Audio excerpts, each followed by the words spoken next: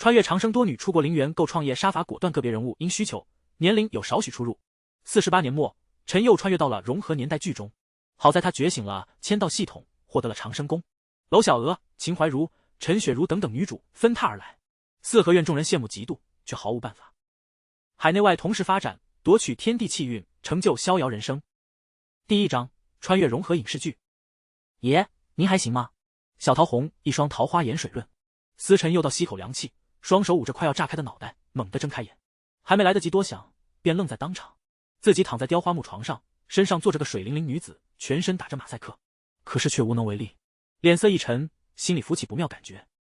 伴随着胀痛，脑海中记忆涌来，他穿越了，一场大酒，直接醉到了48年末4、9成。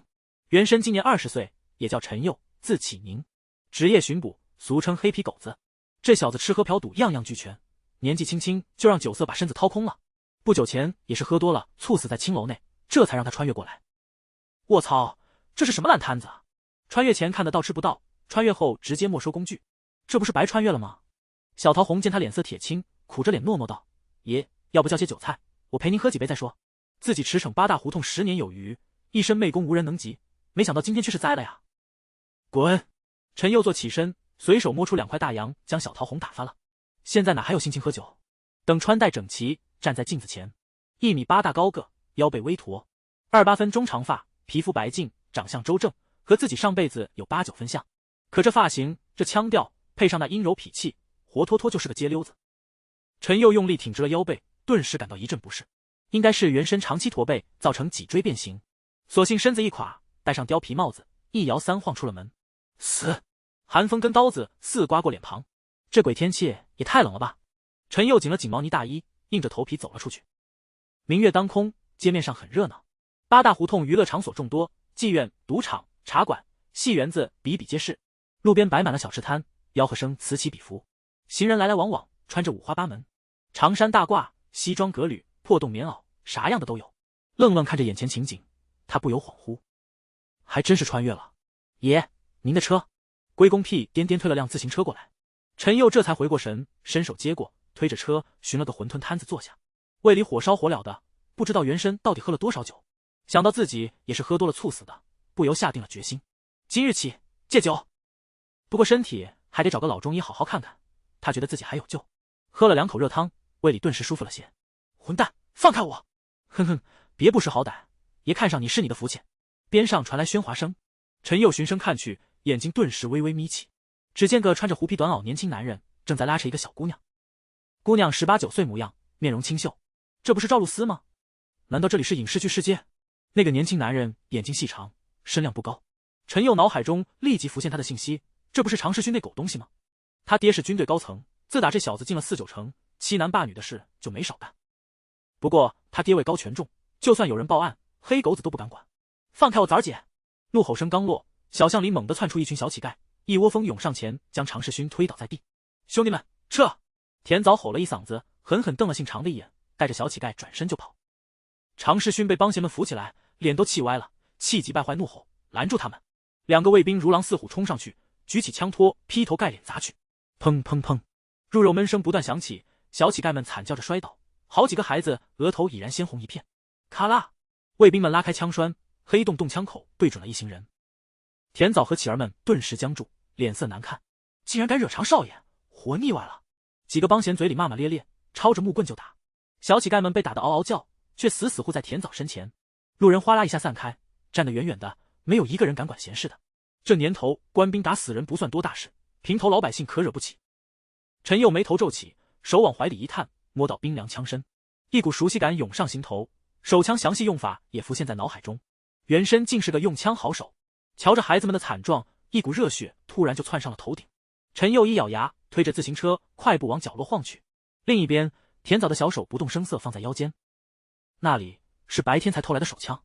今晚本是在这里蹲守仇人，为父母报仇，没想到却撞上这么个纨绔，给脸不要脸的玩意儿！老子我今天非要办了你！常世勋眼露凶光，开枪打死这群臭要饭的。砰砰！就在这时，2声脆响骤然炸响，好似平地惊雷。2名卫兵眉心飙血，直挺挺倒了下去。杀人了！快跑啊！街面上顿时骚乱起来，人群如同无头苍蝇乱跑起来。妈呀！常世勋吓得魂飞魄散，掉头就跑，快来护我！帮闲们赶忙围上去，将他护在中间。砰！又是一声枪响，子弹擦着常世勋头皮而过，带起了一块血肉。常世勋扑通栽倒在地，裤裆瞬间湿了一片。他脚软的半点力气用不上，在地上扑棱几下都没站起来，哭嚎道：“快来救我啊！我死了，你们都得陪葬！”帮闲们深知他爹的手段，赶忙架起他，连滚带爬一头扎进春风楼，再不敢露头。阴暗角落里，陈佑啧了一声，没敢再追。就自己现在这身体，进站就是找死。趁着混乱，他跨上自行车混入人流，很快消失在夜色中。破败街头，寒风呼啸，陈佑用力蹬着自行车，心脏砰砰乱跳。后怕过后，一股莫名兴奋涌起，感觉自己就像是试了服役去的侠客。原神枪法不错，加上2个灵魂结合，让他五感远比常人敏锐，这才能打得这么精准。只是可惜没有打死常世勋那个狗东西。为了其他人的安全，只能先解决卫兵。等调转枪口时，信长的身边都是人护着，实在很难找到合适角度。陈家和常家本就有仇，原身二叔就是常家间接害死的。常言道身怀利器，杀心自起。刚才那般情况，有能力爷们应该都会出手，进枪是有原因的。寒风呼啸，陈佑渐渐冷静下来。远离8大胡同后，路上人烟渐渐稀少，街头巷尾、桥洞旮旯处蜷缩着衣衫褴褛流浪汉。建筑以平房4合院为主，偶尔能看到一些西洋楼房。半小时后，陈佑到了家门口，瞳孔猛地一缩。蓝锣鼓巷95号，这不是那个传说中的4合院吗？招魂大师假张氏，战神傻柱子，道圣棒梗。我去，老天爷还给上难度啊！寒风嗖嗖的，陈佑林缩了缩脖子。都到这个份上了，哪有退缩的道理？进吧！一脚踏出，黑色皮靴踩进门槛，叮，系统激活中。Chapter 2. The sign-in system. Chen You could not help but feel elated. The golden opportunity had finally arrived. Upon binding the Saihe Yuan, the system was activated, bestowing upon him a novice gift pack. The rewards were fourfold. Chang Shanggong, 100,000 cubic space, enhancement of the 5 senses, and physical reformation. Chang Shanggong allowed both parties to enhance their vitality and longevity through mutual engagement with a woman. As the host, his rate of physical enhancement was 10 times that of his partner. If the female counterpart happened to be a leading lady from film or television, additional bonuses would apply. The spatial aspect was also significant, as time flowed much slower within, allowing for the storage of living beings. The duration of storage remained to be tested, if feasible. It would facilitate his escape greatly. The enhancement of the 5 senses encompassed vision, hearing, taste, smell, and perception, presumably increasing by approximately 50%. Furthermore, the system enabled sign-ins, categorized into daily, monthly, and yearly options. Daily sign-ins allowed for the accumulation of energy, with the rewards improving over time. Chen You felt a surge of excitement. These were indeed remarkable gifts. Ding! The host's body has been reformed, regaining the physical form from before the journey. Ding!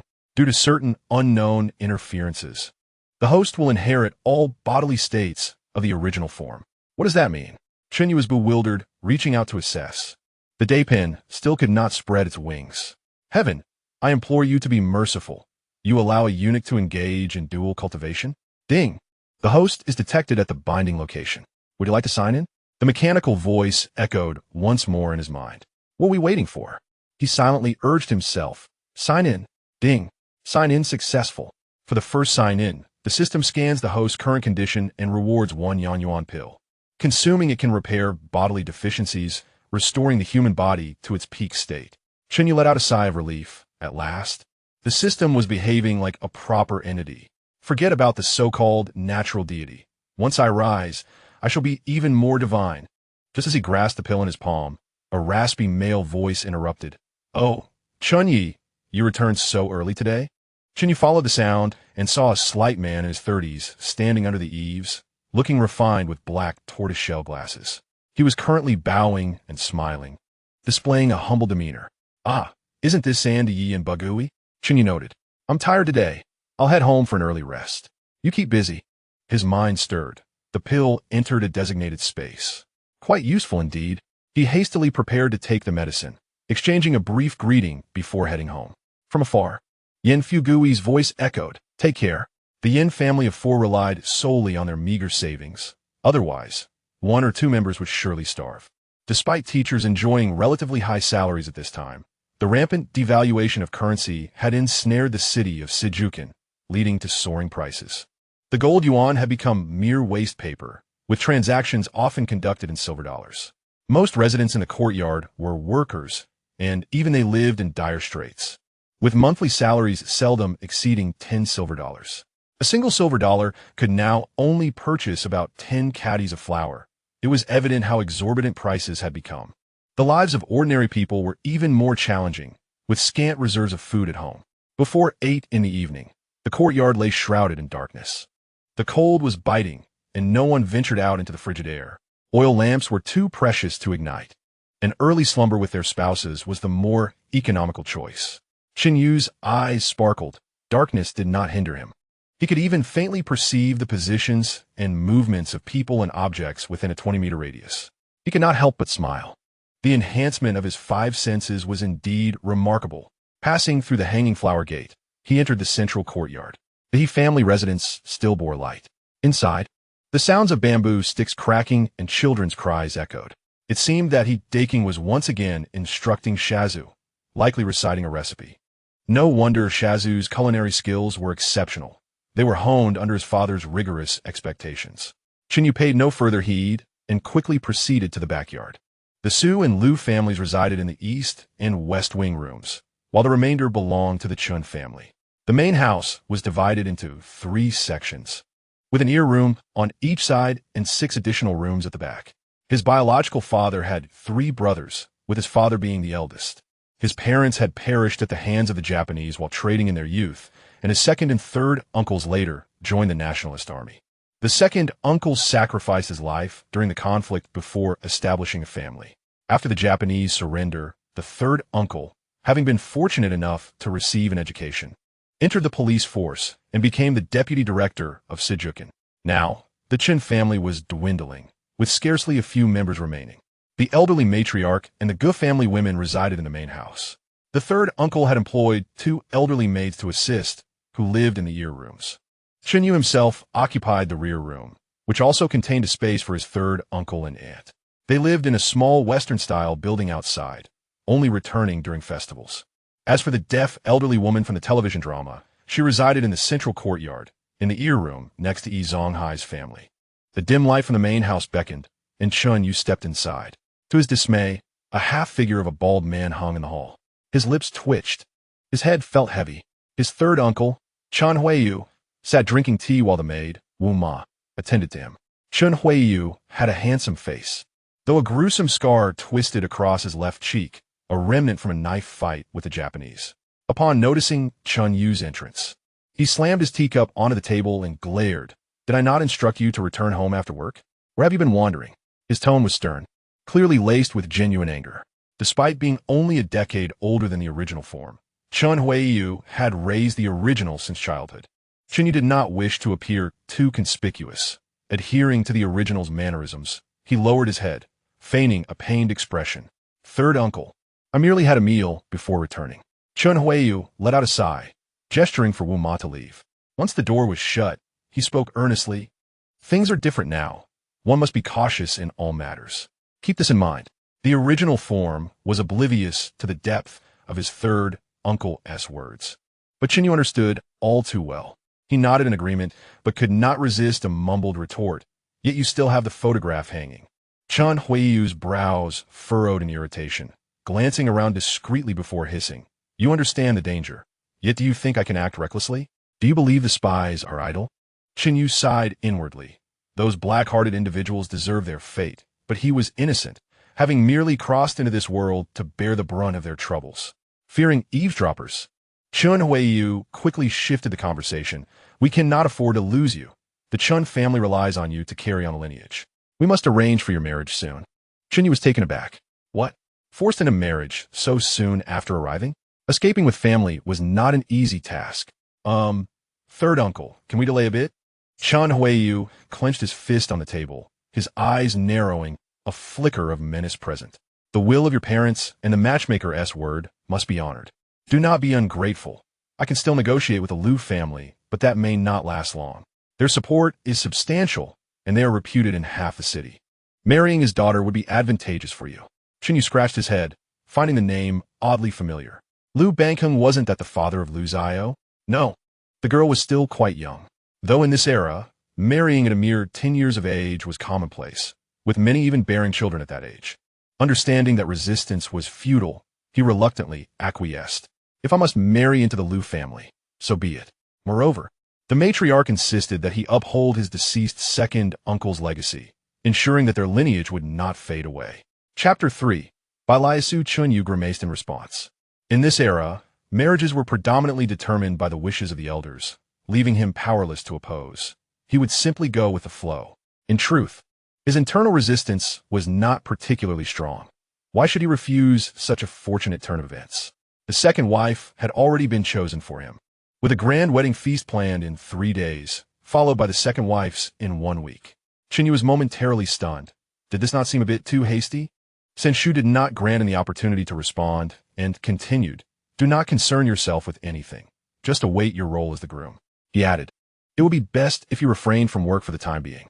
I have summoned a few individuals to repair the house, and with so many women around, it is inconvenient.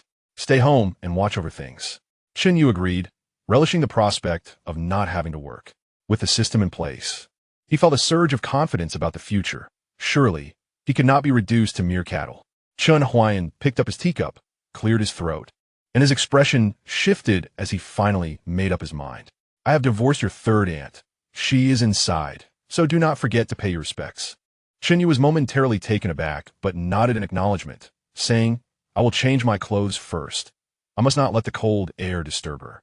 Chen Huairu remained silent, his eyes reflecting a complex mix of emotions as he watched his nephew depart. In battle, he had sustained a critical injury, leaving him unable to live a normal life. In these uncertain times, one could lose their life at any moment. Among the greatest acts of filial piety, having no descendants is the most significant. He hoped his wife would assist him in producing a robust son, ensuring the continuation of their lineage. The main room had 2 doors, with the front door leading to the courtyard at number 95 Saihewen. The back door opened to a small yard, approximately 300 square meters. 20 meters behind the main room lay a row of back rooms, all belonging to the Chen family. To the east of the back room was a small door that led to a narrow alley. Chen You lifted the heavy cotton curtain and returned to his own room. It was a small space, less than 20 square meters, with plain whitewashed walls. A desk and chair were positioned by the door, and a small bookshelf filled with nearly pristine books suggested that its previous occupant was not particularly fond of reading. There was also a wardrobe, and, in the corner, a heated com with a sealed stove beside it. The current Sijio city was even colder than in later years, and neglecting warmth at night could easily lead to death by freezing. The heating stove was made of copper, square-shaped, with 6 legs and a chimney on top. This chimney was crucial. Every winter, there were reports of people succumbing to carbon monoxide poisoning due to negligence, sometimes even whole families perishing together. Chen You closed the door and eagerly popped a Yangyuan pill into his mouth. He could no longer contain himself. Which man could endure being rendered a eunuch? The pill dissolved instantly, and he savored its slightly sweet taste before swallowing it down. Moments later, a warm current surged through his body, and he felt invigorated. His kidneys swelled with a pleasant sensation, and he could not help but emit a satisfied hum. In no time, he felt a surge of strength coursing through him, as if all his ailments had vanished. Experiencing the feeling of soaring like a great bird, he felt an urge to shout in joy. Suppressing his excitement, he took a fire poker to stir the embers and stoke the stove. He then changed into his regular clothes and walked to the door next door.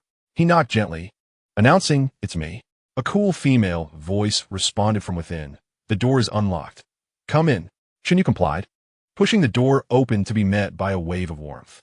The layout of the 2 rooms was identical, except this one lacked a desk and had a screen at the entrance. The copper screen was adorned with a branch of red apricot, inlaid with gold and jade, indicating it was quite valuable. As he moved around the screen, he was greeted by a vision of pure white. His mind buzzed, and he stood frozen in place. A young woman, clad in a porcelain white bodice, sat at the edge of the bed, her brows and eyes cool, her cheeks slightly flushed. She was truly breathtaking. "I saw nothing," he muttered, snapping back to reality and instinctively attempting to flee.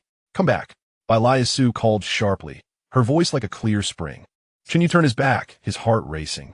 He had just noticed that Chen Xueru was armed, and he could not risk being shot if he entered. He certainly did not wish to die in such a manner. If you dare to leave, I will call for help. It was obvious who she meant. Chen You felt a surge of anxiety. This woman did not seem virtuous. With someone outside, her behavior was inappropriate. Why not postpone this for another day? Bailayasu laughed derisively. I did not realize you had such courage. If you dare, come closer and speak at the bedside. Chen Yu felt a wave of anger rise within him, thinking that this woman was pushing him into a corner. He turned, his gaze intensely fixed on the enchanting beauty before him. Her delicate skin was fair, and her figure was graceful. Her face bore an aloofness, yet there was a tremor of vulnerability. She was indeed a rare gem. Chen Yu expertly positioned himself, approaching the bedside. The effects of the Yanyuan pill were too potent, and the woman too alluring. He could hardly be blamed for his actions. Before he could finish his thought, she interrupted, Stop.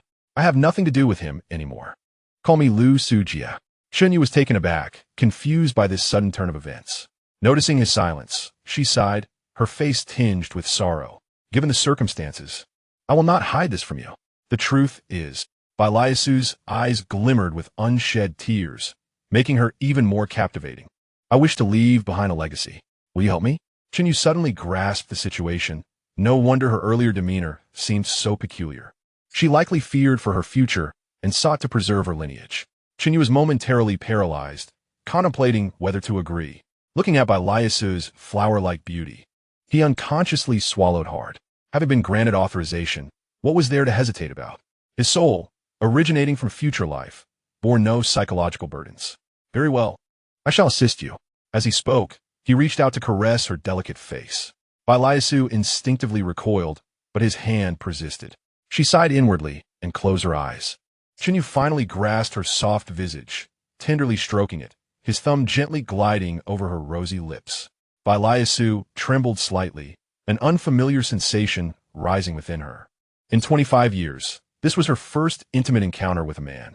The air grew warmer, and their garments felt cumbersome. When the golden wind meets the jade dew, it surpasses countless earthly encounters. Turn off the lights, she implored. No, I want to see you clearly. You wicked scoundrel. I have long sensed you are not a good person, Bailayasu retorted, her face flushed with embarrassment. Chen Yu chuckled awkwardly. 3 days later, Bailayasu lay exhausted and pleaded, You naughty boy, spare me, please. It seemed she was genuinely spent. Chen Yu, somewhat helpless, rose to his feet. The effects of the practice were undeniable. He felt invigorated, with no sense of fatigue whatsoever. Rest well, Lu Su Jia. I shall take my leave. Bailayasu murmured something indistinct and fell into a deep slumber, lacking the strength to tidy herself. Chen Yu sighed, casting one last lingering glance back before exiting. Chapter 4. Summer and autumn dreams. The lights in the main room extinguished, leaving Chen Yu uncertain whether Shu had returned home or retired for the night.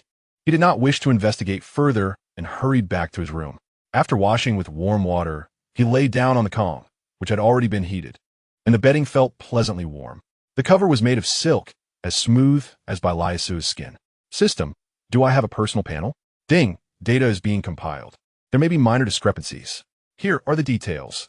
Host, Chen Yu. Constitution, 21. The average for ordinary individuals is 2 points. The limit is 10 points. Luck can increase beyond this limit. Initial lifespan, 49 years. Lifespan increase. Constitution 1. Luck can multiply this. Luck, 11. Collecting female leads from films and dramas can plunder luck. Skills, 1. Gunmanship LV3, 2. English LV2, 3. Piano LV2, 4. Equestrianism LV2. Skills are categorized as Novice, Proficient, Skilled, Expert, Master, Grandmaster, and Godly, LV18. Although there were numerous skills listed, few were truly useful. After contemplating for a moment, he realized that luck and the female leads were of utmost importance. System. How much luck can I plunder from a female lead? Ding. Typically between 10 to 20. That's rather meager. It seems I must rely on quantity to succeed.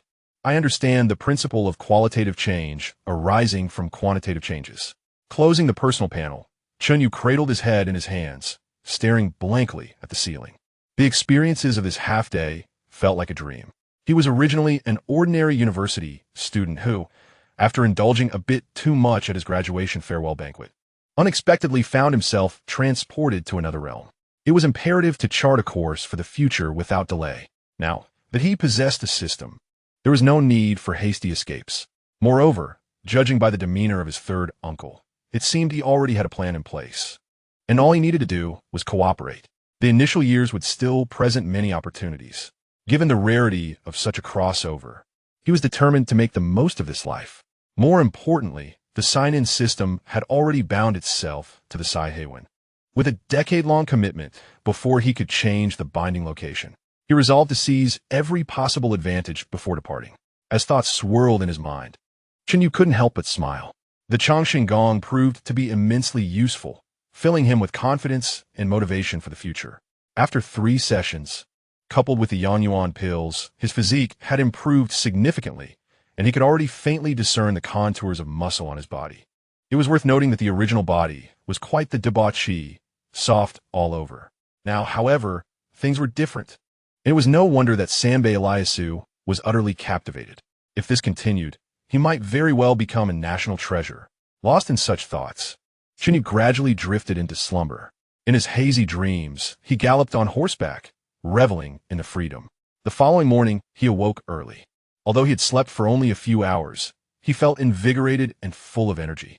Indeed, the Yuan pills were remarkable.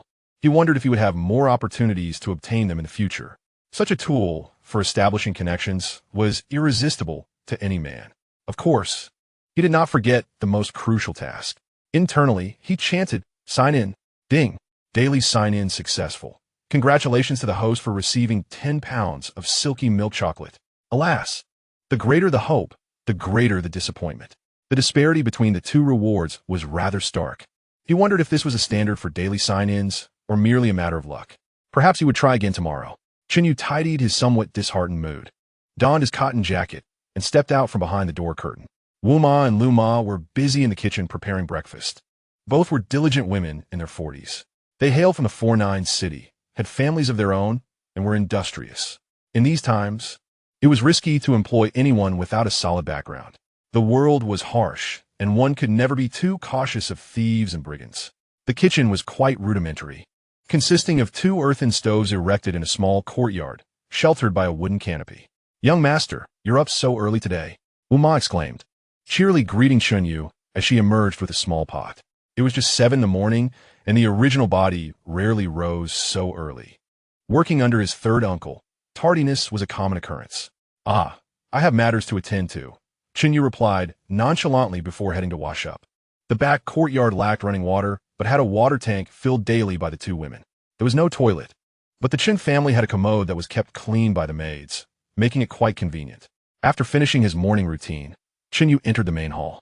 The elderly matriarch sat at the head of the table. A middle-aged woman was seated beside her, and a young, beautiful girl accompanied them. The mother-daughter duo was named Gu Lu and Xiao'e. The Gu and Chen families had a long-standing friendship, but after the Gu family's fortunes dwindled, Gu Lu, having divorced, sought refuge with the Chen family along with her daughter.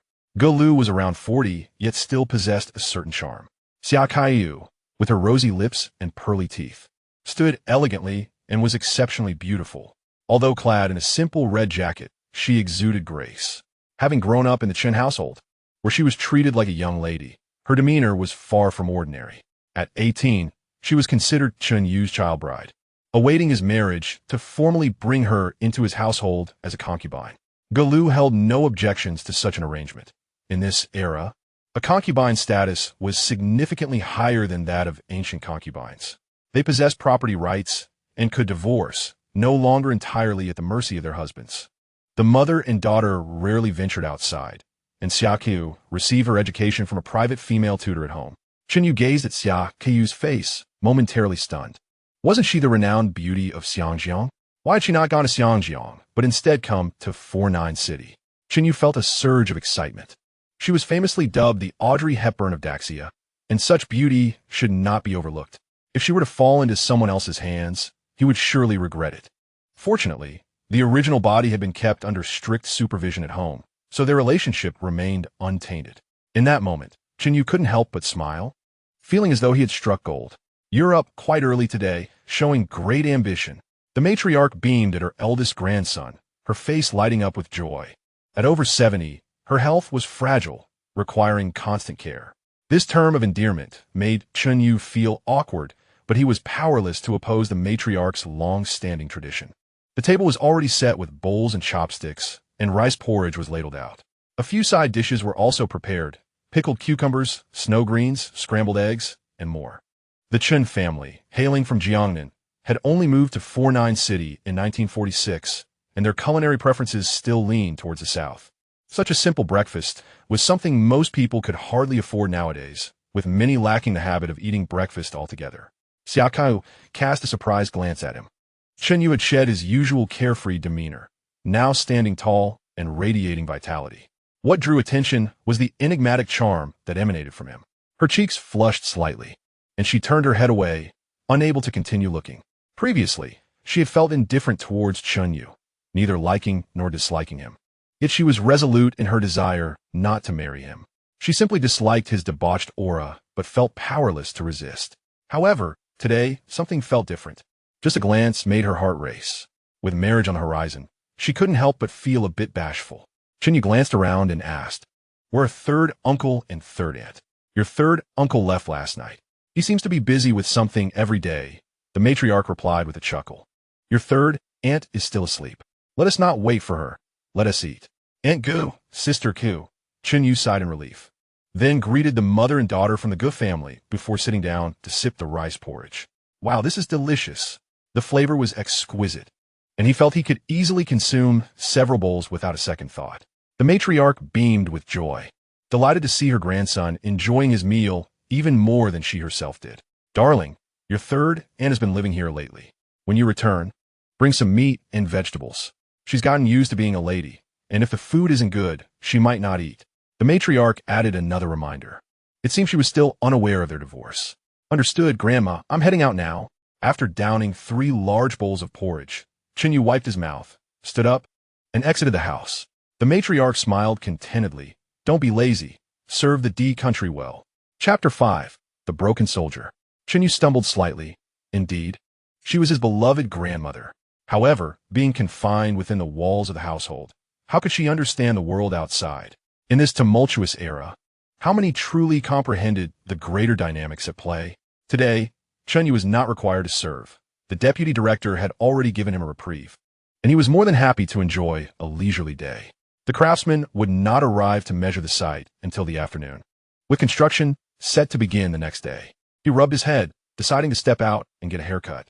He simply could not comprehend the contemporary aesthetic. A fine young man like him should not be sporting such an uneven hairstyle. Chen You returned to his room, changed into a gray woolen overcoat, donned a felt hat, slipped on leather gloves, and put on black mid-calf leather boots, all while carrying a handgun. He presented quite the rogue image. The original body had indulged in all manner of vices, excelling in gambling and revelry, often hunting with friends in the mountains. He was skilled in all that was entertaining, but utterly inept when it came to serious matters. His marksmanship was undoubtedly impressive. Otherwise, he wouldn't have been so accurate the night before. After a night of slumber, Chen You absorbed all of his memories, discovering that this fellow had even studied abroad in eagle sauce for 2 years. There was no escaping the fact that he was now a petit bourgeois. Nevertheless, the issue is trivial. The intellectuals are all the same. Chun Ling straightened his attire and made his way directly to the back door. This door only allowed exit, not entry, and was locked from within the courtyard. The back door led to a narrow alley, far less bustling than the main entrance, barely wide enough for a single vehicle to pass. Chen You mounted his bicycle and headed toward the front door, where an excellent barber shop awaited him. The deep green bicycle, a Fengte brand, exuded elegance and sophistication, boasting the title of nobility among bicycles. The front door was approximately 6 to 7 kilometers from Nanla Guxiang. With his improved physique, Chen You pedaled swiftly, arriving at his destination in no time. Under his guidance, the barber skillfully wielded his tools, and after the transformation, Chen Yu's appearance was enough to outshine anyone in the entire 49 city, though still slightly inferior to the esteemed readers present. An hour later, he emerged from the barbershop sporting a stylish 3/7 hairstyle. Indeed, the barbers of today possess remarkable skills, and Chen You nearly dozed off during the process. However, he still preferred to seek out young ladies for hair washing. The main street was in close proximity to the train station, making it one of the most prosperous areas in 49 City. Numerous street vendors lined the road, yet tourists were scarce. Most inhabitants of the city were struggling to afford meals, leaving little inclination to leisurely stroll through the streets. Suddenly, a gunshot rang out, shattering the calm. Chaos erupted in the streets as the vendors swiftly packed their belongings and fled.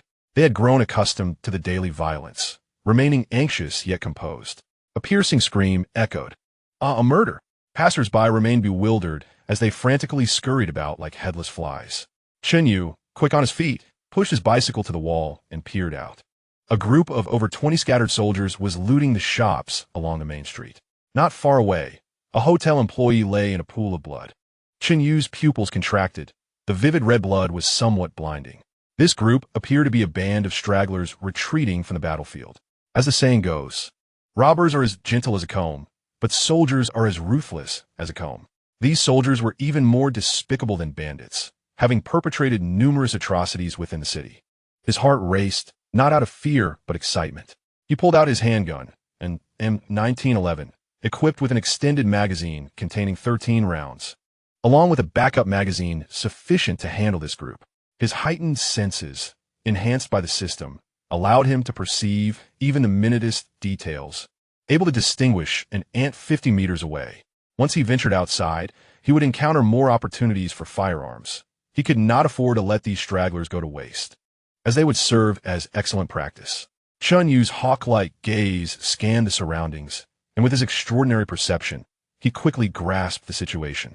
The main street stretched nearly a kilometer long, with 23 stragglers scattered among various shops. This arrangement greatly facilitated his plan to eliminate them one by one, significantly reducing the level of danger. With his strategy set, Chen You identified his target. Inside a tailor shop, 2 stragglers burst in menacingly, one striking the female shopkeeper to the ground with the butt of his gun. While one rummaged through the store, the other leered at the still alluring shopkeeper. "Sir, take all the money you want. Please don't ruin me." The woman trembled in fear, tears welling in her eyes. The straggler paid her no mind, his grin growing increasingly sinister as he approached her. Chen Yu's expression hardened, and he raised his weapon, aiming carefully. 2 shots rang out. The men fell lifelessly to the floor without a sound. One was shot in the back of the head, while the other had his carotid artery ruptured, blood spraying up to a meter high. The female shopkeeper was drenched in blood, her face paling in shock as she screamed. Chen Yu retreated to the corner, observing the scene carefully. Fortunately, the street was filled with the sounds of screams from both men and women, and the stragglers occasionally fired their weapons. The commotion failed to attract the attention of these marauders. They were solely focused on their looting, oblivious to everything else. After a brief moment of waiting without any reaction from them, Chen Yu stowed his bicycle away. He then darted into the adjacent grocery store, covering his face with a handkerchief. With thousands of stragglers in the city, it was wise not to reveal his identity. If any of these men escaped or had accomplices lurking in the shadows, being recognized could lead to retaliation, a risk he was unwilling to take, especially with so many female relatives at home. After disguising himself, Chen Yu began searching for his next target, the Chen Silk Store. This establishment was a 4-story building, and Chen Xueru had taken refuge on the 4th floor with a handgun, hiding by the door as soon as the chaos erupted. She had attempted to barricade the door with a vanity, but as a delicate woman, she lacked the strength to move it. Her father, unwilling to abandon their wealth, remained on the 1st floor of the shop. "Come with me." Chen's father locked the door and called out, leading 2 employees to push against the counter. As long as they could hold the door for a little while, help would eventually arrive. This was one of the most prosperous streets in 49 City, where shopkeepers paid substantial protection fees each month. Surely someone would come to their aid. A loud crash echoed as someone kicked the door, followed by a pained yelp. "Damn it, this door is sturdy. Let's all charge together." A voice boomed from outside. Soon, a series of heavy thuds resounded against the door, dust cascading down. Chen's father and the 2 employees exchanged startled glances, their eyes pleading for guidance. Gritting his teeth, Chen's father urged, "Push. We cannot let them in." The 3 heaved with all their might. The solid wood counter must have weighed at least a ton. With a resounding crash, the door flew open, and 4 stragglers stumbled inside. The foremost, a middle-aged man with fierce eyes, raised his hand and shot one of the employees dead. "Huh, still trying to close the door? You're just wasting my time. It's your death wish." The others burst into laughter at his words. A dark-skinned youth chimed in, "Pauga, you're so fierce." Chen's father, terrified, fell to his knees, pleading for mercy. "Sir, take whatever you want. Just spare my life." Another young employee knelt and began to kowtow fervently, his trousers soaked with fear. "Huh, while I risk my life on the front lines, you merchants should be paying up." Pauga kicked the kneeling employee over, his military boots crushing the youth's chest. A dark-skinned straggler approached with a sinister grin, saying, "Pauga, I saw that beautiful girl when we were scouting yesterday. She's quite a catch." He gestured upstairs. "I've been watching her all day. She hasn't stepped outside." The other two stragglers' eyes gleamed with desire. Pauga waved his shotgun, his eyes brightening. "What are you boys so eager for? I'll go check the goods first." As the leader, the others dared not object and suppressed their fiery urges for the time being. Pauga adjusted his collar and began to ascend the stairs. "No, sir, please spare my daughter." Chen's father felt a surge of panic and reached out to stop him. Pauga snorted, raising his gun and striking Chen's forehead with it. Chen's father fell to the ground, blood oozing from his forehead. Ignoring the pain, he continued to plead. "Sir, I beg you. She's my only daughter." The dark-skinned man swaggered forward, sneering, "What are you wailing about? If you keep yelling, I'll kill you." The force of his kick was overwhelming. Chen's frail body crumpled to the ground, unable to utter a word. "Stop dawdling. Let's gather all the valuables." "Sure thing, Xiao'e. This is going to be a windfall." "Xiao'e, tell me how beautiful that girl is." Chen You had made his way from the end of the street to the front, successfully avoiding the stragglers and gathering a number of weapons along the way. He paused not far from the Qin silk store, his ears perking up as he clearly heard the commotion inside. Upon understanding the situation, he immediately devised a plan. As Chen You circled around the rear wall of the Xiao'e building, he took a few steps back to gather momentum before leaping into the air, his hands grasping the windowsill of the second floor. The Changshan Gong truly was a remarkable practice. In just a single night, it had significantly enhanced his physique, rendering his body light as a feather. He then deftly inserted his fingers into the crevices of the bricks and, akin to a gecko, swiftly ascended to the fourth-floor window. The window, measuring half a meter square, was ample enough for a person to pass through. Chen You tapped on the window frame, discovering it was unlocked. Gently, he pushed the window open and gracefully entered the room. "Who is it?" Chen Xueru, hearing the commotion, quickly turned around, her small hand clutching an M1906 pocket pistol. Dressed in a red satin kipeo that accentuated her alluring curves, her delicate features and fair skin suggested she was merely 18 or 19 years of age. Chen You couldn't help but be captivated by her beauty. "Ah, is this not that girl? The one who had a tumultuous relationship with Su Huijin and had been deceived by several men." Unable to recall her name at that moment and not wishing to linger on it, he raised both hands to signal his benign intentions while revealing his identity. "Do not be alarmed. I am a constable." Upon hearing this, Chen Xueru's embroidered brows furrowed slightly, beads of fragrant sweat forming in her palms as she bit her lip and fixed her gaze upon him. The infamous black dog was certainly not known for good deeds. Could he be here to take advantage of the situation? This unfamiliar man, his face masked, possessed bright, sharp eyes that bore a menacing aura. He could very well be a brigand. Beauty quickly opened the door. A sudden loud banging echoed as a coarse, lewd voice rang out. Chen Xueru trembled slightly. Her complexion remained relatively calm, yet she found herself caught between two adversaries, feeling somewhat trapped. Seizing the moment of her distraction, Chen You lunged forward, gripping her delicate hand. She felt a sudden numbness in her fingers, and the pistol slipped from her grasp. With a swift motion, Chen You pulled her into his embrace, her body pressing against his abdomen. A potent masculine scent enveloped her, causing her to feel as though she had been struck by lightning, nearly gasping in shock. He promptly covered her mouth with his hand. However, he too was not entirely at ease. The fragrant aroma of her presence was intoxicating, and her soft form felt almost overwhelming. He felt a tinge of awkwardness as he struggled to maintain composure. Hearing commotion from within, the ruffian believed the beauty must be in a state of panic and chuckled lewdly. "Little beauty, if you do not comply, I shall break down the door." Chen You steadied himself, lowering his voice as he spoke hoarsely. "Do not be afraid. I am truly here to assist you." Being held by a stranger ignited a warmth within Chen Xueru, her cheeks flushing slightly. However, she quickly regained her composure, casting him a sidelong glance. Her alluring gaze was mesmerizing. Indeed, she was a beguiling enchantress. Chen Yu felt a stirring within him, his grip on his resolve beginning to falter. Bang! Bang! Bang! The wooden door shuddered violently as the ruffian's voice echoed menacingly. Beauty, if you do not open the door, I shall chop your father into pieces for my meal. Upon hearing this, Chen Xueru's expression darkened. Chen Yu leaned closer to her ear and whispered, You go and open the door. I will be right behind it. She scrutinized him for a moment, then gently nodded before turning away, her hips swaying as she approached the door. If she were alone, she would never have considered opening it.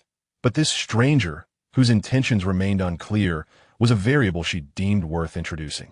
Chen Yu silently concealed himself behind the door, signaling her with his eyes.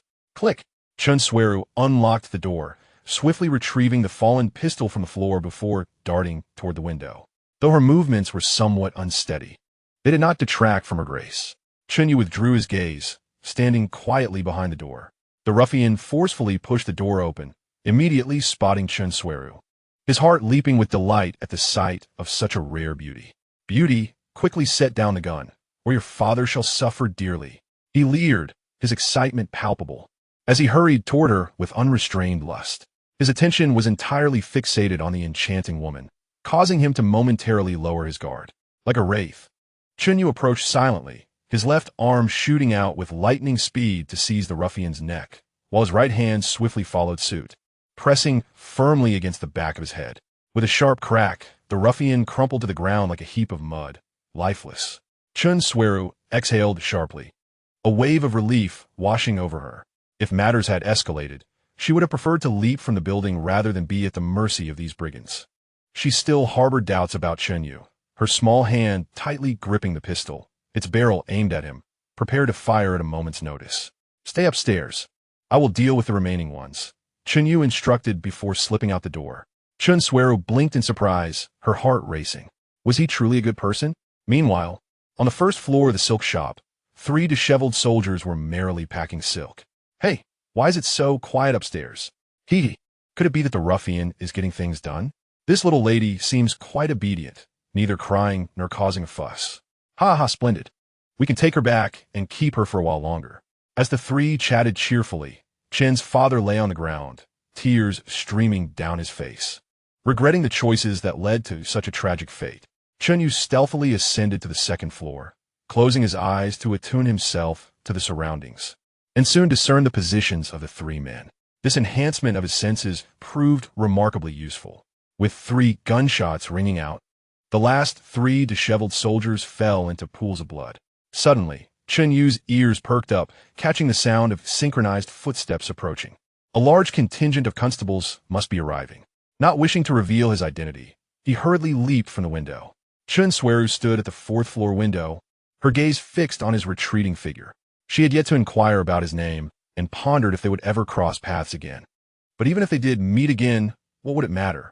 She was already promised to the Chen family and was to be wed in 7 days.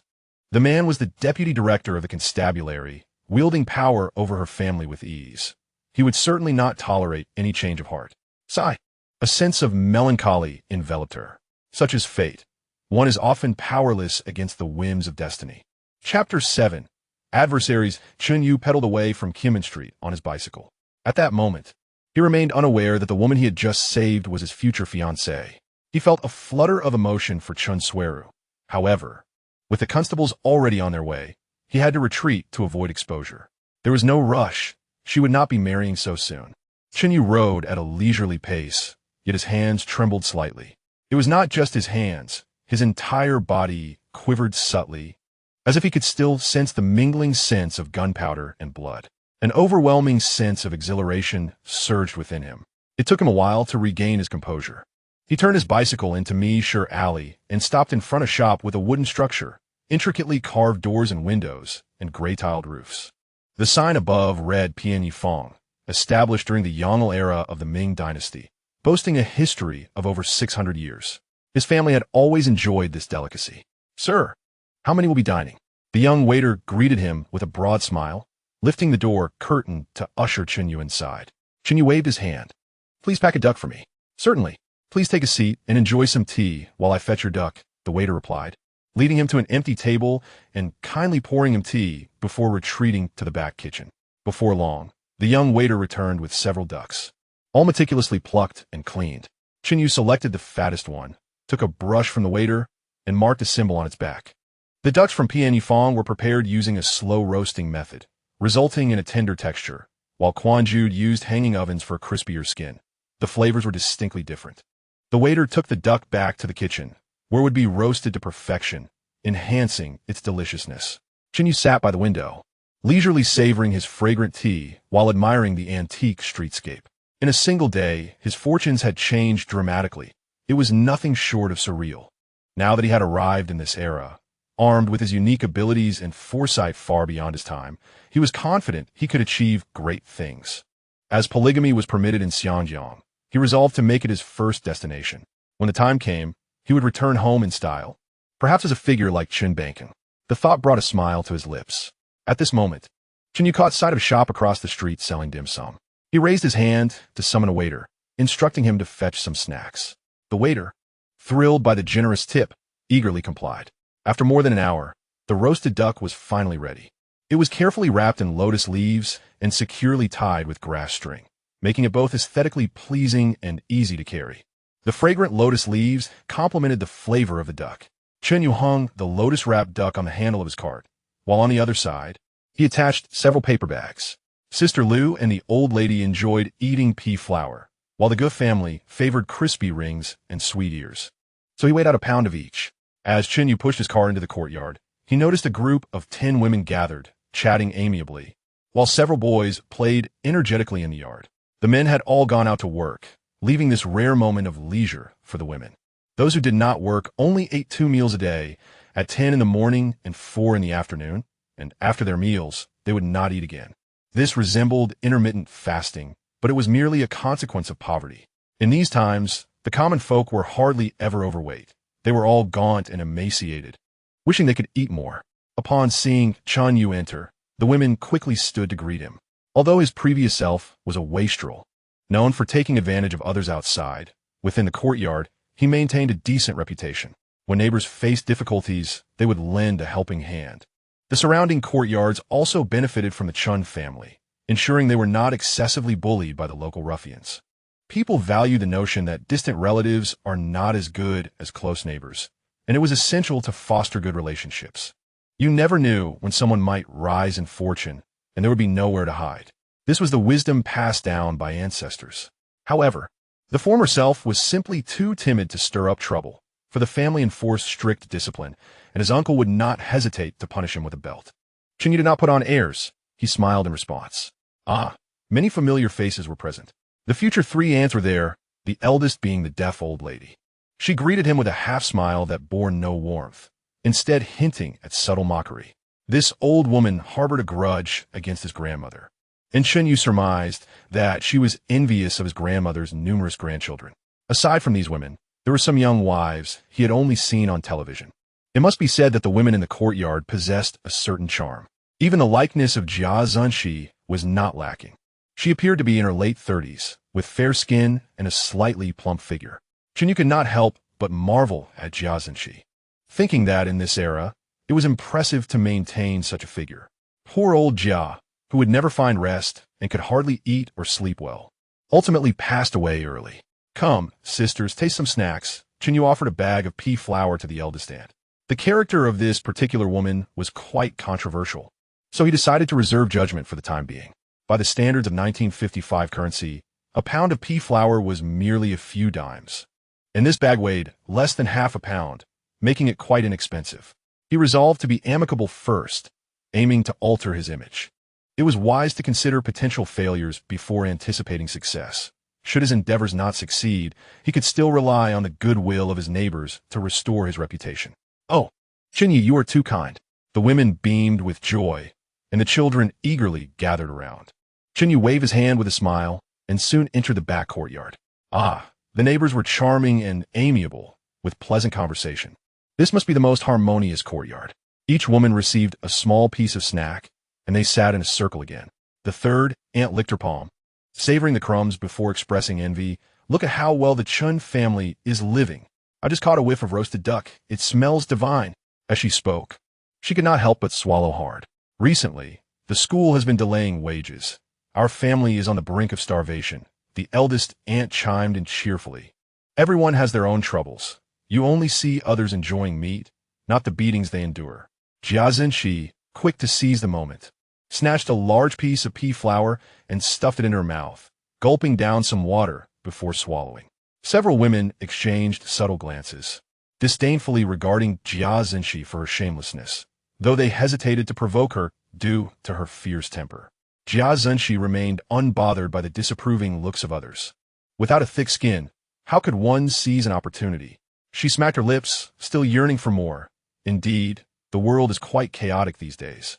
I heard that 2 soldiers died in the alley last night. What good could the constables possibly uncover? The deaf old lady scoffed, declaring that she would not eat anything from the Chen family, ignoring the offering from the eldest aunt. Why is that? The women were piqued with curiosity, but no matter how they inquired, she remained silent, feigning deafness. Upon returning to his own small courtyard, Chen You caught sight of Bai Liasu holding a red porcelain basin, preparing to head inside. Dressed in a white key peo that accentuated her slender figure, her cool, elegant face bore a smile, clearly in good spirits. Sister Liasu, good morning. Chen You parked his bicycle and raised his hand.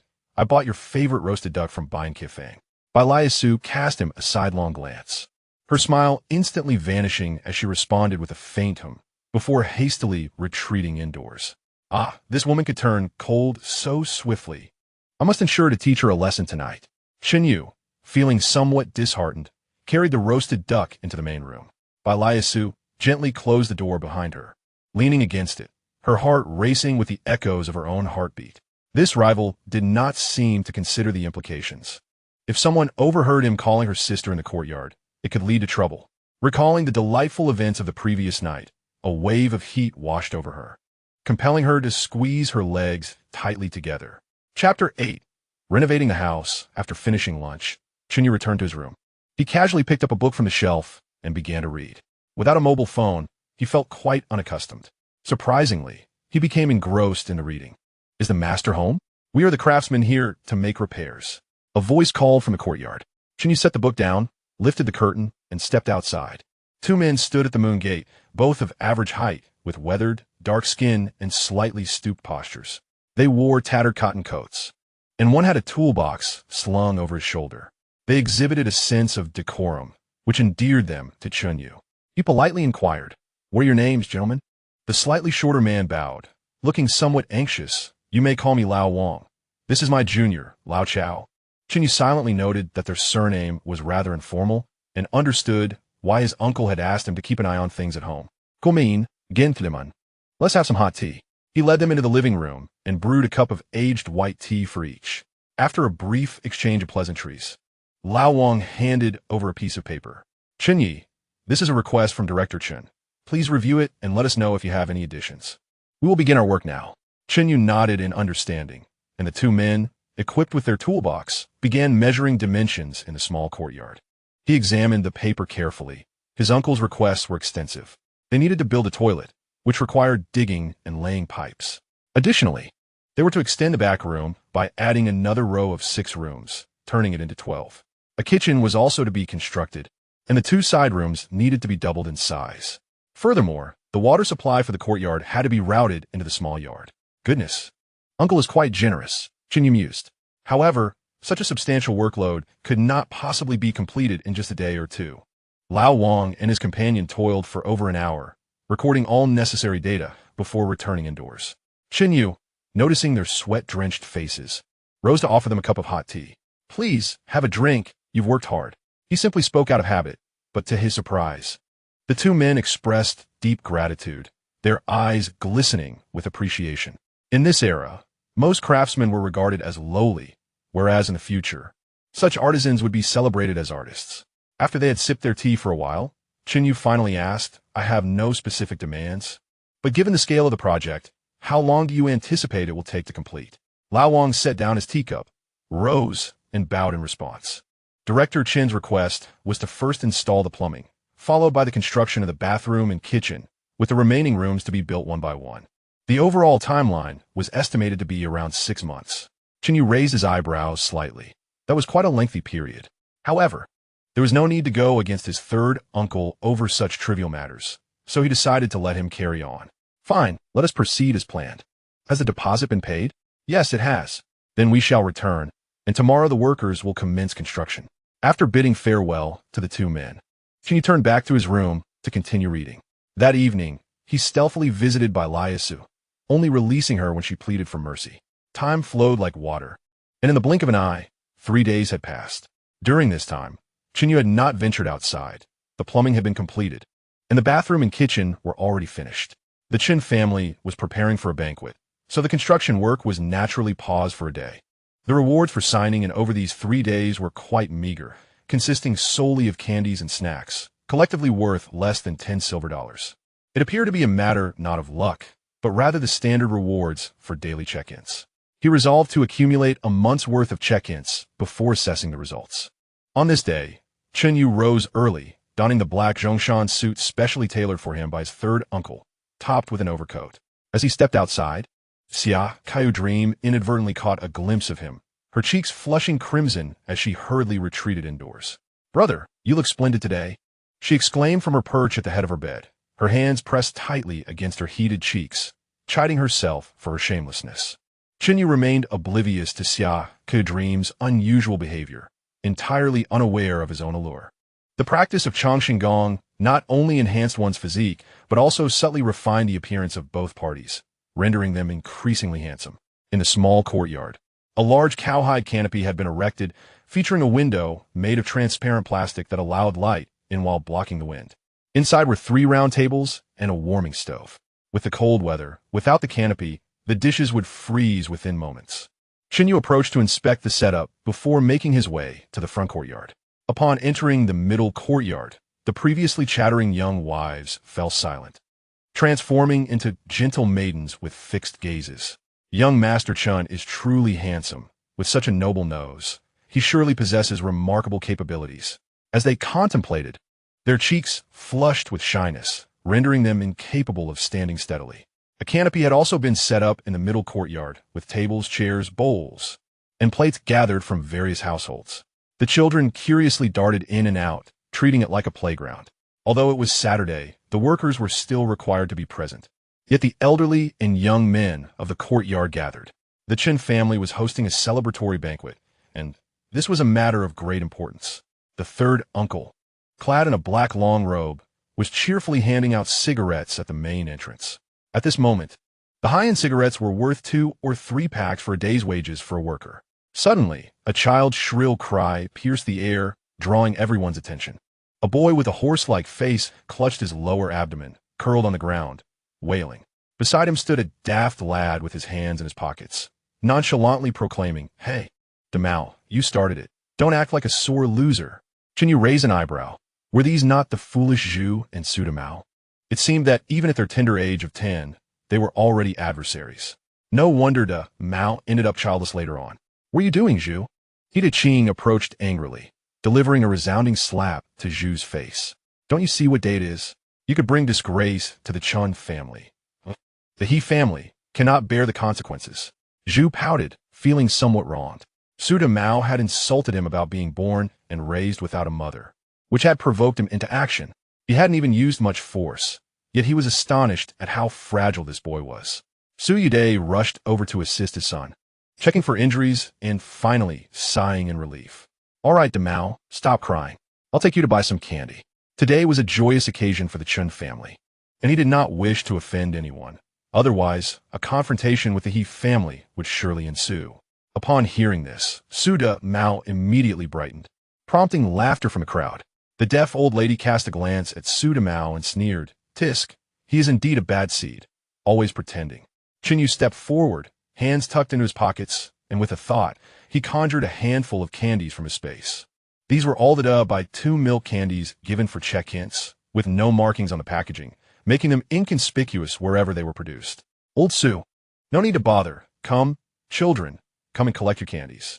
"Oh, thank you, Uncle Chen. Wishing you many sons." Su Demao was the first to rush forward, beaming with a somewhat mischievous grin. In an instant, the children cheered and flocked around him. "Isn't crossing over wonderful? We hold such high standing. Familiar faces emerged." including Lu Guangqi and Yin Jichen, both around 10, along with the 4 or 5-year-olds Guang Tian, Jie Feng, Yu Xiao'e, and Su Xiaoling. There were also some children from the neighboring courtyard.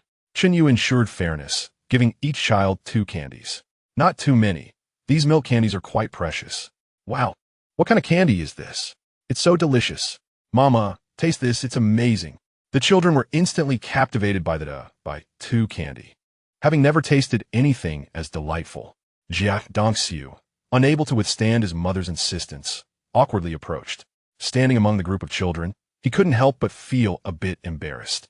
After all, he would turn 18 after the new year. Chapter 9. Lu Xiao'e, everyone looked on, their faces adorned with cheerful smiles. They understood implicitly that Jia Zhenxi must have been tempted yet again. Dongxiu was introverted and filial, standing out in this courtyard due to his looks. This was precisely why Zhonghai had chosen him to care for him in his old age. While other children received 2 candies each, Chen You deliberately gave him a few more. After all, he was the one who had endured countless beatings and hardships, with the lightest consequence being paralysis. His wife had welcomed numerous time travelers, and there was a possibility of marital infidelity. Having suffered so much, it was truly commendable. Chen You couldn't help but think of Qin Huairu. He genuinely wished to intercept her. However, there was no rush. She wouldn't be entering the city for at least another 2 years, so she couldn't escape. Time's almost up, let us depart. Chen Huairu called out, and the 2 exited the courtyard. 3 automobiles awaited at the entrance, glimmering in the sunlight. Amidst the envious gazes of the crowd, Chen You stepped into the vehicle. The lead car honked, and the convoy started moving toward the Lu family residence. Surrounding discussions buzzed, with everyone in the courtyard feeling a pang of envy. Look at their grandeur. We may never sit in a car in our lifetime, said third aunt with a hint of bitterness, casting a glance at her husband. Yin Bugue adjusted his glasses, murmuring, that thing requires fuel, costing a whole $1 a day. Can our family afford it? In truth, he was quite envious. While a car was out of reach, perhaps a bicycle was still possible. Third aunt couldn't help but click her tongue, lamenting, what a waste. With that money, they could buy a few more pounds of flour. The crowd eagerly watched the automobiles until they disappeared from view before reluctantly returning to the courtyard. Chen You, however, did not feel as exhilarated. In his previous life, he had ridden in countless luxury cars. The old-fashioned vehicle was quite uncomfortable, with poor suspension, bouncing him around so much that he felt as if his bones might shatter. Riding a bicycle would have been preferable. The Lu residence was not far from the courtyard, and the convoy arrived swiftly. Upon stepping out of the car, Chen You was momentarily taken aback. The Lu family was quite modest, with an unassuming entrance devoid of any festive atmosphere typically associated with a wedding. It seemed the Lu family was truly reluctant to marry their daughter off. Chen You understood. If he were in the Lu family's position, he would also be disinclined to associate with the Chen family, eager to avoid any entanglements. He was unsure how his third uncle managed the situation, as it was unlikely the Lu family would yield to a mere deputy director. Servants ushered Chen Huairu and him inside, with a dozen others carrying 3 large boxes of betrothal gifts behind them. Chen You sensed the magnitude of the gifts and couldn't help but gasp. His third uncle truly went all out. One box was filled entirely with silver dollars, likely containing thousands.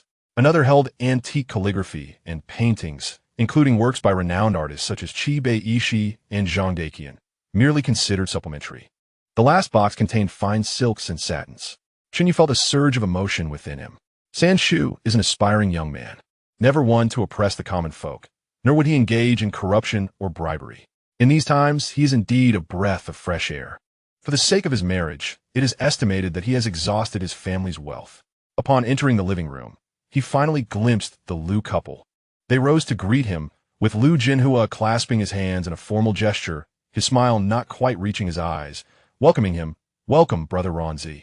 Chen Huairu, unfazed, laughed heartily, expressing gratitude to his elder brother for entrusting his daughter to them. From now on, we are family, and we must support each other in times of need. Lu Jinhua sighed inwardly, realizing that the Chen family had somehow connected with the upper echelons, leaving him little choice but to acquiesce. Fortunately, it was merely a daughter. He could easily distance himself from any entanglement, and thus, the matter seemed manageable. With no room for regret, he forced a smile and remarked, "My daughter has been pampered since childhood, and she may possess a few capricious traits. Once she joins the Chen family, I hope you'll bear with her. He then turned his gaze to Chen You, taken aback by the young man's erect posture, spirited demeanor, and hawk-like gaze. He was indeed a fine young man, worthy of Lu's daughter. Alas, despite his reluctance, Lu Jinhua couldn't help but regard Chen You with a newfound respect, his smile becoming more genuine. Qining, I entrust my daughter to you. Please treat her well. If she behaves improperly, be more forgiving and do not hold it against her. Chen Yu nodded in agreement, thinking to himself that Lu Xiao'e was merely a spoiled young lady, destined for unhappiness with anyone else. Only marrying him would be her best choice. Subsequently, Chen Yu bowed to the Lu couple and presented them with gifts. His humble demeanor greatly pleased Lu Furen, who, at under 30 years of age, stood beside old Lu, appearing not much older than her daughter.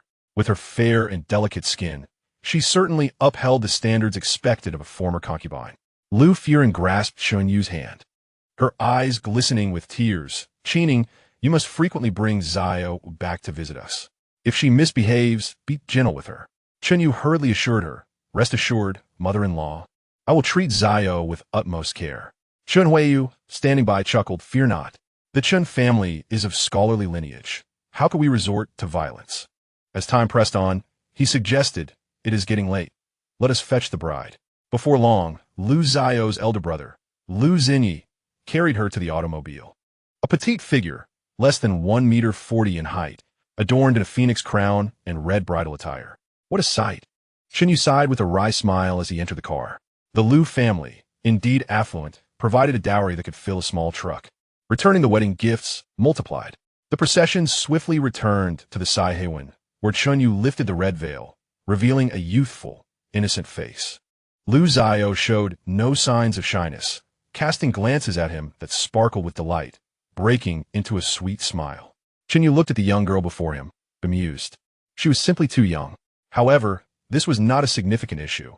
A few years of nurturing would suffice. Come, Xiao'e, let us greet our guests. Lu Xiao'e chirped, yes. My husband. In this era of cultural convergence, it is not essential for the bride and groom to greet guests at the entrance. However, San Shu wished to announce to the neighbors that the Chen and Lu families were now united. Thus the bride must make her public appearance. Chen Yu and Lu Xiao'e stood at the entrance of the Saihewen, drawing the attention of the onlookers. The bride barely reached the groom's thigh. This was rather improper. Su Daimao stared blankly at Lu Xiao'e, feeling an inexplicable pang in his heart. The candy he had been savoring lost its flavor. He felt an emptiness within, as if something of great importance had been taken from him.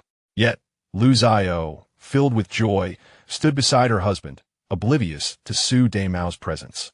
Soon, all the guests arrived. On this day, Chen Huairu had not invited many people, only a dozen close colleagues to celebrate. San Shu, ever perceptive, had begun to sever ties with certain individuals. Chen Yu and Lu Xiao'e, the young couple, first bowed to heaven and earth before proceeding to toast each table. Lu Xiao'e, still young, drank tea instead of alcohol. Most guests were residents of the Saihewen, and at this moment, they learned that Chen Yu had married the daughter of Lu Bangkeng. This was their family, who would dare to drink excessively. They all behaved with great decorum. Chen Yu quickly led Xiao'e into the small courtyard, where 3 tables were set for family and the wives of San Shu's colleagues. Finally, they arrived at the table of Beauties, beside whom sat a woman in her 30s. The two bore a resemblance, though the woman was undoubtedly even more beautiful. Chen Yu couldn't help but stare. Was this not the fairy sister? Chapter 10, The Wedding Banquet. The surname Bai, could it be Bai Zaizi? The mature Bai Zaizu was indeed more enchanting, her allure heightened by her experience. Chen Yu found himself glancing at her more than once, only to feel a sudden pain in his lower back.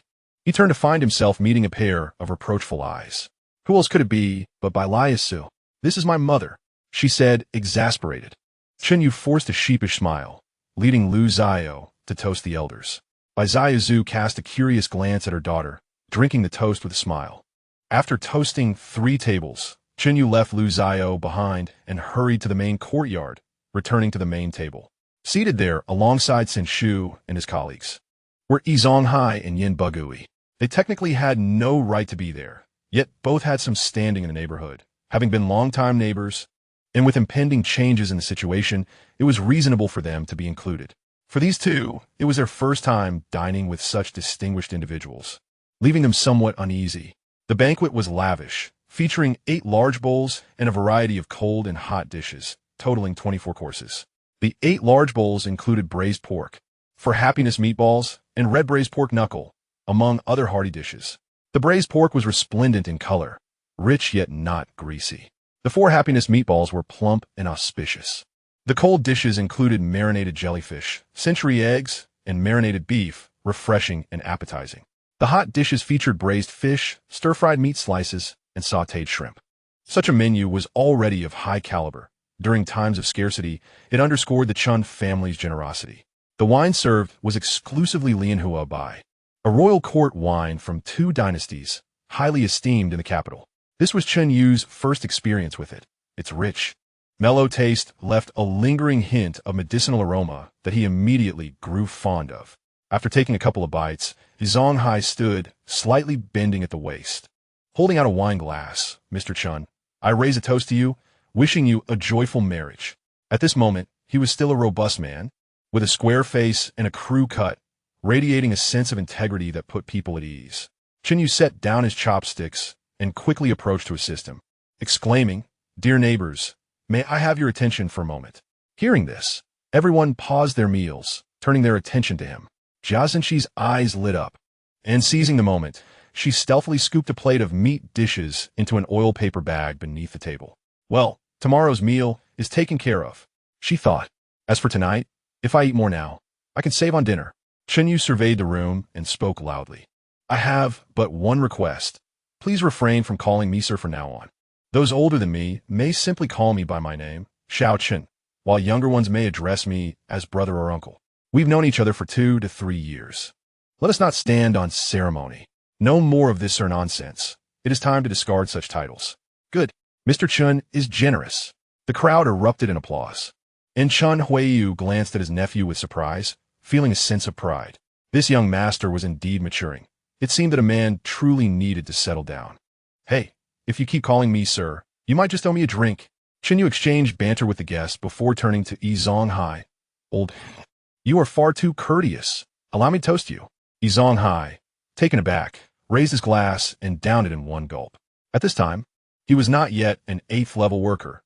At the Liu family, he could merely be considered a somewhat experienced craftsman with a modest salary. Chen Yu possessed an extraordinary constitution, displaying no hesitance as he drained the cup before him. Brother Chen, splendid. Zhonghai chuckled, returning to his seat. He had a matter to discuss. But with so many eyes present, it was not the opportune moment. First, he aimed to create a favorable impression. As Zhonghai initiated the toast, the guests in the courtyard approached one after another to pay their respects with drinks. Today was a day of great joy. Chen Yu welcomed all, depleting cup after cup. In a short while, he consumed a considerable amount of liquor, yet his demeanor remained unchanged. The onlookers could not help but marvel. This was 52-degree Lianhua Bai, and most ordinary individuals would be incapacitated after just a few glasses. This gentleman truly could drink, and thus earned the moniker of the wine immortal. Chen Yu chuckled, confident in his ability to keep all at bay with his capacity for alcohol. At that moment, Liu Heizhong finally seized a chance, raising his glass as he approached. Master Chen, may your marriage be filled with joy. Chen Yu furrowed his brow, having just gathered the crowd. Why was this fellow coming to add to his troubles? Old Liu, just call me Chen Yu. Liu Heizhong was taken aback. He had assumed such politeness was customary. Was there truly someone who did not wish to be addressed as master? He awkwardly smiled. Ah, Brother Chen, let's toast you. Chen Yu, shedding any pretense, readily accepted. Liu Heizhong hesitated before continuing. Brother Chen, I have a favor to ask. The Liu family's steel factory is looking to appoint an additional foreman as soon as he finished. The residents of the courtyard turned their attention towards him. Ears perked up. A significant number of them were workers from the Liu family factory. Who wouldn't he wish to bask in some of that glory? Chen Yu felt exasperated. Could he truly speak of such matters in front of so many? If he assisted Liu, wouldn't others come seeking his help as well? It would seem he was neglecting his neighbors. What a dullard. Old Liu, I've just formed ties with the Liu family, and I am still quite in the dark. Chen Yu replied dismissively. Let me inquire when I have the chance. If I can help, I certainly will. Liu Heizhong's face lit up with joy, nodding vigorously. Thank you, Brother Chen. Rest assured, there shall be generous rewards once the matter is settled. Oh, rewards afterwards? So if it doesn't come to fruition, I'm left empty-handed? Chen Yu thought to himself, secretly scoffing. The failure to achieve the goal might not be his lack of effort, but rather Lu's own incompetence. Moreover, did he truly need Lu's trifling rewards? Chen Yu chuckled wryly, offering a few perfunctory remarks to send him on his way. The onlookers exchanged glances, their expressions revealing a mix of disdain for Lu Hei's Hong, who seemed utterly oblivious to the sentiments of those around him. Finally, the wedding feast concluded amidst the lively atmosphere. Chen Yu consumed 3 bottles of Lianhua Bai, most of which vanished into his spatial realm. It wasn't tea that he could not drink, but rather that it was unnecessary. Alcohol was detrimental to one's health, and for the sake of future happiness, moderation was advisable. Chen Yu was escorted back to a small courtyard by his third uncle. Once the main guests departed, the women of the courtyard quickly began packing up the leftovers. Jia Zhenxi, with her sharp gaze, was about to claim a platter of braised pork knuckle when Aunt Air swiftly snatched it away. Jia Zhenxi, incensed, spat into the basin. Aunt Air exclaimed, "How uncouth!" However, she held onto her prize. In these times, even scraps were fiercely contested. This leftover food, known as jaluo, was when vendors collected uneaten meals from restaurants, boiled them together in large pots, and sold them on the streets. Such fare was often reserved for feeding pigs, yet many were eager to consume it. The price was affordable, the oil plentiful, and one might even find morsels of meat. Would a bit of saliva matter? Jia Zhenxi's eyes widened in fury, ready to unleash a torrent of curses. Renowned as the shrew of the street, how could she tolerate such an affront? Mother, today is a joyous occasion for the Chen family. Let us extend them some courtesy. Jia Dongxiu hurriedly intervened, unable to outright chastise his mother, instead opting for a roundabout approach. Eventually, Jia Zhenxi relented, muttering as she searched for her next target.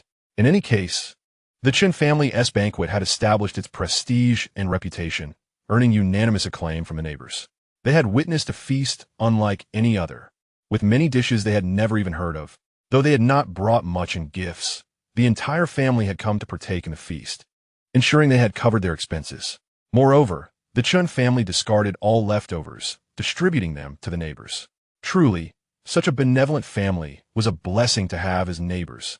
As they contemplated the upcoming event next week, their spirits were further lifted. Chen Yu entered the small courtyard, his previously staggering form now straightened, his hazy gaze becoming lucid. Chen Huairu raised an eyebrow, the scar on his left cheek twitching slightly, adding a touch of menace. "Kid, have you recently had an epiphany?"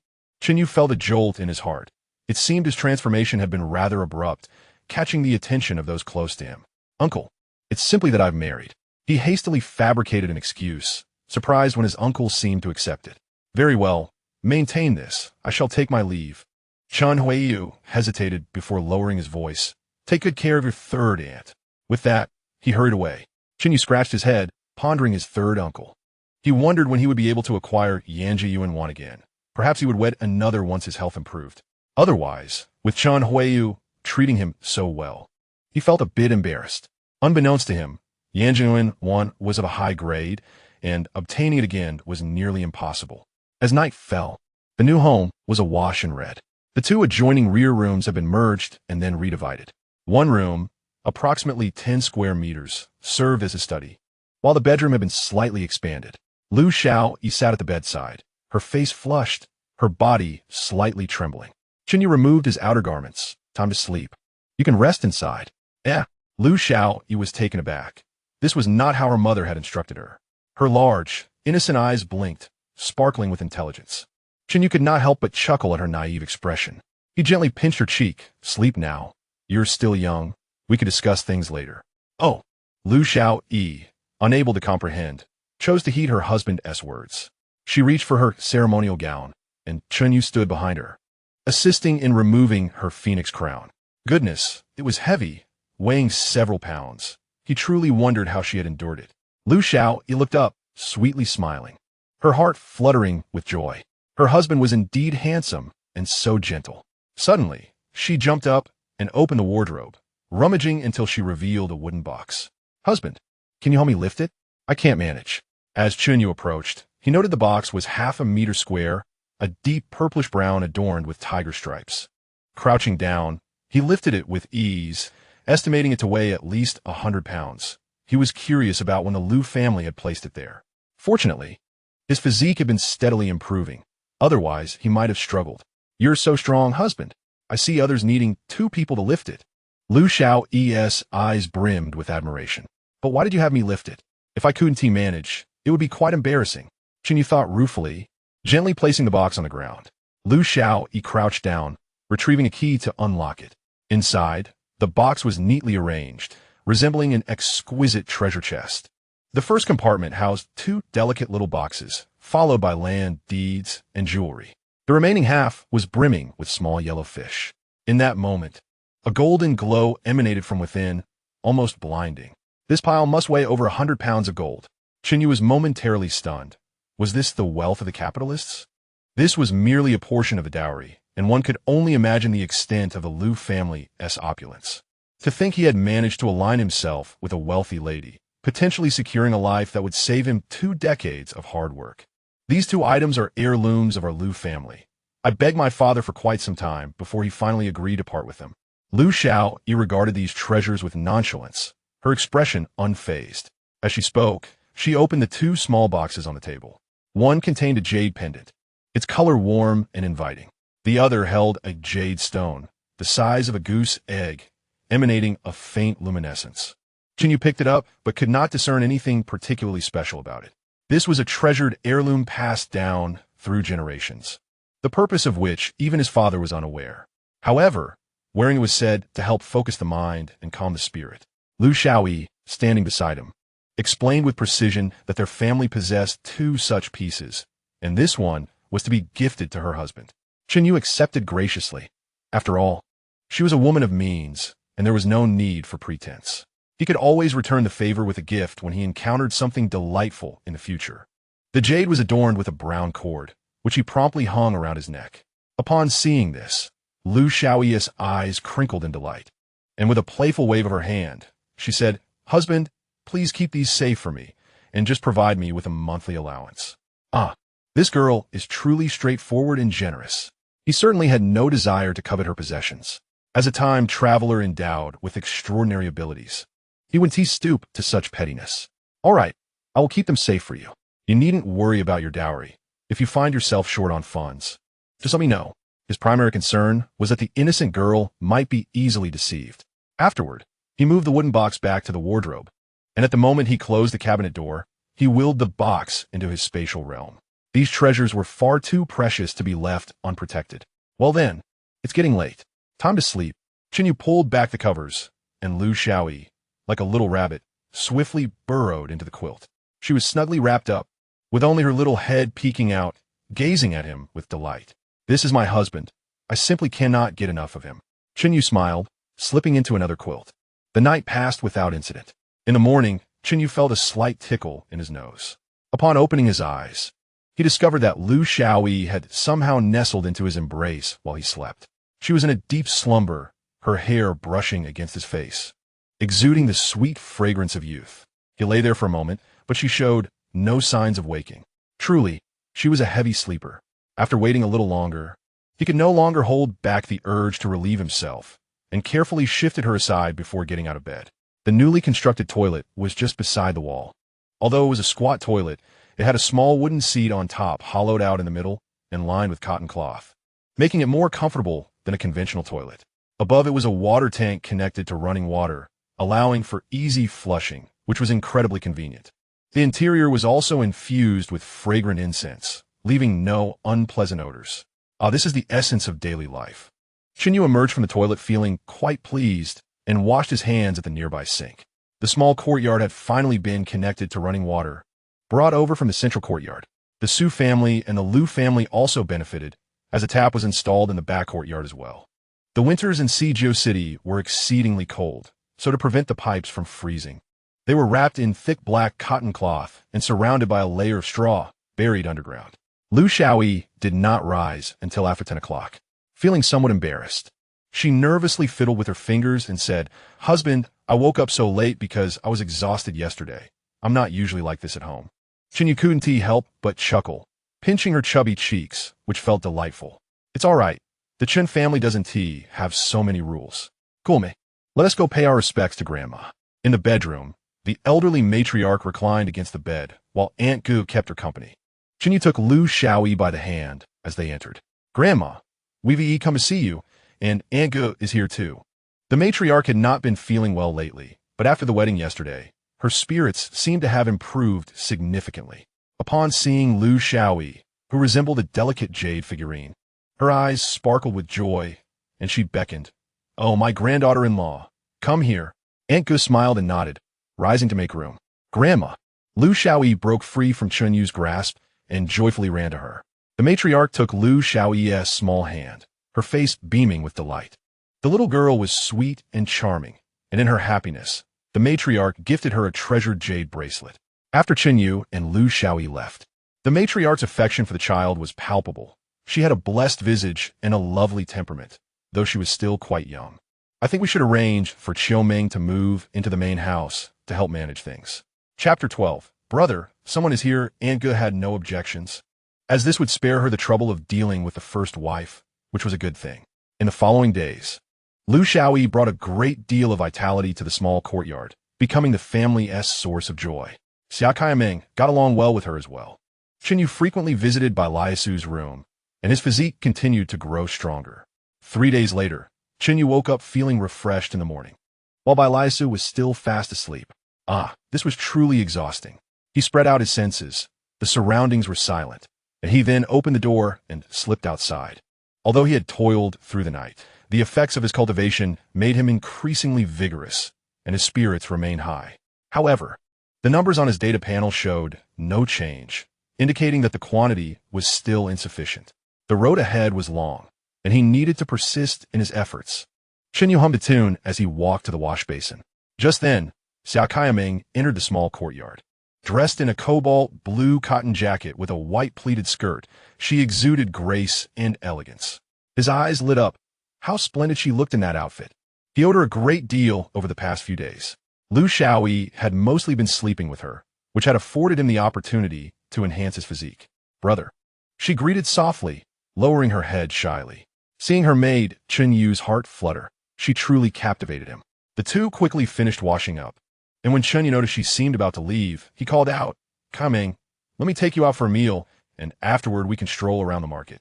He decided to cultivate their relationship and experience the sweetness of romance. Xiao'e looked taken aback. She had been raised with traditional values, believing that girls should remain indoors as much as possible. At 18, she was a sheltered maiden, having grown somewhat reclusive. Noticing her hesitation, Chen Yu took her small hand and stepped forward, saying, Trust me, let us go. Xiao'e's cheeks flushed bright red, and she attempted to pull away slightly. But Chen Yu held on firmly, so she had no choice but to go along with him. Wuma, please tell Grandma that we will be back for dinner. Chen Yu took the lovely girl's hand in one hand while supporting the bicycle with the other, feeling an exhilarating rush. He had never experienced the joys of love before. As they exited through the back door, Xiao'e suddenly tugged her hand away, escaping his grasp. Seeing Chen Yu looking at her, she hurriedly tucked her hands behind her back, lowering her head and murmuring, Brother, someone is here. He chuckled, leaning closer to her ear and inhaling the scent of jasmine that enveloped her. I'll hold your hand when no one is around. Xiao'e's face turned crimson, and she stomped her foot playfully, saying, Brother, if you keep this up, I'll go back. Chen Yu, sensing the moment was right, replied, All right, I was just teasing you. Let us set off. After they exited the alley, Chen Yu hopped on the bicycle, with Xiao'e taking a seat on the back. He wrapped his arms around her waist, ensuring she was secure.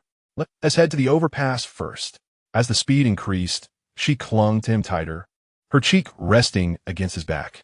The streets were bustling with people, and Xiao'e closed her eyes, pretending they were alone.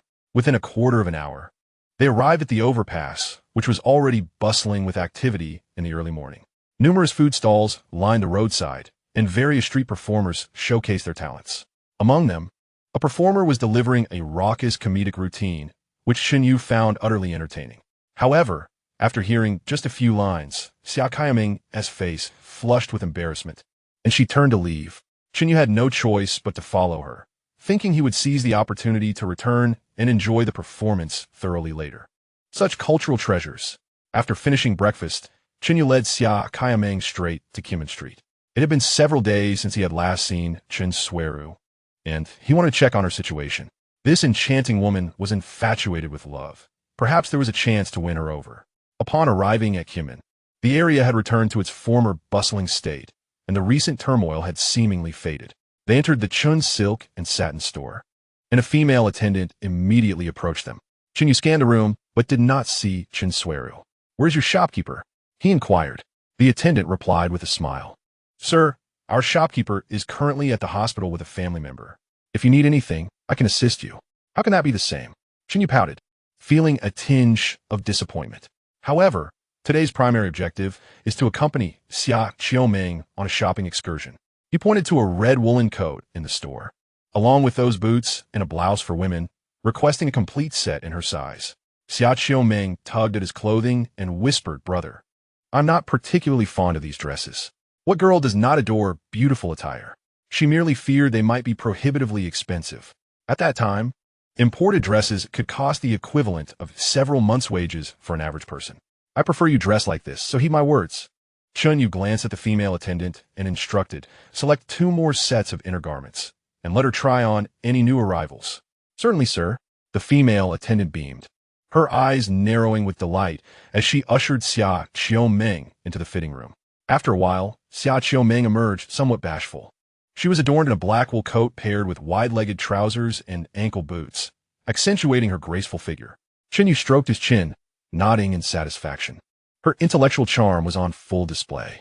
If she were to don a pair of gold-rimmed glasses, it would be nothing short of perfection. "Sir, that red coat is a bit small, but we have imported wool fabric available for custom tailoring." The attendant, perceptive to Chen Yu's approval, naturally seized the opportunity to promote their offerings. Xiao'e quickly interjected, "Brother, this set is sufficient." Before she could finish her sentence, Chen Yu interrupted, "Xiao'e, you look stunning in that outfit. We shall take it, and also the red one. Please coordinate a few more combinations." Such direct praise was unprecedented for Xiao'e, causing her to shyly lower her gaze. Yet, internally, she felt as sweet as honey. This shopping spree had cost over 500 coins. Aside from the custom red coat, they had several bags of clothing, which Chen Yu could not carry alone. Fortunately, the satin shop offered home delivery. He noted down the address before leading Xiao'e to the park. The snow-covered scenery in Bahai Park was breathtaking. The lake shimmered crystal clear. The pine branches laden with snow and the distant white pagoda stood majestic. Chen Yu walked ahead while Xiao'e trailed behind, captivated by the view. Having lived in Sijucheng for 2 to 3 years, this was her first visit to a park. Chen Yu chose less crowded paths, and soon they reached a secluded corner. Suddenly, he turned around and swept Xiao'e into his embrace. She was startled, "Brother, you," before she could say more. He bent down and kissed her. It was soft and jelly-like. After a lengthy moment, their lips parted. "Oh dear, brother, how am I to live now?" Xiao'e covered her face with her hands, her voice tinged with a hint of tears. Chen Yu, concerned about alarming her, reassured her, "In a few days, you shall be my wife. We are simply engaging in romance before marriage. It's quite modern." Upon hearing this, Xiao'e couldn't help but roll her eyes at him, a smile creeping onto her face. Such a look held a certain allure that stirred something within Chen Yu. Nevertheless, today marked a significant breakthrough. Moderation was key. If pressed too hard, she might tell her parents, which would bring trouble. "Xiao'e, today's events are our little secret. You must keep it to yourself. I'm feeling a bit hungry. Shall we go for some lamb hot pot?" Xiao'e let out a soft hum and followed him as they exited. "Ah, how delightful!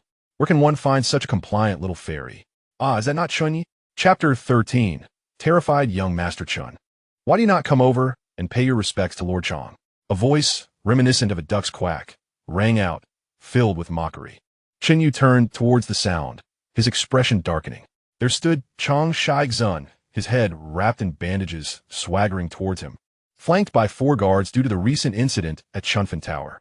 The second son of the Chun family, Chen Yu's uncle, had once served under Chang Shaixun's father, Chang Zizhe.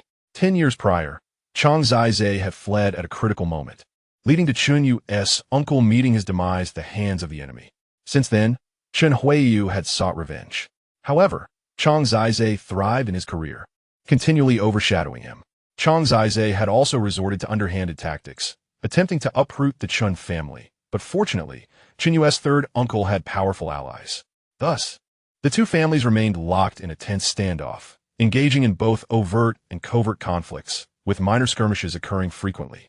Chen Xueru continually bullied the original character, who would often cower before him like a mouse before a cat.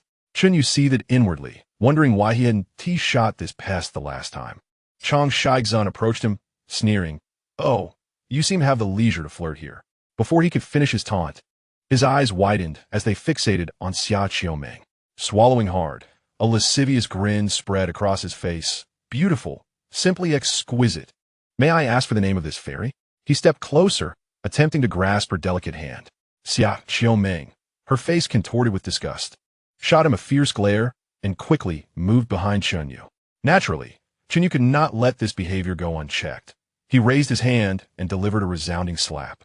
Smack! The force of the blow sent Chen Xueru reeling like a rag doll, ultimately crashing to the ground. Chen Yu possessed strength twice that of an average man, leaving Chen Xueru dazed and unable to comprehend his surroundings. "Cease this." The guards' expressions shifted drastically. If the young master were harmed, they would not escape unscathed. Two guards hurried to assist Chen Xueru, while the other two, exuding an aura of menace, flanked Chen Yu, throwing punches in his direction. Chen Yu let out a cold snort, positioning himself to shield Xiao'e. With a swift and powerful kick, he struck twice in rapid succession. Bang! Bang! The dull thuds echoed as the two guards stumbled back, clutching their chests in pain, their faces contorted in agony. The surrounding onlookers were captivated by the brawl, unable to refrain from applauding. Chen Yu sneered, "Chong, keep your hands to yourself. I'm in a good mood today, so be gone." The four guards, feeling humiliated, tightened their grips on their holsters, glaring at Chen Yu. What could fists do? If the young master were to approve, they would be eager to teach this insolent boy a lesson. Chen Yu's perception had long since dispersed, and now, evading bullets proved to be a formidable challenge. "Yay!" Xiao'e Dream exclaimed, her eyes filled with alarm. Chen Yu furrowed his brow, the space around him contracting and expanding in an instant. He slightly tilted his head, and a bullet whizzed past, narrowly grazing his cheek. Hiss! The onlookers involuntarily gasped in shock. To them, the concept of space was imperceptible. They merely perceived that Chen Yu's speed was astonishingly swift, allowing him to evade the bullet. How incredibly dashing! The soldier attempted to fire again, but Chen Yu would not grant him the opportunity and raised his hand, firing another shot. Bang! Red and white splattered as the bullet struck true, resulting in a direct headshot. Although this sequence of events may have seemed slow in narration, it transpired in the blink of an eye. The surrounding tourists finally realized the peril they faced and shrieked in panic, scrambling to shield their heads. Once a safe distance was established, many could not contain their curiosity and halted to observe the unfolding chaos. Xiao'e Dream's emotions surged, and she could not help but throw herself against Chen Yu's back, her voice trembling. "Guh, you nearly scare me to death." He chuckled, revealing that he too had felt a surge of anxiety. This was his first attempt at using spatial manipulation to intercept bullets. Should it have failed, while death would have been unlikely, injury was almost a certainty. "Fear not. A few petty thieves pose no threat. You're holding on too tightly. Gu can hardly breathe." Only then did Xiao'e Dream realize her grip was excessive and hastily released her hold, though her eyes remained red-rimmed. The remaining three soldiers glared at Chen Yu and his companion with eyes ablaze. At that moment, Chen Yu pivoted his gun, aiming at Chen Xueru, and barked, "Aren't you going to leave?" He yearned to eliminate the man bearing the surname Chong, yet the multitude of spectators prevented him from doing so. Though he had his advantages, his family would be at risk. After all, he was far from invincible and could not simply eliminate all witnesses. Chen Xueru's expression darkened. When had this Chen become so formidable? However, he could not easily concede, for doing so would jeopardize his standing in their circle. "Do you dare to kill me?" Chen Yu smirked. "Why not give it a try?" With that, he pulled the trigger with a sharp crack. Chen Xueru cried out, clutching his arm as blood gushed from where the bullet had penetrated his forearm. "Oops, my hand slipped. Shall we try again?" Chen Yu's smile was laced with mockery. Chen Xueru was filled with dread, feeling warmth pooling in his trousers. "No, I'm leaving. I'm leaving right now. Chen Yi, please have mercy. His voice quivered as he pleaded. Before he could finish, he turned to flee, but his legs felt like jelly, and he stumbled, falling to the ground with a thud. Someone help me, he shouted, disregarding the pain. The three soldiers exchanged glances, their fury palpable, yet they dared not linger, hastily carrying the corpse as they followed suit. Observing their retreating figures, Chen Yu curled his lips into a cold smile, his gaze devoid of warmth. This wretched individual was truly worthless. However, his desire for revenge was unwavering. He could not allow anyone to covet Kai Dream. He simply could not let him live. Chapter 14. Your character, I trust Go. There are so many onlookers. We should leave quickly. Xiao'e Dream's pale face was filled with urgency as she tugged at Chen Yu's arm. He nodded, smiling. All right, Kai Dream. Let's go for hot pot. No, Go. I feel a bit unsettled. Let us just head home. Observing her demeanor, Chen Yu realized she had indeed been frightened and reluctantly agreed. Their pleasant outing had been ruined, and Chang Shaixun had added yet another transgression to his list. Yeah, I'm a bit scared. They 1T retaliate against you, will they? Xiao'e Dream's heart was still restless. Chen Yu chuckled and shook his head. Do not worry. With San Shu present, even the three from the Chang family would not dare. In truth, he had already harbored murderous intent. The Chang family and the Chun family were sworn enemies, and now that Chang Shaixun dared to covet Xiao'e Dream, he was not one to sit idly by. The annihilation of the Chang family was the only way to eliminate future threats. However, to eradicate the Chang family, he must first eliminate Chang Zizhe. Otherwise, he would only attract greater trouble. Unfortunately, Chang Zizhe's whereabouts were unpredictable, so Chen Yu planned to seek information from San Shu first. On the way home, Xiao'e Dream sat in the back seat, holding onto him tightly. Despite the biting cold wind, she seemed oblivious to it. Her anxiety gradually dissipated, leaving only warmth in her heart. Having faced a tumultuous childhood, she was particularly sensitive. In moments of danger, Chen Yu had shielded her fiercely. How could she not feel the depth of his affection? Such a man exuded an immense sense of security. Lost in thought, a smile crept onto her lips, her heart aglow with warmth. With Go round, how wonderful it was. The pair soon arrived home. An older woman peeked from behind the window. Upon seeing Chen Yu enter the backyard, she quickly dropped the curtain and hurried outside. These movements did not escape Chen Yu's keen perception, leaving him puzzled. Did the people in the courtyard intend to stir up trouble? He soon shook his head in amusement. It was inconceivable unless they had lost their senses. Given his current status, even if they tried to feign bravery, they would not dare provoke him. With just over a month until the new year, their mischief might indeed be possible then. Unable to comprehend it further, he dismissed the thought. With the system at his disposal, he had nothing to fear from these ruffians. As they walked side by side into the small courtyard, the craftsmen were busily repairing the house. Chen Yu had given them a raise and provided lunch, significantly accelerating the progress. It would be completed in about 10 days. Husband, Kaio Dreamjija. Lu Xiao'e skipped over, her face still smudged with dirt. This girl had been quite the wild child lately, running amok in the courtyard. She now had money and frequently bought candy to share with the other children, becoming the little ruler of the yard. The Lu family's reputation for raising refined ladies seemed to have been utterly ruined. This child had likely been suppressed for too long. Now her true nature had fully emerged. Fortunately, she was obedient and had not stepped outside the courtyard. Little E, starting tomorrow, dedicate 2 hours each day to studying with Kai Dream. Chen Yu had no desire for her to become a little rascal. Children required guidance. A tree that is not pruned will not grow straight. Lu Xiao'e's face fell, her smile abruptly fading. Chen Yu pinched her cheek, feigning disdain. Look at you, you're filthy. Hurry and wash up. Oh, understood. Though she knew she must obey her husband's wishes, Lu Xiao'e's head drooped, instantly losing her spirit. The joyful days were gone, never to return. Xiao'e Dream found it amusing and stepped forward to take Lu Xiao'e's hand. Go. Studying should be balanced with leisure.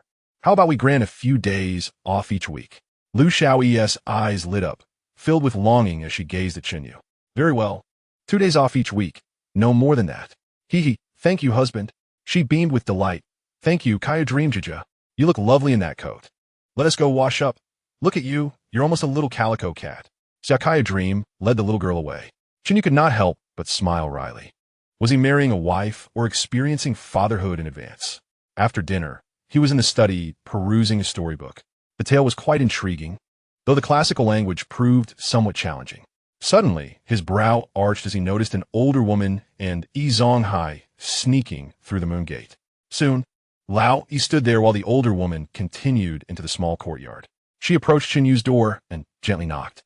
Chen Yu opened the door, a warm smile on his face. Oh, Ida saw what a rare visitor. What brings you here? He did not wish to admit her into his room. Ida Saw was still under 40, several years younger than Jia Zhenxi, and she was undoubtedly a graceful matron. It would be inappropriate to be alone in a room with her. The older woman understood this as well and did not insist on entering. Chen, Lao Yi has something to discuss with you, but there are many women in your courtyard, so he did not dare to enter rashly. This Lao Yi is quite cautious and understands propriety. Chen Yu surmised he shared the same mindset as Lu Hei's Hong and immediately nodded. Then please ask Lao Yi to come to the study.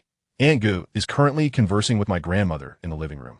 An elderly lady responded with a nod and turned to leave. Shortly thereafter, Yi Zonghai approached. Chen Yu welcomed him into the study and poured him a cup of tea. After exchanging a few pleasantries, Chen Yu smiled and said, "Brother, we have been neighbors for many years. Feel free to speak your mind." Yi Zonghai silently recited his prepared words in his heart before managing a smile. You know, the steel mill is promoting foreman. I have been working there for nearly a decade, and my skills are undoubtedly up to par. Moreover, I have some insights on management from overseeing weddings and funerals in our courtyard. This time, I would like to give it a try and would appreciate your assistance. As he spoke, he pulled out a gray cloth package from his pocket and placed it on the table, sliding it towards Chen Yu. This is a small token of appreciation. If things go well, I will thank you properly. With that, he gazed at Chen Yu with earnest anticipation. It was evident that this old man was quite eager to become a foreman. Naturally, this ambition was understandable. The salary of a foreman was significantly higher, with much less labor involved. Chen Yu glanced at the package, estimating it to contain around 100 silver dollars. This was no small sum, equivalent to half a year's wages for the old man. Given the current high cost of living, it was impressive that this couple could save such an amount. They must have been quite frugal. It seemed likely that they had no children, fearing that spending could lead to difficulties in their old age. This matter was rather simple for Chen Yu. He merely needed to mention it to Lu Jianhua. He decided to lend a hand, perhaps even advocating for a higher position for Yi. This old man harbored many thoughts, and his intentions were not entirely innocent. Yet, he concealed his ulterior motives well, presenting himself as a neighborly figure devoted to the community. Currently, Yi Zonghai enjoyed a good reputation within the courtyard. Otherwise, after He Daking fled, he would not have entrusted him with the child support payments. Everyone who survived the tumultuous years of war had complicated thoughts. Had Yi Zonghai not played his role so convincingly, He Daking would not have been deceived.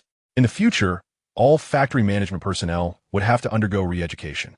Although most would not face serious issues post-education, this would mark a blemish on Yi's record. Once such a blemish existed, his moral standing would be irreparably damaged. It would be much easier to deal with him thereafter. The beauty of the situation was that Yi Zonghai had actively sought this outcome. If anything went awry later, he could not be blamed. After all, who could foresee the future? Chen Yu could not help but chuckle inwardly, feeling fortunate. With his mind made up, he nodded with a smile. If anyone else were to propose this, I would surely refuse. But brother Yi, I trust your character, and I shall help you with this matter. Yi Zonghai could not contain his joy. The moral high ground he had maintained indeed proved effective. Chapter 15. Envy. After bidding Yi Zonghai farewell, Chen Yu returned to his room to continue reading. As the night deepened, he climbed over the wall into the courtyard, then retrieved a bicycle from his space and rode towards the Chong family. Earlier, he had felt a sense of unease and decided to test his luck. If Chong Zai happened to be home, he could take care of everything in one go, avoiding any prolonged complications. Dongjiao Mingxiang was less than 4 kilometers from Nanlaguxiang, and Chen Yu arrived swiftly. Concealed by a wall, he stowed his bicycle and noticed the Chong family's small building was less than 50 meters ahead. A 5-meter-high wall enclosed the house, and he extended his senses, spotting a patrol of guards with dogs within the courtyard. Once they moved on, he darted to the wall like a cheetah. The cotton shoes he had changed into before leaving made no sound as they brushed against the ground. Under the moonlight, his silhouette blended seamlessly with the shadows. He closed his eyes to probe carefully. Moments later, upon opening them, his heart sank. Neither Chong Zizhe nor his son was home. Suddenly, a sharp bark shattered the stillness of the night like thunder. Chen You furrowed his brow as he sensed several hunting dogs racing towards him. With the main targets absent, there was no reason to linger. He quietly slipped away. These hunting dogs posed a nuisance, capable of detecting him from outside his perception. So he needed to devise a plan to address them. The Chong family's guards numbered around 30. A direct assault was feasible, but might give the father and son a chance to escape. This excursion was not entirely in vain, as he had gathered information on the Chong family situation and would return better prepared. As he pedaled his bicycle, an epiphany struck him. How could he have forgotten? Chong Shaixun had been shot in the afternoon. He would undoubtedly be in the hospital now. With this realization, he quickly turned his bicycle around and headed to the church hospital, the nearest large hospital to the scene of the incident, making it his first choice. With a thought, his bicycle vanished into space, and he quietly approached the wall. Just as he reached the base of the wall, he halted. The hospital was swarming with armed soldiers, with guards stationed every few steps, even surrounding the wall. Meanwhile, that rascal Chong Shaixun lay unconscious in a third-floor room. What dedication Chong Zaize had toward his son. Chen You had no choice but to retreat. With his current abilities, he could not breach the blockade. A quarter of an hour later, he climbed back over the wall into his own courtyard. Hesitating in front of the white building, he ultimately returned to his own room. Sister Lu Su had firmly requested a 2-day break to rest. Even the richest land requires fallow periods. The following morning, Chen You was abruptly awakened by a series of soft sobs. Confused, he turned to see Lu Xiao'e with her large, teary eyes. At that moment, her eyes were slightly swollen, glistening with tears. What happened, little goose? Who bullied you? Chen You asked, startled. This little girl was usually so cheerful. She must have endured a significant grievance. To his surprise, upon hearing his question, Lu Xiao'e pouted, and tears flowed freely like pearls from a broken string, intensifying her cries. Chen You scratched his head, feeling inept at both scolding children and comforting girls. He could only gather her into his arms and produce a large white rabbit milk candy, forcibly placing it into her mouth. As the sweet flavor spread, Lu Xiao'e paused, her tears gradually subsiding. Isn't it sweet? Now tell me who bullied my little goose, and I'll go teach them a lesson. She pouted and spoke through her sniffles. Are you marrying a new wife today? Does that mean you won't want me anymore? Chen You was momentarily speechless. How could that be possible? He could have them both. Why choose? Wiping away her tear stains, he reassured her. The one coming in is your sister, and she will be good to you as well. Really? She blinked. But why haven't you consummated our marriage yet? Do you not like me? Where did you learn such nonsense? We will discuss it when you turn 18. Chen You twitched his mouth, unsure how to respond. Now that the little girl had calmed down, he decided not to indulge her further. I have many things to do today. If you are unhappy, shall I send you back to the Lu family for a couple of days? Lu Xiao immediately bristled, feeling abandoned after just a couple of words. I want to go back. I'll go find Sister Coming to play. With that, she nestled into Chen Yu's embrace, rubbing her eyes dry, and hopped out like a little rabbit. He sighed deeply. Raising a wife was truly exhausting. Chen Yu got up, changed his clothes, donned his wedding attire, and lifted the door curtain to step outside. The courtyard had been set up again, as today marked the day he would marry his second wife. The process was much the same as last time. He exchanged pleasantries in the courtyard before accompanying his third uncle to a car to fetch the bride. The men in the courtyard were all enviously awestruck. The Qin family was indeed wealthy, as men who would indeed desire multiple wives. Unfortunately, their circumstances did not permit it. Marrying a concubine was quite costly, leaving them with only envy. After a short drive, the procession soon halted in front of a small villa. Although it was also a Western-style building, the Lu family's residence resembled an estate, while this small house appeared more akin to a self-built rural dwelling. Nevertheless, in this era, such a sight was still rather rare. It is evident that this is a well-to-do family. Up to this moment, Chen You remains unaware of whom he is to marry. When he inquired with his third uncle, the latter simply replied, "You don't know her, so what's the point of telling you?" How peculiar it seems, not knowing one's bride before marriage. Yet, in this era, it is quite commonplace. Many couples have spent their lives together under such blind unions. The small building is adorned with red and gold, and a throng of onlookers has gathered outside, while the bride's family sets off firecrackers. Chen Huairu is quite pleased with the arrangements made by the bride's family. This truly resembles a wedding. He exits the car, smiling and nodding to the crowd. The throng momentarily halts, retreating a step back. My goodness, Who is this imposing figure with a large scar, smiling as if you're the Grim Reaper? Observing the atmosphere grow somewhat chilly, Chen You hurriedly alights from the vehicle, tossing out candies with exuberance, proclaiming, "Today is our family's joyous occasion. Thank you all for your support, and may you all share in this happiness." These candies, prepared by his third uncle, are merely ordinary fruit sweets, easily purchasable for a few coins. However, such a lavish scattering is indeed a rare sight. The children cheer, and the atmosphere becomes lively once more. His third uncle, possibly sensing that his appearance is somewhat intimidating, does not linger and leads Chen You into the small building. Standing in the living room, Chen Xueru awaits. She is traditional-minded and not accustomed to being the center of attention. Upon seeing Chen You and the others enter, she promptly rises to greet them, saying, "Director Chen, my apologies. My husband is still recuperating in the hospital, and we have not been able to host you properly today." Qin Huairu chuckles heartily, responding, "Dear mother-in-law, you are too kind. I have heard about your family situation and visited my father-in-law just yesterday." Chen You is momentarily taken aback. His mother-in-law appears remarkably youthful, perhaps in her early 30s, clad in a green cotton coat, adorned with gold and silver, with a hint of allure in her eyes. This must be the groom, she thinks, noting his spirited appearance, and nods in approval. After exchanging a few pleasantries, the absence of the matriarch simplifies the proceedings significantly. When Chen Xueru, dressed in vibrant red bridal attire, makes her entrance, Chen You is once again astonished. He had intended to seek her out yesterday, yet today she is presented to him. Truly, it seems he has stumbled upon her effortlessly after searching for her amidst the crowd. Chen Xueru surveys Chen You with a raised brow. He is indeed handsome and pleasant to behold, causing her internal resistance to wane slightly. With no brothers in the family and her father still in a hospital, it naturally falls to Chen You to carry his bride to the carriage. Though she is warmly dressed, he can still sense the tumult beneath. Chen You internally chuckles. Finally marrying a normal bride. Chapter 16. Whom shall I sleep with tonight? When Chang Shaixun was brought to the hospital, he had already succumbed to unconsciousness from the pain. In the afternoon, Chang Zai received the notification and hurried to Daiji Hospital.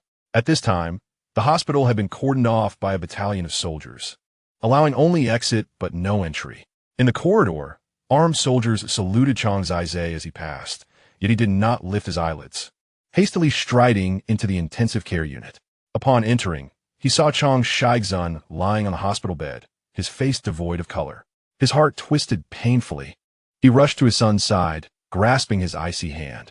Fortunately, there was still a pulse, which offered Chang Zai some solace. However, a surge of fury welled within him, impossible to suppress. This was his only son, who had been pampered since childhood. When had he ever endured such suffering?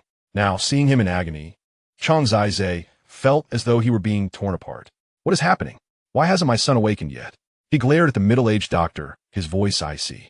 "Sir, thanks to our efforts, your son is out of danger and should be discharged tomorrow," the doctor stammered, wiping the cold sweat from his brow. "He has been crying out in pain, so I administered an anesthetic. He should regain consciousness in about 2 hours."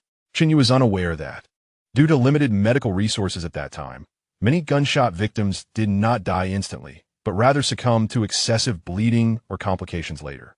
Chang Zai's position granted him access to penicillin. Otherwise, Chang Shaixun would likely have perished.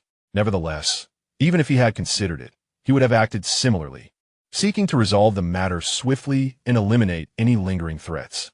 Though his heart was slightly calmed, his expression remained grim. He soon learned that it was the son of Chun Ba who was responsible for this incident. This Chun family's young man had even gained notoriety as the gun god of Baha'i. How audacious of the Chun family to lay hands on the only heir of the Chang family, trampling over them to elevate their own status. This time, they would not escape unscathed. Chang Zai sprang upright from his seat, veins bulging on his plump face, ready to unleash a torrent of curses. Yet he abruptly halted, glancing at his son on the hospital bed, and waved his hand as he exited. After the door to the ward closed, he lit a cigarette, taking a deep drag before abruptly asking his aide, "What do you think would happen if I led troops to attack the Chen family right now?"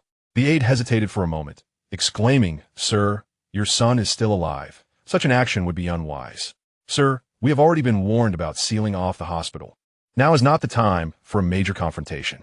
I have learned that the Chen family is marrying the daughter of Chen Ji Silk Store tomorrow. The chaos will unfold there. Chang Zai's eyes lit up. This was a splendid idea. If the soldiers were to act, it would have no bearing on the Chang family. Very well, proceed as planned. Go find Xiao Lao Lu. He shares a close bond with the Chaos Maker. Also, dispatch a team of elite soldiers to follow and act as circumstances permit. Once his confidant hurried away, a cold smile crept upon Chang Zai's lips. While the Chen family intends to celebrate tomorrow, I shall transform their joyous occasion into a funeral. Meanwhile, the Chen family was festooned with decorations, bustling with activity. After Chen You and Chen Xueru exchanged vows, they began to toast at various tables in the courtyard. The banquet's dishes differed from those of the previous day, but still adhered to the standard of 24 courses. Chen Xueru, with her captivating beauty and graceful demeanor, spoke with poise, leaving the guests in awe. When had they ever encountered such a woman? Chen You was truly fortunate. The men could not help but feel envy and jealousy. A woman like her was worth sacrificing a decade or two of their lives to bring home. Chen Xueru's exceptional grace even left the women and children spellbound. Silly Zhu stood dumbfounded, as if struck by lightning. This ethereal woman left an indelible impact on his youthful heart. From that moment on, in his eyes, Chen Xueru became the most beautiful woman in the world.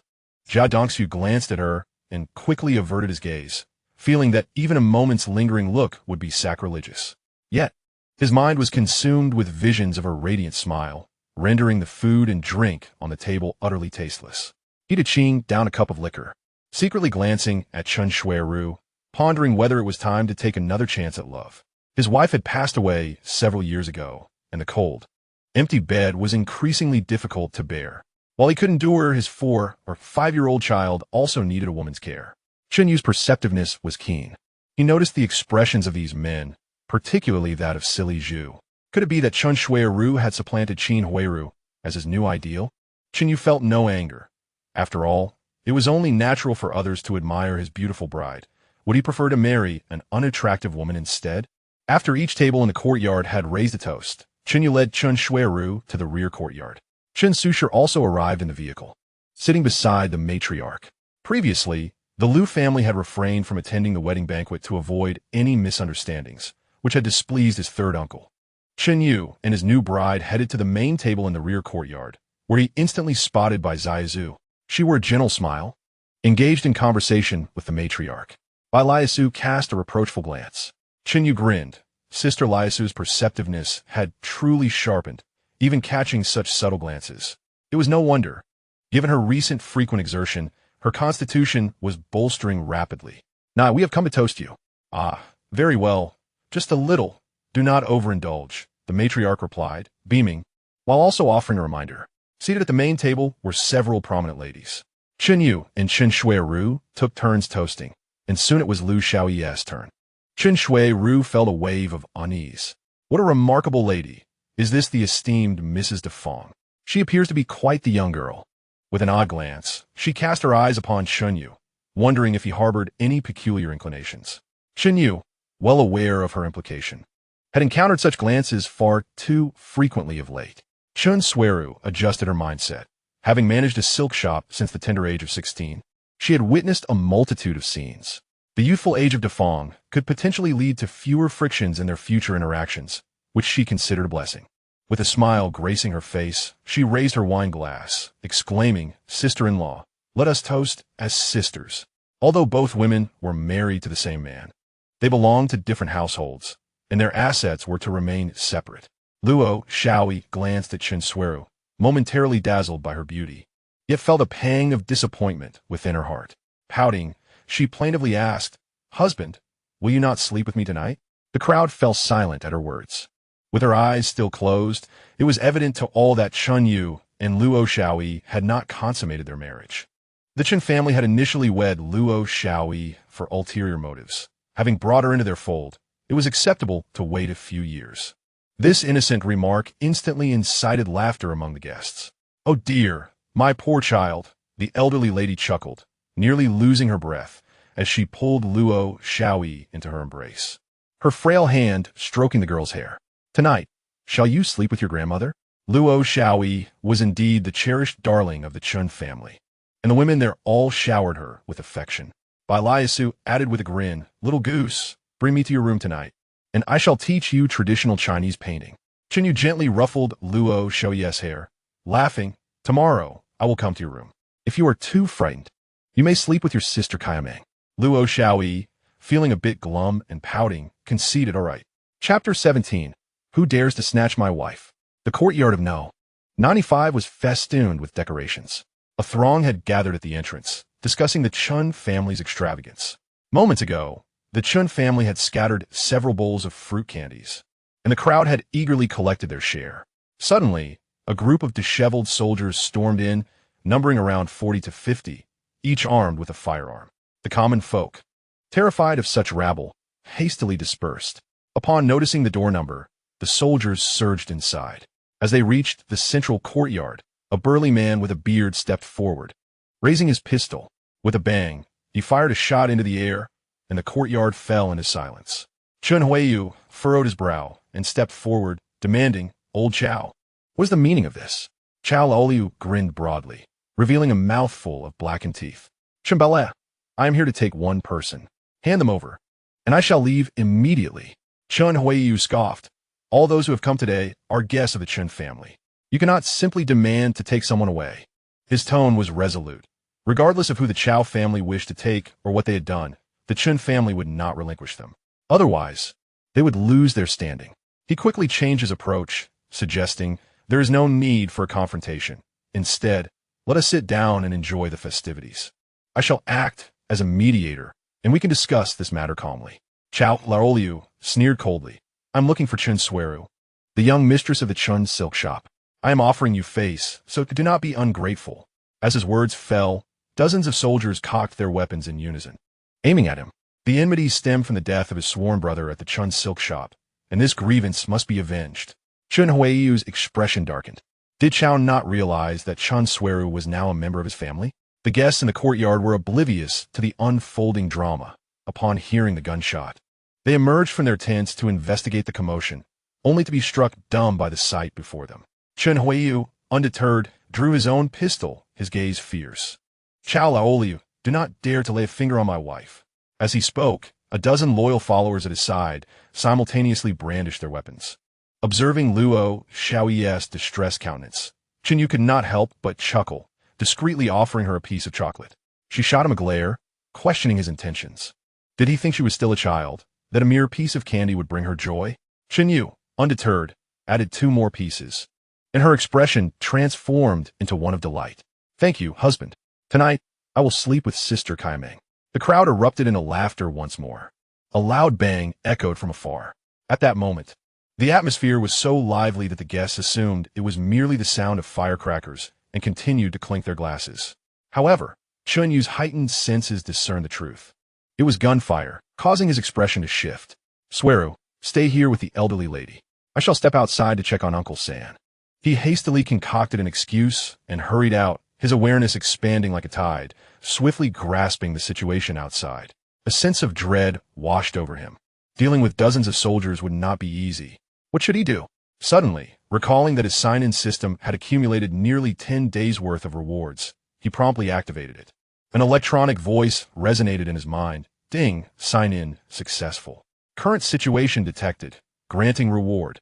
An infinite ammunition Gatling gun." Ah, a Gatling gun for saving lives. With this in hand, even a dozen men would pose no threat. The system could indeed provide rewards based on actual needs, and even allow for advanced access. How considerate. A smile crept onto Chen Yu's lips, filling him with newfound confidence. It seemed prudent to accumulate sign-ins for moments of necessity. As he pondered, he continued to stride until he reached the back door. He intended to take a detour.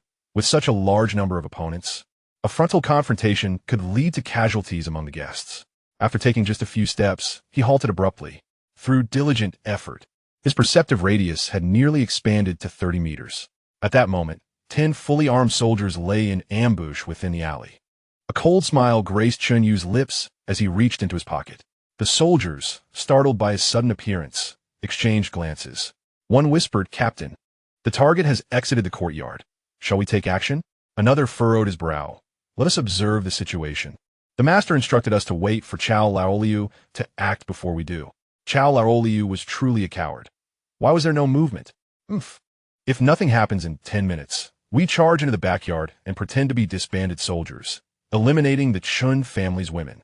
Their conversation did not escape Chen Yu's ears, and he felt a surge of realization. These 10 soldiers were not allied with the central courtyard. They referred to a master and appeared to recognize him. Among his enemies, only Chang Zizei fit such descriptions. Chen Yu's anger flared. How dare he take the initiative?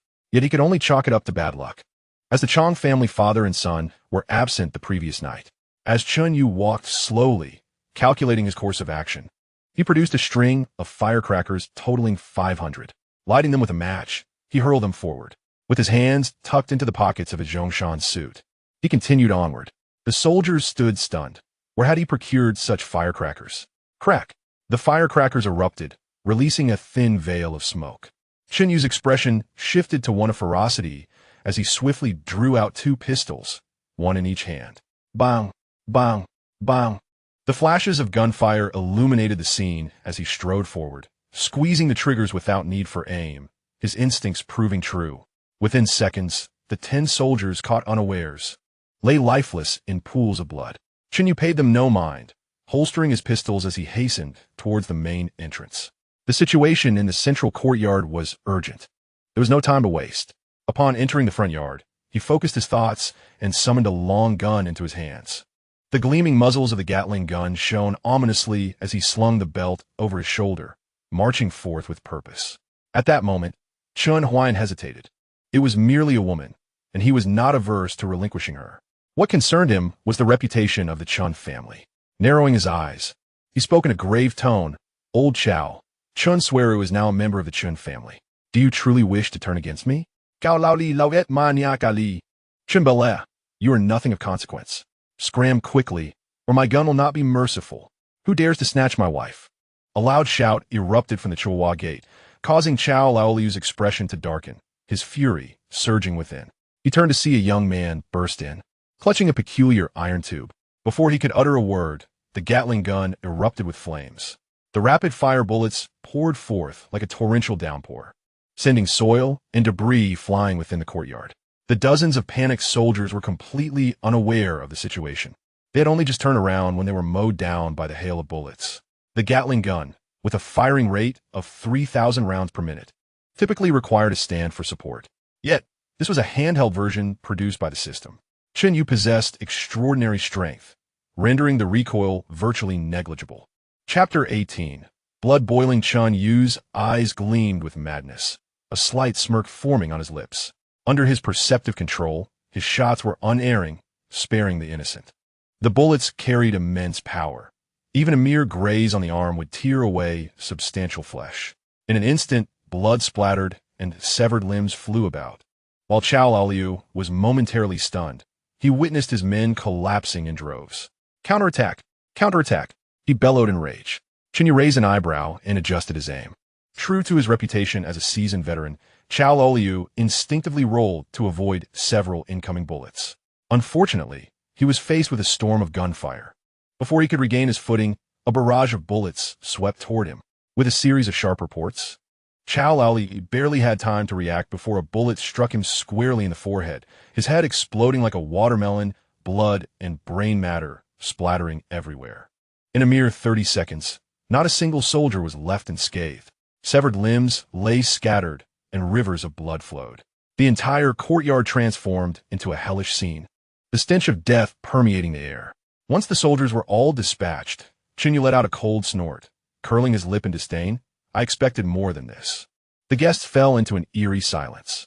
Every resident in the courtyard was rendered speechless, a group of ordinary folk unaccustomed to such brutality. The women huddled together, trembling in fear.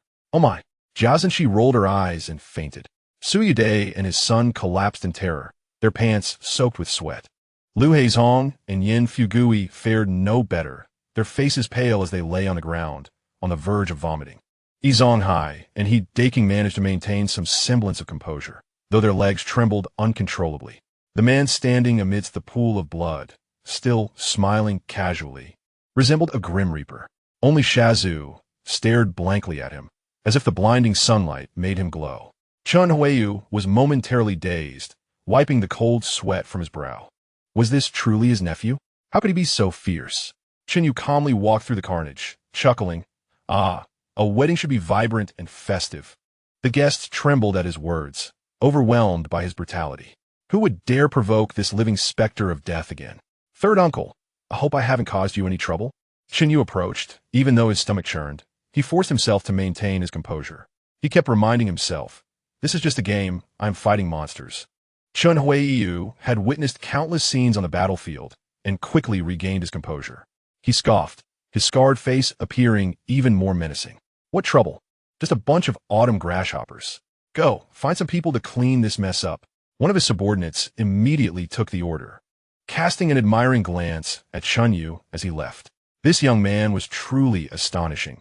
Previously thought to be a wastrel, he proved to be ruthless when necessary. The men of the Qin family were indeed formidable.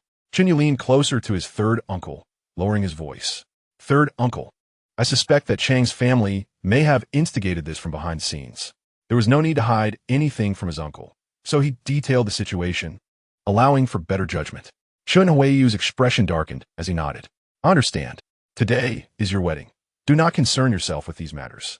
Chen You agreed, asking third uncle, does Chang Zaize reside in a military camp indefinitely? Chen Huairu glared at him. What are you planning? The Chang family is not so easily dealt with. Do not take risks. Your most vital task now is to carry on the Chen family lineage. Chen You chuckled awkwardly, aware that if this reached the ears of future fairies, they would undoubtedly mock him. Yet, in this moment, such thoughts were entirely understandable. Although there was no throne to inherit, without male heirs, the women could not safeguard the family wealth. One must be wary of the consequences of being childless. Moreover, a larger male presence in the family deterred others from bullying them. Chen Huairu contemplated, recognizing that his nephew had been performing admirably lately, showing promise as a capable man. Certain matters could now be shared with him. Do not act rashly. The boss has already decided to invest, and I will actively cooperate. Chen You felt a wave of relief wash over him, knowing he could prepare for the years ahead. 15 minutes later, a group of patrollers pushed a wheelbarrow into the courtyard, cleaning up the scene. They connected a water hose and washed the area multiple times. Soon, the courtyard returned to its former state. The stench of blood significantly diminished. Only the countless bullet holes in the blue brick ground bore witness to the horrors that had transpired. The banquet in the courtyard could not continue. The guests had lost all appetite. Chen Huairu waved his hand, instructing the neighbors to take away the leftover food. Chen You watched as the crowd gradually dispersed, greeting his third uncle before striding back to the small courtyard. Meanwhile, the women continued to drink merrily. Chen Xueru had a gift for uplifting the atmosphere, ensuring everyone was having a splendid time. Even the elderly matriarch could not resist downing 3 small cups. Upon seeing her eldest grandson enter, she cheerfully asked Debeo, why are there firecrackers in the front yard, but not in the back? Chen You had grown accustomed to this nickname, smiling as he replied, they will be set off soon. Just drink a little less, grandmother. Chen Xueru moved closer to the matriarch, saying, what is wrong with our grandmother drinking a bit? You worry too much. Let grandmother drink in peace. Come, let us have another. The elderly lady, undeterred by her grandson's teasing, grasped Chen Xueru's hand, smiling. Chen Xueru, pleased, drank the liquor with a grin, glancing sideways with a raised eyebrow, her expression exuding a sense of triumph. Oh, this little minx. Just wait until tonight when I settle the score with you. Chen You shook his head, chuckling to himself, gaining an initial understanding of her character. However, he knew that in time, she would be the one begging for mercy. He then set off a string of firecrackers in the back courtyard. The children in the yard typically reveled in such displays, gathering eagerly to watch. After the firecrackers were set off, they would search diligently for the remnants of the detonated firecrackers. Yet this time, not a single child approached. At the sound of the firecrackers, everyone in the courtyard flinched, the gruesome scene flashing before their eyes. The Su and Lu families lived closest by. Soon, the sounds of clattering and Su Daimao's cries echoed from the back courtyard. Chen You was taken aback. He hadn't anticipated their fragility. Nevertheless, since the elderly matriarch wished to celebrate with firecrackers, he paid little heed to the feelings of others. After setting off 3 strings of 1,000 firecrackers, he returned to the small courtyard. The women had indulged sufficiently, and the banquet began to wind down. The family's womenfolk, being the subordinates of his third uncle, departed through the back door. Chen You escorted them partway before turning back. At that moment, he felt a surge of energy within him. Having taken many lives, just now, he desperately needed an outlet for his pent-up emotions. Chen Xueru would surely remain until the evening to partake in the wedding wine. Surveying the area for anyone, he stealthily entered by Liashu's room. Chapter 19. The Three Rules Inside. A warm stove crackled, creating a spring-like warmth. The young woman lay on her side beneath a light blanket, her silhouette enchanting, her curves alluring. A delicate fragrance wafted through the air, momentarily stunning Chen You. The scent seems not to belong to Lu Su Jia. Yet since I am here, I might as well stay. A few days later, on the bed, a woman turned over, causing the silk quilt to slip and reveal half of her fragrant shoulder. A gentle smile graced her lips as she slept soundly. Chen You gazed at her delicate face, a subtle smile lifting the corners of his mouth as he reached out to tuck the quilt around her before quietly exiting the room. After a bout of emotional release, he felt invigorated, his inner turmoil dissipated. Ding. Collecting the female lead, Fortune 22. The data shifted as follows. Host, Chen You physique, 22 initial lifespan, 49 years increased lifespan. Physique 1, Physique 2 Fortune, 1133, Lucky 1. Chen You felt a surge of excitement. If this continued, the future would be promising. Closing the panel, he extended his perception to assess the situation. It was just afternoon, and the women had indulged in a fair amount of drink, all now napping. Even Lu Xiao'e, out of curiosity, had taken a glass and had settled into an unusual quiet. Surrounding the courtyard, Chen Huairu had dispatched numerous patrolmen to maintain vigilance. His third uncle remained cautious, likely wary of the Chong family making a surprise return. Feeling reassured, Chen You turned to leave. Although his third uncle advised against rash actions, the Chong family had truly repulsed him. The pent-up frustration needed an outlet. Since his third uncle was not providing intelligence, he resolved to check daily. He could not believe that Chong Zai, having taken so many concubines, would refrain from returning home indefinitely. However, before addressing that matter, he needed to resolve the issue with the hunting dogs. Riding out, it wasn't long before he arrived at a renowned old pharmacy. The sign above boasted the elegant characters Yong and Tang. He lifted the thick cotton curtain to enter, where he found only an elderly man seated behind the counter, warming himself by the stove. Approaching, Chen You tapped the counter and politely inquired, "Master, may I ask what frightens hunting dogs?" The old man raised his eyelids at the question, but remained silent. Chen You placed a silver dollar on the counter with a firm thud. The old man glanced at him, still not speaking. Those who sought to deal with hunting dogs were hardly virtuous individuals. It was best to avoid entanglements. Chen You raised an eyebrow and placed another silver dollar on the counter. The old man's eyes brightened slightly as he spoke slowly. "Young man, your intentions are not pure. I cannot tarnish Yong and Tang's century-old reputation." Furrowing his brow, Chen You withdrew the coins and turned to leave. This old man was impenetrable. He could not believe that every pharmacy adhered to such principles. "Ah, young people are too impatient," the elder said leisurely. "I possess a secret formula. No matter what dog it is, upon catching a whiff of it, they will turn and flee, I assure you. There'll be no mishaps." This old man truly had a knack for negotiation, wanting both to profit and to maintain his dignity. Chen You turned back, his expression playful. "Speak plainly. Are you asking for more money? Let me show you this." He produced his patrol certificate and casually opened his coat to reveal the handgun at his waist. The old man's expression stiffened, and he sprang up from his bench with a nervous laugh. "Sir, you must be jesting. Please wait. I will fetch the medicinal package right away." Shortly, the elder returned from the back room, placing a cloth bundle on the counter. Upon opening it, Chen You discovered several small pouches. He picked one up, squeezing it to find it contained plant seeds that emitted a strong minty aroma. "Are you certain this will be effective?" The elder, hunched over with a face full of ingratiation, assured him, "Sir, you may rest easy. The results are guaranteed to satisfy."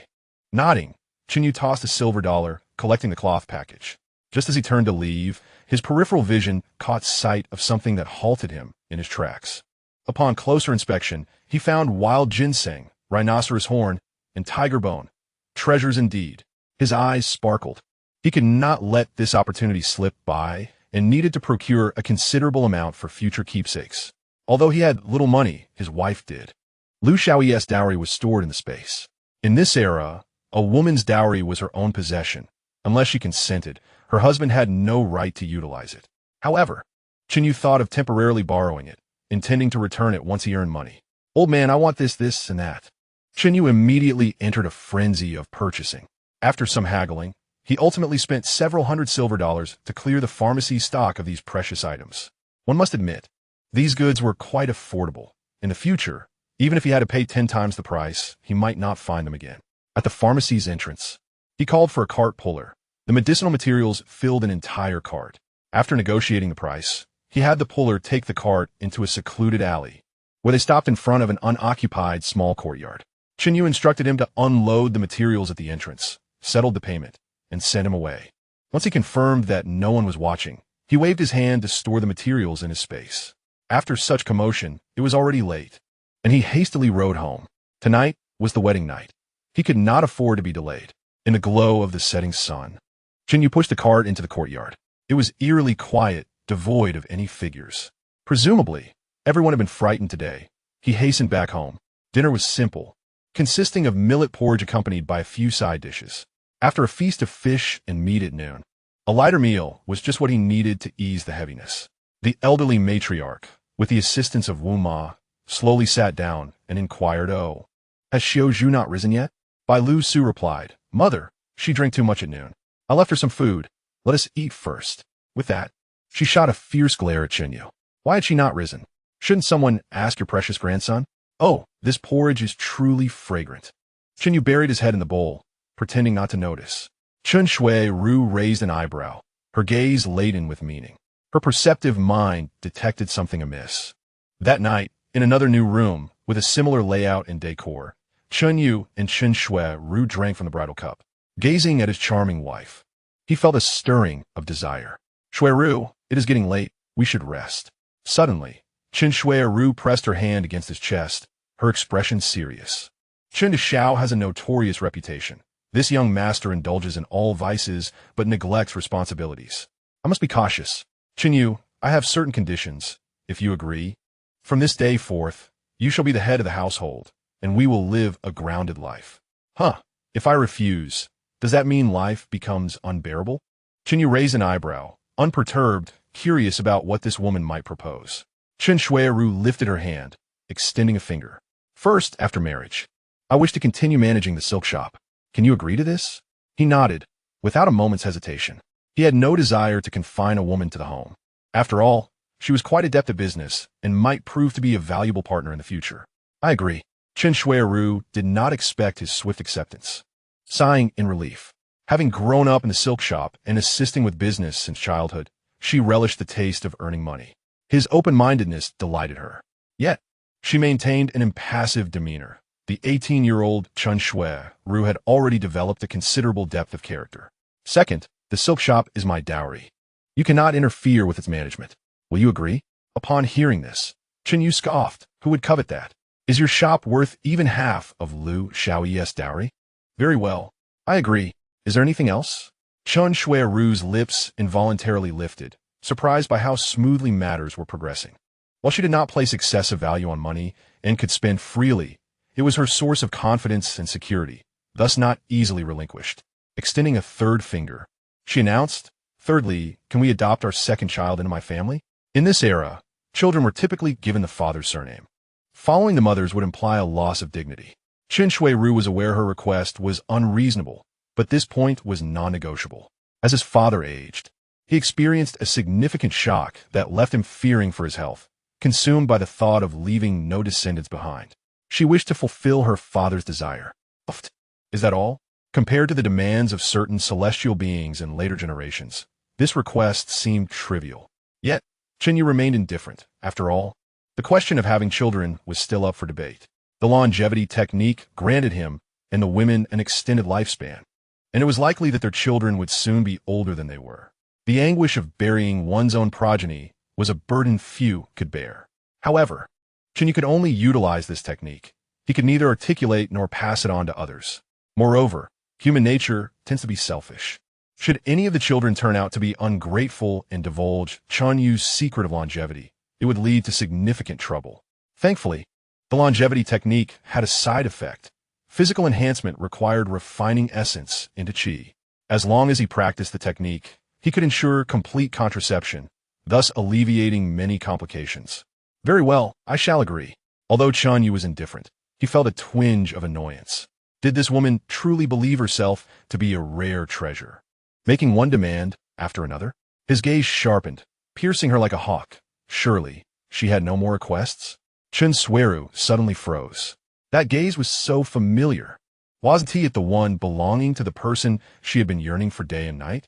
She sprang up, leaning closer to Chen You, inhaling deeply. This scent was the same as on that day. Did you go to Kim Daja 7 days ago? Chen You chuckled. Ah, you recognize me, your savior? It truly is you. Chen Xueru exclaimed, a mixture of surprise and joy illuminating her face, though a hint of shyness colored her expression. You should have told me who you were before you left. You made me worry so. She could say no more, for that would imply she had feelings for another when she married her husband. Chen Yu was unconcerned. His prior reputation was so tarnished that even good families were reluctant to marry their daughters to him. He wrapped his arm around her delicate form, speaking softly. All right then. I shall also agree to your third condition. Now we can live our lives in peace, yes? Oh dear. You have no idea how difficult it is for a woman without wealth in this world. It's still up to men to decide her fate. Chen Xueru playfully pouted, lightly thumping his chest with her small hands. If you need money, just speak up. How could I possibly deny you? Chen Yu laughed heartily, finally feeling at ease. I knew you, Chen Boss, were the most generous. By the way, let us keep my act of saving you under wraps to avoid unnecessary trouble. Chen Xueru understood the danger posed by those fleeing soldiers and nodded in agreement. All right then, it's time for the bridal chamber. The woman, with her enchanting figure and alluring gaze, exuded charm. Gulp. Chen Yu could not help but swallow hard. After his 2 rounds, she fell into a deep slumber. As she drifted off, only one thought occupied Chen Xueru's mind. What a stubborn mule. At this moment, Chen Yu could hardly wait to access his panel. Ding.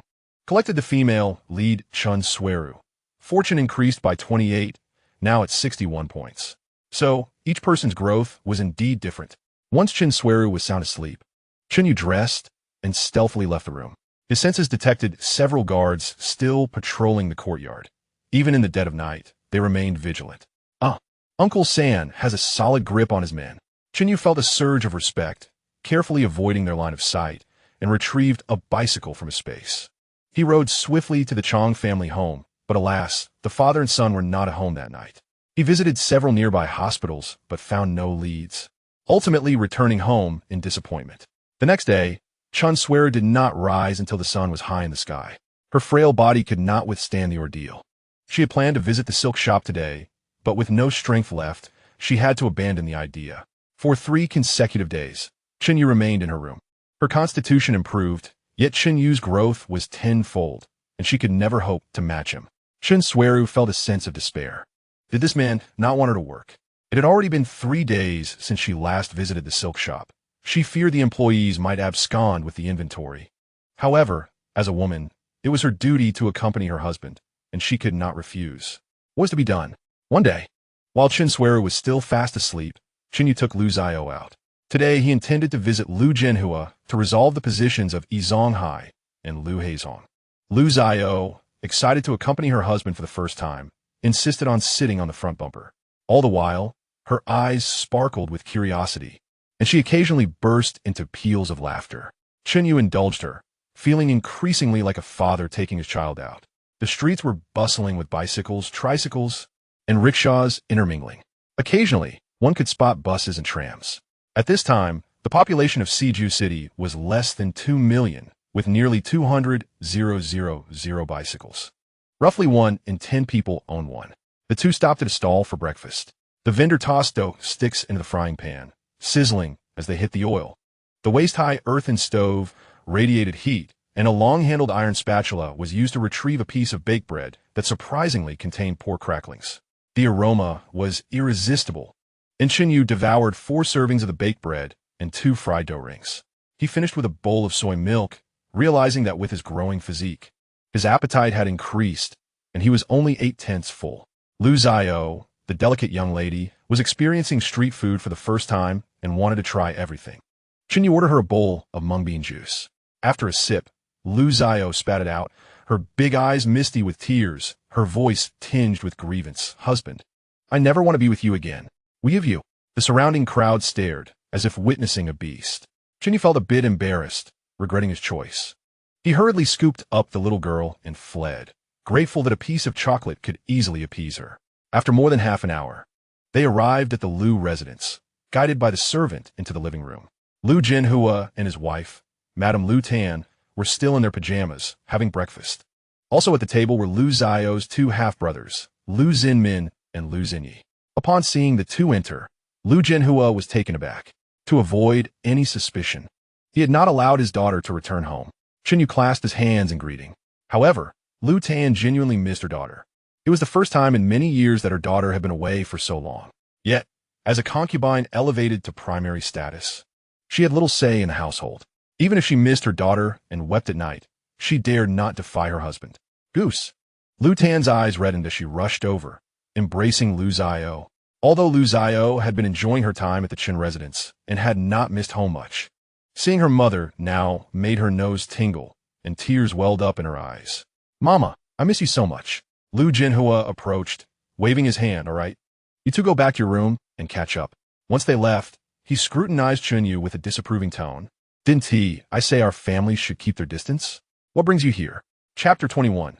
The disheartened Goose-Hay, father-in-law, isn't that a bit timid? Yet, Lu Jinhua, unable to see the future, was understandably cautious. Chen You chuckled. "Dear father-in-law, our families are bound together. Can you truly sever those ties?" Lu Jinhua paused, sighed, and gestured. "Come, let us sit in my study." Noticing Lu Xinmin and Lu Xinyi wanting to follow, he waved them off impatiently. "Go check on the factory. You're not needed here." The brothers complied and turned away, ignoring Chen You.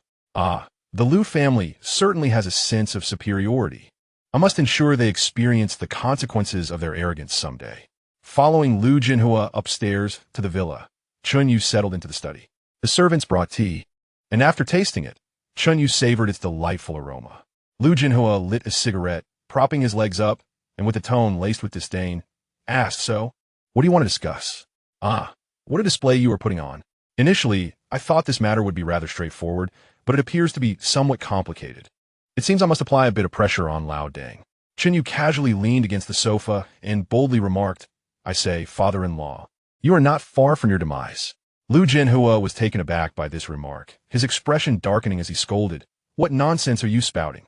Do you think Lu Bangheng was raised in fear?" Chen You, unfazed, chuckled and replied, "Father-in-law, we are family, and I have no secrets from you. Given your vast experience, you surely must be aware of the situation with the correct?" Lu Jinhua's heart sank, and he nearly burned himself with his cigarette as a flicker of realization crossed his mind, yet he struggled to grasp the crux of the matter. He crossed his legs, leaned forward eagerly, and asked, "What do you mean?" Chen You, unhurried, continued, "I have come today to request your assistance. I have two friends who work as laborers at the Lu steel plant, and they are looking to secure a minor position." Lu Jinhua narrowed his eyes, a cold smirk forming at the corners of his mouth. "Are you threatening me?" Chen You did not wish to corner him, as he still needed his cooperation. A little intimidation would suffice. "Oh, come now. Is there any need for such formalities between us as family?" Lu Jinhua scrutinized him for a moment before suddenly breaking into a smile, the tension dissipating. "You have some guts, young man. Very well, I will assist you. That's more like it. As family, we ought to support each other." Chen You laughed heartily, took a cigarette from the box on the table, lit it, and inhaled deeply before lowering his voice. "With the head of the household now weakened and the economy in ruins, do you believe there is any chance of turnaround? We are akin to the While the long-term outlook is uncertain, the initial conditions are rather similar. A public-private partnership is an inevitable trend. Public-private partnerships are not a novel concept. The completed the nationalization of its enterprises 2 decades ago. As Chen You spoke, Lu Jinhua's thoughts began to clarify. He had previously been blinded by his own contributions, believing that every era required the lubrication of merchants. Now, with 80% of the nation comprised of private enterprises, altering their nature entirely was no small feat. A misstep could lead to upheaval, requiring immense courage. It must be said that Chen Yu's words today were like a revelation. illuminating his understanding. However, he still hesitated regarding the next steps. Chen Yu observed his father-in-law, a smirk creeping onto his lips, realizing that a proactive approach would grant him greater leverage. After conversing for over an hour, they emerged with the apparent camaraderie of a close-knit family.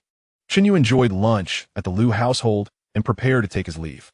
Liu Tanxi grasped Liu Xiao's hand, her eyes glistening with tears, reluctant to let go. She glanced at her husband and softly inquired, "Dear, should we not allow Xiao to stay the night?" Liu Jinhua frowned slightly and rebuked, "What nonsense are you saying? How can newlyweds live apart? Xiao is now a member of the Chun family." Liu Tanxi cowed, dare not speak further, and together they accompanied the young couple to the door. She tightly held Liu Xiao's hand, her voice trembling. "Xiao, take care of yourself." Liu Xiao nodded obediently, casting a glance at her father, and whispered, "Mama, come visit me when you can." Chen Yu inwardly cursed Lao Deng, thinking him a dog who would turn his back in an instant, clearly unwilling to maintain ties with the Chun family. Capitalists are notoriously cold-hearted, dismissing even their own flesh and blood. Yet, this was their family affair, and he had no right to intervene. He pondered that he must, at some point, teach Lao Deng a lesson, ensuring he experiences some hardship. With a smile, Chen Yu said, "Mother-in-law, the Chen residence is quite spacious, so please feel free to come and stay for a few days. We are family, after all." Liu Tanxi smiled in response, but with her husband still alive, how could she dare go live at her son-in-law's house? Such a notion would surely invite ridicule. Liu Jinhua's expression darkened, and he forced a laugh, saying, "Son-in-law, it is getting late, and I must hurry to the factory to attend to your affairs." "Very well, then. I shall take my leave. Rest assured, I will look after Xiao well." Liu Jinhua squinted as he watched Chen Yu depart. In truth, even without Chen Yu's reminder, he intended to send his two sons out within the next year or two. His reluctance to do so stemmed from dual motivations, betting on both sides, and his unwillingness to part with those factories, which represented significant wealth. After a long while, he turned back into the house, resolved. Chen Yu returned home with Liu Xiao, who walked with her head downcast, lacking energy. Upon arriving, he decided to take the women in the family out for some shooting practice, allowing Xiao to clear her mind as well. The times ahead would be tumultuous. It was prudent for them to learn self-defense techniques. Chen Yu promptly exited through the back door, seeking out a patrolman stationed in the shadows. The officer, visibly astonished, exclaimed, "How did you spot me?" He had been confident in his concealment, believing it impossible for a ruffian like Chen You to discover him. Chen Yu understood that under heightened perception, not even an ant could remain hidden. However, he did not wish to diminish the patrolman's confidence. Smiling, he said, "My third uncle mentioned you. I have a small favor to ask." He proceeded to convey his request for borrowed transportation. The officer nodded and mounted his bicycle, departing shortly. Before long, a car arrived at the front gate. Chen Yu led Liu Xiao, Chen Xueru, Xia Kaiyudong, and Bai Liasu through the moon gate into the courtyard. The group of 10 women who had been chatting suddenly froze, all lowering their heads like quail, none daring to meet Chen Yu's gaze. Even the most brazen among them, Jia Zhenxi, appeared pale and timid. When Bai Liasu and the others attempted to greet them, they were momentarily taken aback, exchanging bewildered glances. Once outside the courtyard, a few curiously inquired what happened. Why do they seem so frightened of us? Chen Yu, wishing to alleviate the women's concerns and unsure how to respond, caught sight of Yin Fuki watering flowers at his doorstep. "Hey, has the third brother begun to skip work?" he called out, redirecting the women's attention. "Old Yin, your flowers are thriving. You have quite the talent." Yin Fuki jumped, nearly dropping his watering can. However, when the notorious Yin Wang called, one dared not ignore it. He turned, forcing a smile that resembled a grimace. "Master Chen Yu." "Hey, old Yin." Chen Yu's expression hardened. "I've told you not to call me master. If you keep it up, I might get angry." Yin Fuki, already timid, nearly lost control of himself, trembling as he stammered, "Yes, yes, yes, Brother Chen. If you like them, feel free to take a pot." He had intended to offer several pots, but, unwilling to part with them, settled for just one. Even a miser has his moments of generosity. This fellow was one who would sample the flavor of a passing dunkard, calculating every advantage for his family. It would be entertaining to take advantage of the old miser. Chen Yu, of course, would not refuse. Yin Fuki had a knack for nurturing plants. Xia Kaiyudong, intrigued by the flora, approached, saying, "Brother, this pot of orchids is lovely." Having some knowledge of orchids, she immediately selected the finest pot. Yin Fuqi clutched his chest, tears welling in his eyes.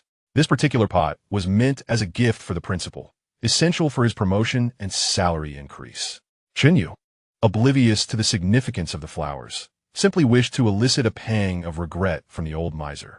Since Caiyudong liked it, he set the orchids aside. Observing Yin Fuqi's forlorn expression, Chen You could not help but chuckle, saying with a grin, "My dear, Caiyudong has a keen eye. If you like them, why not choose a few more pots? Our yard is spacious. Having only one would look rather sparse." Caiyudong shyly smiled and replied, "Sure." Yin Fuqi was left utterly flabbergasted. "Chen You, you are not playing fair. Wasn't it agreed upon that we would only take one?" He felt as though a knife were piercing his heart, desperately wanting to shout, "Get out of here," but he dared not. The two continued to pick and choose, ultimately selecting 3 pots of orchids and 2 pots of jasmine. "Very well, take them." He wore a sorrowful expression, realizing that he would have to venture out again for a while, having almost stripped the school's floor bead bare. Chen Yu was merely teasing him for amusement. Casually tossing a silver coin, he remarked that it was not a free handout. Yin Fugui's eyes sparkled as he snatched the silver coin like a hungry dog, his face blooming with joy. "Ah, your generosity is commendable. I shall deliver it back home to you shortly." In the market, this silver coin would hardly suffice to purchase even a few pots of flowers. Nevertheless, he considered it a modest profit since his only expense was water, viewing it as a risk-free transaction. In Yin Fugui's perspective, the concept of labor costs was non-existent. Chen Yu chuckled lightly and led his companions away. Upon exiting the courtyard, he immediately spotted a small automobile parked at the entrance. It was a black Model 18 from 1938, its body gleaming and imposing. Chen Yu surveyed the scene and ordered the driver to step down. The driver appeared bewildered. "Captain Chen, can you even drive?" Chen Yu scoffed. "Who do you think I am? I possess a driver's license, and I passed all the tests on the first try." 4 women entered the vehicle, with Bai Su taking the passenger seat, while Chen Xueru lazily leaned against Xiao'e Dream. Chen Yu was about to get in when the driver clutched his sleeve, refusing to let go. "I'll call you grandfather, but please don't wreck it." At that time, automobiles were still quite precious, and the driver was more attentive to this car than he was to his own wife, hardly willing to press the accelerator. "Let go. I can drive," Chen Yu insisted, frustrated by the driver's timid demeanor. To him, the car was not worth much compared to a jinbei. He pried the driver's hand away, slipped him a few silver dollars, and shoved him aside to take the driver's seat. "Drive slowly, please," the driver urged, worry etched on his face. Chen Yu ignored him, his expression serious as he pressed the accelerator. The engine roared to life, and the car slowly began to move. Chen Yu momentarily paused, perplexed by the clunky, old vehicle. He eased up on the accelerator, hoping it wouldn't be as troublesome as Shun Tang's vehicle. Upon realizing that Chen Yu could indeed drive, the driver reluctantly released his grip, watching the car pull away with longing. At that moment, the vehicle was not moving fast, lacking a power steering system, making the steering wheel feel as heavy as a millstone. The brakes were ineffective, with a terrifyingly long stopping distance. In summary, the car was a burden, and he vowed never to touch it again. Chen Xueru, feeling weak, leaned against Xiao'e Dream and began to doze off once they were in the car. "Sister Xueru, are you feeling ill?" Lu Xiao'e asked curiously. "You've been looking under the weather lately." Xiao'e Dream also expressed concern. "Brother, should we take her to the hospital? We can't afford to delay." Bai Su shot a glance at Chen Yu and stifled a laugh. No one understood why Chen Xueru was like this better than she did. She had once been in the same situation, perpetually sleep-deprived. Fortunately, Xueru had arrived, providing some relief. In truth, Chen Xueru was not asleep. She was merely exhausted, resting her eyes. At the mention of her condition, her teeth clenched in determination. No, this could not continue. She needed to work to earn money. Lu Xiao'e was currently of no help. Xiao'e Dream was also not reliable for the time being, as the elderly lady was cherishing her, insisting on a proper wedding ceremony a month later. Yet, Chen Xueru felt that if this continued, her life might be in jeopardy. Her mother was also unreliable, telling her before marriage that only a dead cow could ruin a field. Yet, she felt as if she were already worn out. "I must take in a few more to help with the burden," she resolved, deciding to seek assistance in sharing the workload. If Chen Yu were to learn of her thoughts, he would certainly dismiss them as overthinking. The body was continuously growing. How could it possibly wear out? Life thrives on movement, and his considerations were merely for Chen Xueru's health. The car drove into Xi'an, entering a tranquil street lined with lush willows. Suddenly, Chen Yu's expression changed. A grand residence came into view, adorned with a red door and green tiles, flanked by 2 towering stone lions. Fu Ren Yuan. Upon seeing the plaque, a jolt of excitement surged through Chen Yu, as if struck by lightning. Was this not the famed Prince Gong's mansion? The treasures within had likely yet to be discovered. This was a veritable fortune. At last, he wouldn't need to spend his wife's dowry, he mused joyfully. He chose not to stop and investigate, believing he had ample time to claim everything tonight. Half an hour later, the group arrived at Xi'an, where the police station had reserved a shooting range for them. Having made prior arrangements, they had set aside a space for their use. The choices of handguns were limited to the M1910 and a revolver. Lu Xiao'e gestured with her small hands, disheartened. Husband, I can't handle this. Chen Xueru retrieved her Browning and offered it to her. Little goose, use this one. The gun was feminine, exquisitely small, no larger than a cigarette case. And Lu Xiao'e instantly took a liking to it. Thank you, Sister Xueru, she exclaimed, playing with it affectionately. Be careful, don't fire it accidentally. Chen Yu hastily stepped over and snatched the Browning away. Husband, Lu Xiao'e pouted, her eyes filled with grievance. What's the rush? I'll teach you how to use it first. Here, hold your right hand like this, support it gently with your left, and spread your feet apart. As Chen Yu explained, the women quickly grasped the concepts, eagerly beginning to shoot. He then offered individualized instruction, starting with Bailayasu, guiding her hand-on-hand for quicker learning. After teaching her, he moved to Xiao'e, demonstrating closely. At home, he and T had the chance to be so intimate with her, and his movements inevitably grew a bit bold. Xiao'e blushed before saying, Brother, can you please teach properly? Chen Yu cleared his throat, adopting a serious tone. Learning requires focus. I'm strengthening your resolve. Upon hearing this, Xiao'e nodded earnestly. Oh, I understand, brother. She didn't have much interest in firearms, but since her brother had instructed her, she would study diligently. As the afternoon passed, the women became quite adept at handling the handguns. Even Lu Xiao'e, with her small pistol, could occasionally hit the target. Chen Yu felt relieved upon seeing this.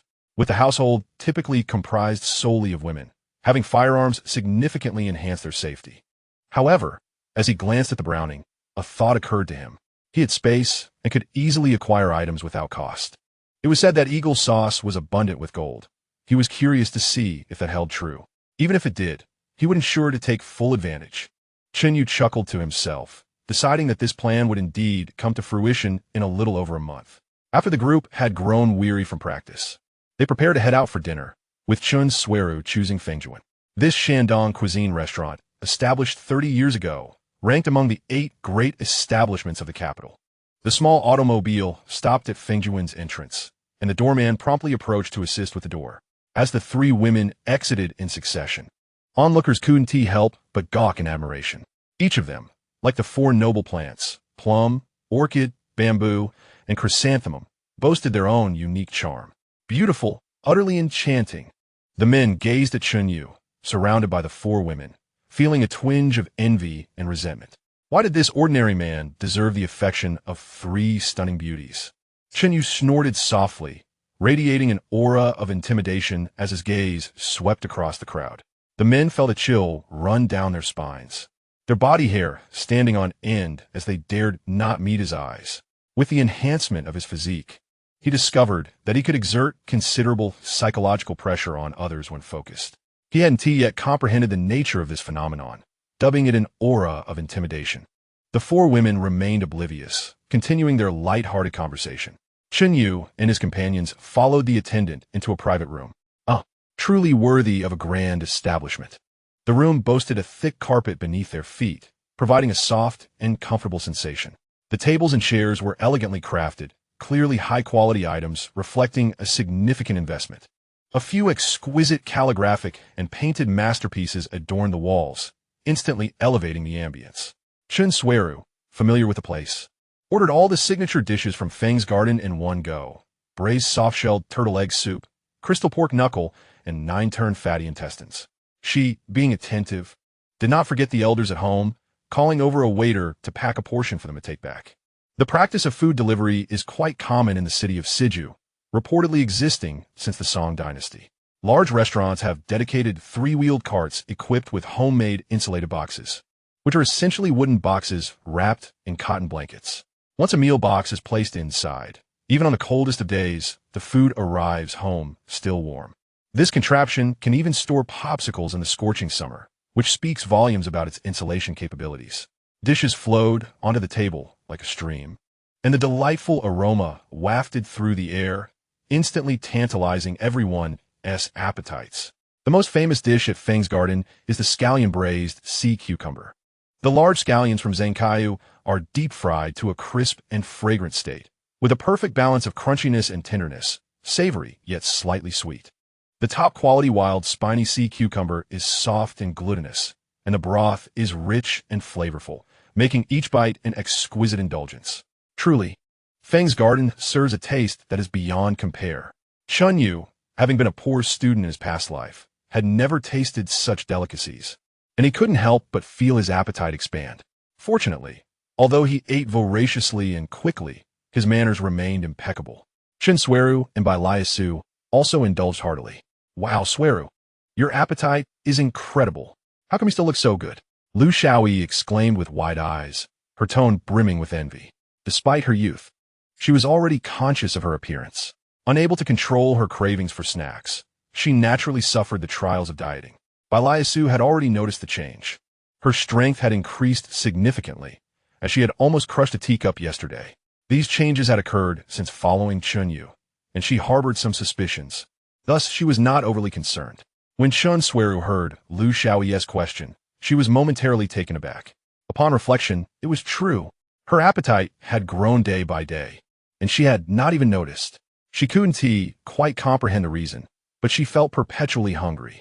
Oh no, I must not ruin my perfect figure. She discreetly glanced at her man, thinking, will this dog of a man despise me later? Chen You understood the reason well. Her constitution had improved. Thus her energy requirements had increased. Moreover, their figures would remain in optimal condition, so there was no need to worry about any changes. However, he chose to keep this to himself, laughing it off and wholeheartedly enjoying the meal, even if he gained a few pounds. Chen Xueru rolled her eyes, completely unconvinced by his words. Who are you trying to fool? What man isn't fond of beauty, even if one's figure were to change? Neglecting one's appearance could lead to disdain. A man's words can be deceitful. Lu, do not listen to his nonsense. We must maintain our figures, she said, casting a glance at Chen You, insisting on looking beautiful to captivate them. Indeed, Xueru, I believe you. Lu Xiao nodded earnestly. Chen You smiled without a word, letting them fuss, for it ultimately benefited him. He was not deliberately hiding anything, but he felt it wise to remain low-key for now, as his strength was still insufficient. At that moment, a gentle knock sounded at the door. Chen Xueru smiled slightly and leaned closer to her man, whispering, it must be the manager come toast. Shall we let him in?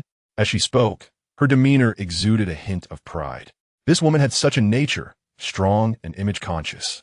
Chen Yu held no traditional views of masculinity. He indulged his woman, allowing her to bask in her moment of pride. He nodded with a smile. Guomin. As soon as Chen Xueru spoke, a middle-aged man walked through the door. The newcomer had a round face, broad forehead, and was of medium build, none other than Wang Yuanji, a disciple of the renowned chef Luan Lighting and the manager of this establishment. Upon entering, he was beaming, Boss Chen, it has been quite a while since we last met. Chen Xueru smiled subtly, maintaining her composure. Old Wang, I just got married recently. Let me introduce you. This is my husband, Chen Yu. Wang Yuanji's expression froze as he caught sight of Chen Yu.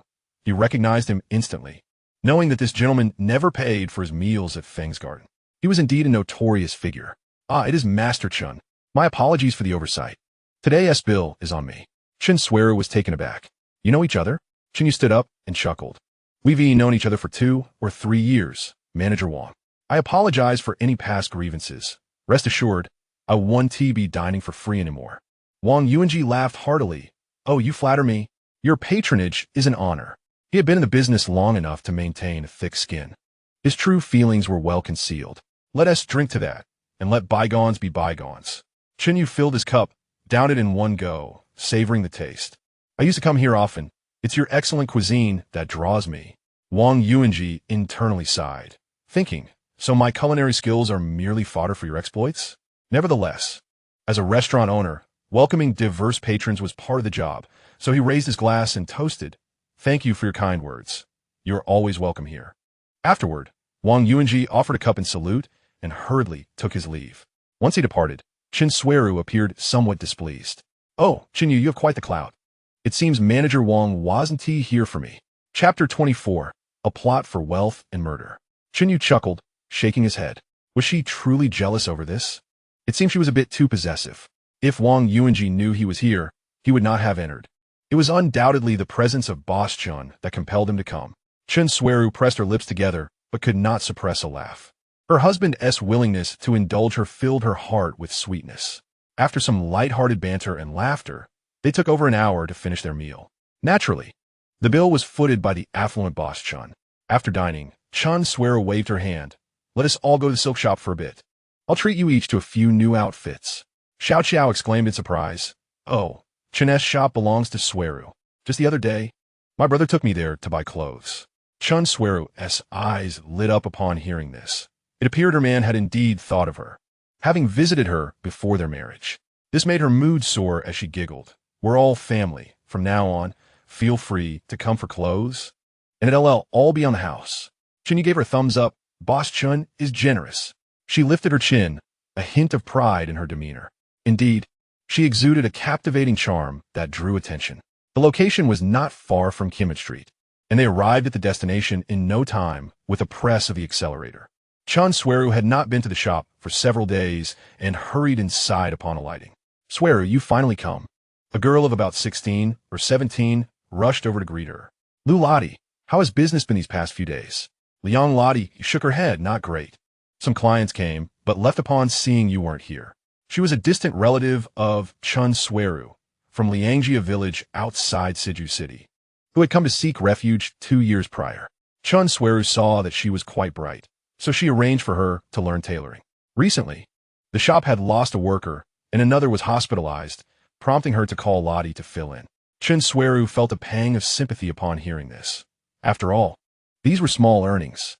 At that moment, Chen You and the others entered the shop. Upon seeing Liang Lottie, he was momentarily taken aback. The young girl had bright eyes and an air of spiritedness. "Wait, she looks familiar. Isn't she a leading lady from some drama?" He recalled her as a widow with 4 children. However, he quickly realized that was from the 1960s, and now she was merely a young girl. Chen Xueru noticed her husband's days and glanced at Liang Lottie. An idea sparked in her mind. "Hey, isn't this a perfect opportunity? I can finally escape my plight." She devised a plan and playfully said, "We're a group of women preparing to try on clothes. It's not convenient for you, a man, to stay here. There's a small tavern up front. Why don't you wait for us there?" Chen Yu found her reasoning sound. The tavern also had a widow, and why were all the characters in these period dramas widows? He decided to go see for himself. He nodded slightly and turned to leave the room. Chen Xueru welcomed Lu Xiao'e and the other 2 to the 3rd floor, where the reception room was located, typically reserved for esteemed female guests. The room was adorned with a sofa, a tea table, and a full-length mirror. She invited the guests to sit down, offering them some bottles of soda, and said with a smile, "Please make yourselves comfortable. Someone will come and take your measurements shortly. I will first attend to the accounts from the past few days." The 3 naturally agreed, and Chen Xueru descended the stairs, calling for a female tailor to come upstairs. She then summoned Liang Lottie to her side, scrutinizing her from head to toe. With a well-nourished physique, a slender waist, and a rounded form, she assessed, "Indeed, you are a fine specimen."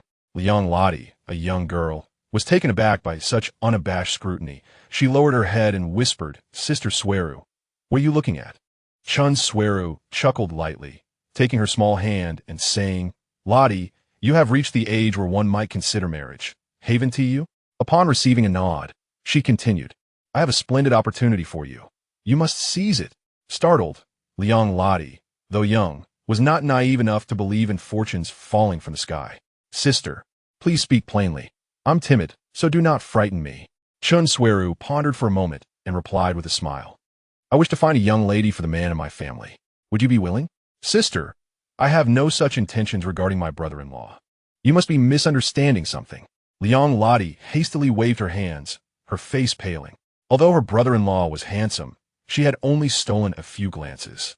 Did her sister truly notice? Chen Xueru's voice was soft as she reassured her. You are mistaken.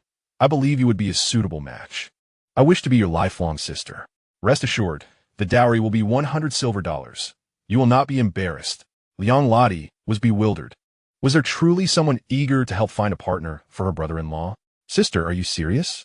I am still so young. Please do not jest with me. Chen Xueru was prepared, pointing to a small wooden box on the floor. This is the dowry. Once you agree, we will return home tonight, and I shall arrange for a banquet for you tomorrow. Realizing that Chen Xueru was indeed serious, Liang Ladi began to contemplate her parents, who favored sons over daughters. They might demand a higher dowry, marrying her off to an undesirable family. Given her brother-in-law's good looks, he must be a good man. Being with him would certainly be worthwhile. Blushing, she lowered her head and asked, What about my parents? They cannot leave the city now. Chen Xueru's heart leapt with joy. This was an agreement.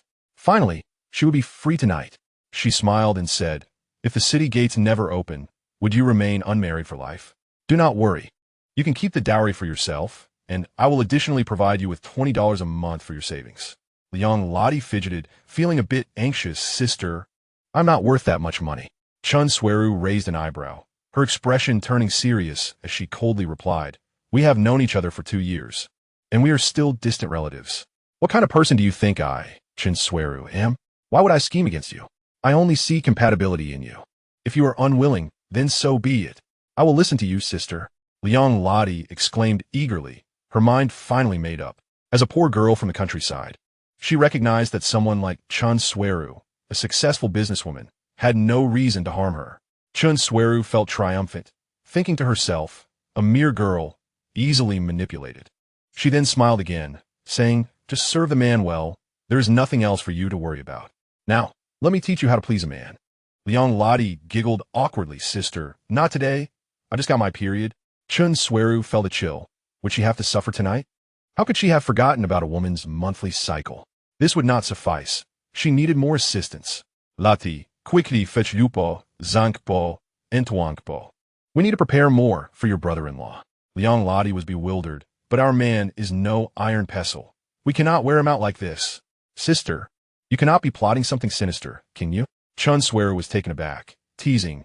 Oh, you are already protecting him before you have even entered the family? Huh? How did you see through me, sister? Am I that obvious? She shook her head vigorously, hastily explaining. No, it's not like that. Sister, I am certainly on the same side as you. Chapter 25, Brother-in-law, I will follow your lead.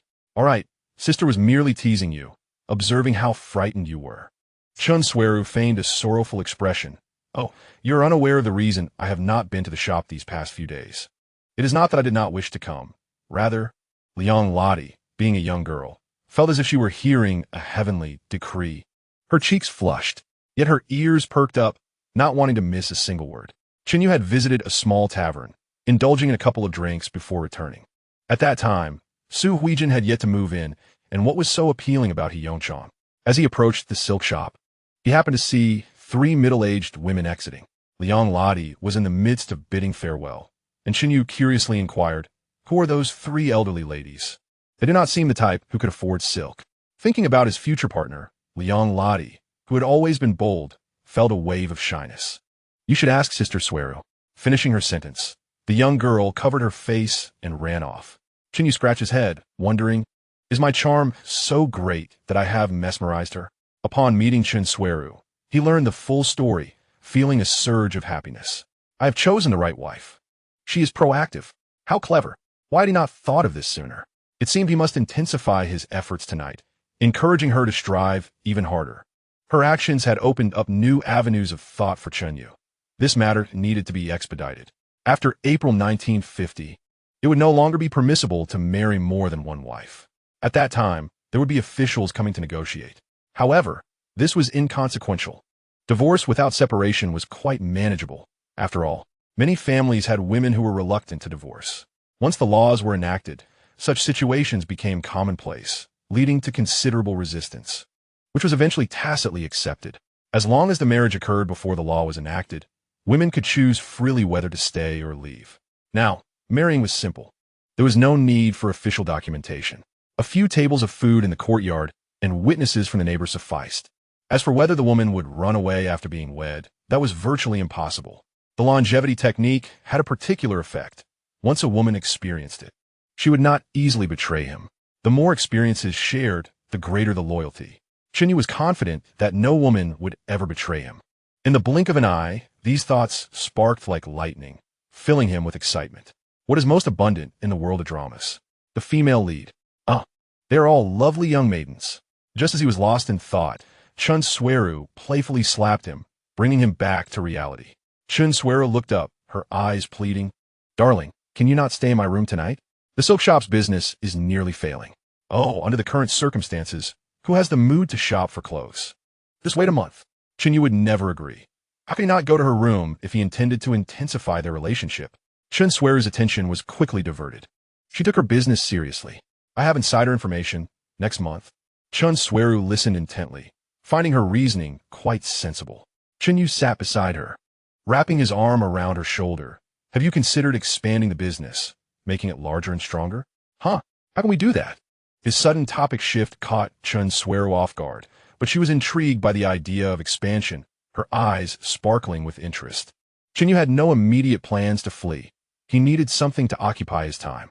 He had no desire to be a constable nor work as a laborer.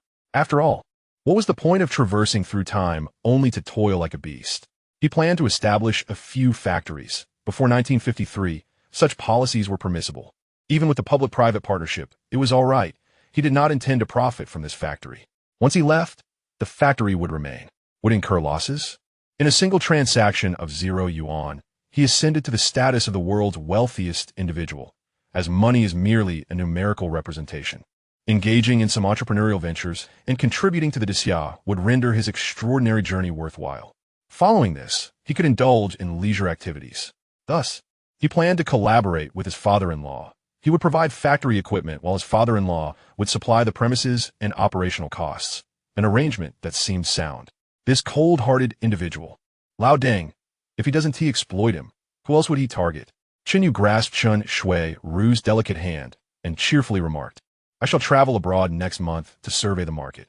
Who knows, we might just earn some foreign exchange."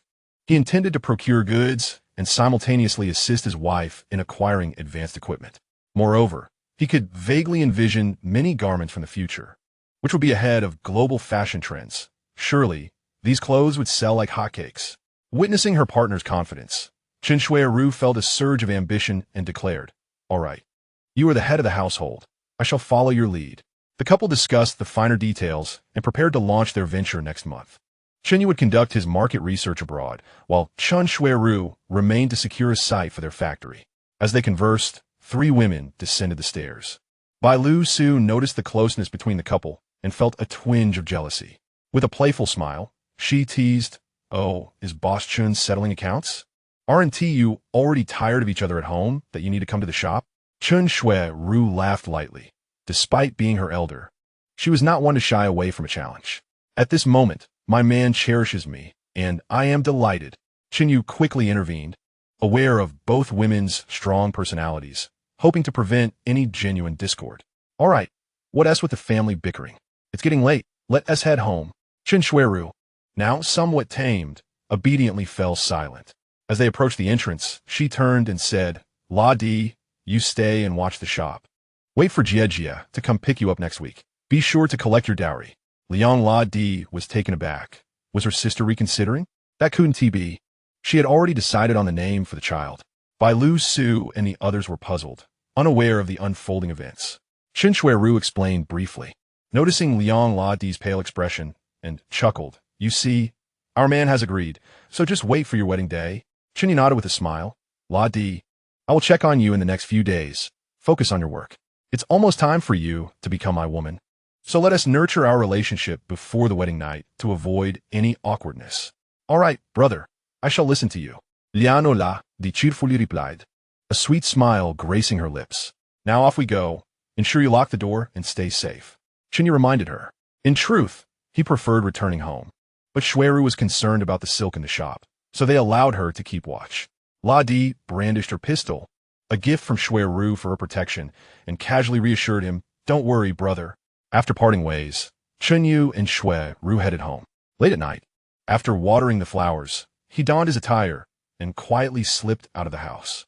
Just as he was about to scale the wall to exit the courtyard, he halted abruptly and turned back towards the central courtyard. As he approached, his perception finally grasped the situation at hand. Yi Zhonghai and Jia Zhongshi were busy in the cellar. In the frigid weather, both were sweating profusely. No wonder Yi Zhonghai had never taken on apprentices in his lifetime, except for Jia Dongsu. It seemed to be the latter's merit. At this time, the elder Yi was only in his 30s, still contemplating starting a family, with no thoughts of seeking someone to support him in his old age. He was inherently selfish, projecting his own fears onto others. Afraid that teaching his apprentice would lead to the master starving, he guarded his skills closely.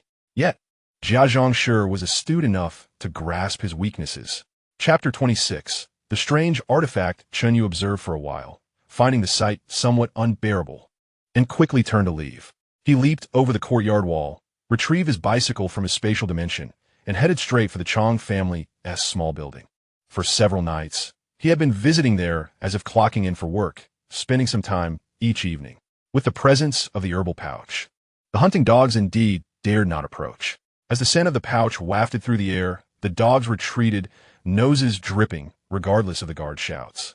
Chang Shursun had already returned home, but Chang Zizai had yet to make an appearance. Chen You had even scaled the wall to scout the premises, thoroughly familiarizing himself with the Chong family's layout and discovering a considerable amount of hidden wealth. However, to avoid alarming them, he had restrained himself from taking any action, waiting patiently for Chang Zizai to return for a comprehensive sweep. This night, he returned empty-handed once more, yet he remained undeterred. With Chang Zizai having married numerous concubines, he doubted the old man could keep them in utter loneliness indefinitely. Leaving the Chong family's small building, Chen You proceeded directly to the Gongqin Wang Fu. He scaled the wall and entered the courtyard, moving with the stealth of a ghost. He extended his awareness meticulously. At this moment, the Wang Fu was still functioning as a girls' school run by the church, and Chen You inevitably caught sight of numerous red belly bands and floral undergarments. Nevertheless, his focus was solely on the treasure, leaving him little interest in such distractions. A swift glance revealed that his attention remained primarily on the ground. The Wang Fu was indeed vast, although it comprised merely 5 courtyards. It spanned over 60,000 square meters, with a garden occupying a significant portion. Chen You had to tread lightly to avoid alerting the school staff. Thus his pace was not swift. After more than half an hour, he began to feel a slight dizziness. At this point, the excessive consumption of his mental energy took its toll, as awareness required expenditure. Fortunately, his physique had been improving, which in turn bolstered his mental strength. Was it possible that the treasure in this timeline had already been taken? Chen You felt a pang of frustration and gritted his teeth to endure. After another 10 minutes, just as a sharp pain shot through his head, he finally made a discovery. Beneath his feet, about 7 or 8 meters deep, lay a passageway. Following the passage, he arrived at a hidden chamber filled with crates brimming with gold, silver, jewels, and ancient artifacts. Chen Yu's heart leaped with joy as he swiftly approached the chamber above, gesturing with his hand. The wooden boxes remained utterly unmoved. Awkwardly, Chen You realized he had exceeded the range of his perception. Currently, he could only draw objects within a 3-meter radius into his spatial dimension. In his excitement, he had momentarily forgotten this limitation. The range of his spatial abilities would indeed expand with the growth of his physique. Unable to take shortcuts, he had no choice but to search for an entrance, so he made his way along the passage to the other end. Soon, he discovered the entrance, but left him perplexed. It was a girls' dormitory, housing 6 female students asleep. The entrance was concealed behind a bookshelf within the room. The mechanism required a gear to activate, which would likely awaken the students. Chen You felt a rush of impatience. Harming the innocent for the sake of wealth seemed unnecessary. As the new year approached, the school would soon be on break. While pondering, an idea struck him, and he slapped his forehead in frustration at his own foolishness. He could simply store them in his space. His spatial dimension could accommodate living beings, having previously experimented with chickens and ducks, managing to keep them alive for up to 12 days. Presently, he still had several chickens and ducks stored away. Each day, he would take one out to test how long they could survive in his space, preparing for the eventuality of fleeing with his family. After observing for a while, he noticed the 6 girls were in deep slumber, so he stealthily opened the door using his perception. The door creaked ever so slightly, and he held the doorknob still. After waiting a moment, the girls remained undisturbed, still in their dreams. Only then did Chen You quietly enter the room. With a swift motion, the 6 girls vanished. Drawn into his spatial dimension, he approached the bookshelf, where, under the guidance of his awareness, the mechanism revealed itself. He also stored the bookshelf within his space and subsequently removed the floor tiles at the southeast and northwest corners. The gears began to turn laboriously, but thankfully, his presence was light. Before long, the ground where the bookshelf had been positioned revealed a deep tunnel. Without hesitation, Chen You swiftly entered. After winding through over 100 meters, he finally reached a hidden chamber of approximately 50 square meters. Even in the darkness, Chen You felt as though his eyes were being dazzled. There were around 200 gold ingots, each valued at 12 taels. At that time, 1 gene equaled 16 taels, and each gold ingot weighed a remarkable 6.25 kilograms. 200 of these amounted to an astounding 60 to 50 kilograms.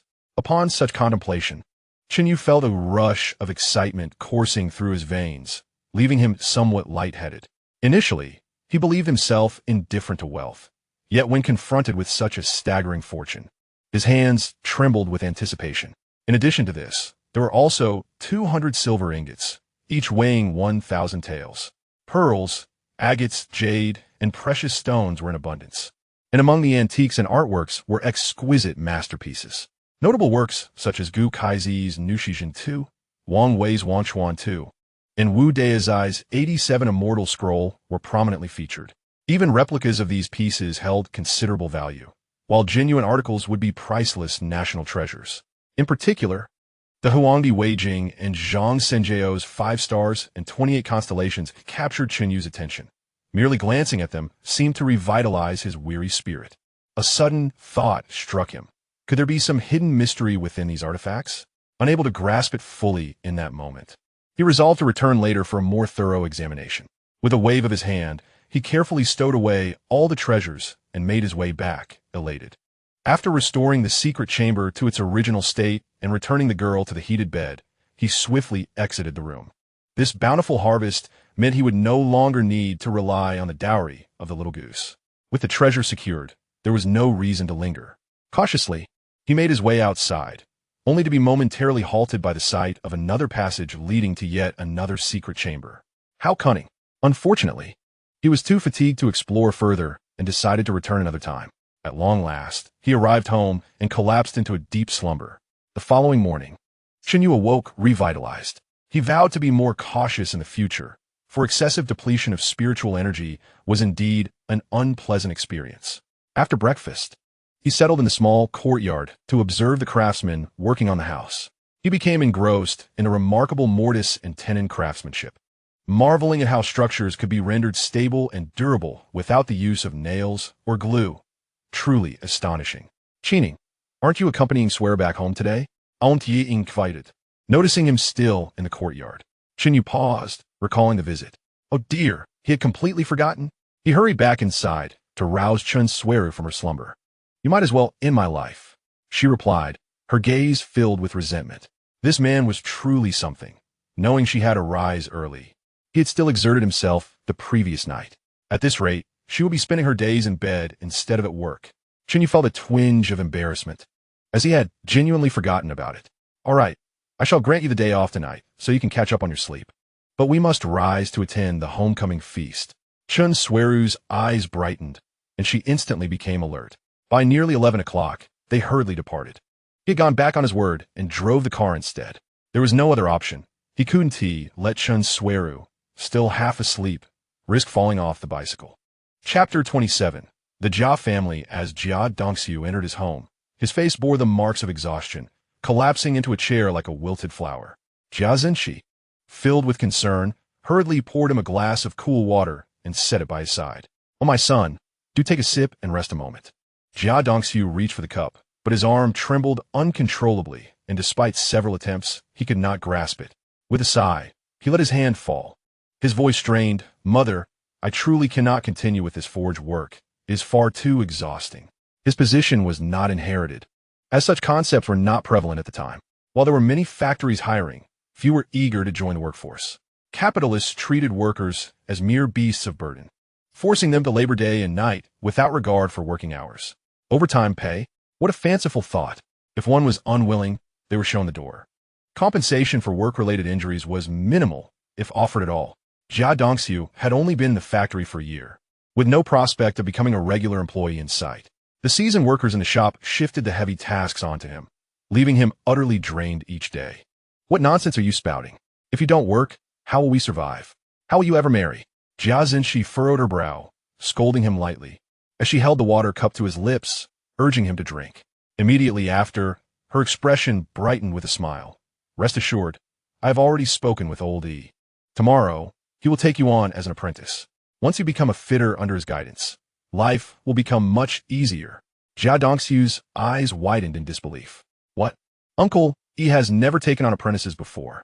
Mother, how did you manage this? Jia Zhenshi maintained her composure. Over the years, she had occasionally traded grain with He Daking without anyone discovering it. She couldn't let her son know, as his sensitive nature might jeopardize the arrangement. Dongxiu, do not concern yourself with the details. Later, you will bring a bottle of liquor to his house to formally request apprenticeship. I have already prepared it for you. As she spoke, Jia Zhenshi retrieved 2 bottles of Qin from the cupboard and placed them on the table. These were also procured by Zhonghai. Seeing his mother so well prepared, Jia Dongxiu felt a surge of joy. Mother, today Uncle E has been promoted to supervisor in the fitter workshop.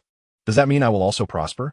Jia Zhenshi paused, having not heard of old Yi's promotion, but deemed it a fortunate turn of events. Oh dear Jia, may you watch over us from above, for the Jia family is finally turning a corner.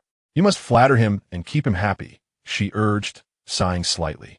You are rather clumsy with words. Let me think of how you should express yourself. Understood, Jia Dongxiu replied, deeply moved. His mother had sacrificed so much for him. 8 years ago, when his father passed away in a work-related accident, he was not yet 10 years old. The factory had only compensated $5 silver, a sum Jia Zhenshi had fought hard to obtain. Otherwise, they would have received nothing. Since then, she had raised him single-handedly, making shoes to sustain them. At a young age, her eyes had begun to fail, and her hands were covered in needle pricks. Mother, you are truly wonderful. I promise to be filial to you. Silly child, I will be relying on you in the future. Work hard. Our Jia family will not be inferior to any other. Jia Zhenshi's eyes sparkled with joy. Her son was becoming promising, and she could finally see the light at the end of the tunnel. It is often said that widows are the most astute, and Jia Zhenshi was certainly among the best. Her nature was bold, and she cared little for appearances solely to avoid being bullied. However, being merely brash would not suffice. One must possess discernment and know when to advance and retreat. In a world where survival often came at the expense of others, countless orphan mothers had vanished without a trace. Jia Zhenshi skillfully navigated this delicate balance, ensuring others perceived her as formidable, yet not provoking thoughts of her demise. She had been exceptionally devoted to the Jia family, never remarrying or changing her surname, a feat not all women could accomplish. One cannot deny the good fortune of the Jia family. With Jia Zhenshi at the forefront and Qin Huairu following closely behind, they both contributed significantly to the family. The greatest criticism leveled at the two was their failure to secure a legacy for Xiao'e, lacking in gratitude. Yet, how many saints exist in this world? Is there a common person who is not selfish? For the sake of their own interests, even kin could turn against one another, let alone mere neighbors. Xiao'e, enamored by beauty, bore half the responsibility for the situation. Primarily, he'd been brainwashed by Zhonghai and the deaf old lady, losing his sense of rational thought. Otherwise, he had ample opportunities to escape this trap, yet he consistently made the wrong choices. Jia Zhenshi, through her teachings and guidance, had instructed her son on how to appease Zhonghai. Mother, I am heading to Uncle Yi's house now. Jia Dongxiu suddenly felt invigorated, grasping the bottles of liquor and preparing to leave. Wait, I have something to ask you, Jia Zhenshi interjected, sensing her son had seemed distracted lately, often wandering to the backyard. Being a woman of experience, she instinctively recognized that something was amiss. Ah, my child, do you have feelings for Chen Xueru? Upon hearing this, Jia Dongxiu's face flushed crimson, and he hastily waved his hands. Mother, what are you saying? Please do not overthink it. Have you considered who Chen You is? Jia Zhongshi recalled the scene from that day and shuddered involuntarily.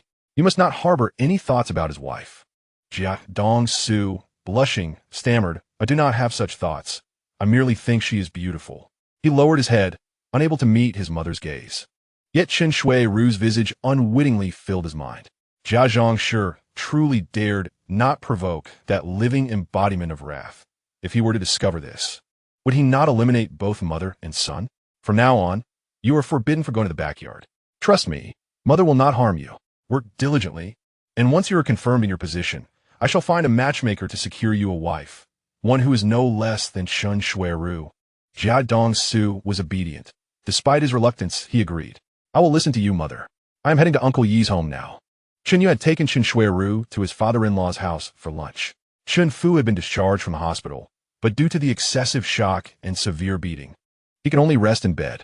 Chen Xueru took the opportunity to stay at her parental home under the pretext of caring for her father, intended to take a few days to recuperate.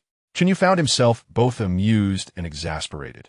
It seemed that he could not recklessly increase the intensity of their activities, for this woman was truly adept at evading him. After leaving his father-in-law's home, he parked the small car in a concealed location, waved it into his space, and retrieved his bicycle. Riding a bicycle was indeed more comfortable.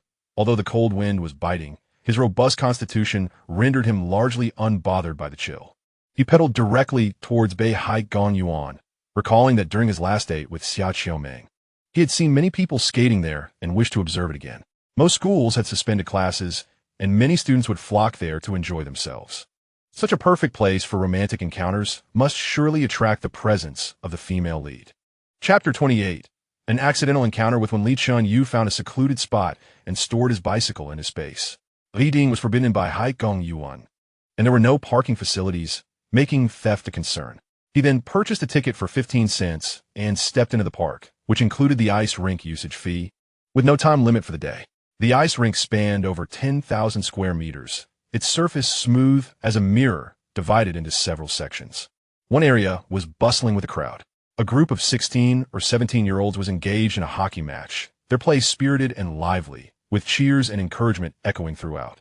Chen Yu had little interest in the game and made his way directly to the management office, where ice skates could be rented and one could pay for a coach. The fee for a coach was 30 cents per hour. After a brief survey, he noted the absence of any female coaches. What poor business acumen, he thought. I shall practice on my own. Glancing at the price list, he saw imported skates were 30 cents per hour with a 10 yuan deposit, while domestic skates were only 5 cents with a 2 yuan deposit. However, as a novice, he opted for the better quality to avoid mishaps. Once he donned the skates, Chen Yu felt a bit disoriented. Having only skated on wheels before, this was his first experience on ice.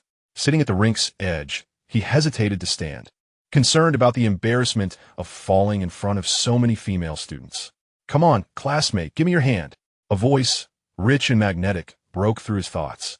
Chen Yu looked up to see a girl of about 17 or 18 standing before him, with 2 long braids and a petite face adorned with striking features. She wore a pink jacket complemented by a red scarf, radiating youthful beauty. She extended her delicate hands and smiled. I will help you up. Isn't this Su Huizhen? Chen Yu thought, momentarily lost in reverie, before instinctively reaching out his hand. The girl grasped his hand without hesitation, adding playfully, make sure to exert some effort. Don't let me fall. Her small hands felt cool yet smooth, unlike hands accustomed to labor. With her assistance, Chen Yu rose to his feet, regained his balance, and smiled. Thank you. May I ask for your name? Fair maiden? Her almond-shaped eyes widened in surprise. Following a fit of giggles, she finally managed to stop laughing. What era are we in? And yet you speak so poetically. Chen Yu scratched his head, admitting, I have never courted a girl here before. All my romantic endeavors have been initiated by the girls at home. I am unaware of the current vernacular. My name is Wen Li, from No. 1 High School. Which school do you attend? Chen Yu's eyes brightened. So it was she, the female lead from another tale, whose life seemed less than ideal. Perhaps it was his destiny to save her. Greetings, I am Chen Yu, and I have been employed for several years. Wen Li blinked, her dark, bright eyes reflecting curiosity. You appear youthful. Is this your first time skating? Allow me to teach you. Just as she finished speaking, a chorus of laughter erupted nearby. Chen Yu turned to see 3 girls, arms linked, giggling as they watched the pair. I shall teach you how to skate. May I inquire your name, young man? You truly look youthful. When Li's friends teased, their laughter infectious. When Li's cheeks flushed with embarrassment. What of it if I am interested in him? Teacher Wu has said that one should boldly pursue love. After a moment of laughter, the group glided closer, each girl eager to engage Chen You. Hey, what do you do? Wenli is the most beautiful girl at number 1 high school, and even Teacher Zhang is pursuing her. You should cherish her. The 3 girls exclaimed, their eyes sparkling with excitement. Chen Yu was taken aback. Were female students this bold nowadays? Unbeknownst to him, a significant number of girls had recently shed the constraints of traditional teachings, only to be influenced by a group of unscrupulous teachers who propagated the notion of love as a noble and sacred pursuit, promoting rebellion. It was not uncommon for students to marry their teachers, leading to a breakdown of decorum. All right, do not frighten him, Wenli interjected, extending her small hand to hold his. Come, let us skate and ignore them. Chen Yu readily agreed, and under her guidance, he began to glide across the ice. Fortunately, his strong physique and excellent coordination allowed him to adapt quickly. Before long, he found himself leading Wenli in their skating. Soon, Chen Yu became the star of the rink, effortlessly executing high-difficulty maneuvers such as the Y-shaped spin and seamless transitions. Wenli matched his skill admirably, and together they glided like ethereal beings, drawing the attention of many spectators. The crowd, previously focused on the hockey match, turned to cheer for the duo. Wenli's heart raced, a sensation she had never experienced before coursing through her body, electrifying and exhilarating. Hey, Wenli, we are tired. Let's go eat, called out a slightly plump girl from the sidelines. She glanced at the seemingly perfect pair, feeling a pang of envy, unable to resist interrupting their moment. Chen Yu, having thoroughly enjoyed himself, guided Wenli to the edge of the rink, and the group began changing their shoes. Wenli, thank you for teaching me to skate. Allow me to treat you to a meal, he offered with a smile. Wenli glanced at her 3 classmates, feeling a bit torn. Naturally, she wished to spend more time with Chen Yu, but they had all planned to dine together. If she were to back out, it would not reflect well. Inviting Chen Yu along would undoubtedly mean he would have to cover the cost, which could be substantial. She certainly did not want to scare him away. Chen Yu, will you treat Wenli alone, or invite us all? The slightly plump girl, Lu Hong, inquired again, having the most affluent background among the girls. The other 2 individuals were named Li Tong and Zhao Yan. In a short while, Chen Yu had become quite familiar with them, and they exchanged introductions. Of course, we are going together, Chen Yu exclaimed with a cheerful wave of his hand. Wait for me at the park entrance. I'll go fetch the car. The 4 assumed he was going to retrieve a bicycle. Although they found it somewhat peculiar that he did not want to go together, they did not question it further. Perhaps he simply wished to stop by the restroom along the way. Chen Yu briskly exited the park and found a secluded spot to unveil his car.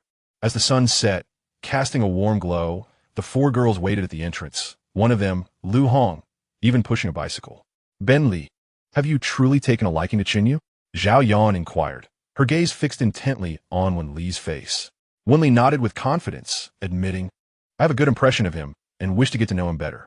Upon hearing this, Zhao Yan sighed internally. She had also developed feelings for Chen Yu. However, feeling inferior in every aspect compared to Wenli, she extinguished the flicker of hope in her heart, reluctant to compete. Being handsome is of little use. Wenli, you ought to scrutinize him closely. It would be best to test him thoroughly before you give yourself away too quickly, Lu Hong suddenly interjected. Jealous of Wenli's beauty, she struggled to contain the bitterness within her. Chen Yu was indeed handsome and well-dressed, and possessing a car suggested a comfortable background. If such an exceptional man were to become involved with Wenli, would that not place her in a position of perpetual inferiority? Absolutely not. They must be challenged. Chapter 29. Can you eat ice cream? Wenli shook her head, her expression serious.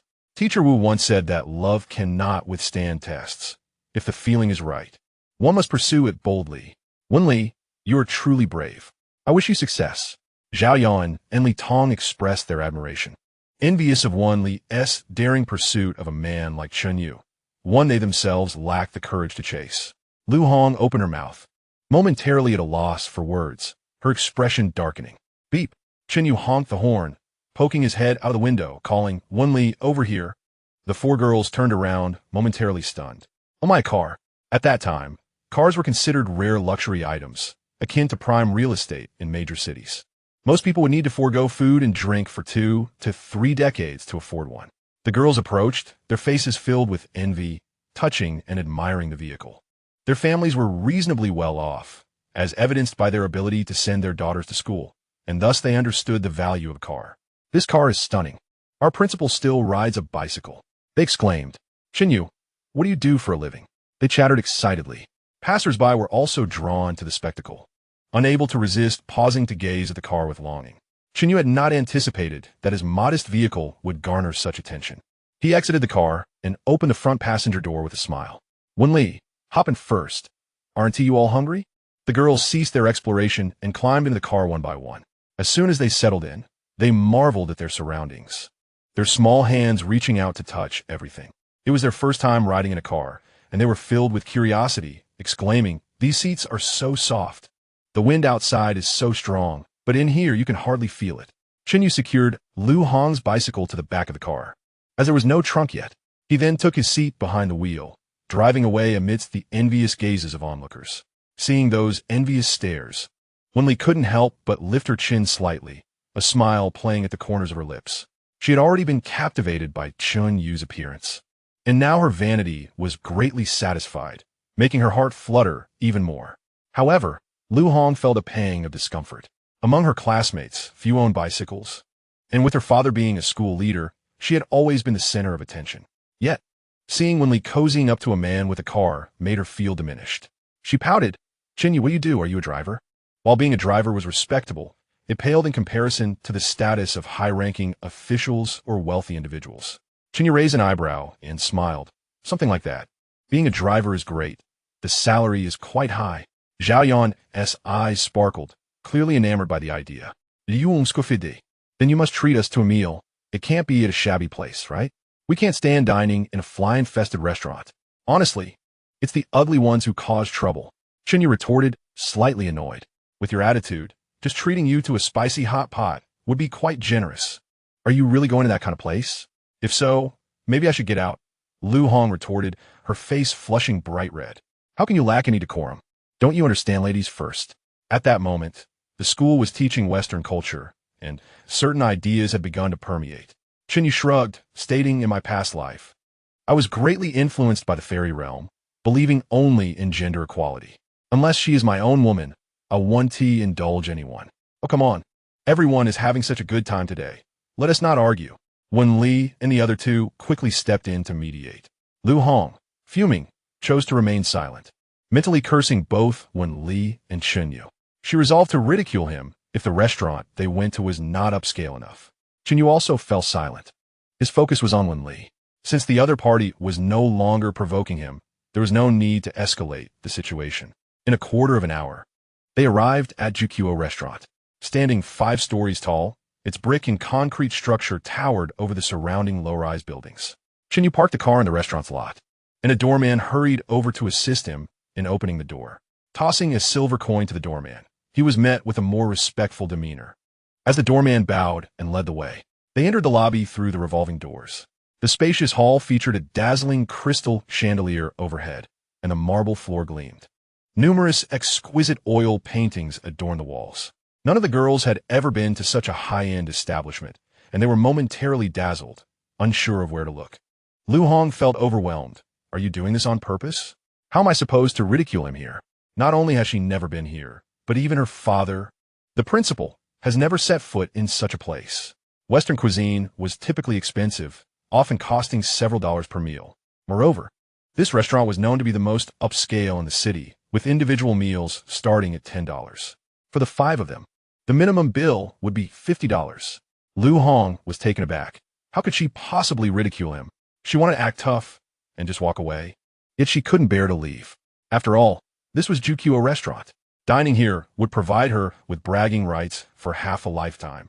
Guided by the waiter, Chen Yu and the others entered the dining area, finding a table by the window. A musician played the piano on stage, and the table was set with a pristine white tablecloth and silver cutlery. With few diners present, the vast space felt somewhat empty. Wen Li and the others felt a bit awkward, unsure of where to place their hands. Don't be nervous. I've brought enough money, Chen Yu said, raising an eyebrow with a smile. However, If you overindulge, you might have to stay behind to wash the dishes.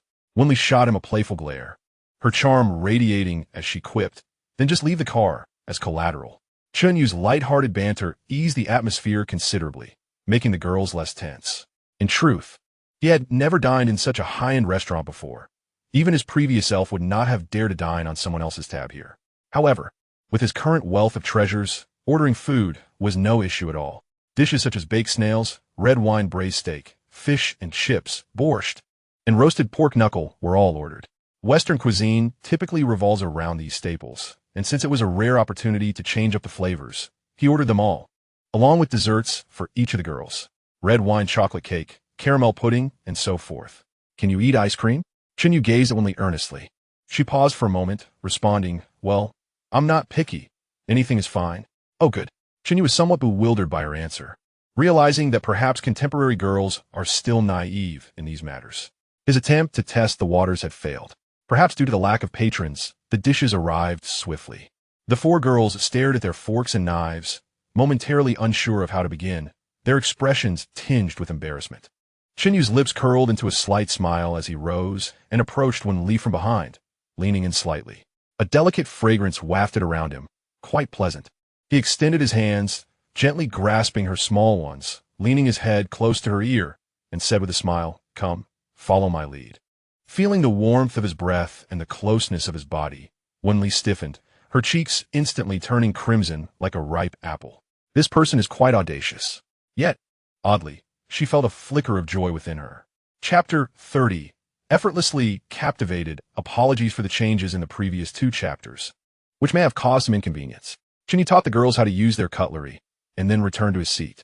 Wenli did not resist his intimate contact. There's hope. The group then indulged in the exquisite cuisine. It must be said that the price reflects the quality, as the signature dishes were indeed delightful. However, from Chen Yu's perspective, the primary reason for the delectable taste lay in the superior quality of the ingredients. In terms of seasoning, it pales in comparison to the Xia cuisine. Observing Wenli's rosy complexion, he felt that with a little more effort, he could win her heart. At that moment, a melodious, singing voice drifted through the air. The group turned to see a young foreigner on a platform, playing the piano and singing a theme song from film, with lyrics full of romance. The soothing melodies were quite popular, and the movie had also premiered in Jiucheng. So beautiful. Indeed, it sounded just like in the movie. English was a mandatory subject in middle school, so Wenli and the others could comprehend a bit. The film represented a trend, and naturally they had all watched it. The girls immediately began chattering excitedly. Lu Hong noticed Chen You smiling in silence, and suddenly spoke up. Chen You, can you sing? Why don't you show us a little? Chen You was taken aback, hesitating slightly. Lu Hong's eyes lit up at his reaction. Sensing an opportunity to regain her footing, was it fear or a lack of ability? Wenli furrowed her brow, feeling somewhat displeased. Lu Hong, how can you say that? Lu Hong shrugged and replied cheerfully, oh, I was just curious. If you can't, that's fine. What is there to be shy about? Who hasn't belted out a tune on TV in their past lives? Chen You simply wished to avoid drawing too much attention, but then thought of Wenli as a quintessential artistic young woman, and a plan formed in his mind. He stood up and gently stated, I recently wrote a song, and it would be wonderful if you could provide some feedback. With that, he approached the restaurant manager and requested to use the piano and microphone. After a generous tip, the manager readily agreed. Chen You stepped onto the stage and tested his fingers on the keys. He had learned piano for a few years in his previous life, but after such a long hiatus, his fingers felt somewhat rusty. The initial notes were unrefined, prompting Lu Hong to curl her lips in disdain, commenting, what is this? It's so unpleasant. Wenli, having studied piano since childhood, could easily discern Chen Yu's lack of finesse. However, once a woman's heart is stirred, she tends to embellish all of the other's shortcomings. Feeling a twinge of displeasure, she frowned and said, Lu Hong, don't always be so sarcastic. If you have the skill, why not give it a try? Wenli was not one to hold her tongue, directly confronting her. You, Lu Hong, lacking any talent herself, felt her defenses crumble, and her voice escalated, sharp and piercing. I'm only looking out for you. He clearly looks like a playboy. Don't let him deceive you. Wenli shot her a deep look, shaking her head with a smile. Lu Hong, I've just realized how hypocritical you are. It's quite tiresome. If you don't want to listen to the song, you're free to leave. Lu Hong was taken aback. You two really are a perfect match, aren't you? Is your only tactic to drive people away? Zhao Yan and Li Tong did not wish to offend Lu Hong, having been classmates and friends for several years. Well, we're just close friends. Please, let us not argue. Chen You is about to start. Let us listen to the song. Wow, the prelude is truly lovely. Chen You, feeling slightly more adept, realized his coordination skills were remarkable. Initially, he could only manage an amateur level, but after a bit of practice, his proficiency soared. Clearing his throat, his long fingers began to dance over the keys. The crisp notes instantly filled the restaurant, carrying a hint of melancholy. Initially, the patrons were indifferent, but soon their expressions changed, and they began to listen intently. Chen You leaned closer to the microphone, gently beginning to sing, "Let the winds of youth tousle your hair. Let it guide your dreams, unwittingly." His voice, rich and magnetic, captivated everyone present. The waitstaff stood frozen with trays in hand, while patrons paused mid-bite, swaying gently to the music, their faces reflecting rapture. The voice seemed enchanted, entrancing the audience. Lu Hong forgot her earlier quarrel, lost in the melody. Zhao Yan and Li Tong's eyes sparkled like stars, fixated on Chen You, their imaginations running wild. The song continued, building toward a crescendo, youth, unrepentant, eternal love. Let the wandering footsteps inscribe their tales in the desert, writing the lovesick laughter of the mundane world through the cycles of past and future. The piano's melody was enchanting, the lyrics poetic. As the chorus reached its peak, Chen You suddenly glanced over, his gaze profound. Winley found herself ensnared, her heart racing like a startled deer. In that moment, everything around her faded, and only Chen You remained in her vision, seemingly enveloped in golden light. In their eye contact, her delicate body trembled with excitement. At this moment, poets and literary figures held a revered status, akin to national icons, the creme de la creme. Chen Yu's performance, both lyrically and melodically exquisite, was a powerful force against Wen Li's heart. Being an artistic young woman by nature, she was inherently romantic, pursuing an aesthetic lifestyle and valuing the rituals of life. Words like youth, wandering, past, future, and reincarnation were irresistible to her artistic soul. Under the dim lights, amidst beautiful scenery, exquisite food, music, and of course, Chen Yu's striking appearance and charisma, everything felt utterly perfect. That electric sensation surged again, and she couldn't help but shiver. At that moment, only one thought echoed in her mind. It was him. She wanted to wander with him, no matter where they went. As the song concluded, Chen Yu stood, and thunderous applause erupted. In just a short while, the restaurant had gathered over 100 people, all drawn in by Chen Yu's enchanting voice. Chen Yu raised an eyebrow, smiling as he bowed slightly, eliciting even more fervent applause. He descended from the stage under the watchful eyes of the crowd, leisurely returning to the table.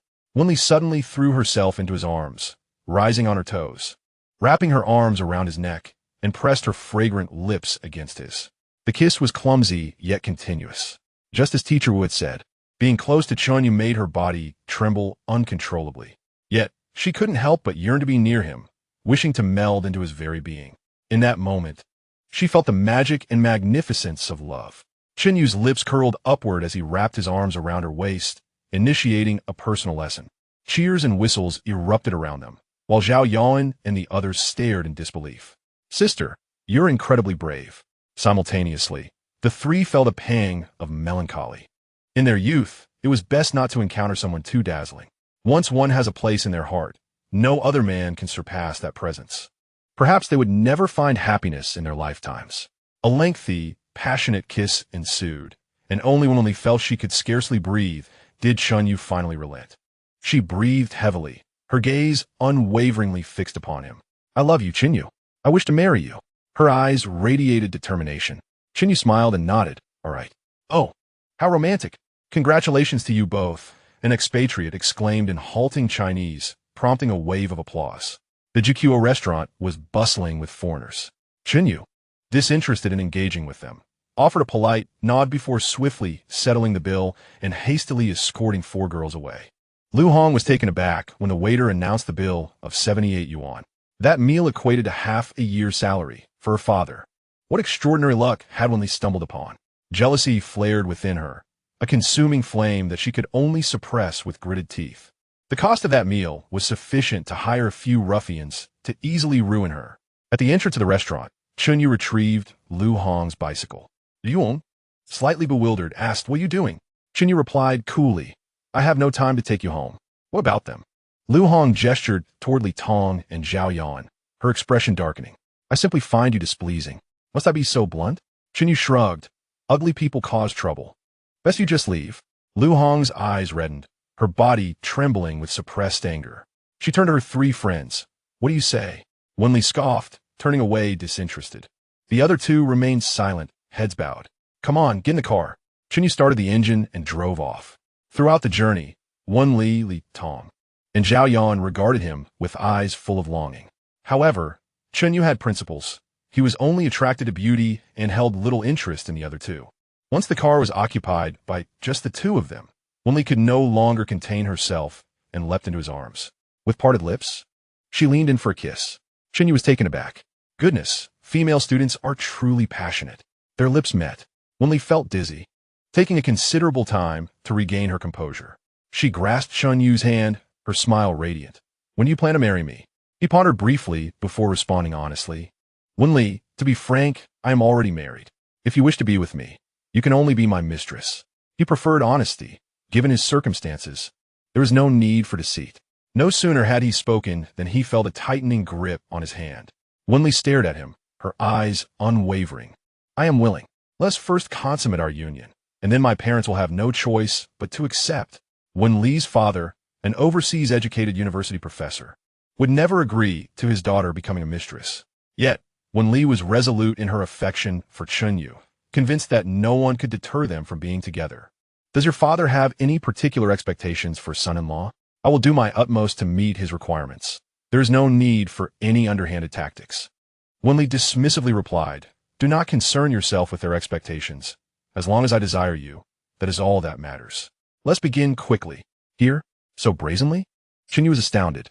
He had only encountered such terminology in literature and never imagined he would have the opportunity to experience it firsthand. Noticing his astonishment, Wenli was impatient, eager to become his. "Chen Yu, what are you waiting for? Are you even a man? Goodness, how rebellious." At that moment, Chen Yu gained a deeper understanding of Wenli. In the name of love, she appeared entirely indifferent to familial sentiments. However, he found himself in a position of advantage, and thus it mattered little to him. Since she had expressed her desires so boldly, Chen Yu felt relieved of any psychological burden. In the dead of night, in a secluded, dimly lit area, the car began to sway. Though the weather was chilly, their fervor was undeniable. As dawn broke and the path was cloaked in frost, an electronic voice echoed in his mind, indicating that the host had successfully collected the female lead. Fortune 41 had surpassed the spirit realm threshold, elevating him to the status of an European emperor. The data had changed as follows. Host: Chen Yu. Physique: 31. Initial lifespan: 49 years. Increased lifespan: Physique 2, Physique 4. Fortune: 61102. European emperor. Wow. Wenli has truly added a significant amount. Chen Yu felt a surge of joy, pulling her closer. Her skin was pale and radiant, smooth as jade. "Tomorrow, I shall send a matchmaker to propose." Wenli nodded, a satisfied smile gracing her features. The car was too cramped for further intimacy, so Chen Yu decided to take her home. She resided in a small courtyard, the space occupied solely by her family. Chen Yu assisted Wenli out of the car, watching her limp away, frequently glancing back. The sight of him bidding her farewell filled her heart with warmth, causing even her wounds to fade into insignificance. After Wenli departed, Chen Yu drove the car to a secluded spot and tucked it away. He then mounted his bicycle and headed straight for the Chong family.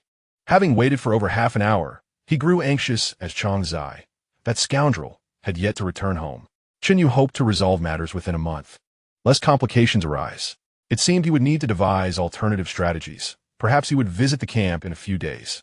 Lost in thought, he returned home only to find both front and back doors locked. With a leap, he scaled the wall into the courtyard. It was nearing midnight, the surroundings quiet.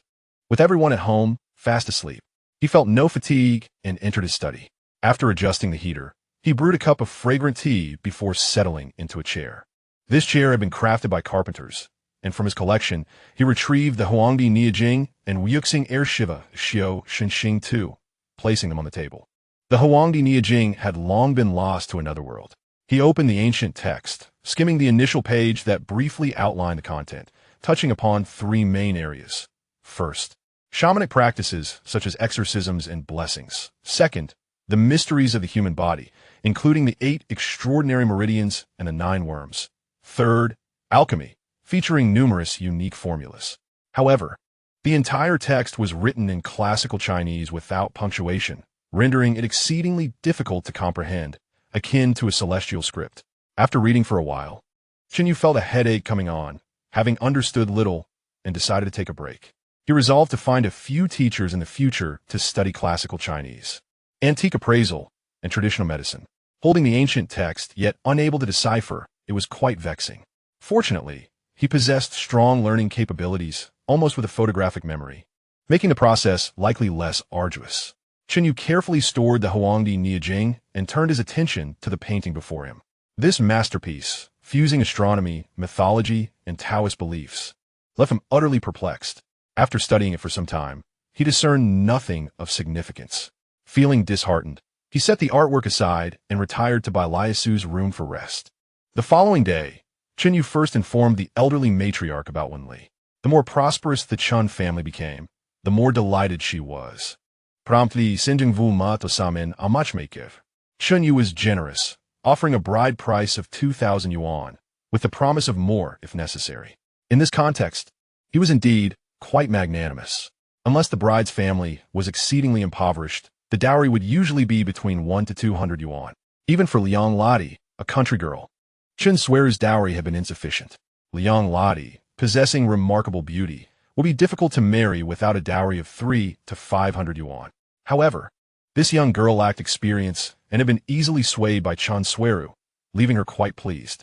Wenli's family was relatively well off, making it unlikely they would permit their daughter to become a mistress. Therefore, it would require substantial financial investment. Considering Wenli's father's status as a university professor, Chen Yu also decided to offer some less valuable ancient texts and paintings from his collection as part of the bride price. Should the Wen family remain ungrateful, they would have to experience the harshness of the world. After the matchmaker departed, Chen Yu continued to observe the craftsmen diligently laboring in the courtyard. The renovation work was nearing completion, with 6 additional brick and wooden houses erected in front of the 6 rear rooms. Each house measured approximately 20 square meters, with doors facing south and a distance of over 3 meters separating them from the rear rooms. To the west of the courtyard stood a wall enclosing the toilet and wash basin, while the kitchen and storage room were situated on the east side. Chen Yu nodded in satisfaction, realizing that even with a few more people, there would be ample space to accommodate them. "Hubby," a bright and cheerful voice rang out, prompting Chen Yu to turn his gaze. Lu Xiao'e came running towards him, followed closely by 2 little girls, each around 5 or 6 years old. "Sister Xiao'e, wait for us," they giggled, their short legs scrambling to keep up. Lu Xiao'e leapt into Chen Yu's embrace, tilting her head back with her eyes sparkling. "Hubby, you didn't go out today?" Chen Yu smiled and gently ruffled her hair. This little wife was certainly quite clingy. The 2 little girls behind her came to an abrupt halt, their faces paling as they shyly gazed at him, having been warned by their families that he was a formidable figure not to be trifled with lest they be devoured. Noticing how adorable the 2 girls were, Chen Yu felt a surge of fondness and said with a smile, "Oh, who are you 2?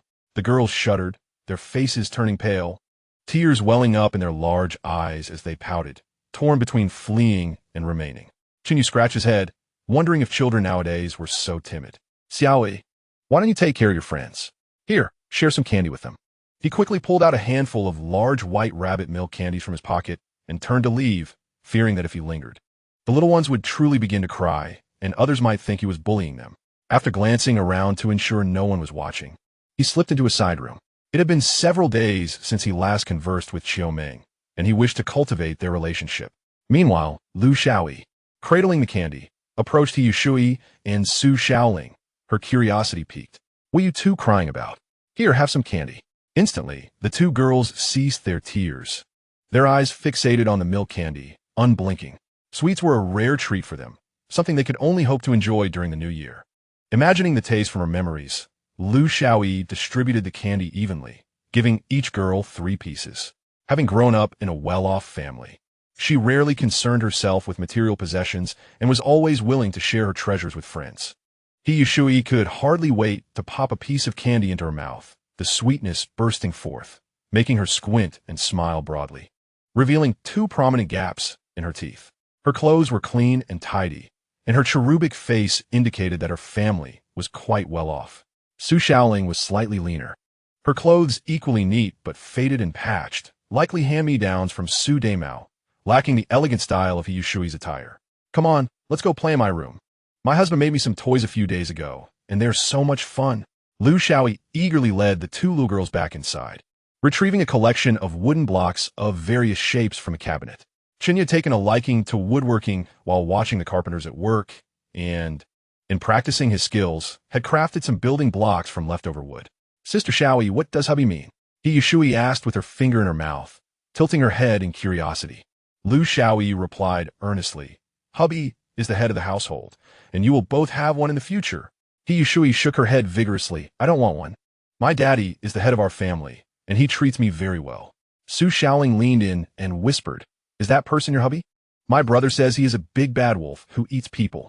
Upon hearing this, Lu Xiaoye's eyes widened in disbelief, and she retorted indignantly, don't talk nonsense. My hubby is the best in the world. If anyone calls him a big bad wolf again, I won't let her play with me. Got it, Sister Xiao'e. The 2 little girls nodded obediently, eager to please. If my hubby is so handsome, if you behave well, I will let him be your hubby too. Lu Xiao'e placed her hands on her hips, radiating a commanding presence. The 2 little girls, oblivious to the implications, merely knew that Sister Xiao'e shared delightful things with them. And they beamed. We will listen to you, Sister Xiao'e. Meanwhile, Granny Zhou, entrusted with the matchmaking task for the Chen family, mounted her bicycle and headed towards the Wen family. A cloth bag hung from her handlebars, containing 8 pieces of fabric and an inkstone. After pedaling for over 20 minutes, she arrived at Yudaying at 9:30. Approaching the Wen family door, she knocked and called out, Mr. Wen, I come bearing good news. Before long, a young girl with rosy lips and white teeth appeared to open the door. Who are you looking for? She inquired, her voice melodious. The girl, named Wen Hui, was strikingly beautiful, with an elegant stature that made her a true beauty. Granny Zhou's face lit up with a smile as she replied, Young lady, I am here to propose a match for your family. Is your elder sibling at home? When Hui appeared puzzled, I hadn't heard that my sisters were courting anyone. Please wait a moment. She closed the door and hurried into the main room, calling out, Father, there's a matchmaker at the door. Wen's father, engrossed in a book in his study, was taking advantage of the school closure to pass the time. He was momentarily taken aback. Who is the proposal for? Your elder sister? When Hui smacked her forehead, sticking out her little tongue. Oh dear, I forgot to ask. Please invite her in. All right, she chirped, bouncing back outside. Wen's father shook his head with a smile, bemused by his daughter's forgetfulness.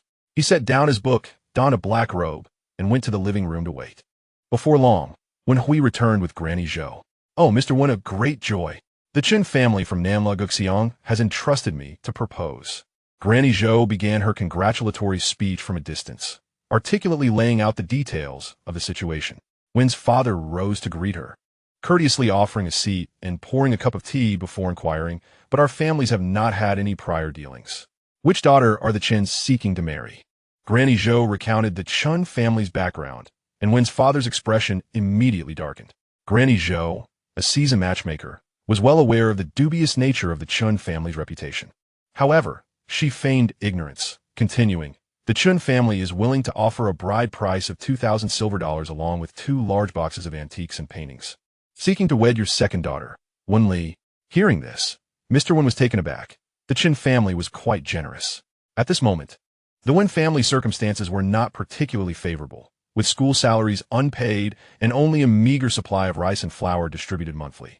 Fortunately, the Wen family had some reserves, allowing them to endure for a while, but they could not last indefinitely. The second daughter was of suitable age and nearing graduation from secondary school, making her a potential candidate. Yet, a sudden realization struck him. What do you mean by seeking to wed? He suddenly raised his head, his expression turning fierce. What? The Chen family wants my second daughter to be a concubine. Granny Zhou, having encountered various situations throughout her career, was not easily intimidated. She had even facilitated marriages between distinguished young ladies and less desirable suitors in the past, so this challenge was not beyond her capabilities. Mr. Wen, the Chen family has stated that if you are unsatisfied, they can increase the bride price. Wen's father, maintaining a stern demeanor, shook his head and lifted his teacup. Please take your leave. My family has no intention of forming a marriage alliance. Granny Zhou, undeterred, continued to persuade him, but he merely shook his head, too weary to respond further. Realizing her efforts were futile, Granny Zhou resorted to her trump card. Mr. Wen, you may not be aware, but your second daughter and the young master of the Chen family have already privately pledged their lives to one another. If this matter continues to be delayed, it may soon become impossible to conceal. Of course, Chen Yu had not disclosed this information to her. He had simply informed her that he and Wen Li shared mutual affection and intentions of marriage. As a consequence, Granny Zhou, misunderstanding the situation, attempted to use this as leverage against the Wen family. What? Wen Fu was instantly enveloped in a fit of rage. Xiao-san, summon your second sister. At that moment, Wen Hui was left in a state of disbelief, as her second sister had secretly pledged her lifetime to another. This promised to be quite the spectacle. With a slight smile curling at the corners of her mouth, she eagerly dashed to the west wing, knocking on the door. Adi, awakens. A matchmaker has arrived to propose. Wen Li, exhausted from the previous night, took a while to groggily open her eyes. Upon hearing her sister's call, she was jolted awake and hurriedly donned her clothes. The thought of soon marrying Chen Yu filled her heart with sweetness. Chapter 33. Wen Li's elopement. Once Wen Li was ready, she stepped into the main hall, only to find her father seated with a dark expression. Beside him stood a middle-aged woman, gesticulating animatedly, her words flying out in a torrent. Father, Wen Li called out, approaching him. Bang! Wen Fu slammed his hand on the table, pointing at her while bellowing, "You ungrateful daughter! You have brought shame upon our Wen family." Wen Li was taken aback. Had Chen Yu revealed their affair to the matchmaker? Otherwise, her father would not be so furious. It was the first time she had witnessed him in such a rage. However, it was too late. Her heart was already bound to Chen Yu. Gritting her teeth, she raised her head to meet her father's gaze, resolutely declaring, "Father, I shall marry no one but Chen Yu. Please grant us your blessing." Wen Fu's finger trembled. "Wen Li, I refuse to consent to this marriage. If you persist in your obstinacy, this family shall no longer have a place for you." Meanwhile, Chen Yu and Xiaomeng exchanged whispers for a while before returning to the courtyard to observe the carpenter at work. He occasionally lent a hand, seizing the opportunity to learn a few tricks. Before long, Lu Xiao'e emerged from the house with two young girls, Xiao'e and Su Xiaoling. No longer fearful of him, frolicked by his side. It was then that Chen Yu learned their names. They were the younger sisters of the notorious Xiaomao and Xiao'e. Observing them, he found it quite inconceivable that they resembled nothing of their older brothers. Xiao'e dashed over and hugged his leg, looking up with innocent eyes. "Gidge, you smell so good. Can you hold me?" Her chubby little form was utterly adorable, bearing no resemblance to the wiry adults they would one day become. Chen Yu felt a surge of affection and crouched down to embrace her. "Gidge, I want a hug too," Su Xiaoling exclaimed, rushing over. Chen Yu welcomed the charming little girls, lifting her into his arms as well. Lu Xiao'e stomped her foot. "Hey, that's my husband. You two little rascals, get down." "I'm not a rascal. I'm fragrant." Xiao'e pouted, slightly displeased, and wrapped her arms around Chen Yu's neck. "Gidge, smell me." Chen Yu chuckled, nuzzling her cheek with his forehead. Indeed, Xiao'e is fragrant. After indulging in playful moments with the three little girls, his spirits soared. Not long after, the lively scene in the courtyard attracted Lu Guanqi, Lu Guantian, Yin Jiecheng, and Yin Jiefeng, who all came looking for fun. Upon seeing the dirty little boys, their faces smeared and noses running, Chen Yu felt overwhelmed and quickly tossed them a handful of candy before slipping away. Xiaomao school was on break, so Lao Su had kept him around to learn film projection. Xiao'e had already left school and was apprenticing at ZY Chun Lu, learning from a Cantonese chef. Cantonese cuisine shared many similarities with tanned family dishes, both seeking the utmost in ingredients and elaborate techniques. His studies in Sichuan cuisine would begin after the opening of the Ime restaurant. At that time, Sichuan cuisine was not yet popular in the capital, with only a few respectable establishments. Qing was quite astute, likely noting the rising popularity of Sichuan cuisine and consequently finding him a Sichuan chef. No wonder these two would excel in their respective fields in the future. They had honed their skills from a young age, unlike those who ventured into the profession later. At noon, the family gathered around the round table in the main hall, preparing for their meal. The Chen family's fare was quite good, featuring 3 meat dishes, 3 vegetable dishes, with rice and steamed buns as staples. Just then, a knock echoed at the door. Before anyone could respond, Granny Zhou lifted the curtain and entered, followed by Wen Li, who carried a small bundle and bore a red, swollen mark on her cheek. Granny Zhou opened her mouth, unsure how to explain. The family was taken aback, and Chen You hurried forward to take the bundle. "What brings you here? Were you not waiting for me to escort you?" Wen Li replied with a calm smile. "My father forbade me from marrying, so I came on my own." Chen You was taken aback, thinking it unnecessary for her to be so reckless. There were plenty of ways to deal with her father-in-law. The old lady's expression darkened, and with a loud clatter, she dropped her chopsticks. Holding traditional views, she had little tolerance for those who strayed from convention. Even if Wen Li acted out of love for her precious grandson, she remained displeased.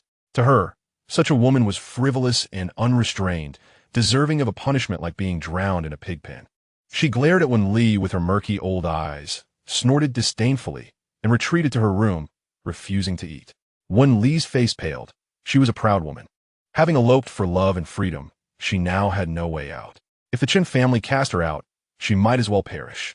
Her gaze fixed intently on Chen You. If he showed even a hint of discontent, she would end it all right there. Chen You, with a mindset rooted in the new century, could not fathom such thoughts. Though women like her could easily become infatuated with love, increasing the risk of infidelity, he had a backup plan. Seeing Wen Li's defiant expression, he gently caressed her swollen cheek, feeling a pang of pity. "Wen Li, settle in comfortably here. Tomorrow, we shall host a banquet.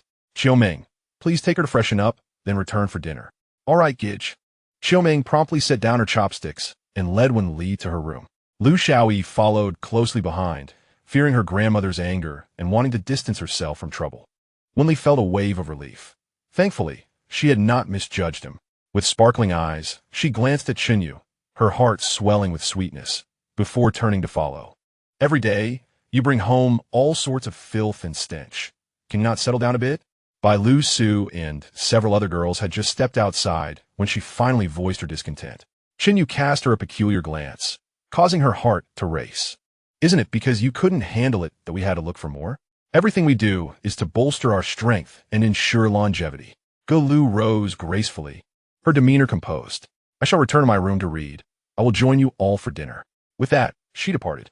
Bai Lu Su shot her a fierce glare before following suit. Chen You called for Aunt Wu to keep the food warm on the stove before entering the old lady's room. Ultimately, she was the one who cared for him most, and soon enough, she was appeased. However, she still regarded Wen Li with disdain. During dinner, when Wen Li greeted her, the old lady pretended not to hear. Chen You scratched his head, realizing that this matter needed to be addressed directly with the Wen family. Just as he was preparing to take Wen Li back that afternoon, his third uncle returned. In the study, Chen You brewed a cup of tea for him. Chen Huairu took a sip, sizing up his nephew. He couldn't fathom why such a debauched young man would warrant the affection of a noble lady. Chen You examined his appearance. He had changed into fresh clothes that morning. Nothing seemed amiss. Once the Wen family matter is settled, Wen Li will return to her home, and next Sunday, you will go to escort her. Chen You was taken aback. Had his third uncle already learned of the situation and resolved it so swiftly? The watchman informed me. "You indeed have some skill, managing to win over the daughter of the Wen family like this." Chen You felt a swell of gratitude. His third uncle truly cared for him. He disliked being in anyone's debt. With only a few days left until the contract signing, he must remember to ask for Yao Yuan Wan. Chapter 34. Wen Li departed. La Di arrived all right. "I've taken Wen Li away. Today, I must escort her home. She cannot stay here overnight," Chen Huairu said, placing his teacup down with a more serious expression. "After this marriage, you shall return to your duties. Reorganization is imminent, so make sure to perform well." Chen Yu had no desire to return to work, as he had already mapped out his future plans. "Third uncle, how about I resign and not work anymore?" he suggested. But before he could finish his thought, Chen Huairu raised his hand and lightly slapped him on the head. He could have dodged, but chose not to. It was merely a gentle tap. Chen Huairu glared at him, the scar on his face appearing more menacing. "No, you must undergo re-education. This is for your own benefit," he declared, and without waiting for a reply, he took Wen Li and left. Chen You opened his mouth, intending to soothe Wen Li, thinking to himself that his uncle was far too hasty. Helpless, he pondered how he could safely navigate this situation without having to return to work. That evening, Yizong Hai and Lu Haizhong arrived bearing gifts. Chen You glanced over and was taken aback. Each had brought 2 large de Qianmen cigarettes and 2 jars of Fenju. These were high-end products, not cheap by any means.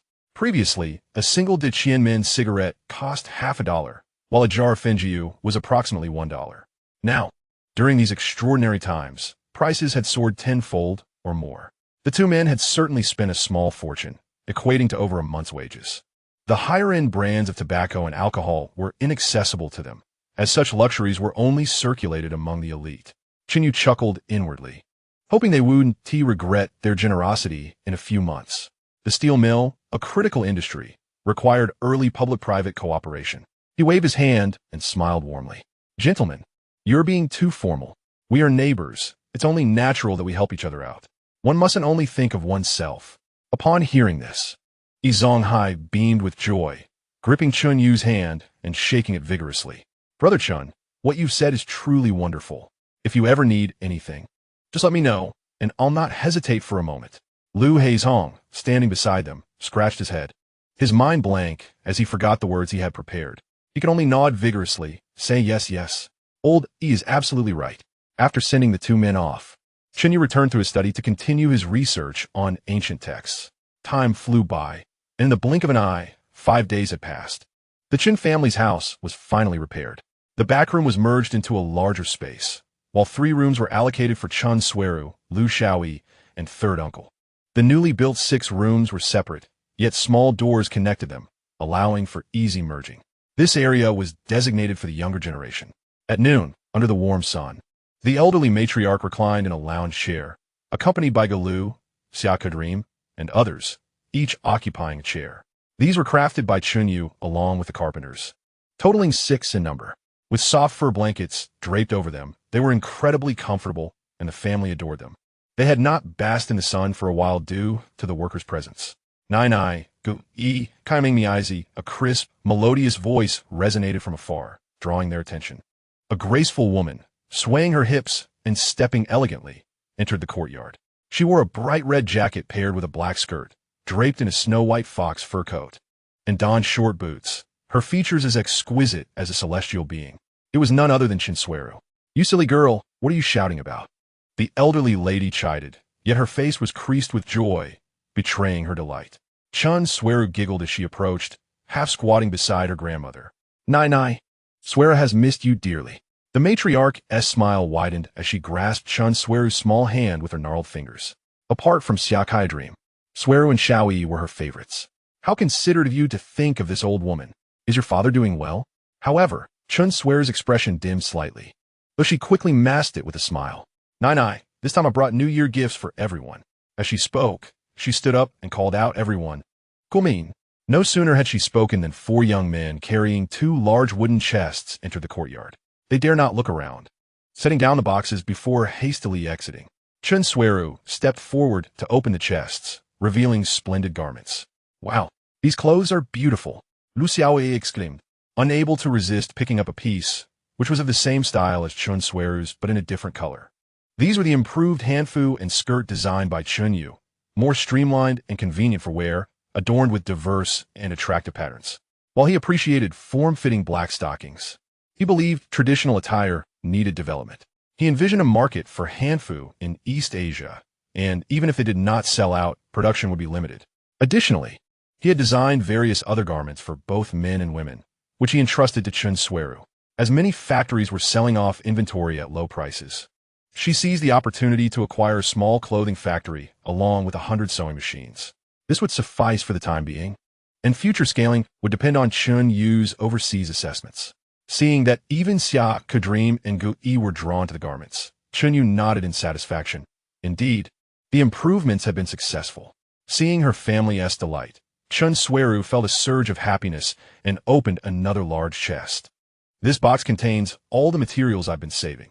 There's enough for everyone. Curiosity piqued. The onlooker saw that the chest was filled with snow-white fox fur, identical to the one Chen Xueru wore. Sister Xueru, you are too generous. Lu Xiao'e couldn't help but shower her with praise. Chen You noticed that among them, she was the most adept at flattery, leaving the matriarch in a daze. At that moment, Liang Ladi entered, carrying a package, a demeanor shy. She had just settled her payment with the carriers and hesitated before summoning the courage to step inside. Chen Xueru smiled and said, "Nai, this is a girl I found for the second household, my distant cousin. Please take a good look at her." The matriarch scrutinized her for a moment, then smiled approvingly. "With that figure, you'll be holding your great-grandson next year. She's a good match. Don't skimp on the bride price. Rest assured, it will be generous." Chen Xueru replied cheerfully, showing no signs of hesitation in ensuring the bride price was fair. In her view, it was unwise to give the younger generation too much money up front, as it could lead to a loss of control. Only by dangling a carrot could she ensure their loyalty. With Chen Xueru's return, the atmosphere in the house became lively. Several women gathered to choose clothes. Although the styles were quite similar, merely varying in size. Even so, they could happily chat away the afternoon, seemingly never running out of topics. Chapter 35. Be gentle, Chen You muttered to himself, picking up some woodworking tools to craft toys for the little girls. He found himself rather bored and sought to occupy his time. In his previous life, he had seen many delightful fanfics that were quite exhilarating. Unfortunately, at this stage, no one in the courtyard dared to provoke him. He wondered if the neighbors would eventually bring some amusement into his life. Galu found it difficult to relate to the younger girls, and after the matriarch's afternoon nap, she retreated to her own room. She pulled out an ancient medical text from the bookshelf and began to read intently. Observing Chen You bringing woman after woman home, she couldn't help but feel some concern. She hoped her own daughter wouldn't end up living in solitude, yet reliant on the Chen household for her sustenance. She felt it was inappropriate to voice her worries. For her daughter's happiness, she needed to devise a plan to ensure her son-in-law regained his health. That night, Chen You first visited Chen Xueru's room. During dinner, she had signaled him with her eyes. Chen You couldn't help but chuckle. During their time together, he only felt tormented, wanting to flee at any moment. Yet, merely a few days after their separation, she eagerly sought him out. In just a matter of moments, he had won her over. Truly, she was both inexperienced and playful. The following day, Chen You busied himself crafting a wooden rocking chair. The three little girls were enchanted, pestering him to make a few more. Even Liang Ladi gazed at him longingly, her desire evident. He scratched his head, pondering whether this creation held any commercial value. It was worth exploring, akin to the likes of Tangram or Lubinlock. However, he first needed to venture out and investigate if any similar mechanical devices existed that could facilitate mass production. Relying solely on manual labor seemed rather futile. That evening, Chen You visited the first new house on the east side. Liang Ladi timidly sat on the wedding bed. Today marked their wedding night. With the banquet planned for a few days later alongside Wenli, Chen You found himself quite fond of this spirited woman. After sharing a cup of wedding wine, he subtly moved his fingers, and a small wooden box, measuring 50 centimeters on each side, abruptly appeared on the floor. With a muffled thud, he placed the box on the table. Liang Ladi was momentarily taken aback. She had just inspected the room and had not seen this box. Chen You opened the box, revealing 2 gold ingots, each the size of small watermelon, gleaming brilliantly. Besides the ingots, there were pearl necklaces and various gold and silver ornaments. Filling the box to the brim, Liang Ladi's mouth dropped open in astonishment, her eyes nearly bulging out. "This is your dowry. Keep it close to you," Chen You said with a satisfied smile, pleased with her reaction, but he still cautioned her to maintain a low profile and avoid wearing the jewelry outside. She looked at him incredulously, her words stumbling. "Is this really for me? Is there any doubt? Your parents are not around, so I cannot let you suffer." Chen You replied with a gentle smile. "Now, enough of this. We should consummate our marriage." Liang Ladi finally shifted her gaze away from the box, taking a few deep breaths to calm her racing heart. "Wait a moment. Let me fetch water to wash your feet," she said, picking up a red ceramic basin and heading out. It was evident that she was a country girl who cared for others. The previous few he had encountered were from wealthy families and knew nothing of how to serve a man. Chen You smiled, gently taking her small hand and drawing her closer. Leaning near her delicate neck, he whispered playfully, "On our wedding night, I've already washed up." His warm breath brushed against her long, graceful neck, sending shivers down her spine. Liang Ladi could hardly withstand such teasing, instantly feeling a jolt of electricity. Please be gentle. I'm a bit scared, she said. Standing an impressive height of nearly 1.7 meters, her figure seemed to be all legs below the neck. She fidgeted with her fingers, feeling both excited and anxious. Her cheeks flushed a lovely red. Soon, the cold system notification chimed again. Ding, Qian 2 points. Current total 122 points. In the blink of an eye, 3 days passed. Chen You provided Chen Xueru with a substantial sum to continue purchasing factory buildings and land. He had yet to decide on a specific venture, but believed it prudent to secure the land first. Later, he could sell it to Lu Jinhua for a comfortable profit. After all, money gained this way felt like found treasure. That evening, after watering the flowers, he ventured out as usual, riding his bicycle. He first headed to the Chang family's small building, but found nothing of interest. He then turned towards the military camp. A small car cruised along the dimly lit street, followed by a military truck. The truck had no headlights, and its cargo was uncertain. Have you notified Han Qingkui? Chang Zizhe sat in the back seat of the car, his expression darkening. The situation was growing increasingly dire, yet he understood his notorious past made surrender unthinkable. Absenteeism and cowardice during battles, as well as bullying in the city, any of these actions alone warranted a death sentence. Now he had burned all bridges, forcing him to press onward without retreat. The driver, a man in his 30s, glanced in the rearview mirror upon hearing the question and replied curtly, "Yes. He is willing to cooperate with us." Chang Zizhe sneered. Knowing the driver's hand was stained with countless lives, he would dare not defy him. The driver pursed his lips, remaining silent. Chang Zizhe, feeling restless, tugged at his collar and said sternly, "If I do not escape, you needn't worry about me. Protect Shaixun and ensure his safety. This is an order. The Chang family's lineage must not end with me. Starting tomorrow, stick close to him and seize the opportunity to flee." The driver hesitated for a moment, then complied, understood. Meanwhile, Chen You sped towards the camp, pedaling furiously, his speed rivaling that of a car. He had noticeably enhanced his physical capabilities. He now felt as though his strength had more than doubled. Suddenly, a series of gunshots echoed ahead, causing Chen You to furrow his brows as he expanded his perception. In an instant, the situation within a 40-meter radius became vividly clear in his mind. Not far ahead, a woman was engaged in a gunfight with a group of assailants. His eyes narrowed. Was that not Lucy? He had been wandering around the city all day without finding her, only to stumble upon her here. What a stroke of luck. Chen You abruptly pushed down on the pedals, propelling his bicycle forward with the speed of an arrow. As he approached, a loud shout rang out. "Tianzhao, I haven't held it against you for being a girl. Do you think I, Han Qingkui, am made of clay? Tie her up and take her back to Barry." So was Han Qingkui. Chen You rode boldly into the path of the group. "Han Qingkui, what are you doing? Who dares to call my name so brazenly?" Han Qingkui was already seething with rage. Upon peering out from the rickshaw, his expression instantly shifted. A stiff smile crept onto his face.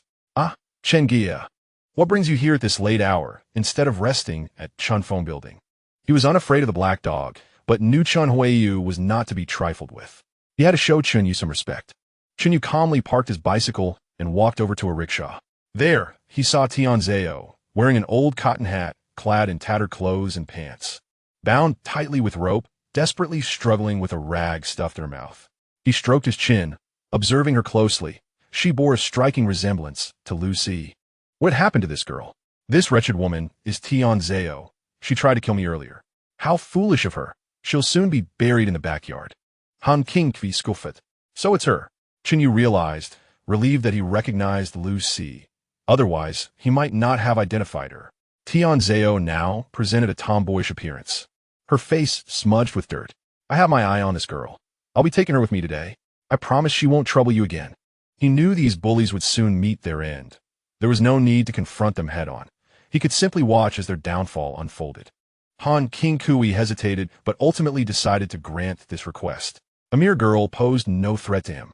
He nodded, and one of his men moved to untie Tianzhao. Chen You waved his hand, stepping forward to remove the rag from her mouth.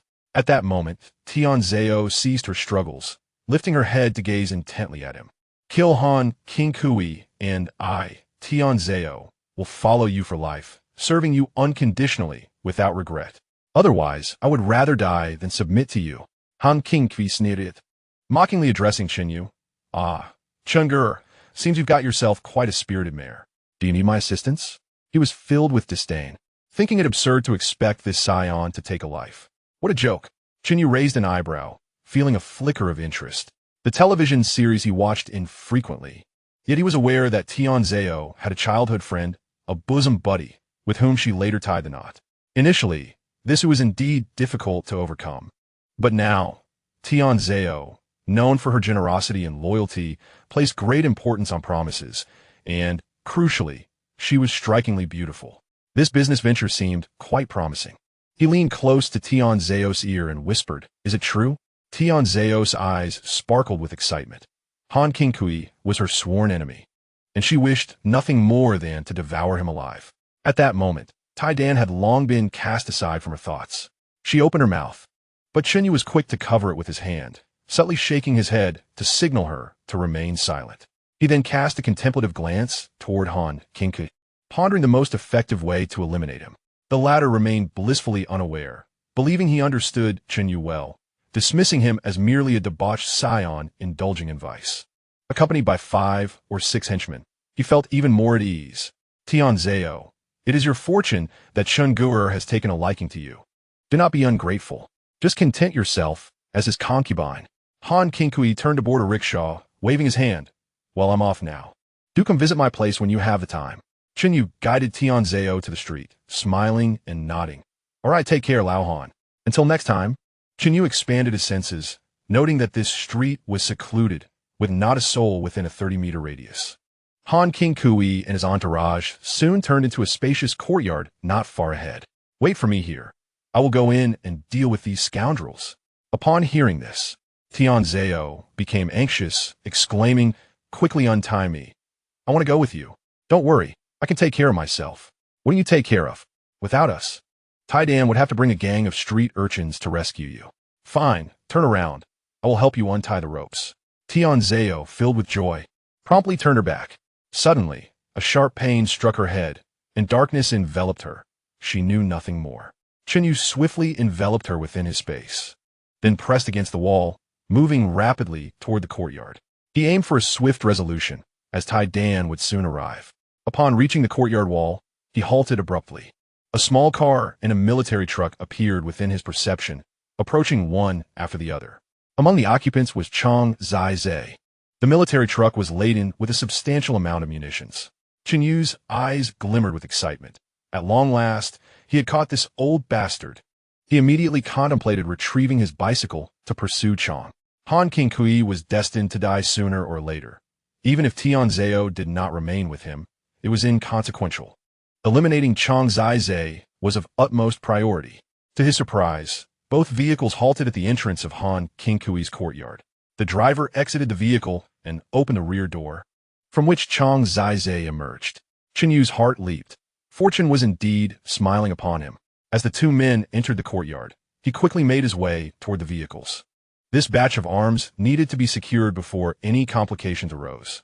The truck driver, clad in a military coat, leaned against the front of the vehicle, smoking a cigarette. In the darkness, the glowing ember flickered sporadically.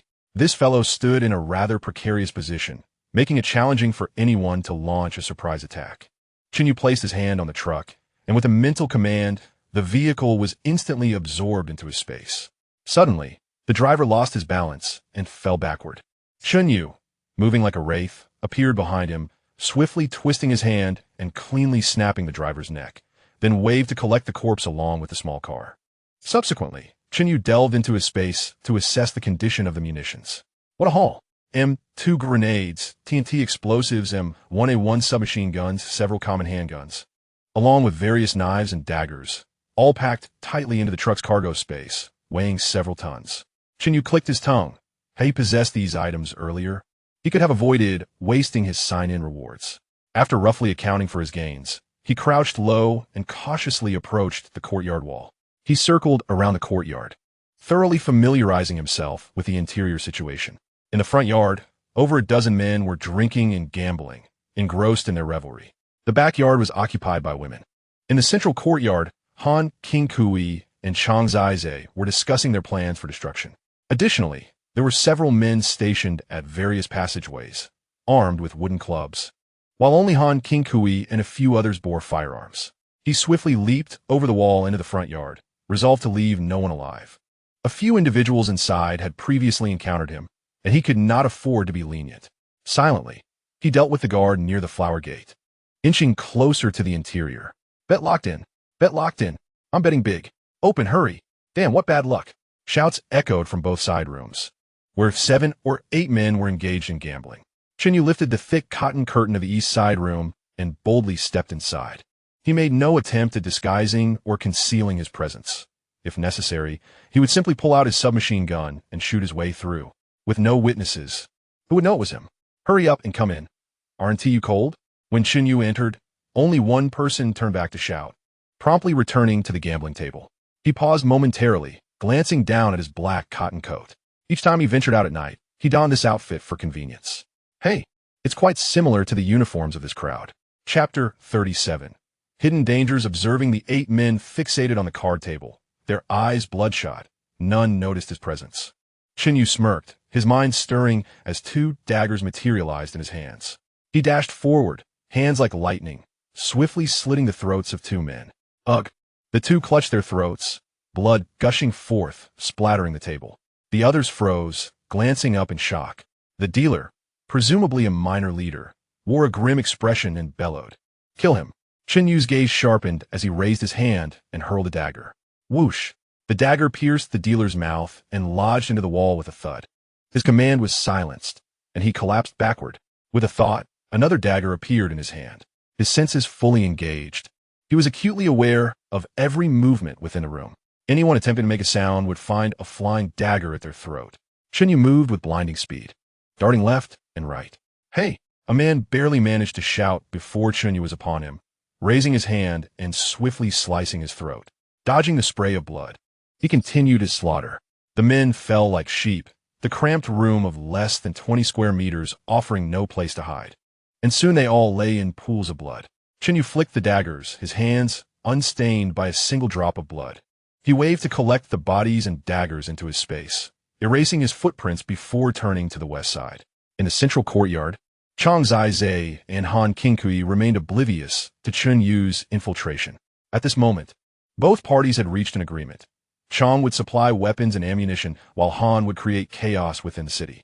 Someone, go bring the goods from the vehicles outside. Han Qingkui shouted, but outside there was not a hint of movement. Hey, these little bastards must be itching for trouble. Feeling his dignity compromised before the esteemed guest, he barked angrily, go see what is going on. The a frail-looking man with a goatee, stroked his beard thoughtfully and replied, Master, something seems off. It shouldn't be this quiet outside. His words sent a chill down Han Qingkui's spine. Aside from the guards, his men were merrily drinking and gambling in the front yard. Though the distance was considerable, there should still be some noise. Sir, there may be trouble.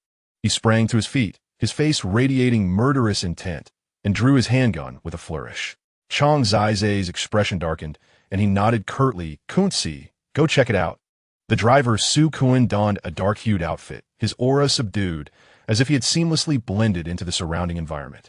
With a stoic expression, he nodded and turned to exit. His footsteps were light, gliding across the ground like a dragonfly skimming the water's surface. His arms hung at his sides, swaying rhythmically with his strides. Upon entering the moonlit courtyard, a gentle breeze tousled his hair and the edges of his garments, exuding an air of a refined master. Suddenly, Su Kun's expression shifted dramatically. With a swift thrust of his right foot, he rolled sideways. In the air, bullets instantly riddled him like a beehive, causing him to collapse to the ground like a crimson gourd. His final thought echoed in his mind, damn, I was careless. Chen You emerged from the shadows. In his perception, this individual's strength was formidable and had kept him on edge for quite some time. So this is it. He smirked dismissively. No matter how skilled one is, they fear a cleaver. Moreover, I still possess grenades and a submachine gun. The sound of gunfire erupted, startling the 3 individuals inside the main hall. They turned to see Chen You approaching, a submachine gun in hand, with a grin plastered across his face. Chen You, Brother Chen, Chang Zizhe and Han Qingkui exclaimed in surprise. They had anticipated many foes, but never expected this dandy, leaving them utterly bewildered. However, both were seasoned veterans and acted without hesitation, raising their guns and pulling the triggers. There was no time for idle chatter with an enemy. Bang, bang, bang. The two emptied their magazines, bullets whistling through the air. Chen Yu's lips curled into a smile. He now commanded space with ease, his thoughts subtly shifting as he manipulated the environment. Bullets whizzed past him, yet he remained unscathed, continuing to advance steadily. The other three gaped in astonishment, with Han Qingkui even rubbing his eyes in disbelief. They were confident in their marksmanship. How could they have missed at such close range? Unfortunately, they had no time for astonishment. With a flick of his finger, Chen You swiftly claimed their lives. After stowing their bodies away, he meticulously examined the area with his perception, finding no hidden chambers. He waved his hand to collect all the antiques in a room, leaving no tables or chairs behind. He then quickly scaled the wall and rode away on his bicycle towards the Chang family's small building. Chen You had previously raided the backyard, returning with several large boxes of silver dollars and yellow croakers. Thus he was quite satisfied with his haul. The Chang residence remained unchanged, and Chen You deftly infiltrated it.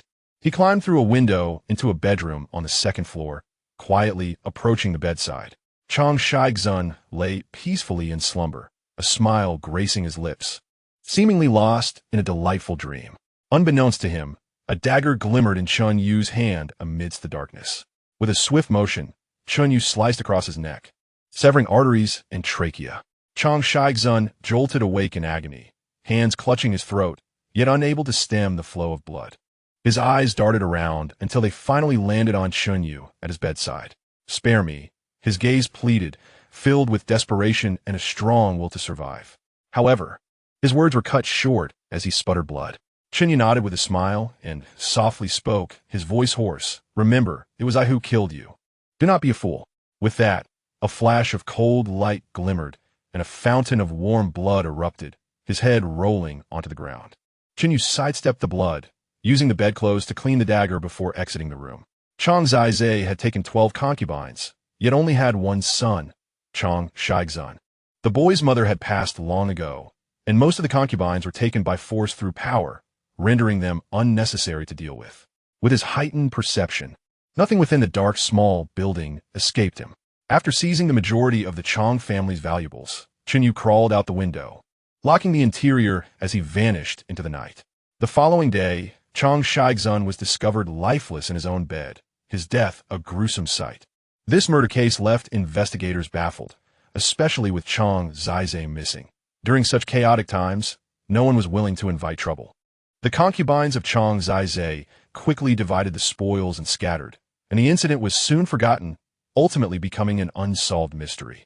The once mighty Chang family crumbled into oblivion. Meanwhile, Chen Yu rode his bicycle far from the Chang residence. Suddenly, a wave of relief washed over him from deep within his soul. It turned out the remnants of his former self lingered, unwilling to relinquish its corporeal form, hiding in the shadows. With his long-held wish fulfilled, feeling inferior to Chen Yu, the remnants of his soul dissipated entirely. Those lingering souls transformed into pure energy, merging with him in an instant, amplifying his perception beyond double. "Ha ha!" Chen Yu laughed heartily, relishing in his immense gains. He had vanquished his nemesis, amassed untold riches, wooed a beauty, and resolved lingering physical issues. What sheer delight! Chapter 38. Mastery. Chen Yu arrived at an abandoned factory, his perception range now extending to 60 meters. Within this distance, he could manipulate objects to his limit. This enhancement was nothing short of miraculous. After a thorough examination, confirming no anomalies, he waved his hand, and Han Qingkui's corpse materialized before him. Following that, Tianzhao was also released. The young girl remained unconscious, and Chen Yu quickly untied the ropes binding her. He retrieved a small stool from his space and gently seated her. Subsequently, he delved into his space to assess his recent acquisitions. Han Qingkui, the casino owner, had hoarded a staggering 300,000 silver dollars. Hidden among them were several signed Yuan Shikai coins and Guangxi Yuanbao from the Guangdong counterfeits, each likely worth over 100,000. Chen Yu carefully set these aside, feeling quite pleased. Additionally, There were over 100 large yellow croakers and over 1,000 small yellow croakers. Each large fish weighed 312 grams, and the small ones the same, adding up to 60,000 grams. Though this haul paled in comparison to the treasures of the Gongqing Palace, these gold bars boasted higher purity and exquisite craftsmanship, making them irresistible. The Chong family's floating wealth was significantly lesser, mostly comprising foreign deposits, which Chen You chose not to take. Better to avoid wasting time guessing passwords and instead go for a direct zero-cost acquisition. Just then, Tian Zhao's eyelashes fluttered, and she slowly opened her eyes. Chen You immediately returned to alertness, ever cautious, keeping a sliver of his mind attuned to his surroundings. This woman was still disoriented. He dared not relax even slightly. With a slight smirk, Chen You adopted a gentle demeanor, softly asking, "You're awake?" Tian Zhao's gaze was momentarily blank before clarity returned. She suddenly struggled, cursing vehemently. "You deceived me. You didn't kill Han Qinghui. Let me go, you despicable scoundrel." Yet, Chen You held her firmly, preventing her escape. "Calm down, look over there," he said, still holding her, guiding her gaze towards the corpse. Han Qinghui. Tian Zhao's eyes widened as she beheld the body. A wave of indescribable satisfaction surged within her. "Han Qinghui, you beast, you got what you deserved." "Good," she exclaimed, her excitement causing her to dance about, shouting, "Yes, well done. I have avenged you, my parents." After some time, she continued to rant, her face flushed and chest heaving, clearly overwhelmed with emotion. Chen You thought to himself, "I hope this girl doesn't lose her mind." Lacking options, he turned her head and leaned down, kissing her trembling lips. So soft.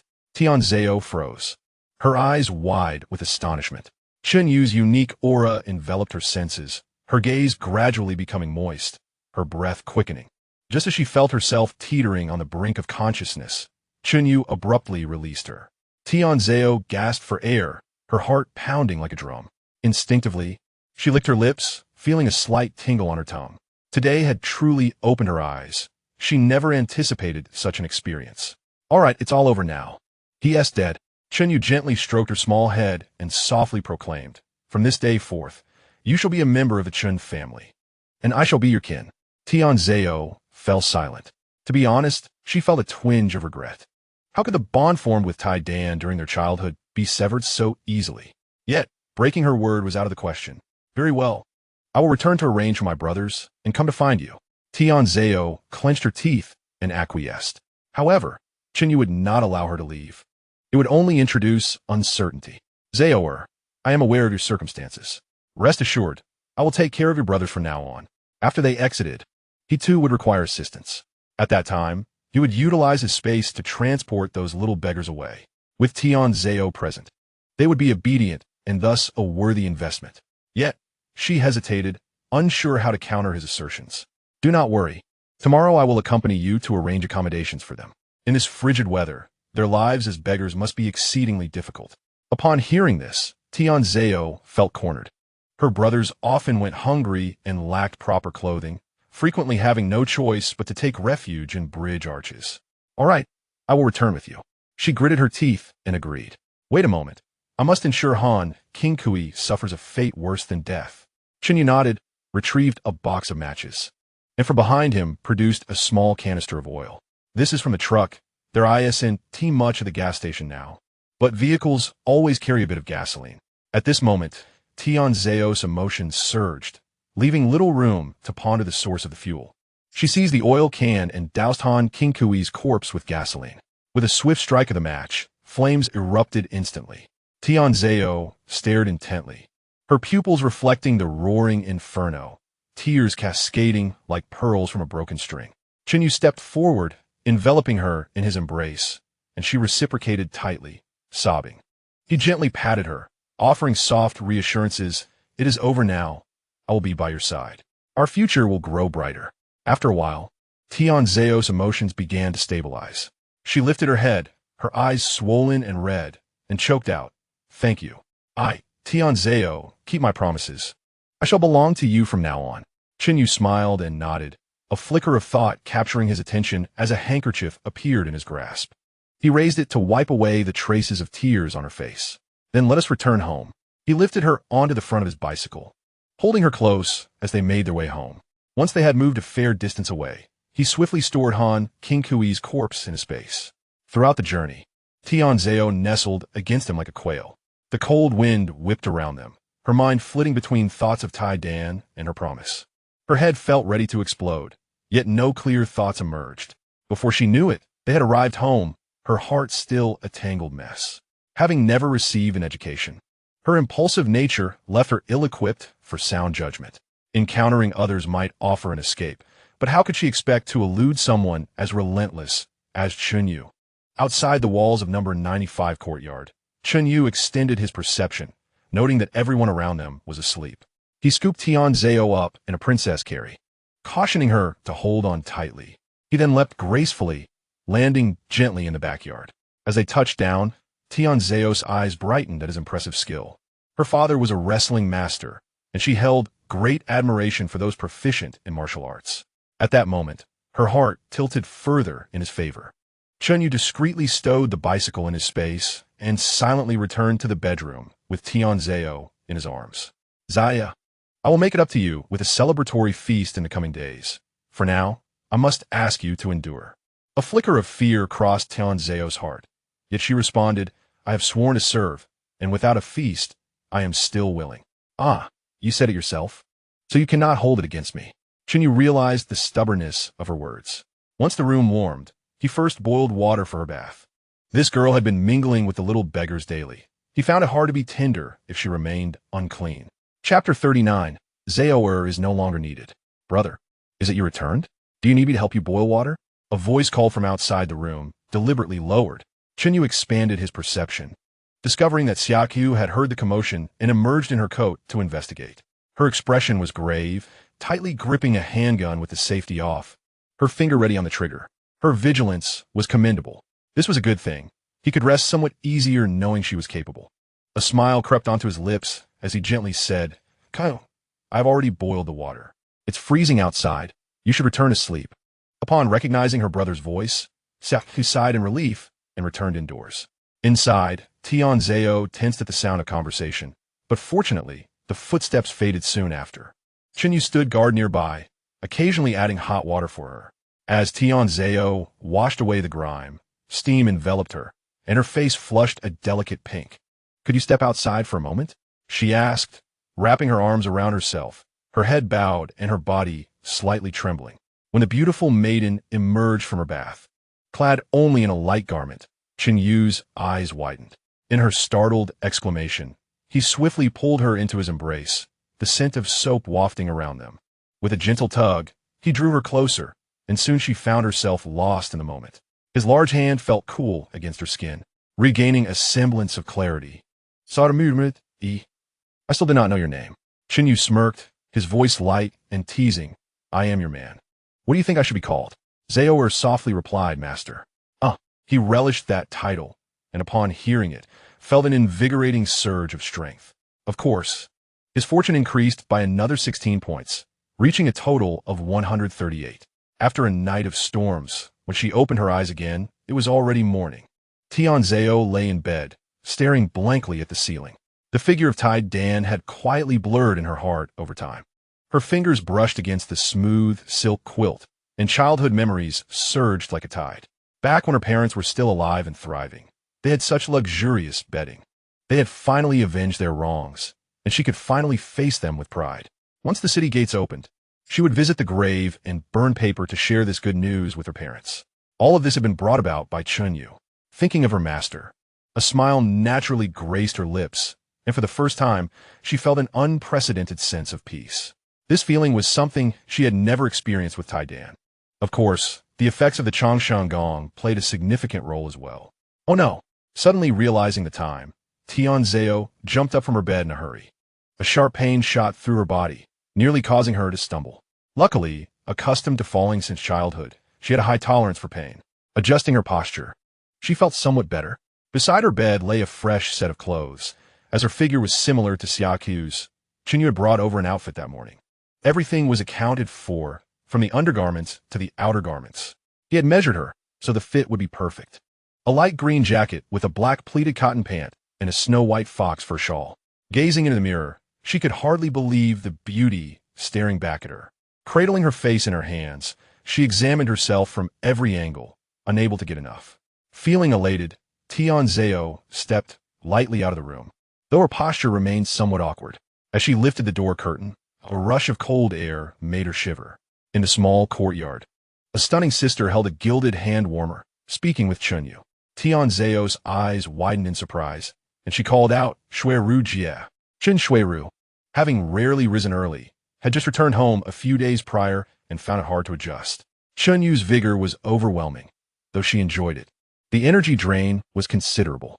Yet, as his wife, how could she refuse? After a night of reprieve, she felt rejuvenated enough to take a stroll and planned to visit the factory in the afternoon. Hearing her name, she turned, her expression one of astonishment. "Xiao'e, how are you here?" As she spoke, her gaze sharpened. Underneath the fox fur collar of Tian Zhao, a few red marks marred her fair swan-like neck, conspicuous and striking. Instinctively, she covered her collar, her ears burning a deep crimson. As a newlywed, her previous boldness had faded, replaced by a touch of shyness. "Xueru I." Chen You smiled, saying, "Xiao'e is now part of our household. We are sisters from here on." Chen Xueru was momentarily taken aback, but her eyes soon sparkled with joy. She was well acquainted with Tian Zhao, having often seen her lead a group of little beggars to solicit alms at the front gate during their childhood. Her kind heart had often come to their aid. This girl, with her straightforward disposition and innocent thoughts, was an ideal candidate for a concubine.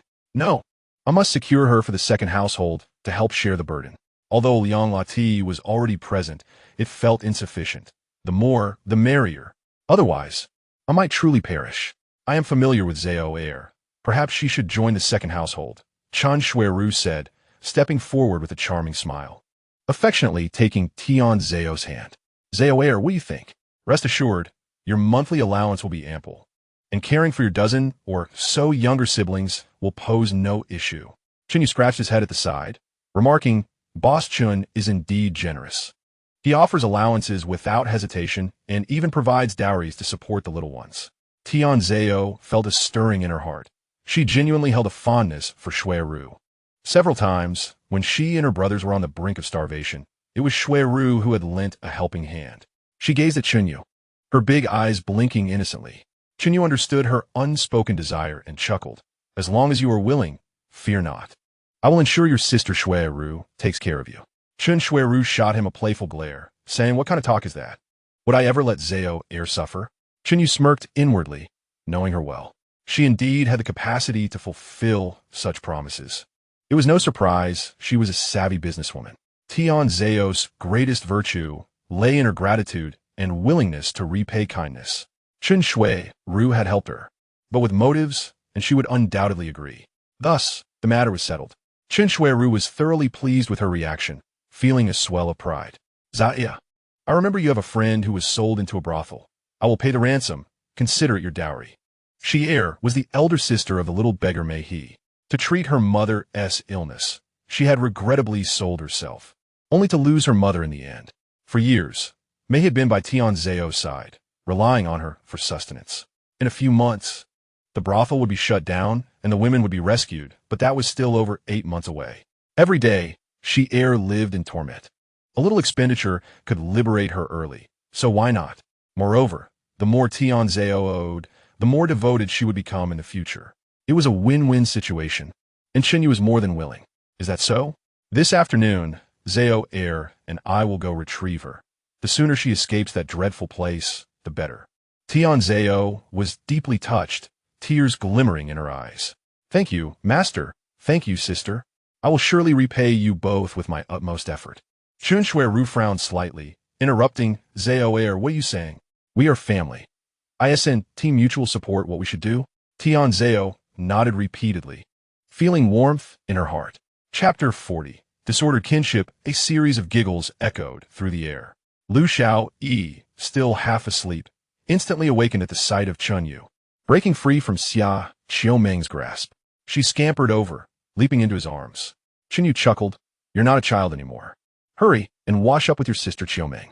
Only then did she remember she had just risen, hastily covering her face with her hands. "Sister Xiaomeng, come quickly." Xiao'e smiled indulgently, wishing she could be more maternal. However, this was also the old lady's kind intention, encouraging the two to foster their bond for easier future interactions. Chen Xueru, with her strong personality, would undoubtedly prove challenging in the second household. It was simpler to get along with Lu Xiao'e. Before long, Xiao'e and Su Xiaoling entered the courtyard, hand in hand, bouncing with excitement. Upon seeing Chen You, their eyes lit up like wild ponies, galloping towards him. Brother. Each girl clung to a leg, looking up with eager expressions. Is the wooden horse ready? Chen You scratched his head, pondering how to establish their kinship. After all, he was quite friendly with their father. Chen Xueru, seeing the two little girls' adorableness, teased, "Oh, you two little ones only have eyes for your brother." Huh? Auntie Xueru, they chimed in their sweet voices. Chen Xueru feigned annoyance, pretending to twist their ears. "Oh, you little rascals, are you trying to tease me?" Xiao'e and Su Xiaoling showed no fear. Grinning widely, Chen Xueru lightly tapped each of their foreheads, adopting a stern expression. "I won't let our man make you wooden horses."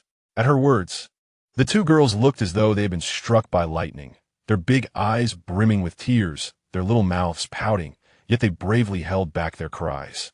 "Sister Xueru, look how frightened you've made them," Tianzao interjected, rushing to comfort them. Chen Xueru pouted, suspecting the girls were merely pretending. They were truly clever little devils. Chen You laughed heartily, squatting down to lift both girls into his arms. "All right, Sister Xueru is just teasing you. Tomorrow you will each have your own little wooden horse." Su Xiaoling wrapped her arms around his neck, grinning. "Brother, you're the best. Will you be my husband too?" "Me too. Me too." Xiao'e chimed in, unwilling to be outdone. Chen Xueru burst into laughter. "Oh dear. Do you know what a husband is?" Tianzao pinched Xiao'e's chubby cheek, chiding playfully, "What nonsense is this? Who taught you to say such things?" Both girls shook their heads vigorously, replying in unison. "Sister Xiao, he told us not to say." Lu Xiao'e, washing up at the sink, was taken aback upon hearing this. She stamped her foot in frustration, exclaiming, "You two fools. I won't play with you anymore." The adults burst into laughter, thoroughly entertained by the antics of the three little girls. At noon, the old lady encountered Tianzao. She still held little regard for those who engaged in illicit unions.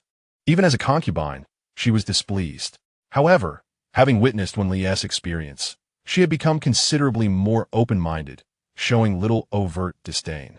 Ye lu saihid inwardly, resolving to delve into ancient texts over the next few days to find suitable remedies. Bai Lu Su rolled her eyes, but said nothing.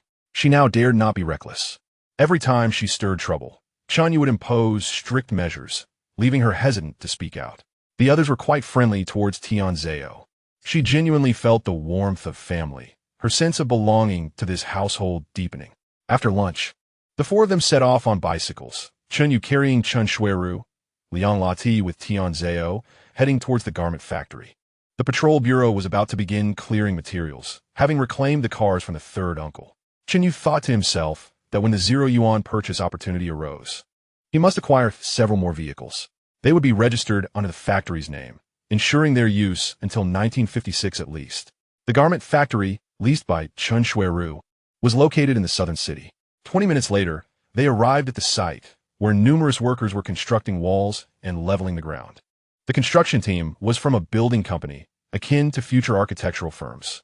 However, at that time, there were few machines like excavators. The work relied entirely on human and animal labor.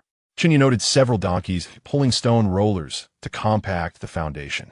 In the biting cold, the pace of construction was understandably slow. After inquiring about the progress, Chen You and Chen Xueru were relieved to find everything on schedule. In half a month, part of the factory would be operational. They would produce a batch of garments designed by Chen You, which he planned to market beyond their borders. Only when they were sure of sales would they expand operations. After a brief inspection, the four departed on their bicycles, first escorting Chen Xueru and Liang Lati to the silk shop. Following that, Chen Yu headed straight to Chen Huairu with Tianzao. He secretly breathed a sigh of relief. Fortunately, it was not Chen Finlu, or else it would have been rather awkward. Chen Huairu was located on Qimendaja. Chen Yu and Tianzao walked side by side into the grand hall.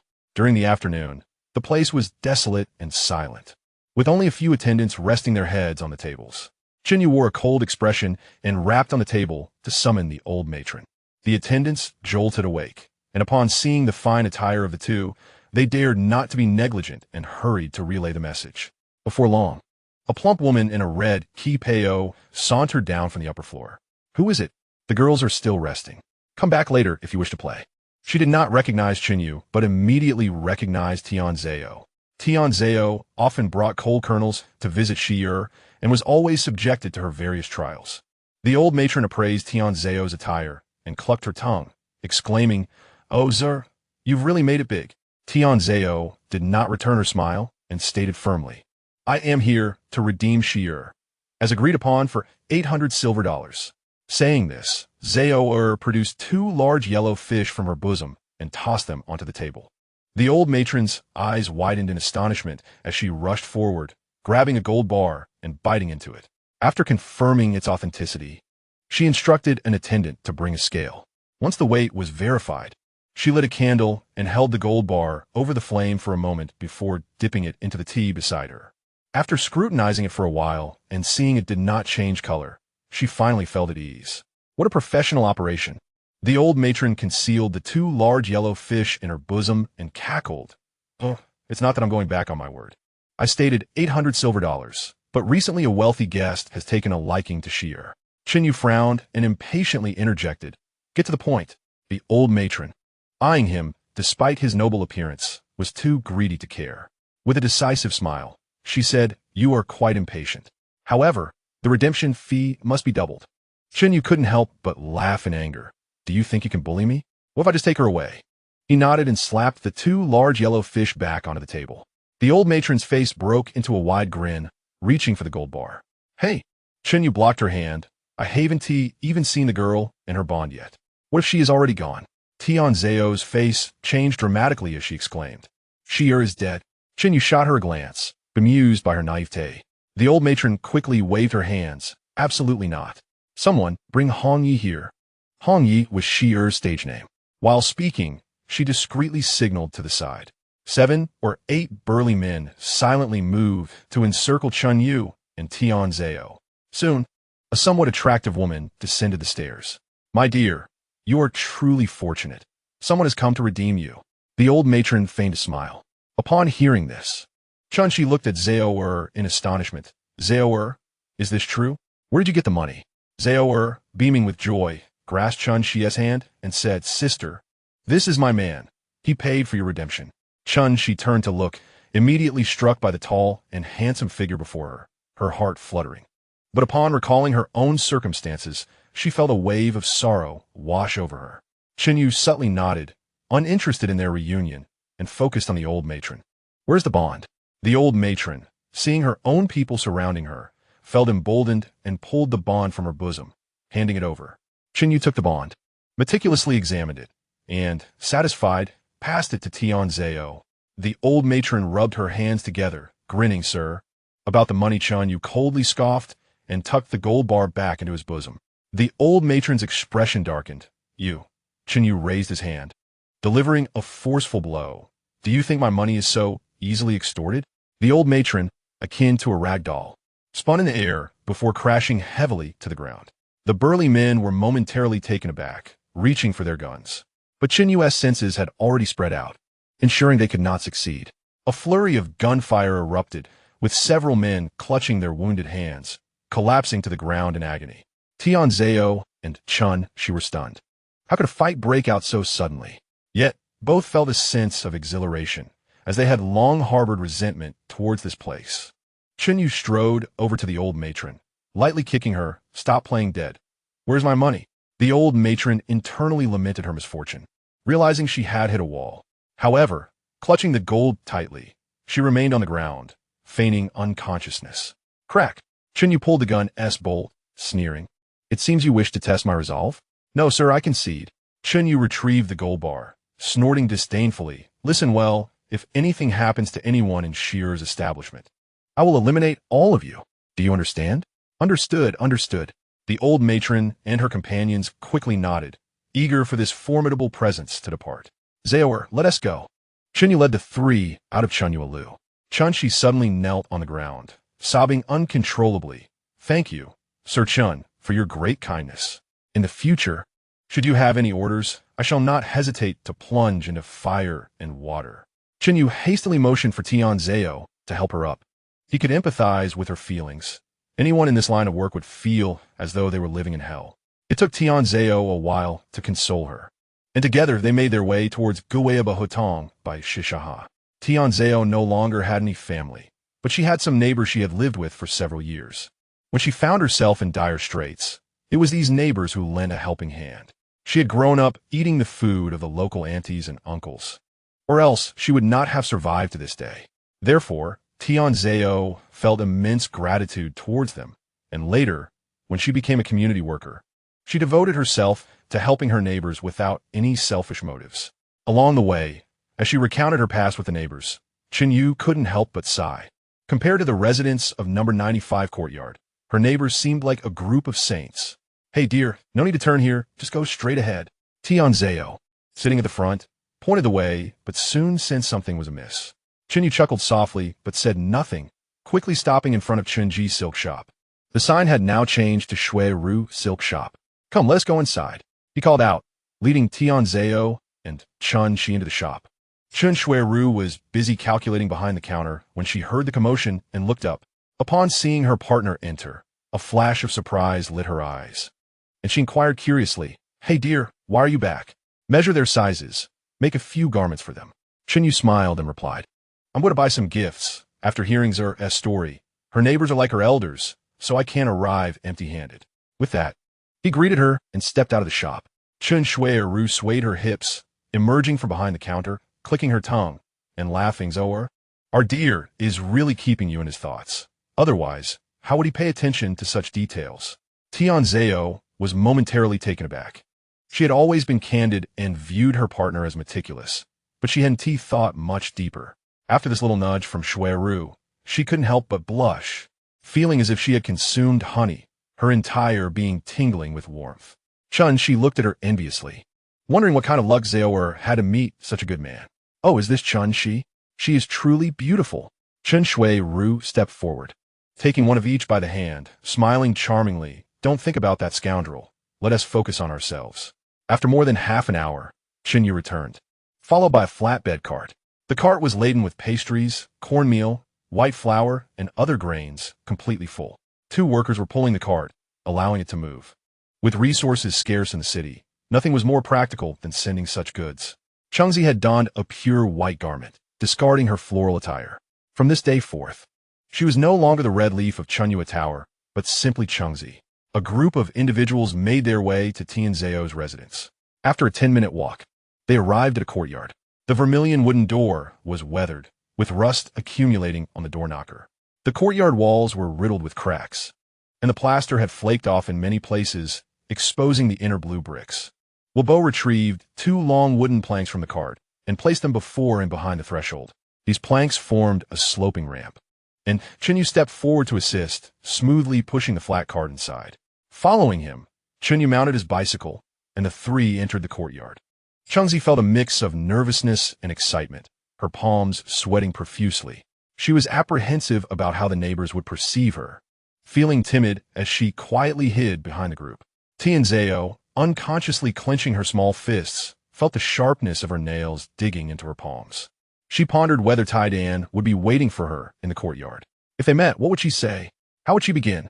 She slightly tilted her head to glance at her man, who wore a gentle smile and appeared composed. Instantly, her heart calmed.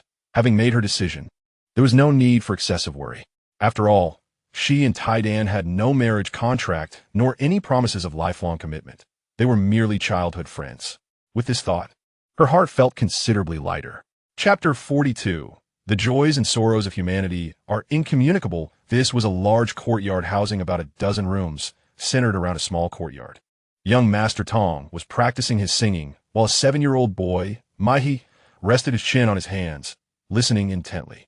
Antli was at the water basin washing clothes, with Xylan nearby assisting her. Hearing the commotion, she looked up and exclaimed, Zoe, you're back. I was so worried. Her round face lit up with a smile, her eyes crescent-shaped, revealing 2 shallow dimples. Everyone quickly gathered around, as they had been anxious all night about Tianzheo's absence. Xiao'e trotted forward, her thick braids swinging. Upon seeing her, Tianzheo felt particularly joyful, and the two clasped hands tightly. Their bond had always been strong. Mai dashed into the house. Last night, Taidan had led a group of young beggars to search for Tianzheo, but returned empty-handed from Han Qinghui's place. After searching all night, he had just returned and, having barely rested, was roused by Mai's call. Upon hearing that Tianzhou was back, Taidan sprang from his bed, donned his cotton coat, and rushed outdoors. Spotting the familiar figure in the crowd, he felt a wave of relief and approached her in quick strides, reaching out to grasp Tianzheo's hand. "Xiao'e, you scared me to death. Where did you go yesterday?" Chen You raised an eyebrow, stepping forward to restrain Taidan's arm. Taidan was taken aback, straining to break free. Having learned wrestling from Tianzheo's father since childhood, he was no weakling, but in front of Chen You, his skills were insufficient. His face flushed crimson as he felt as though his arm was gripped in an iron vice, immovable. "Master, let him go," Tianzheo implored, tugging at Chen Yu's sleeve. Casting a complicated glance at Taidan. "Allow me to introduce everyone. This is my man, Chen You. Tomorrow we will be wed, and I hope all of you will join us for the wedding feast." As soon as her words fell, the courtyard fell silent. Everyone present had watched Tianzhou grow up and knew of her feelings for Taidan. The neighbors had always believed that the two childhood friends would eventually become a loving couple.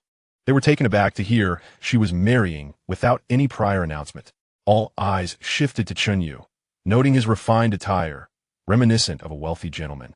And some began to speculate if he had employed some dubious means to win her over. "Xiao'e, are you speaking the truth? Isn't this rather sudden? You mustn't act impulsively." "Only urge ansiosely." Taidan frowned, deeply confused.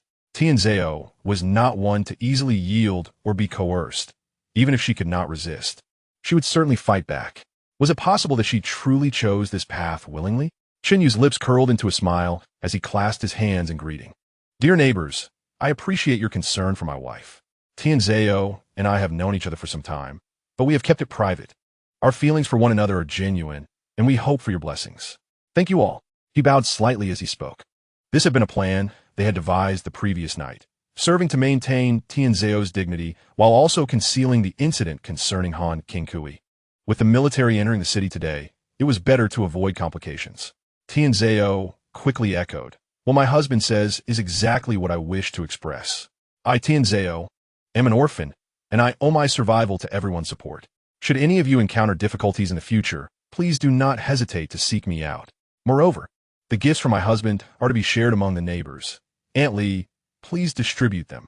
With Tianzheo's declaration, the crowd felt compelled to remain silent, accepting her words. Taidan felt a sharp pang in his heart, his complexion paling. He had cherished feelings for Tianzheo for many years, although he had never explicitly stated this. He believed their friendship, since childhood, naturally led to a romantic relationship.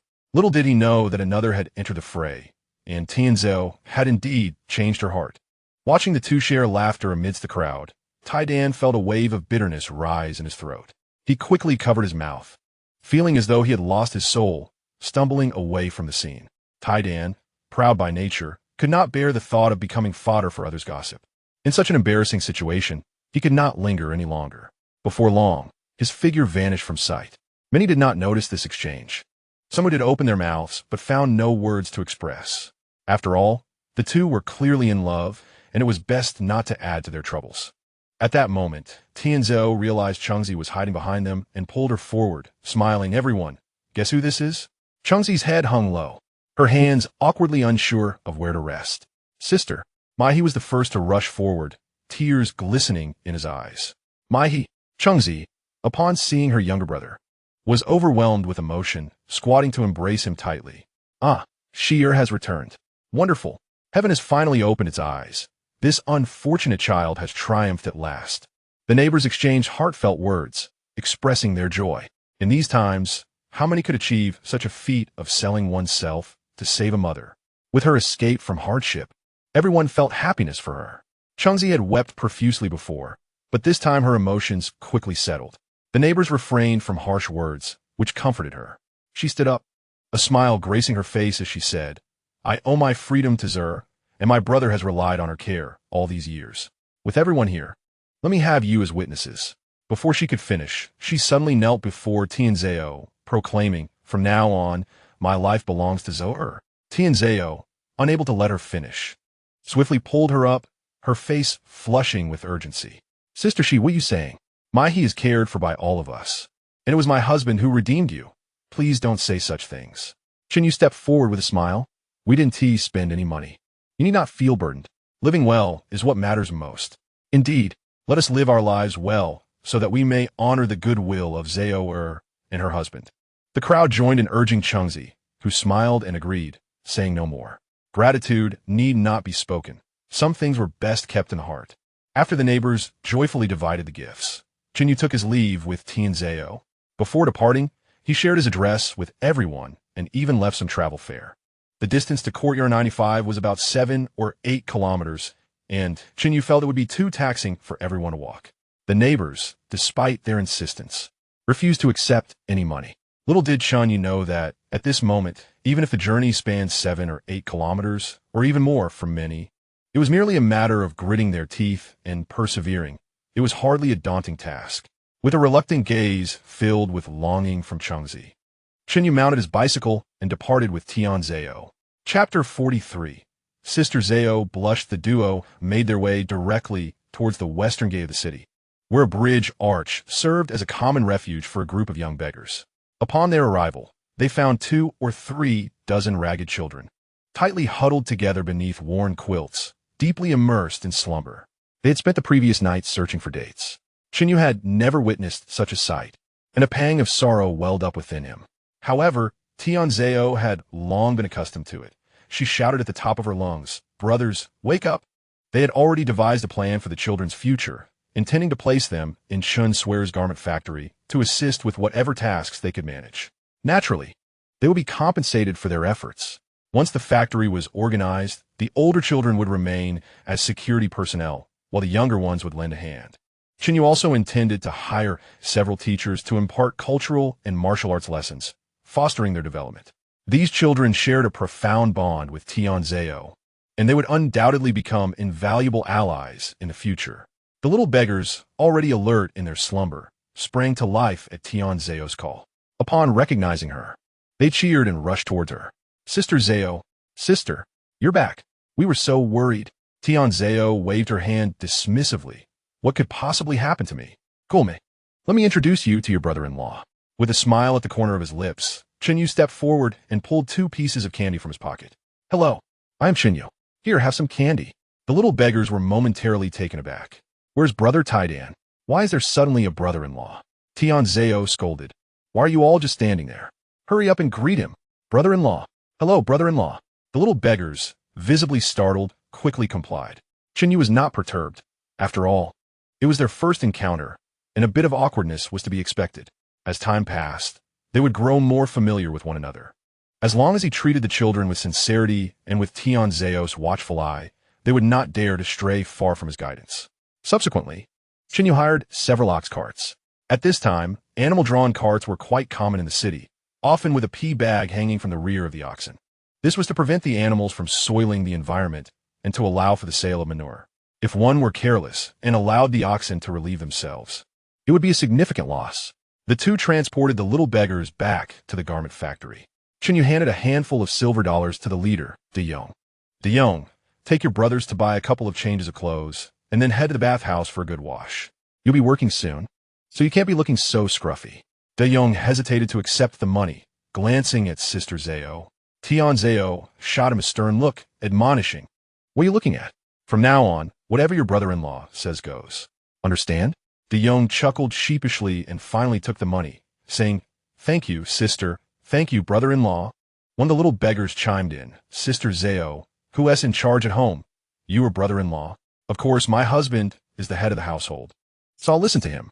Tianzhao, ever blunt, realized her words only after they left her lips. Her face flushed with embarrassment and annoyance. "Hurry up and go. What are you dawdling around for?" "Oh, Sister Xiao is blushing." The little beggars cheered, scattering like wild horses. "You little rascals, don't run away." Tianzhao fumed, stamping her feet in frustration.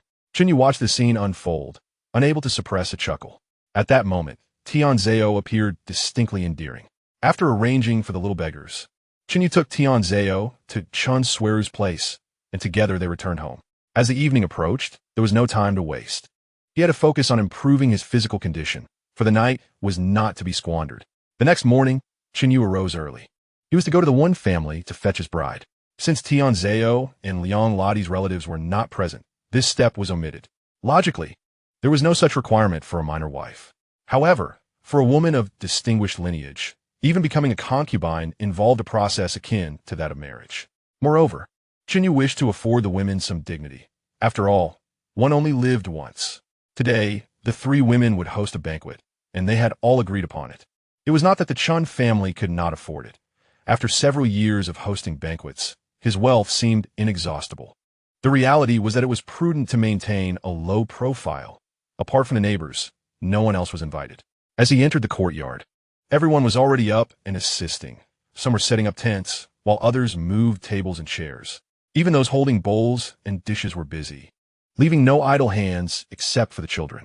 Even Jia Zhenxi was eager to lend a hand. The Chen family's banquet was renowned. Leftovers could be packaged, and everyone worked with enthusiasm. After greeting everyone, Chen You made his way to the front courtyard. 5 young men donned sleek black cotton robes, each with a brand new bicycle, and the rear seats were tied with large cloth bags. This was all prepared by the Chen family specifically for today's wedding.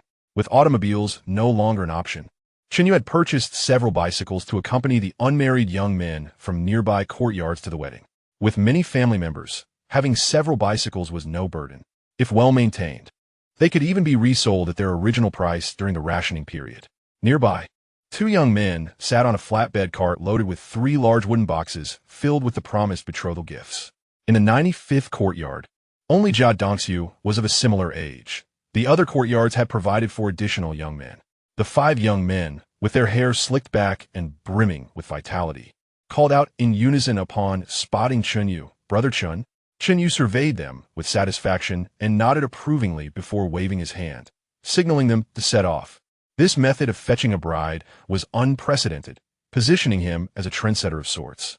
Primarily, his third uncle had advised against being too ostentatious. But Chen You felt that arriving alone to fetch his bride would undoubtedly appear pitiful. Thus, he devised this plan. The 6 handsome young men, clad in uniform attire with Chen You at the helm, exuded an air of confidence and charm. They swiftly became a captivating sight on the street, often drawing the attention of passers-by. Despite the frigid weather, their spirits remained high, and they pedaled vigorously. Before long, they arrived at their destination, Beauties. Amidst the chilling wind, Chen You spotted Wenli standing at her doorstep, shivering with a small bundle on her back, accompanied by another young girl. She was stamping her feet, her gaze fixed intently on the street. It was evident that Wen's father wished to limit their family's association with the Chen family, hence sending her out early. A surge of anger ignited within Chen You. This father-in-law is truly in need of a lesson. He furrowed his brow, pedaling fiercely towards her. Dismounting, he tossed his bicycle aside and strode forward. Wenli, are you all right? Upon seeing him, Wenli's eyes lit up, and her face broke into a radiant smile. You're here. I'm fine. Let us hurry and leave. Chen You noticed her face, red from the cold, and his heart ached for her. Without a second thought, he removed his long cotton robe and wrapped it tightly around her. Chapter 44. The father-in-law softens. Chen You was clad in only a thin Zhongshan suit, and Wenli was immediately filled with concern. I'm really fine. Don't catch a chill. I'm in good health. I can withstand the cold. Chen You replied with a smile, disregarding her protests as he fastened the buttons. He then turned his attention to the girl beside Wenli. This young lady, with her rosy lips and pearly teeth, stood tall, leaving a memorable impression. However, she too was freezing, shifting from foot to keep warm. This must be your younger sister. Here, let me give you a little gift. Chen You produced a red envelope and extended it towards her. The girl's eyes sparkled as her small hands swiftly snatched the envelope, tucking it into her embrace. The young girl huffed. Well, at least you have a conscience. But I want to change my words. My father want to allow it. She waved her hand at Wenli, saying, Second sister, I'm heading home now. If you are bullied, just come back. I'll help you plead with father. With that, she skipped away. Wenli rolled her eyes, feeling exasperated. This is my little sister, Wenhui. She is quite the little money grubber. Let us not bother with her. Let us go. Chen You grinned. Where are we going? Today, I intend to show my future father-in-law the harsh realities of society. He quickened his pace and blocked the door just as Wen Hui was about to close it. Wen Hui could not push it open and poked her head out. "Hey, why aren't you leaving? My house doesn't welcome you." Chen You quite liked this little girl and did not wish to hurt her. He slowly opened the door and called out, "Brothers, let us get moving. A wedding should never be dull." Chen Yu had anticipated this situation and had devised a plan. "All right, Brother Chen." 5 young men replied in unison as they retrieved large packages from the back seats of their vehicles. Upon opening them, they revealed an array of firecrackers, candies, red lanterns, and other festive items. The 5 helped each other hang decorations and soon adorned the one family gate in a splendid manner. Each of the 5 lit a cigarette, laughing as they arranged the firecrackers and took turns igniting them. A thunderous series of explosions erupted, echoing continuously. Being a Sunday, everyone was off work, and soon the neighbors were drawn outside to witness the commotion. Today, the Wen family is marrying off their daughter. "Come, everyone, come enjoy the sweet candies and pastries." The 5 young men shouted as they noticed the gathering crowd. Even the usually reserved Jia Dongxiu, inspired by his peers, became quite jovial. They scattered candies, causing cheers from both adults and children. The crowd outside grew larger, and the neighbors began to murmur amongst themselves. "Why didn't the Wen family ask for our help in marrying off their daughter? Professor Wen is being too courteous. Wow, these candies are truly sweet. My goodness, the Wen family is quite generous. It's as if they're tossing these candies for free." Wen Li and Wen Hui stood in shock, realizing their father intended for the marriage to be a quiet affair, and now it was common knowledge. Heavens, father will be furious. Wen Hui thought to herself, forgetting to close the door and dashed towards the hall. Chen Yu smirked, pulling Wen Li along behind him. Wen Li felt a twinge of worry. While she was willing to forsake everything for love, that was still her father. If he were to be angered to the point of illness, it would weigh heavily on her heart. "Qi Ning, is this really appropriate? My father has quite the temper." Chen Yu waved his hand, smiling reassuringly. "I can't let you sneak into my house. Don't worry, I won't cause him to lose his temper." Wen Li felt touched yet bemused. Since her man had spoken, she would simply comply. Chen Yu handed her a bundle. "You go change into your wedding attire. I'll have a word with him. Be cautious. Today is a joyous occasion."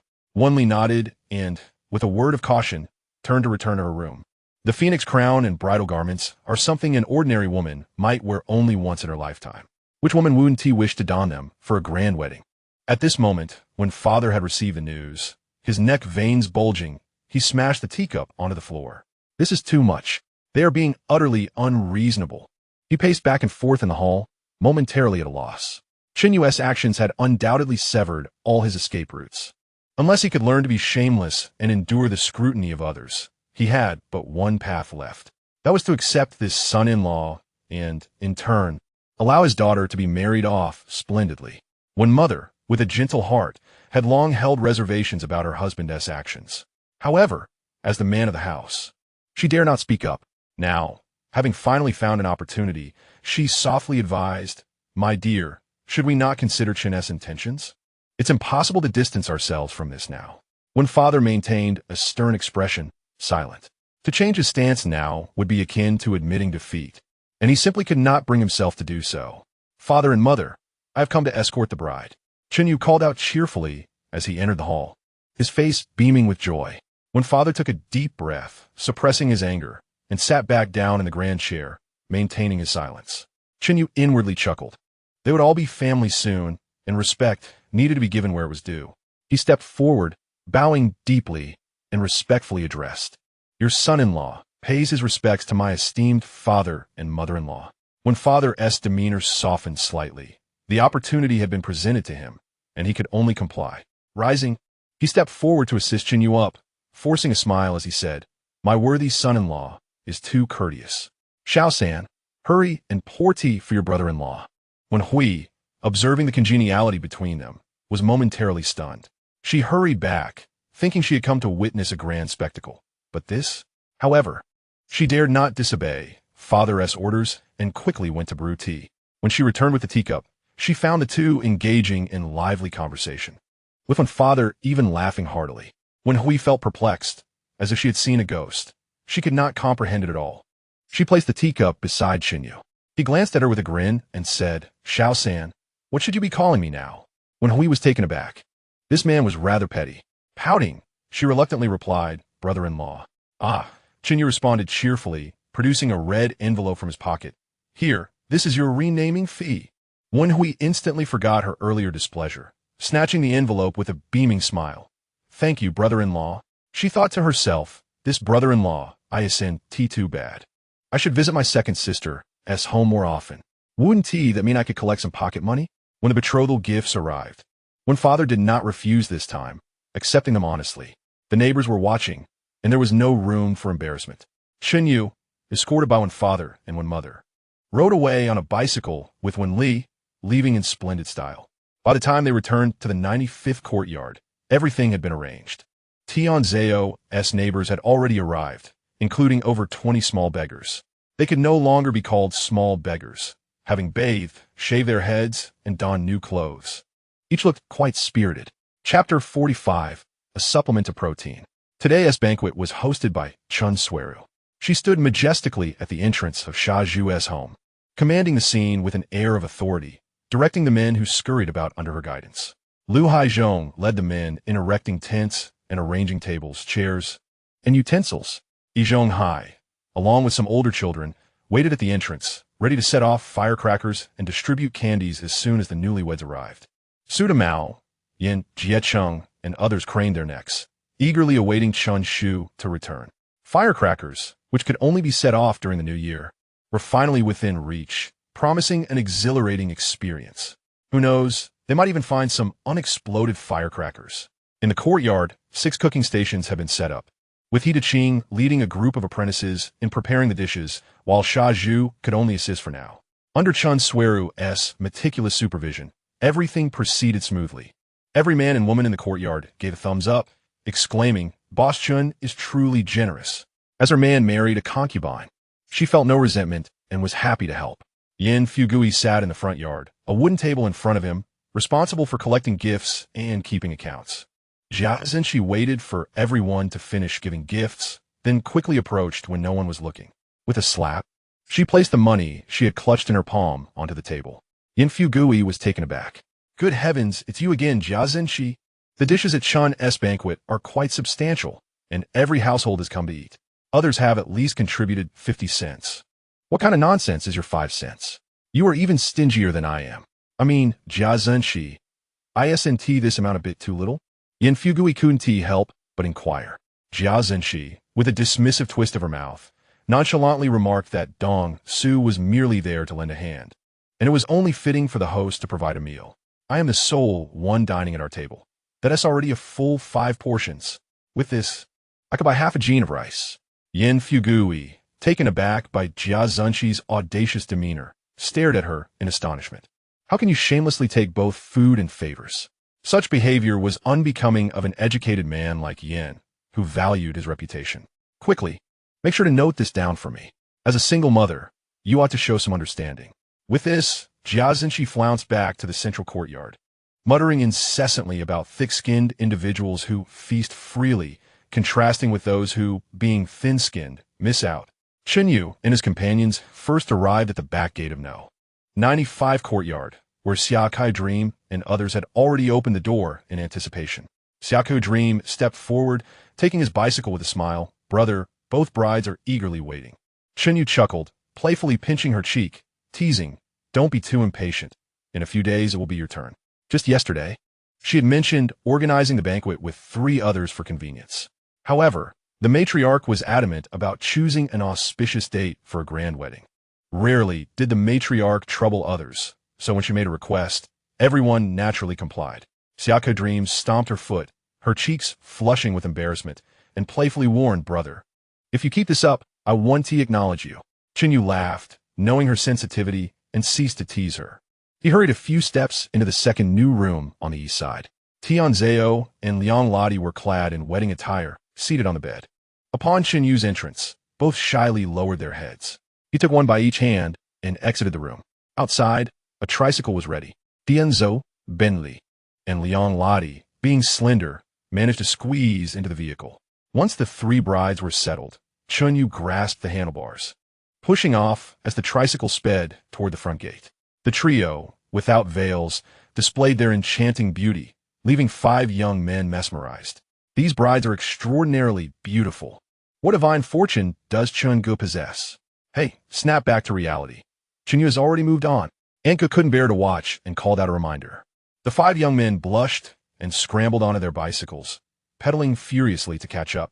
When they reached the front gate of number 95 courtyard, Zonghai called out, instantly invigorating the boys, who lit firecrackers, creating a cacophony of sound. Zonghai, holding a red porcelain basin, followed behind Chen Yu and the brides, scattering candies. The brides have arrived. The children cheered, trailing behind to collect the candies. The 3 women exchanged glances, each wearing a satisfied smile. In the central courtyard, He Daking, hearing the commotion, hollered, "Time to cook." In no time, the air was filled with delectable aromas. Everyone had skipped breakfast, eagerly awaiting the midday feast. Jia Zhenxi was even more audacious. She had foregone dinner the night before, rolling up her sleeves in preparation for a grand meal. The enticing scent was irresistible, causing everyone to swallow hard. After the 4 offered their respects to heaven and earth, they began to toast at each table. Today, only neighbors and relatives of the Chen family were present, so they gathered in the central courtyard instead of the small yard. The matriarch sat at the head of the main table, with Golu, Chen Xueru, Xiao'e, and other family members flanking her. Bai Zaivu sat there, her face radiant, as if she had regained her youth. Anku envied her greatly and discreetly inquired about her beauty secrets. Bai Zaizu's face flushed. How could she articulate such methods? Ultimately, she could only mumble something about eating more eggs and increasing high-protein intake. Chen Huairu was absent due to other commitments, leaving the main table occupied by women, including an aunt and others fortunate enough to be seated there. Zonghai and the others were at the secondary table.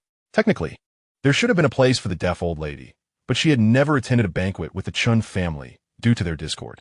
Chen Yu, accompanied by the 3 brides, moved from table to table, toasting. The sight of the 3 women, each more captivating than the last, next to Chen Yu, made the men of number 95 courtyard green with envy. This fellow is truly fortunate. Ah, how one compares with another can be disheartening. However, Silly Zhu was too preoccupied to notice the 3 brides, his gaze fixated on Chen Xueru, feeling somewhat indignant on her behalf. Silly Mao nudged him, lowering his voice. "Zuzi, how do you think one could be like Uncle Chen and marry so many beautiful wives?" Silly Zhu rolled his eyes, impatiently waving him off. "How would I know? You should ask Uncle Chen yourself." "Ah, let us hope Xueru isn't neglected." Silly Mao's eyes widened, grinning. "You still dare to covet Xueru? I'll tell Uncle Chen." With that, Su De Mao feigned rising from his seat with a mischievous grin. Silly Zhu, alarmed, glanced around. Fortunately, Silly Mao's voice was low, and the table was filled with half-grown children, all preoccupied with their meals, oblivious to their exchange. He firmly grasped Silly Mao's collar, his face flushing red, leaning closer to whisper menacingly, "What nonsense are you spouting? If you dare utter another word, I'll teach you a lesson." His grip was as firm as a vice, and no matter how Silly Mao struggled, he couldn't break free, feeling humiliated. He retaliated with equal ferocity. "Zuzi, if you don't release me, I'll scream for help." Chapter 46. The banquet takes over. What are you 2 fussing about instead of eating? Yan Jiichin curiously inquired. Instantly regretting his question, he wished he could slap himself. "Let them make a ruckus. I could still enjoy a few more bites of meat." Silly Zhu completely ignored Yan Jiichin, glaring at him while tightening his grip further, causing Su De Mao to cry out in distress. "Silly Mao, think carefully. Today is Uncle Chen's wedding banquet. Have you forgotten what happened a few days ago? If you provoke Uncle Chen..." At the mention of that day, as horrific events, Su De Mao shivered, fear overtaking him. With a woeful expression, he replied, "Brother Zhu, I won't say anything more, just let me go, otherwise it will look like you're the troublemaker." Silly Zhu snorted and finally released his grip. Li Gui and Aunt Li sat at the banquet, only realizing during the ceremony that Tian Zhao had become a concubine. They had always considered Tian Zhao as one of their own, and it felt somewhat disheartening. Why choose such a dandy over a solid man like Tai Dan? However, with matters as they were, the couple felt powerless to change anything, forcing smiles instead. Li Xiao'e, their daughter, gazed intently at Chen Yu. "If Zhao can become a concubine, so can I." As the saying goes, sisters love to flaunt, which holds true. What girl can resist the allure of a handsome man? Just look at those infatuated fans. They're all young girls. Before long, Chen Yu arrived with Tian Zhao and others to toast. Observing the spirited demeanor of the young man, Xiao'e felt both grateful and proud. Gripping Chen Yu's hand tightly, her voice choked with emotion, she said, "You have treated me too well, haven't you?" Chen Yu smiled, waving his hand. "From now on, we are family. If we keep saying such things, it will feel distant." Xiao'e nodded earnestly, responding cheerfully, "Yes, we are family. Zaya, if you ever feel wronged, just come back. Uncle Gue will always consider this your home." Li Gue reminded her, unable to let go of his worries. Xiao'e's smile radiated confidence as she patted her chest, assuring, "Don't worry, uncle, auntie, my husband treats me extraordinarily well." Yet, a shadow crossed Li Gue's face. Xiao'e was being overly optimistic. How many fickle young masters are there? Initially sweet-talking, calling her sister, then later sister again, until finally referring to her as little darling. But once they have what they want, they start making excuses. "I'm busy today, tired tomorrow, and the day after, you should sleep early." As a man himself, Li Gue was all too aware of such tricks. As he pondered this, his gaze fixated on Chen Yu. He raised his wine glass, his tone imbued with a certain gravity. "Young Master Chen, our Xiao'e has a straightforward disposition. Should she have offended you in any way, I hope you can be magnanimous. If one day you find her displeasing, please do not resort to violence. Simply return her to us, and we shall return the betrothal gifts in full." Upon hearing this, Xiao'e felt a rush of embarrassment and quickly interjected, "Uncle, what are you saying? Our head of the family is not that kind of person."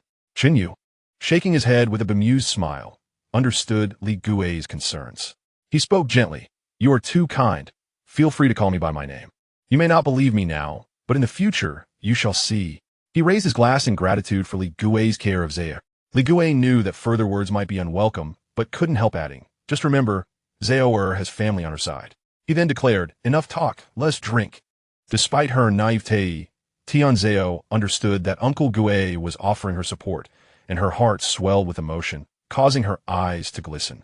In those times, women's positions were low, and those in secondary roles often faced harsher realities. Many women treated their families well in the hope of having a refuge when troubles arose.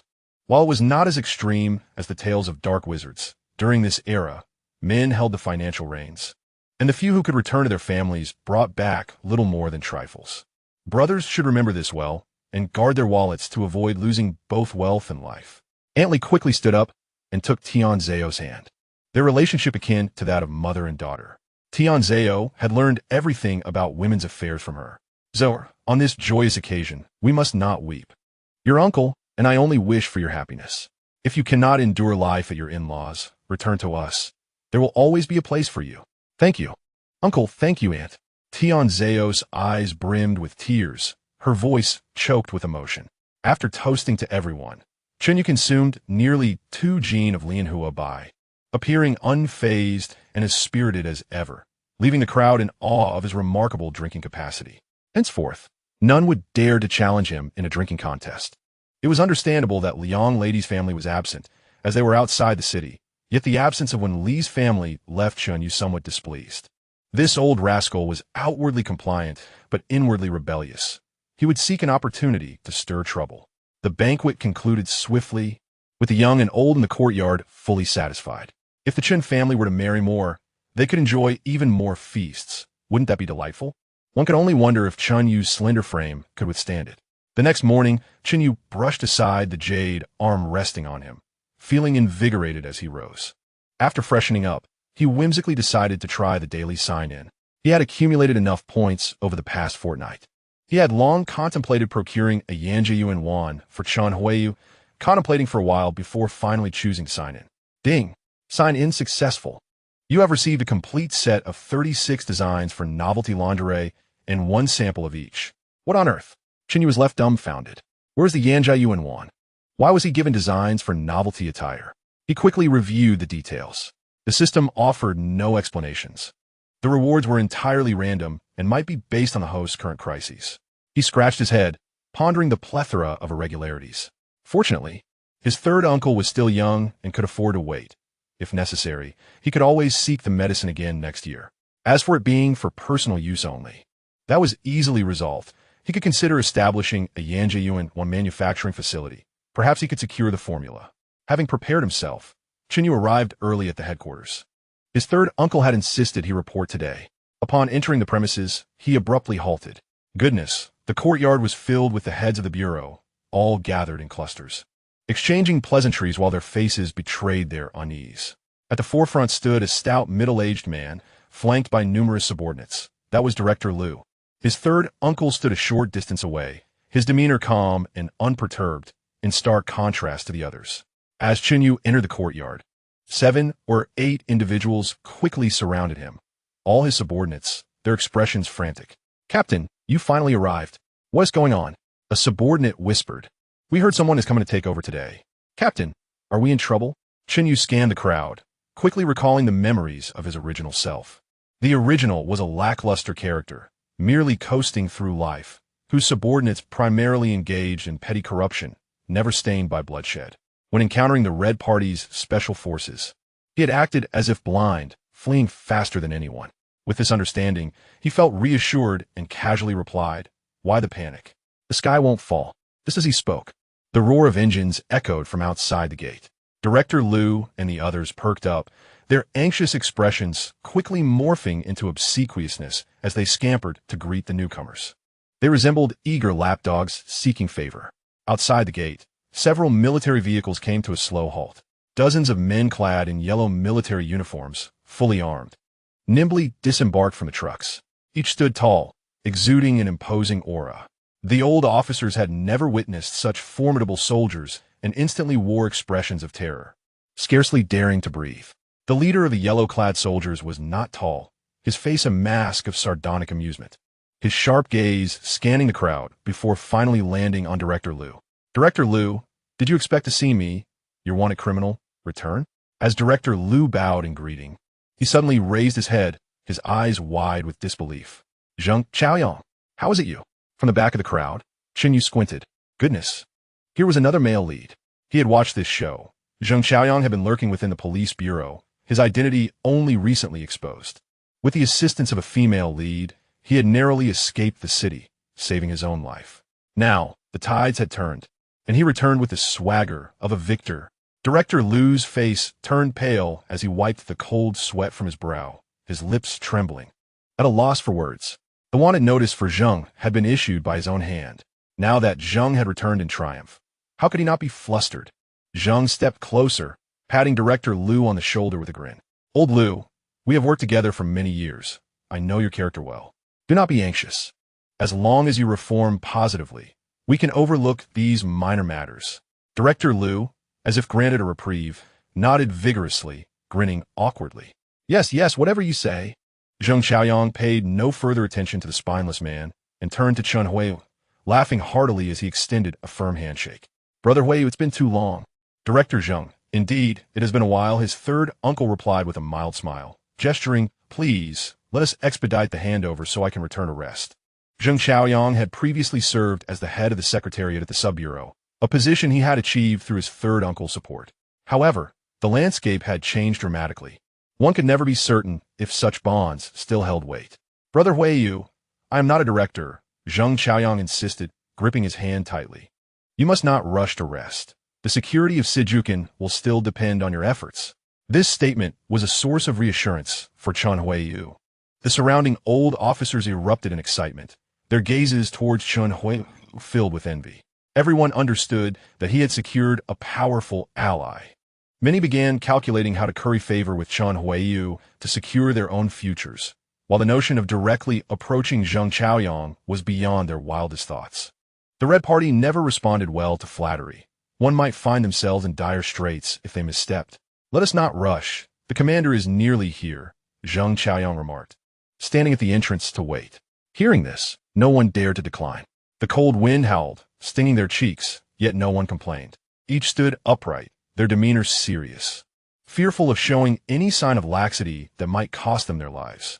Chen You, tucked away in a corner, wore an expression of impatience. He detested such social engagements. With such time at hand, one might as well return home and indulge in a cozy slumber beside a soft and fragrant wife. Stealthily, he cast a glance at San Shu, only to be met with a fierce glare from Chen Huaiyu. "Behave yourself and avoid causing trouble." Chen Yu discerned the warning in the gaze and reluctantly suppressed his thoughts, standing obediently in place, refraining from any mischief. After a brief interval, a black sedan halted at the entrance. The future director of the municipal bureau, Lao Luo, stepped out of the vehicle. This fellow bore an uncanny resemblance to Yi Xuexi in name. Dressed in military attire, his demeanor was resolute, and his voice boomed, "Thank you for your hard work. All department heads, and above, please proceed to the conference room. The rest of you may return to your duties." With that, Lao Luo wasted no more words and strode purposefully towards the office building. Chen Huairu, Director Liu, and a host of mid-level officials hurriedly followed suit. Chen You felt a surge of joy and discreetly slipped away with the crowd. The ensuing days were consumed with handover duties. Chen You had no choice but to clock in daily. It wasn't long before the notification arrived. 15 days of re-education were bestowed upon him. After bidding farewell to his family, he reported to his unit. The Chen family, fearing for the old matriarch's worries, concocted an excuse that Chen You and his uncle were on a business trip, thus maintaining the status quo at home. In the following days, the women in the household busied themselves with their own affairs. Chen Xueru took Liang Lady and Tian Zhao to his silk shop and occasionally visited the garment factory. With Zhao's brothers providing protection, safety was assured. The children's teacher, Chen Xueru, had already been secured, and classes had commenced. On the day Chen You departed, Bai Liasu returned to her maternal home, accompanied by Zaizu. With Chen You absent, her stay felt rather dull. Yet, upon her departure, a youthful glow seemed to return to her features. Chapter 47. The mischief of the deaf old woman in the late summer and early autumn. Men continued to spend time with Liu Xiao'e, while he Shui became a frequent visitor to the courtyard, playing for a while each day. Su Shaoling occasionally dropped by. When Li's school had resumed, and she returned to her studies, with only 6 months remaining until graduation, riding her bicycle home daily was quite convenient. When Hui sometimes visited, her heart sinking upon finding her brother-in-law absent. Chen Xueru understood that her husband harbored some grievances towards the Wen family. With a twinkle in her eye, she devised a plan. The young Wen Hui was no match for her, and within a few exchanges, her preferences were swiftly extracted. Thus, Chen, the proprietor, launched her golden offensive, and in 2 rounds, Wen Hui found herself on her knees. Chen Xueru felt a surge of triumph, chuckling to herself, "Old dang. Since you refuse to give my man face, I shall ensnare another daughter of yours. Let's see how you fare." Alas, if only the eldest daughter of the Wen family were not in university, otherwise she would have been lured into the Chen household, leaving you, old dang, to face solitude in your twilight years. This, my dear, is what one might call a strategy of utter desolation. With a flick of her fan, Chen, the proprietor, showcased her prowess. One afternoon, Liu Xiao'e frolicked in the courtyard with several young companions while the deaf old woman basked in the sun at her doorstep. Though in her 60s, her face bore few wrinkles, and her skin remained fair and unblemished, a clear indication of a life free from hardship. Upon spotting Liu Xiao'e, her eyes sparkled with mischief as she called out, "Little goose, come here." Unaware of the underlying tensions between the Chen family and the deaf old woman, Liu Xiao'e joyfully approached. Being somewhat naive, she failed to perceive the animosity between the families. The other residents in the courtyard were equally tight-lipped. Each time the deaf old woman laid eyes on Liu Xiao'e, she would engage her in conversation, showering her with compliments. With such a small mind, the little goose was easily swayed by flattery and found herself enjoying the old woman's company. Liu Xiao'e, well-mannered and respectful, inquired, "Madam, is there something you need from me?" The deaf old woman clasped Liu Xiao'e's small hand, her eyes narrowing into a smile. "Oh, nothing much, dear. I simply cherish you. My, how you've grown so lovely." The little goose giggled, her cheeks flushed. "Oh, I'm not as wonderful as you say." The deaf old woman patted her chubby hand, feeling the moment was ripe. She smiled and continued, "Our little goose is indeed wonderful, though it's a pity." Liu Xiao'e tilted her head, curiosity etched on her face. "What is the pity?" "A pity you are to marry a playboy. You shall surely face a life of hardship." Liu Xiao'e was taken aback. She held her husband in high regard. Immediately, she jerked her hand away, furrowing her brow. "Old lady, you must not speak ill of my husband. If you do, I shall never speak to you again." With that, Liu Xiao'e dashed away. The deaf old woman's smile instantly froze, her expression darkening. She had not anticipated that after such preparation, the mere hint of her intent would send Liu Xiao'e fleeing. What kind of enchantment had this Chen fellow cast on the foolish goose, rendering her so steadfast? Time flew by, and soon over 10 days had passed. It was now March of 1949. Recently, Liu Jinhua had arranged for his 2 sons to go abroad while donating the Liu steel plant. This significant act led to his appointment as an economic advisor, acknowledging the Liu family's substantial contribution. The steel plant transitioned into a public-private partnership, drawing on the successful experiences from the Northeast, which required mere replication. The Liu family officially withdrew from management, henceforth receiving dividends. The dividend period was set for 10 years, meaning that after a decade, the steel plant would formally revert to state ownership.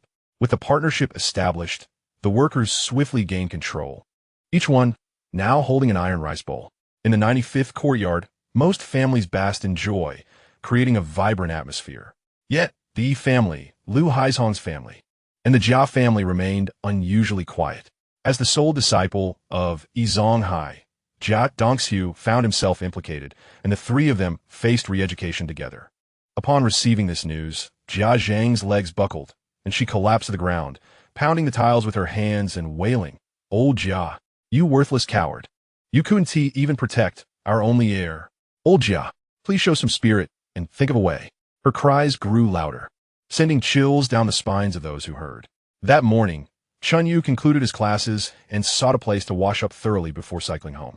Tomorrow, he was to resume his duties, and he did not wish to work. He needed to devise a plan to resign. He pushed his bicycle into the 95th courtyard, where the front yard was eerily quiet, absent of any figures. As he passed through the flower-laden gate, he spotted a gathering of women and young wives clustered at the Jia family's door. Inside, the sounds of Jia Zhang's dramatic wails echoed.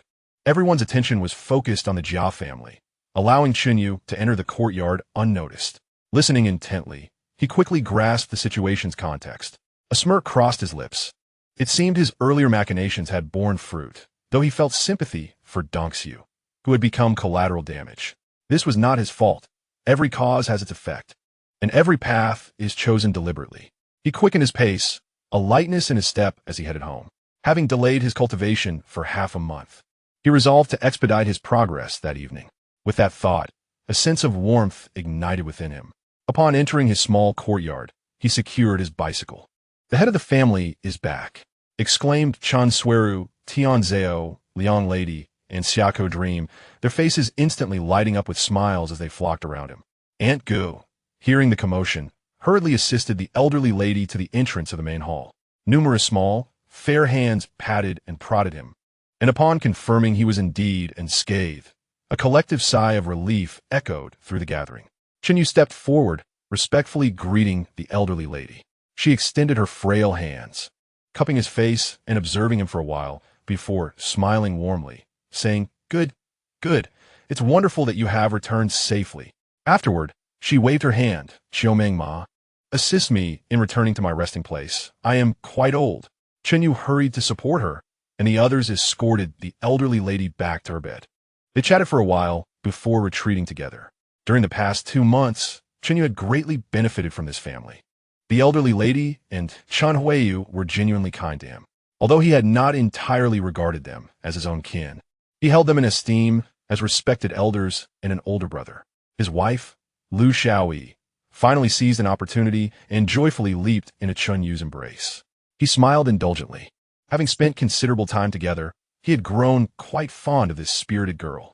It felt akin to raising a daughter, one who was as snug as a well-fitted quilt. "Do you still have that chocolate you gave me last time?"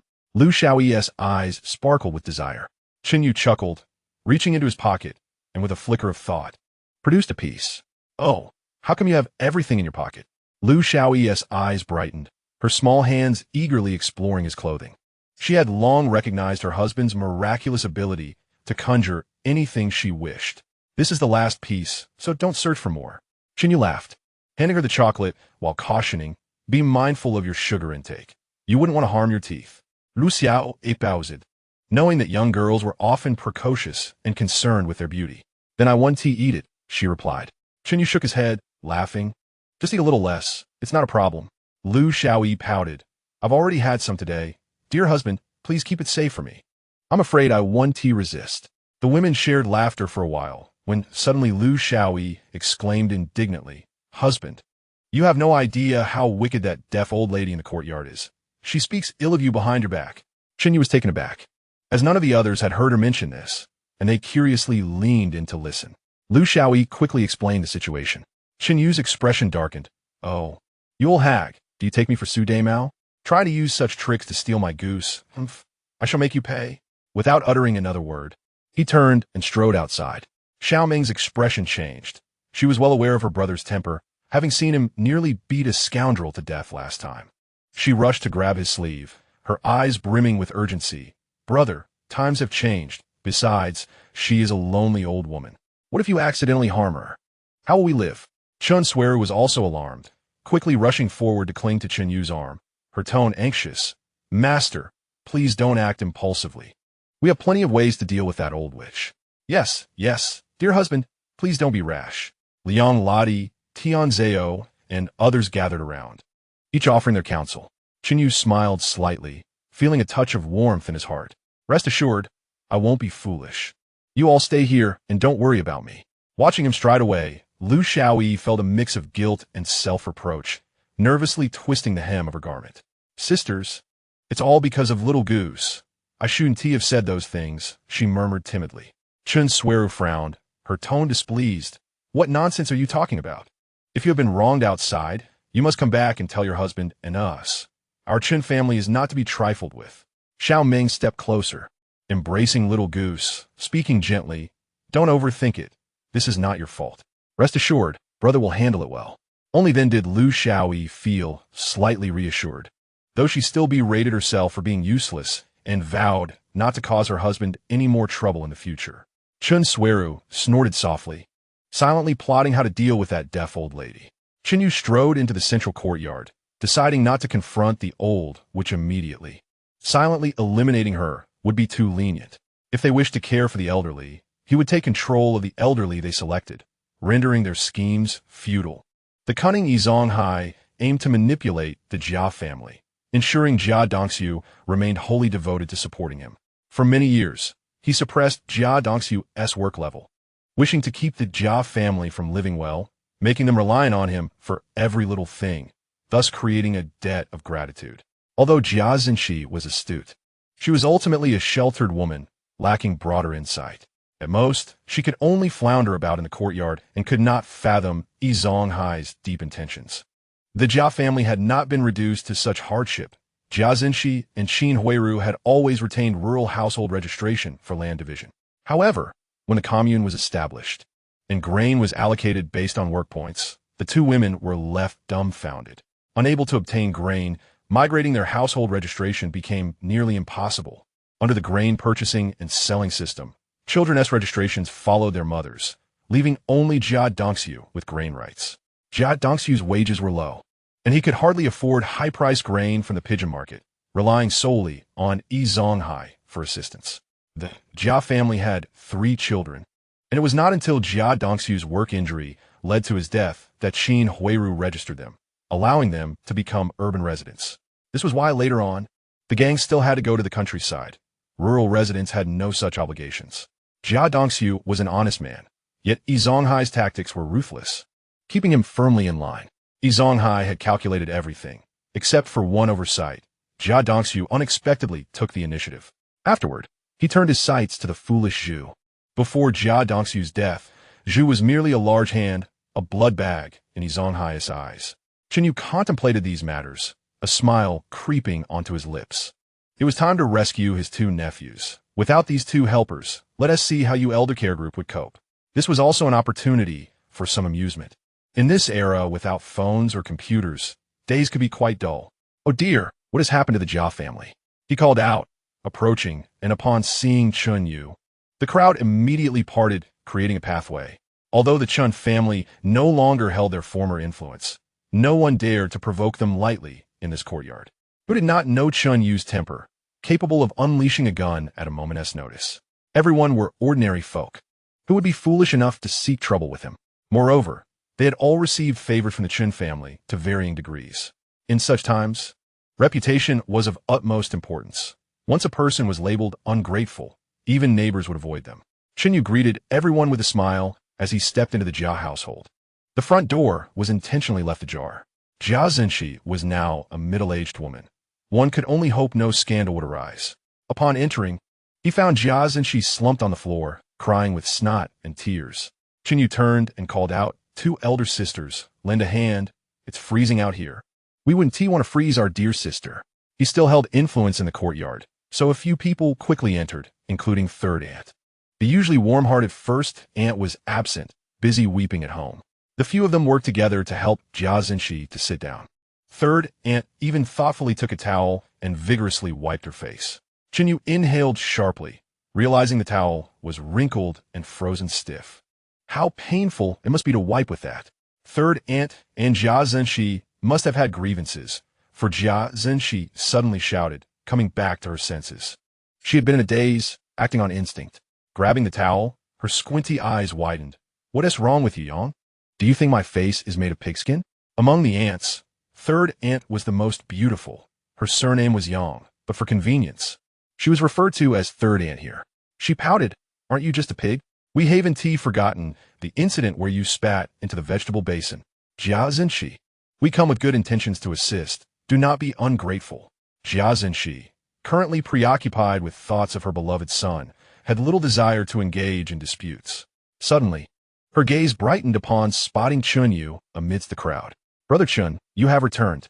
Then, our Xiao'e." Chen You stepped forward, beaming, and reassured her, "Rest easy. Sister, as long as he has not committed any grievous acts, he shall return after class." Jia Zhenxi let out a sigh of relief. She had truly been frightened moments ago. It was the first time in her life she felt a despair deeper than any she had experienced. Even more so than when Lao Jia passed. Seeing Chen You unharmed, she was certain her honest son Xiao'e was safe as well. A few elder women, hearing Chen Yu's words, quietly turned to leave, intending to inform the Yi family.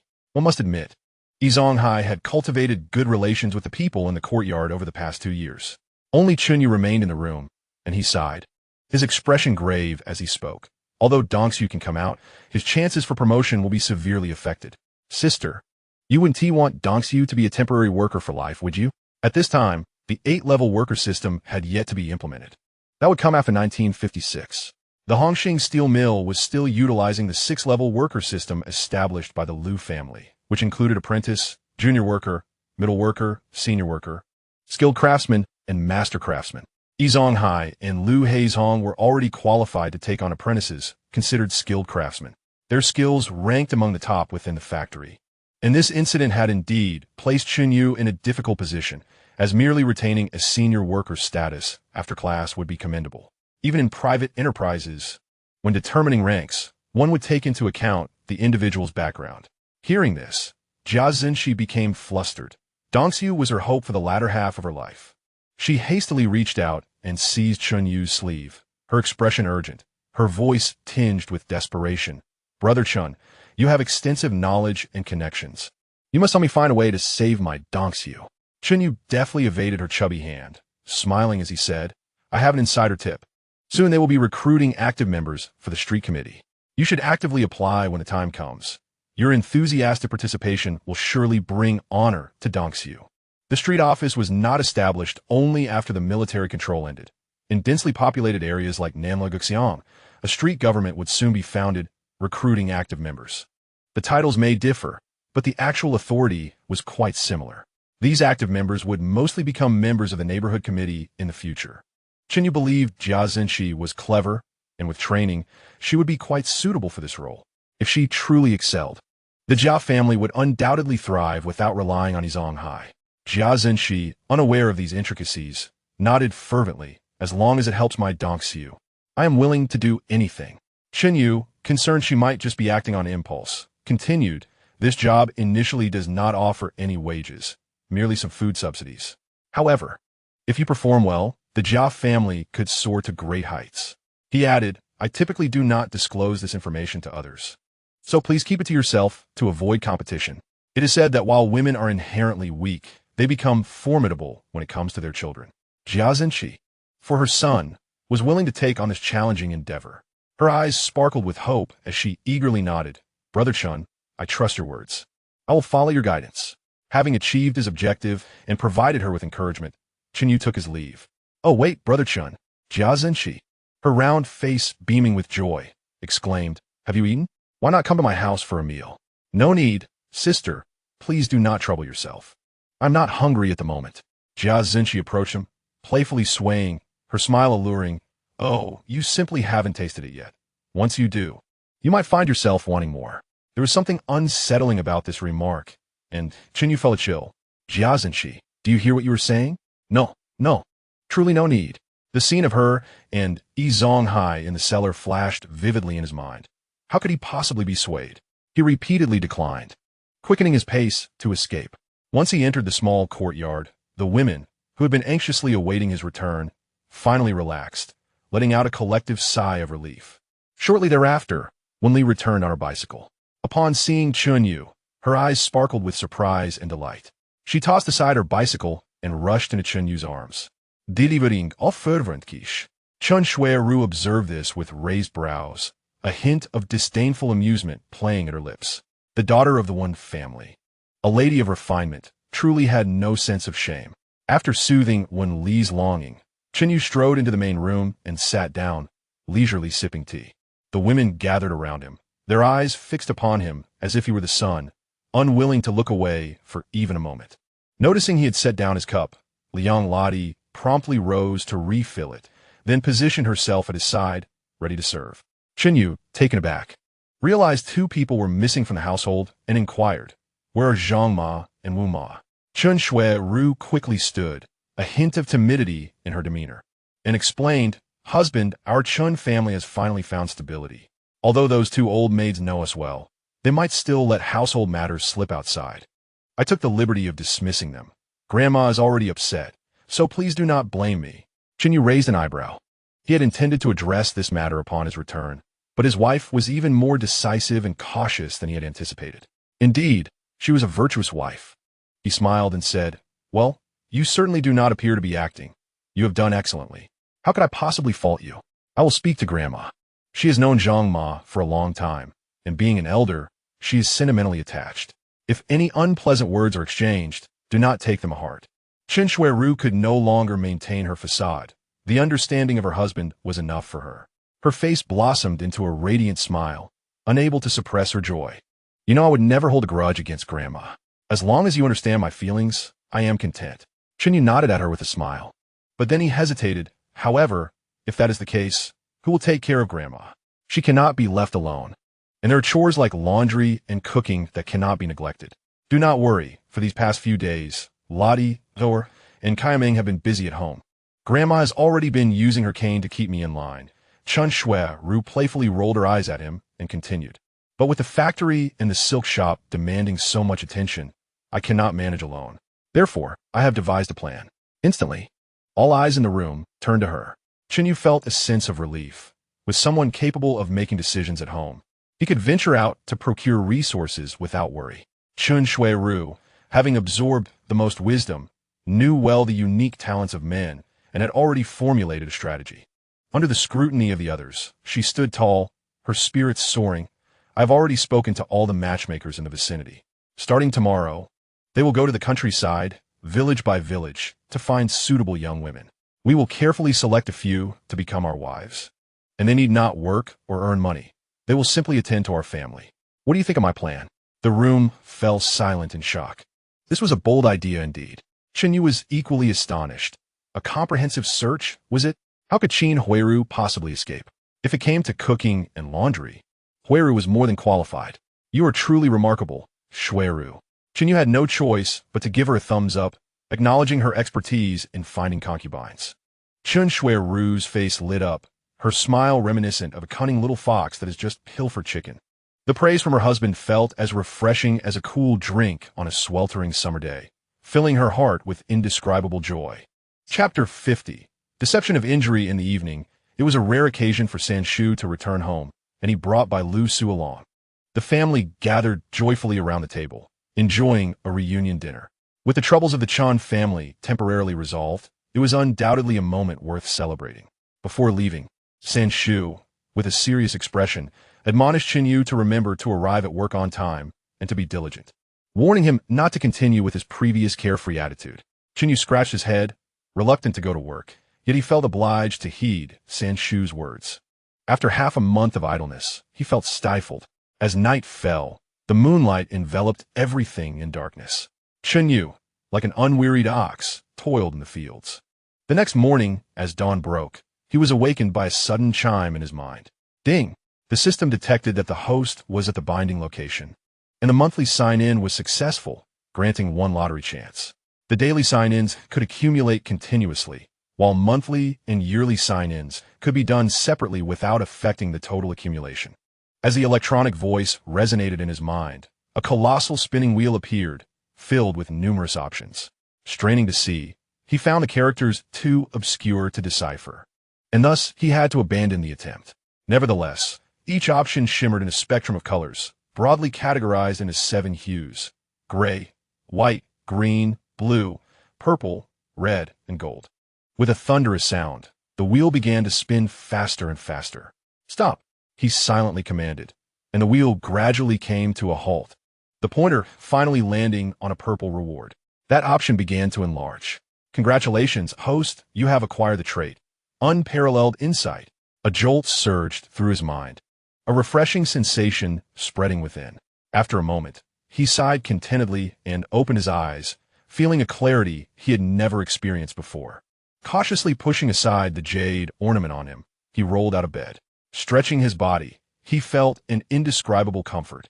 After a night of labor, he sensed his physical condition had risen to around 8, with his perception range astonishingly reaching 80 meters.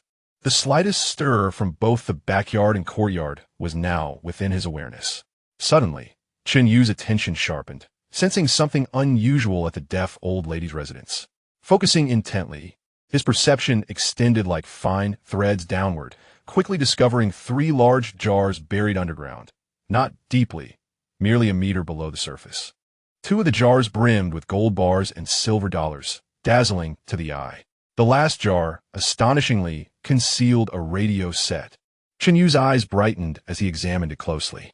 Inside the jar, alongside the compact radio, was a hand-cranked generator.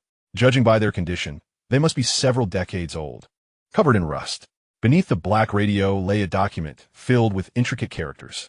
What a situation! This old hag was indeed a secret agent. Moreover, a special agent. He stroked his chin, pondering the complexity of her identity. Some of the long-term residents in the courtyard had lived there for over 10 years, and the deaf old lady had already been present during that time. If she truly were a spy, it was likely she had established herself in the city before the invasion. Initially, he only intended to seize her wealth. One of the tragic realities of life is that when a person does not perish, but their money runs out, they must still face the harshness of society. However, now the situation had evolved into something entirely different. Thus, he deemed it unnecessary to disturb her wealth, as he had no need for such trifles. Even the treasure hidden in the royal mansion was of little interest to him anymore. It would be best to ascertain the old hag's true identity. However, how could he reasonably expose her? Chen You contemplated this while swiftly organizing his affairs, riding his bicycle to work. After class, Chen Xueru was demoted to the deputy director of the sub-bureau, falling several ranks and losing considerable authority. Meanwhile, Chen You remained at the headquarters, assigned to the action team, with Hao Pingchuan as the leader. His previous group of over a dozen brothers had dispersed, each going their own way. To make matters worse, the action team was consistently on the front lines, facing gunfire and danger on a daily basis. Chen Yu's physical condition was only slightly above average, and he felt that a mere peanut could take him down. He genuinely wished to resign, and this time, even Chen Xueru supported him. Yet, Hao Pingchuan firmly refused, saying, "Kid, suppress that spoiled attitude of yours. I'm going to toughen you up." In truth, he was not a bad person. Coming from a farming background, he had received little education. In his early years, he had been the captain of an anti-espionage team, and many of his comrades had fallen to the hands of the enemy, instilling in him a deep-seated hatred for such individuals. Naturally, he was not amiable towards Chen You. Thus, Chen You had to proceed with caution, striving to avoid conflict with him. The bureau had also welcomed a lovely young lady, a forensic expert named Bai Ling. She had studied abroad, sporting a fashionable hairstyle and wearing her uniform with a unique charm. Moreover, he recognized some of the people around him. They were characters from a spy drama. Just how many cinematic tales had blended into this narrative? He did not dwell on the incongruities, and after that day, He immersed himself in his work. Recently, a group of unscrupulous merchants had been hoarding supplies, artificially inflating prices, causing the cost of grain in the city to soar. Even the common people struggled to purchase food despite having money. The ringleaders were truly brazen, and Chen You couldn't help but admire their audacity. For several consecutive days, he accompanied team leader Hao, running around to address this issue. At night, he diligently trained, attempting to compensate for the physical losses incurred during his month of inactivity. Overwhelmed with work, he scarcely had time to concern himself with the deaf old lady. Fortunately, she had quieted down after her initial attempt to create trouble. After dealing with the grain price crisis, old Hao began taking Chen You around in a modified small truck, equipped with a radio receiver for detecting transmissions. Covered with a thick rain tarp, the vehicle leaked wind as it moved, and in the bitter cold of winter, the experience was anything but pleasant. The shock absorption was abysmal, and with the road conditions being so poor, it wasn't long before Chen You felt nearly rattled to pieces. Finally, after enduring until Sunday, he was able to catch his breath. The next day, he relished the rare opportunity to sleep in, drifting into a blissful slumber when suddenly he felt a tickling sensation at the tip of his nose. Chen You jolted awake, finding himself staring into a pair of sparkling eyes. It was Lu Xiao'e, lying beside him, her little hand clutching a chicken feather, wearing a mischievous grin. You little imp, how dare you tease me? Such audacity. I'm sorry, my husband. I promise never to do it again. Please don't hit me. Lu Xiao'e exclaimed, startled, attempting to flee. Chen You swiftly reached out and pulled her into his embrace. She was dressed in a soft, goose-yellow fur coat, warm and fluffy. And as he held her, it felt delightful. After a playful moment, he finally let her go. Woo woo woo, I want to be friends with you anymore. You're just a bully. Lu Xiao'e sprawled on the bed, her eyes glistening with tears, resembling a doll that had been played with too roughly. Chen You chuckled lightly, pinching her delicate little nose. You were the one who provoked me first. Why are you acting wrong now? All right, get up. I'll take you out for some fun. Lu Xiao'e's eyes sparkled with excitement. Really? Chen Xueru had been quite busy in recent days, taking away anyone who could lend a hand, leaving only the old lady, the good family mother and daughter, and Lu Xiao'e at home.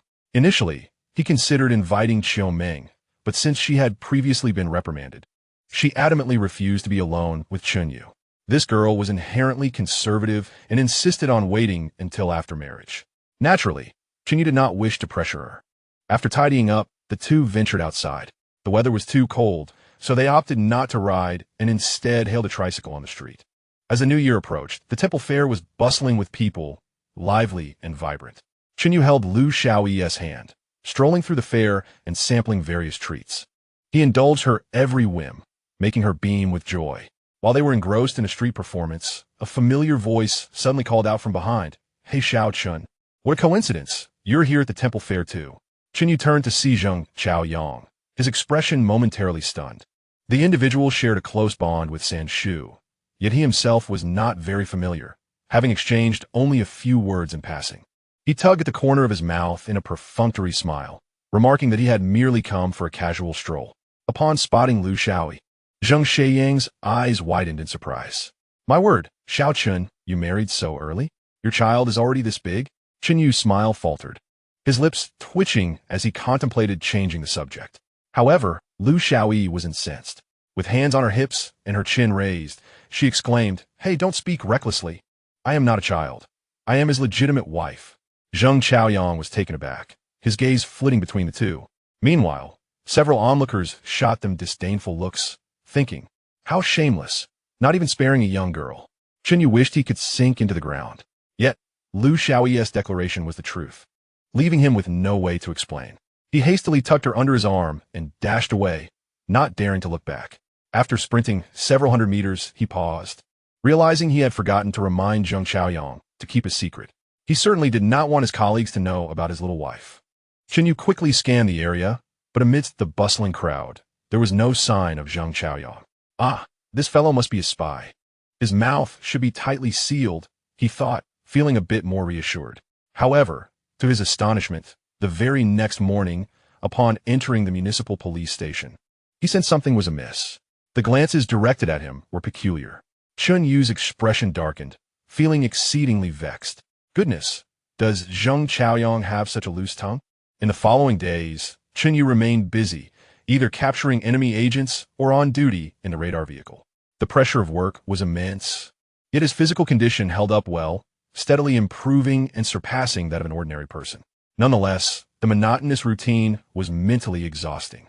Moreover, with so many beautiful women at home, his overtime left him with little time to relax. Wasn't he this absurd? His foundation lay in the art of longevity. He resolved to resign as soon as possible, but this proved challenging as Lao Hao had set his sights on him and would not let him go. One day, as usual, Hao Pingchuan led a team on patrol in the radar vehicle.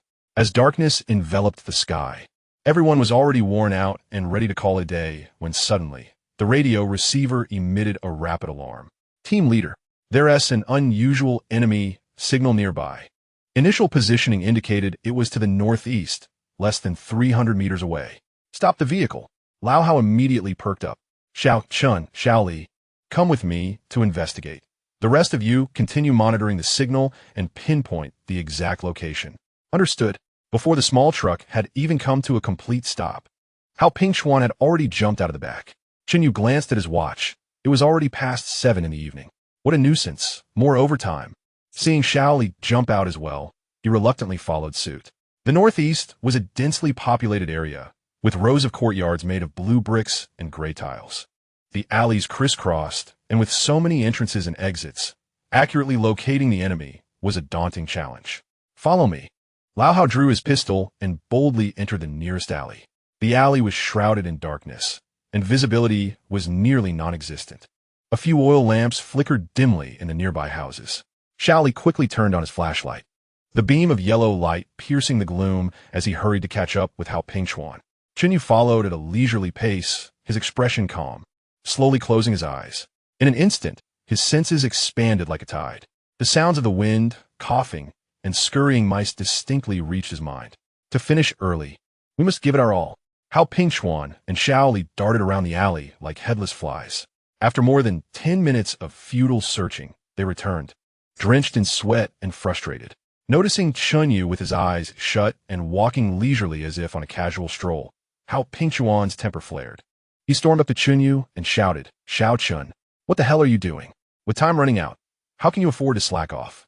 Just then, Chen Yu slowly opened his eyes, his gaze steady and unwavering.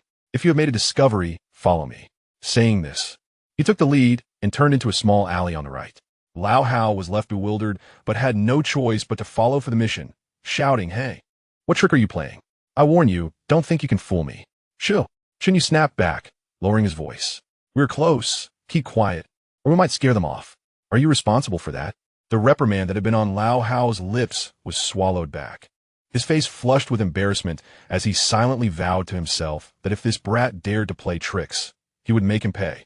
The three moved quietly and stealthily until they arrived at a dilapidated courtyard. The gate was already rotten, hanging askew on its frame. A large section of the earthen wall to the east had collapsed, clearly abandoned for some time. Hao Pingchuan's eyes widened, and he opened his mouth to inquire, but suddenly froze. In the dim light, Chen Yu's expression was grave, devoid of any of his usual nonchalance. "This young scion seems rather serious when it matters," he thought. Could it be that he has truly found something? Instantly, Lao Hao fell silent. Chen Yu beckoned them to follow him, gesturing with his lips. The three carefully entered through the collapsed wall. Inside the courtyard stood 3 dilapidated brick houses, clearly uninhabitable. They squeezed through a large hole into the eastern room, and Chen Yu pointed to the ground. Xiao'e shone his flashlight, revealing a hidden trapdoor covered in a thick layer of dust, nearly impossible to notice without close inspection. Faintly, they could hear a ticking sound emanating from beneath the trapdoor. Lao Hao, having heard the ticking, brightened up and reached for the large iron ring on the wooden door. Chen Yu, taken aback by his impulsiveness, quickly grasped his wrist. Lao Hao's eyes widened, and Chen Yu pointed again. Following his fingertip, they noticed that the iron ring was tied with a thin hemp string, one end hidden within the door and the other extending into the darkness. Xiao'e, holding the flashlight, traced the string and was horrified to find that it connected to a grenade safety pin. Opening the door recklessly would definitely trigger the grenade. At such close range, none of them would escape unscathed. Lao Hao was startled, regained his composure, and hurriedly approached to carefully untie the hemp string, disarming the grenade. He then turned to Chen You, his eyes filled with gratitude and inquiry. Chen You nearly burst into laughter. This reckless man had finally learned to follow orders. He suppressed his amusement and nodded gently. Lao Hao, grinning widely, took a few steps forward and yanked open the wooden door on the ground. Instantly, a ghostly light radiated from below, and the ticking of the telegraph grew clearer. Action! Hao Pingchuan commanded, raising his gun and jumping down first, with Xiao'e close behind. Chen You followed at a measured pace. It was merely a matter of capturing the fish in the barrel. There was no need to rush. The operation was a resounding success, resulting in the seizure of a telegraph machine and the latest codebook. The captured enemy agent held a high rank, leading to the exposure of several lower-tier operatives, earning significant accolades. The municipal police station promptly held a commendation ceremony, where both Hao Pingchuan and Chen You received notable recognition.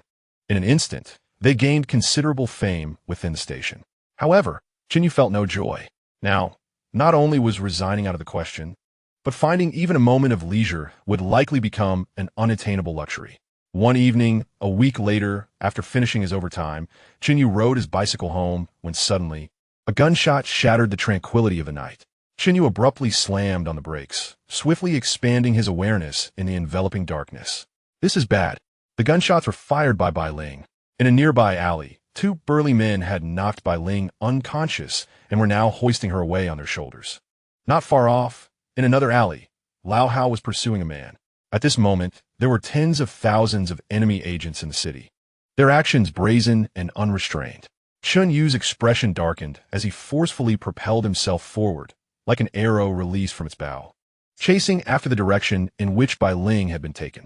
At the mouth of the shadowy alley, the two men exchanged a glance, their faces breaking into smug smiles. Once they exited this alley and turned a corner, they would enter a labyrinth of intricate narrow lanes, making it nearly impossible to track them down again.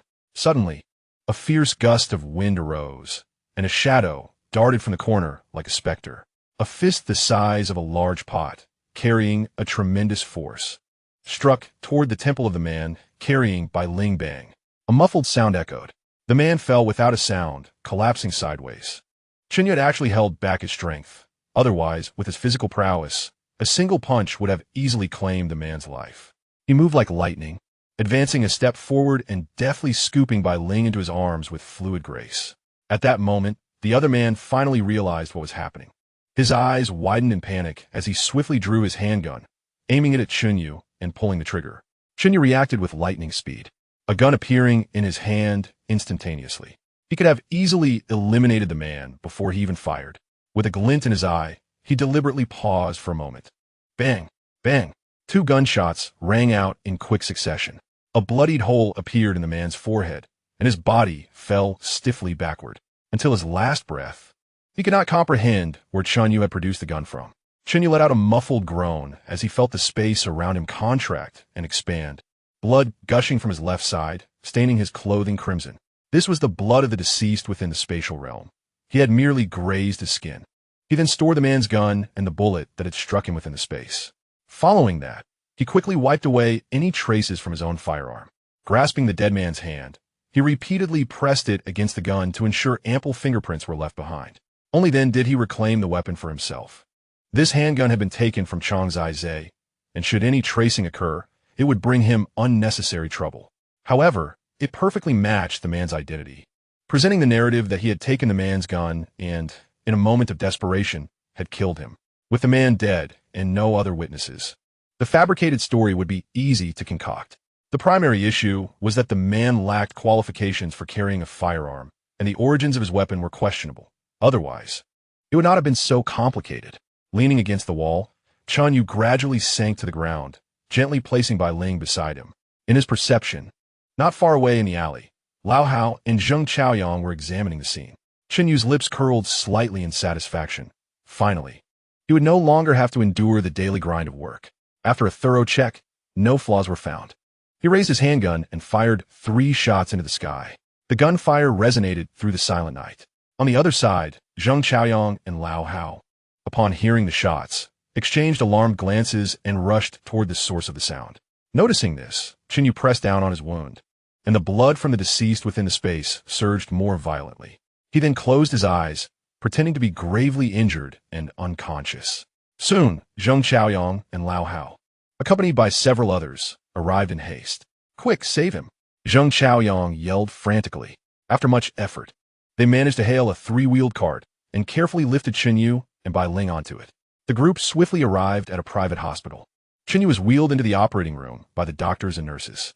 Bai Ling, having been drugged, remained in a deep slumber. "It's all my fault. Lao Hao lamented," raising his hand and delivering a sharp slap to his own face. He had been responsible for escorting Bai Ling home, but had fallen victim to the enemy's diversionary tactic, resulting in her abduction. Now, while Bai Ling was unharmed, his colleague had suffered severe injuries due to his negligence, and he was filled with regret. Zheng Xiaoyang opened his mouth, unsure how to console him, and placed a hand on his shoulder. Chen Huairu soon received the news and rushed over, grabbing Zheng Xiaoyang's arm with urgency. "What has happened to my nephew? He is the last of the Chen family. Nothing must happen to him." Zheng Xiaoyang's face was grim as he recalled the amount of blood lost, fearing the worst. "Old Chen, please remain calm. They are currently performing emergency treatment. Let us wait and see." Chen Huairu understood the implication, and his eyes reddened instantly. Inside the operating room, the doctor carefully cut open Chen Yu's clothing, gasping in shock. Goodness, if we had arrived any later, the wound would have begun to heal. In his perception, the nurse was focused on preparing the surgical instruments. Her gaze not on him. Chen Yu's eyes suddenly snapped open, and with a speed akin to a ghost, he struck both individuals unconscious. In an instant, only he and the doctor remained in the operating room. The middle-aged male doctor looked astonished, frozen in place. As he regained his wits, he opened his mouth to scream. Chen You, quick as a flash, stepped forward and clamped his hand around the doctor's throat, forcibly stifling his voice. "I say, listen to me, and if you understand, nod your head." Chen You spoke in a low, icy tone. The doctor, eyes filled with fear, weakly nodded in compliance. Chen Yu gradually released his grip, his gaze piercing as he fixed his eyes on the doctor. He produced 2 large yellow croakers from his pocket, slapping them down onto the operating table. In a hushed tone, he insisted, "I need to be hospitalized for several days due to a severe injury, and I require it to leave lasting effects. The more serious, the better, but it must not be apparent from the outside. Do you understand?"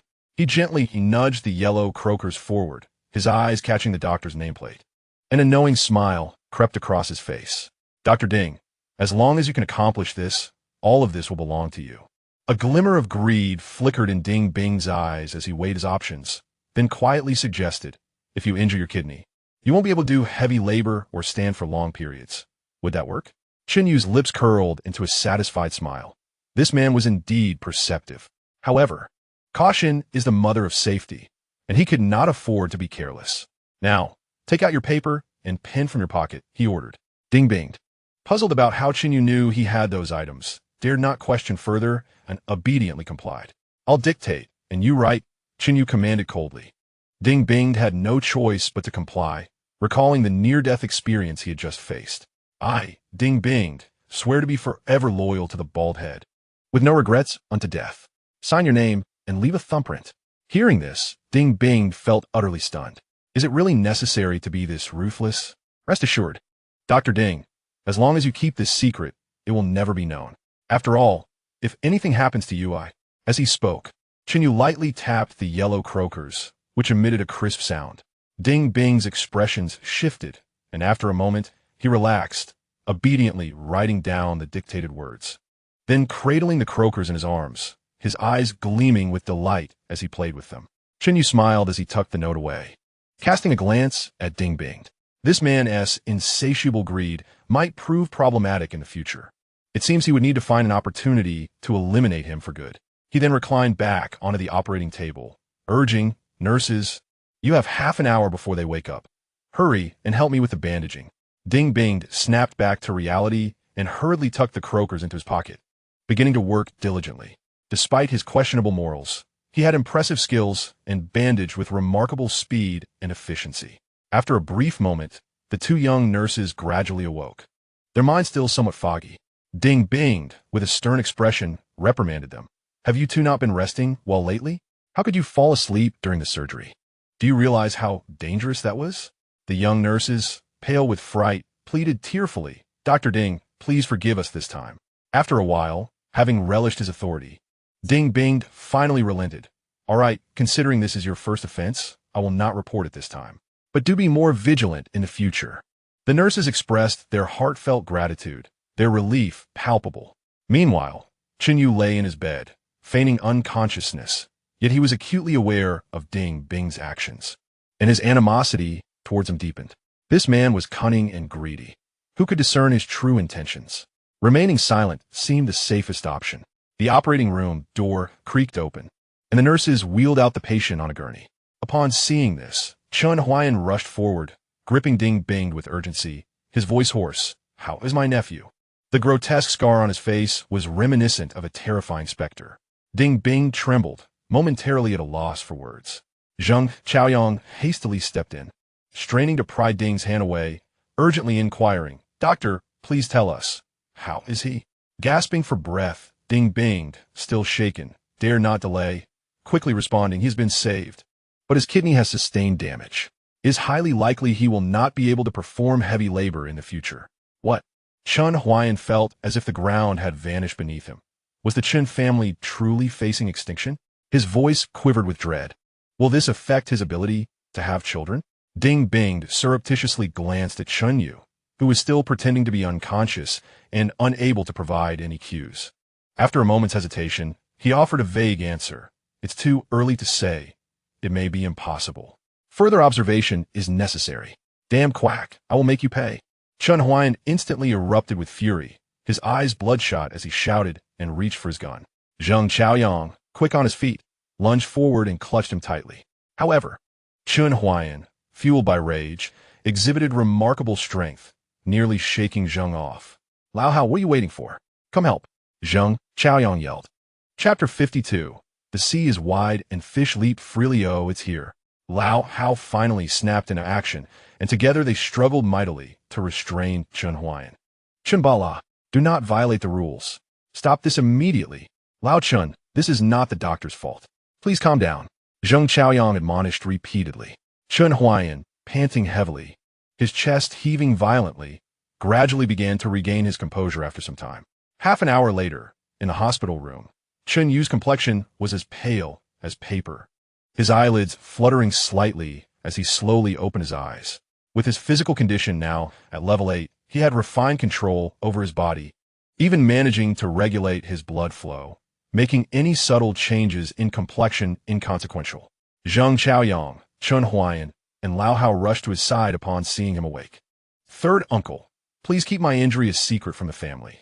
Grandma is in poor health." Chen Huairu's heart clenched painfully, his eyes welling with tears as he stepped to the bedside and grasped Chen Yu's hand, his voice hoarse. "Do not worry about the family. Third uncle will manage. You just focus on your recovery." Seeing his uncle's distress, Chen Yu felt a pang of guilt and subtly squeezed his hand, giving him a discreet wink. Chen Huairu was momentarily taken aback, but then anger surged within him. How dare this rascal? However, he recognized that this was not the time for confrontation and suppressed his emotions. Lao Hao stood nearby, his eyes also glistening with tears, filled with remorse. "Chen Yu, I am deeply sorry. Once you recover, I will let you slap me twice." Chen Yu managed a faint smile, raising his hand weakly. "Lao Hao, it's not necessary. It's those treacherous enemies who are to blame. I cannot hold you responsible." Lao Hao, upon hearing this, felt his heart swell with emotion, tears streaming down his face. It was a poignant sight to behold, a robust man weeping, moving everyone around him. Chen Huairu's lips twitched in irritation, inwardly cursing, goodness. Who would have thought this brat had such talent for theatrics? Zheng Chaoyang approached, offering gentle encouragement. "All right, you should rest now and get some sleep. Do not worry. We will ensure you receive recognition for your bravery. You have accomplished a great deed this time." Upon hearing this, Chen Yu quickly shook his head. "Please do not seek any accolades. Had any of us encountered this situation, we would not have stood idly by." Lao Hao, moved by this, cried out even more fervently. His heart was overwhelmed with emotion, realizing how he had previously harbored ill feelings towards such a commendable comrade. "I am truly despicable." The more he thought about it, the angrier he became, and he slapped himself hard across the face. This display of character even made Chen Yu feel a bit embarrassed. yet he refrained from saying anything. Seeing that Chen Yu was not in a good state, the three soon decided to leave, and before departing, Chen Huairu arranged for a nurse to attend to him. Once they left, Chen Yu exhaled a sigh of relief. He was not skilled in acting and had nearly revealed his facade, resorting to a cough to mask his slip. Days passed in a blur, and on the eve of the new year, Chen Yu was finally able to be discharged. Lao Hao visited him daily, making him hesitant to leave the hospital too soon. After a thorough checkup, Ding Bing issued a medical report confirming that he could no longer work, thus approving his resignation. He declined all benefits offered by the unit, aware that his injury was feigned and feeling unworthy of disability compensation. He was not short on money and preferred to reserve those resources for those in greater need. The sun shone brightly, casting a warm glow upon him. Chen Yu's lips curled into a smile. His spirits lifted. Even the air felt sweet. As he walked, people of all ages strode with their heads held high, filled with hope for the future. Though the nation was in a state of rebuilding, no one felt disheartened. Everyone seemed like dragons, which was indeed the best of times. He contemplated embarking on a meaningful endeavor, determined not to let his journey be in vain. The entrance of the number 95 courtyard was adorned with couplets and colorful streamers, embodying the festive spirit of the new year. As he pushed his bicycle into the front yard, he spotted Yin Fugui standing behind a desk, diligently writing couplets. The matrons and young wives were gathered, chattering animatedly. It appeared that the teachers had more time off during the holidays, while the laborers were still at work. The official holiday lasted only from the first to the third day of the Lunar New Year. Brother Chen has returned. The neighbors greeted him warmly. Only two elderly women turned their gaze away, remaining silent. Chen Yu paid them no mind and exchanged pleasantries with the others. "Oh, Brother Chen, it's been a while since we last saw you. Your family's couplets were picked up yesterday by Boss Xue. It seems you have a keen eye. While you were away, your wife managed everything splendidly." Old Yin greeted him with a beaming smile, his exuberance suggesting that he had recently enjoyed financial success. Among the surrounding households, Chen Yu was the only educated individual, with about 100 families in total. A set of couplets could fetch a handful of sunflower seeds, or even 5 cents. Every household required several couplets, yielding an income that amounted to nearly half a month's wages for him. The red paper and ink had been procured from school, costing him nothing. Chen Yu exchanged a few polite words and quickened his pace, eager to see his family after several days apart. In the courtyard, several young children were playing with spinning tops. The school had resumed, but winter vacation was currently underway. Today's children were blissful, burdened by minimal homework, and the teachers were genuinely dedicated. Most parents were illiterate, barely recognizing a few characters, making it unnecessary for them to assist their children with their studies. As literacy increased, the burden on parents would inevitably grow. Su Daimao, rarely home, was thoroughly enjoying himself. Chen Yu held no ill feelings towards him. In fact, he admired the boy. A clear-headed individual, Su Daimao. The only criticism levied against him was for reporting his wife. However, at that time, the foolish girl had already been brainwashed by the deaf old lady and insisted on associating with his sworn enemy.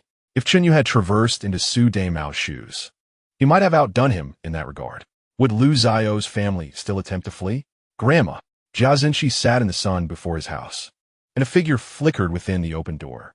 Chen Yu was momentarily taken aback, extending his senses to investigate, only to find that Yi Zonghai and Lu Heizhong had also returned. The three of them remained hidden inside. "Chen brother, you are back. It's been several days since I last saw you," Jia Zhenshi exclaimed, his eyes brightening as he slyly raised his eyebrows. Chen Yu felt a sudden chill run down his spine and, lacking the desire to linger, hurriedly made his escape. Why was this old sister-in-law so persistent? One must repay kindness with enmity. He swiftly slipped into the backyard, where by the water basin sat a small child about 6 or 7 years old. Perched on a stool, hunched over as she scrubbed clothes on a washboard, her 2 braids swaying back and forth. The cold water was numbing, leaving her little hands bright red. A wooden basin nearby was piled high with garments of both male and female styles. What a pity! How could they make such a tiny child work? Chen Yu furrowed his brow, feeling a pang in his heart. "Xiaoling," she turned to look at him, her eyes sparkling, and cheerfully called out, "Chun Gij." Though still young, the child was perceptive, easily sensing who treated her with genuine kindness. Observing her slightly pale face, Chen Yu felt a surge of compassion and beckoned, "Xiaoling, come here." Xiao Ling hesitated for a moment before running over with her short legs, looking up and asking, "Gidge, what do you need?" Chen Yu reached into his pocket, pulled out a milk candy, unwrapped it, and placed it in her small mouth. "How sweet. Thank you, Gidge." Xiao Ling's eyes crinkled with joy. Chen Yu felt a twinge of discomfort in his heart and scooped her up, chuckling, "Let us go play with the little goose." Xiao Ling quickly shook her head, anxious. "No, Gidge. Xiao Ling has to wash the clothes first, or Mama will be angry. Let Xiao Mao wash them. Brother will help his little sister." While it was good for children to engage in some household chores, which should be encouraged, he was not favoring girls over boys. It was simply that the little girl was too young. She couldn't even boil hot water and had to wash with cold, leaving her hands covered in frostbite. Anyone would feel heartbroken seeing that. Chen Yu carried her into the courtyard, where Su De Mao was having a great time playing. "Xiao Mao, come here." Su De Mao, caught up in his fun, felt quite displeased at the call. Recently, everyone seemed to be calling him Xiao Mao for some reason. Was he really that foolish? All thanks to Uncle Chen, who had started it. However, upon turning to see who had called, he immediately flashed a grin and scampered over. "Uncle, what do you need? I will definitely handle it well." Chen Yu smiled, enjoying Su De Mao's cheeky demeanor. "Xiao Ling wants to play with the little goose, so you come over and wash the clothes." Su De Mao's expression stiffened. He had never washed clothes in his life. Chen Yu squinted his eyes, his tone turning cold. "What? Are you unwilling?" Su De Mao shivered and quickly forced a smile. "How could that be? I'll go right away." With that, he turned and dashed home. Seeing him mumble silently, it was likely not anything pleasant. Chen Yu raised his foot and lightly kicked his sturdy cotton pants. "Ow!" Su De Mao exclaimed, nearly falling over. From then on, he dared not act up again. "Xiao Mao, if you help your sister wash clothes from now on, when you begin your apprenticeship, I will get you into Aunt Xueru's factory to show films." This boy had a knack for showing films. Perhaps in the future, they could set up a private cinema in the factory and enjoy it. Su De Mao pouted, feeling somewhat disdainful, muttering softly, "My dad has already secured a place for me at the Hongqing steel plant. I can start as an apprentice when I turn 16. Chen Yu chuckled, playfully swatting the back of his head. "You know nothing. Aunt Xueru runs a garment factory. It's filled with female workers. How many women do you think there are at the steel plant? And those where they're usually burly. Think it over before you speak." Su De Mao was 13 this year, just at the age when curiosity about the opposite sex blossomed. He often found his gaze drifting toward the young women with ample figures. Hearing this, he was momentarily taken aback, his mind racing. Uncle Chen was right. What was so great about the steel plant, filled with rough men? The garment factory was far better, bustling with lively young women. Perhaps he could be like Uncle Chen, marrying several beautiful wives. Upon this thought, Su De Mao's face broke into a radiant smile as he nodded vigorously. "Uncle, I'll listen to you. You can rest assured. Xiao Ling will be free to play with Annie." "Very well. Now that's a good obedient child. Here, have some candy." Chen Yu handed him 2 pieces of fruit candy, and Su De Mao was overjoyed, laughing as he took them and hurried off to work. Although his parents favored sons over daughters, they rarely gave him snacks, making candy a rare treat. Noticing Xiao Ling's eager expression, he handed her another piece of milk candy. Her large eyes sparkled, and with a giggle, she hugged Chen Yu and planted a kiss on his cheek. "Thank you, Gidge. When I grow up, I'll be your wife." Chen Yu chuckled in surprise, playfully tapping her little nose, saying, "Such a clever little imp. Now let us go find the little goose." He merely felt pity for the child and wished to find her a playmate, nothing more. Yes, that was his only intention. Everyone must not misunderstand. Upon returning to the small courtyard, Xiao'e, Liang Ladi, and Tianzhao were washing clothes by the water basin. "Oh dear, add some hot water. Look at how frozen her little hands are." Chen Yu's heart ached, quickly setting Xiao Ling down and rushing inside to fetch a kettle of hot water. Tianzhao waved her hand dismissively. "It's fine, I'm used to it." Liang Ladi wiped her face with her arm, smiling as she added, "We don't have much coal left at home. Every bit we can save counts." Qiu gazed with her sparkling eyes, smiling silently. Chen Yu paid no heed to their words and hurriedly added hot water, reflecting on how wonderful women were in this era. Ever since he married, he had hardly lifted a finger at home. With such women, men could endure any hardship in their work, feeling warmth in their hearts. However, things would be different in the future. The little fairies would want everything. Luckily, he had traversed time and was now living a cozy life with his wife. Chen Yu rocked in his chair, reveling in his thoughts, when Bai Liasu emerged from the house, leading Lu Xiao'e. The little goose appeared drowsy, her face marked with sleep lines, and upon reaching Chen You, she nestled into his embrace and fell back asleep. Chen You was both amused and exasperated. How could this child sleep so soundly? In no time, Xiao'e came bounding in. She had already figured out the little goose's routine, always arriving at just the right moment. Xiao'e rushed forward, tugging at Lu Xiao'e's braid, finally rousing her from slumber. The three little girls quickly gathered together, immediately engaging in playful antics. As dusk fell, the busy Chen Xueru returned with Wen Li. With the new year approaching, business at the silk shop was booming, so she had to take Wen Li to assist. Wen Li, well-educated and pleasing in appearance, was quite favored by the wealthy ladies. Upon seeing her, an elderly lady couldn't help but chide. You don't know to come home early for the new year? You've been busy all year round without a moment's rest. Chen Xueru approached with a bright smile, linking her arm with the lady. Yes, madam. We're just destined to be busy, unlike some people who disappear for days on end without a word.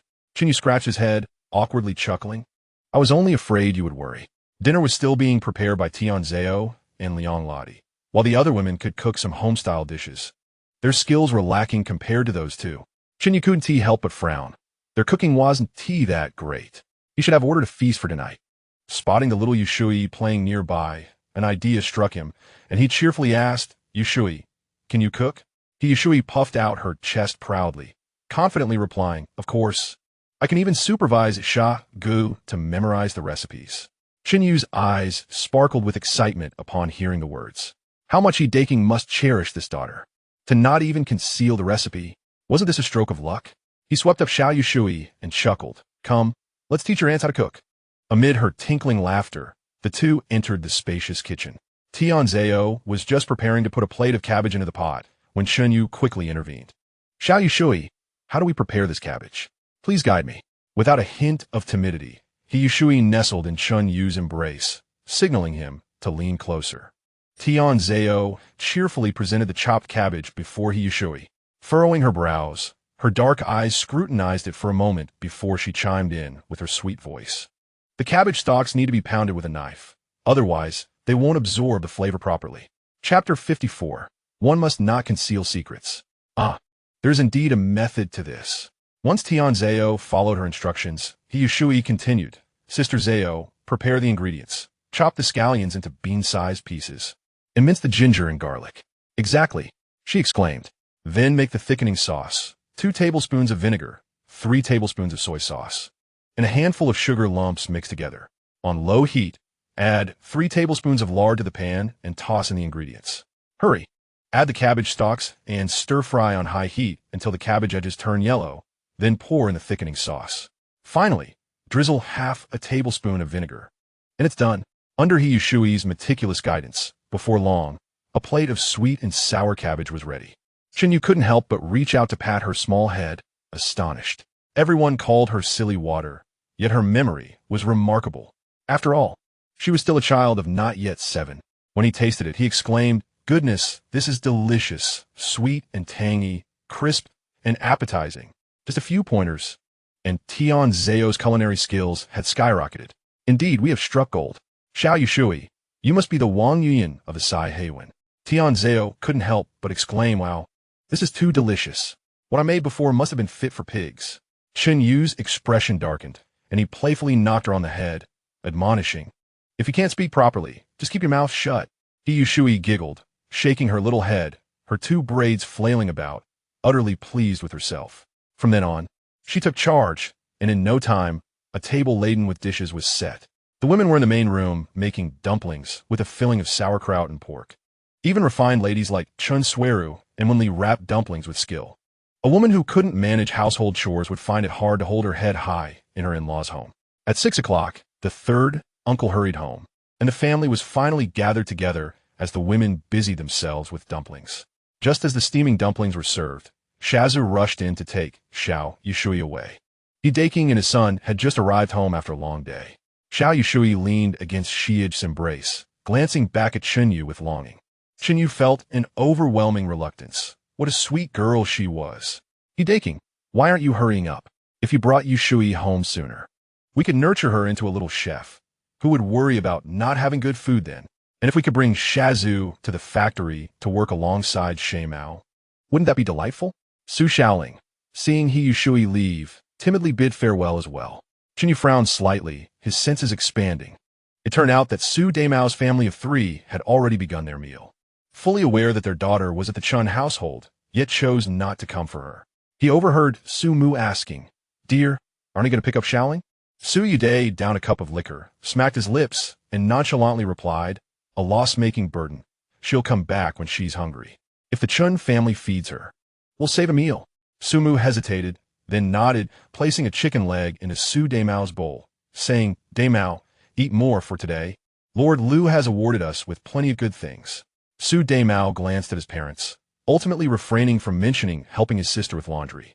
If his sister were to be beaten, who knew how Uncle Chen would react? The thought sent a shiver down his spine. Chen You furrowed his brow, withdrawing his senses.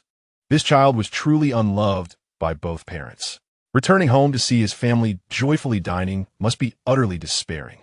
Compassion welled within him, and he set her beside Lu Xiao'e. "Xiaoling, enjoy your meal at Uncle Chen's today. I'll send you a red envelope later." Su Xiaoling quickly shook her head, leapt up, and dashed away. Chen You opened his mouth, but chose not to stop her. He couldn't meddle in other people's affairs. Chen Xueru arched her elegantly shaped brow, a playful smile appearing at the corner of her mouth. The family gathered in the main room, merrily enjoying their reunion dinner. The table was mostly filled with meat dishes, as fresh vegetables were a rare treat. Besides cabbage and radish, the only fresh produce came from their own bean sprouts. However, yellow soybeans were precious, and the Chen family had stored only a small amount, resulting in a meager stir-fried platter. "Grandma, husband, I found a fortune," Lu Xiao'e exclaimed, pulling a 1-dime silver coin from her mouth and waving it in her hand. Well, our little goose is indeed fortunate." The eldest chuckled. "A fortune in your mouth brings all blessings. Life flows smoothly, and there's no cause for worry." Little Goose beamed, wiping the coin clean and presenting it to Chen You. "Husband, I give you this fortune. I won't need it if I don't go out." The elderly lady quickly interjected, "Oh dear, my silly goose. You can't part with your fortune. You must keep it. As husband and wife, the blessings will flow to you both." Only then did the goose relent, carefully stowing the silver coin away and earnestly stating, "All right, then husband should receive a bit more." Chen You found her adorable demeanor irresistible and lifted her onto his lap, pressing his forehead against hers, eliciting peals of laughter from her. As the wine flowed and the atmosphere grew lively, Chen Yu's lips curled into a satisfied smile as he gazed at his cheerful family. In his past life, he had been a solitary figure, too timid to even entertain romance, accustomed to solitude. In this life, he not only had caring elders, but also a virtuous wife. This life held promise. After the meal, Chen Yu accompanied his 3rd uncle to his study. Upon entering the room, he caught a glimpse of his uncle's hand already poised over his belt buckle. Instantly, his scalp tingled with dread, and he reflexively turned to flee. "Come back here. If you dare to run today, I'll whip you in front of all the women. And then let us see how you can assert your authority in this household." His uncle barked. Chen Yu reluctantly turned back, feigning distress. His earlier reaction was merely instinct. In truth, he wasn't that anxious. Now, he put on a show to give his uncle some face. With his constitution, even if the belt snapped, he likely wouldn't be harmed. His uncle snorted coldly, casually seizing a nearby cotton cushion and tossing it onto the floor. "Kneel. If you make a mistake, you must be punished." The sound of the belt striking echoed in the study several times before his uncle's expression softened slightly. That day at the hospital had nearly terrified him. After beating his mischievous nephew, he finally felt relieved. "Get up. You can't just keep barking orders." And why the rush to resign? What are you scheming? Chen Yu certainly wouldn't reveal his plans to engage in zero-cost purchasing. So he briefly explained his preparations for an overseas market survey. His uncle furrowed his brow, remaining silent for a while before turning to leave the room. This indicated his tacit approval. This was for the best. With his uncle's cooperation, the procedures would be easier to handle. In the living room, the women gathered around a mahjong table while others sat chatting. Peanuts, sunflower seeds, and assorted snacks were laid out on the side. Aunt Gu sat beside the elderly lady, observing the lively atmosphere and suddenly raising her brow. Chen Xueru, Tian Zhao, and the others had skin that glowed with radiance, far more vibrant than just a month ago. In this room, only 4 individuals remained unchanged, Everyone else was becoming increasingly beautiful. Aunt Gu, with her keen eye, would never be mistaken. Remembering how Baizuzu had been consuming eggs for over half a month without substantial results, she couldn't resist asking, Xueru, how have you all maintained your beauty? If you have any good methods, don't keep them to yourselves. Remember your aunt. At this, the hands of the women shuffling the tiles froze momentarily. Chen Xueru smiled awkwardly, wondering how she should respond. In Chapter 55, titled Poisonous Scheme, in the Yi family's main hall, a kind elderly woman had prepared meal. Yi Zonghai approached the side room and invited the deaf old lady over. The two families had been celebrating the new year together for years, and the deaf old lady seldom cooked for herself. Although she was still relatively spry and did not require a cane, she approached the table with a quickness that belied her age. However, upon seeing the dishes laid out before her, disappointment flickered in her eyes. There were stir-fried radishes, spicy stir-fried snow greens, scrambled eggs, and braised pork with cabbage. It appeared that there were no more than 4 eggs, and the pork was lean, which did little to whet her appetite. The fatty parts had been cut away by the elderly woman and rendered into lard. The dumplings were filled with oily cabbage and scraps of meat. Zonghai, is this what you're eating for the new year? The deaf old lady could not help but exclaim as she took a seat at the main position. Usually, she would not dare to reveal her identity or spend her money, hoping instead for a sumptuous meal during the new year. And this was the outcome? Yi Zonghai felt a twinge of displeasure. Nonetheless, he turned to glare at the elderly woman, reprimanding her. Madam wants fish. Why haven't you prepared any? The elderly woman said nothing in reply, as after many years of marriage, they had developed an unspoken understanding. With a reluctant acknowledgement, she turned and went to the kitchen. The deaf old lady raised her voice, calling, Quiffin, bring over some pancakes. Yi Zonghai poured her a cup of liquor and smiled apologetically. Mother, let's have a drink first. The deaf old lady quickly interrupted. Don't call me that. Be cautious. For there may be ears on the other side of the wall. Our relationship must remain a secret. Perhaps feeling her tone was too harsh, she softened her voice, saying, In recent years, you, as a neighbor, have taken care of me, and I wonder if you have received much praise for it? But if I were your mother, everyone would simply accept it. This is all for your own good. Yi Zonghai, aware of his misstep, forced a smile. I understand, and I am truly grateful for your help. The people in the courtyard regard me with more respect, and I will certainly be more cautious next time. Madam, the household is on the verge of starvation. Qin Yu's savings had all been given to Chen You to build connections. He had hoped to secure a bright future, but instead, he found himself facing re-education, with his skilled worker status reduced to that of a mere laborer. Liu Heizhong fared even worse. He often flaunted his authority in the workshop, and now he was relegated to the rank of a junior worker. If only it were so simple. With skills to rely on, a worker S rank could be restored. However, both of them faced a 5-year ban on promotions, remaining key targets for scrutiny. Even minor infractions could lead to further demotion. The most disheartening part was that they were still performing the same tasks, yet their wages had halved. The two harbored deep resentment toward the Chen family, and what was even more infuriating was their utter helplessness in the situation. With their savings barely amounting to 10 coins, they could no longer dare to indulge in lavish meals. The deaf old lady sighed. Zonghai, why didn't you consult me before seeking a position with the Chen family? Had I known, I would have certainly dissuaded you. Yi Zonghai forced a smile. Who could have anticipated that someone was overseeing my every move? Besides, you are nearly at the end of your days. How could you keep up with the times? Yet, mindful of her wealth, he refrained from showing any hostility. Continuing to smile, Madam, I was simply momentarily confused. I will certainly seek your advice more often in the future. The deaf old lady ceased her reproach. Knowing she would rely on this couple for her old age, her tone softening. Very well, after dinner, I will give you 100 coins. Have you truly decided to choose Jia Dongxu to care for you in your old age? Yi Zonghai nodded. You know my health. I will never bear children in this lifetime. That child is filial, albeit somewhat weak in character, making him easy to manage. Yet, his weakness and excessive filial piety are also concerning. Do not forget, the Jia family is not to be trifled with. The deaf old lady harbored skepticism regarding this arrangement. There are few uncomplicated widows, especially those raising children. Perhaps you should consider adopting. There are so many orphans nowadays. Surely you can find one that suits your needs. After all, I did not give birth to you. I only raised you for a few years. Would that not be the same in terms of filial piety? Yi Zonghai mused inwardly. Had he not been unaware of where she kept her money, and could she not help him enhance his reputation? He would not have bothered with her at all. Those not born of blood are inherently unreliable. It is better to find someone more manageable. This is the principle of projecting oneself onto others. One's own character shapes one's expectations of others, and few can escape that constraint. However, these thoughts remained unspoken. He maintained a respectful demeanor, saying, Qifen usually takes care of you, and her health is not great. How could she find the energy to raise a child? I believe Xiao'e is quite suitable. The Jia family poses no issues. The deaf old lady wore a knowing smile, well aware of the dealings between him and the Jia family. Do as you wish, but I think Zuzi is a good choice. He is earnest and trustworthy. You should pay him more attention. Zuzi?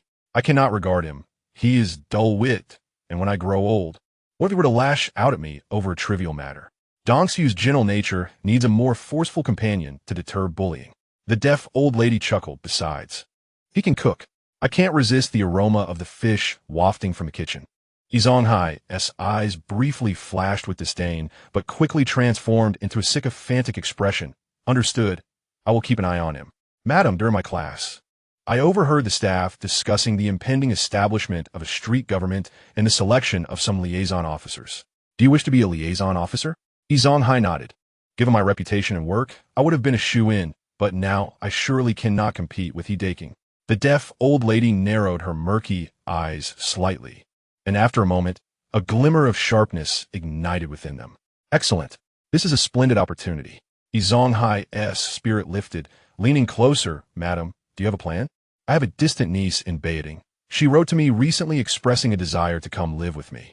Her surname is Bai. We can use her beauty to ensnare Hidaking. Hai scratched his head in puzzlement. Even if Hidaking falls for it, he dotes on that money-losing woman. He would not abandon this courtyard. The deaf old lady let out a cold, mirthless laugh. Hidaking cannot control himself and often frequents those half-open doors. My niece is extraordinarily alluring. With just a bit of coaxing, he will surely lose his resolve.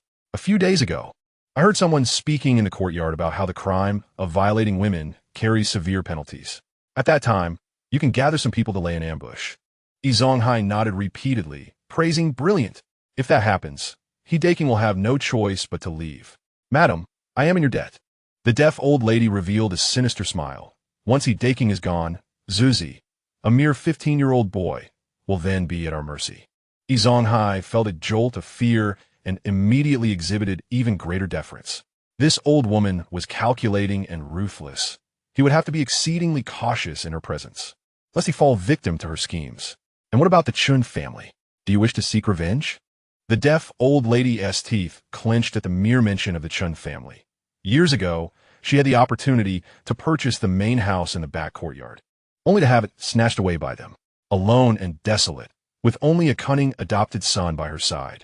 She could not comprehend why the Chen family's progeny were so surrounded by their descendants, while showing her such filial piety.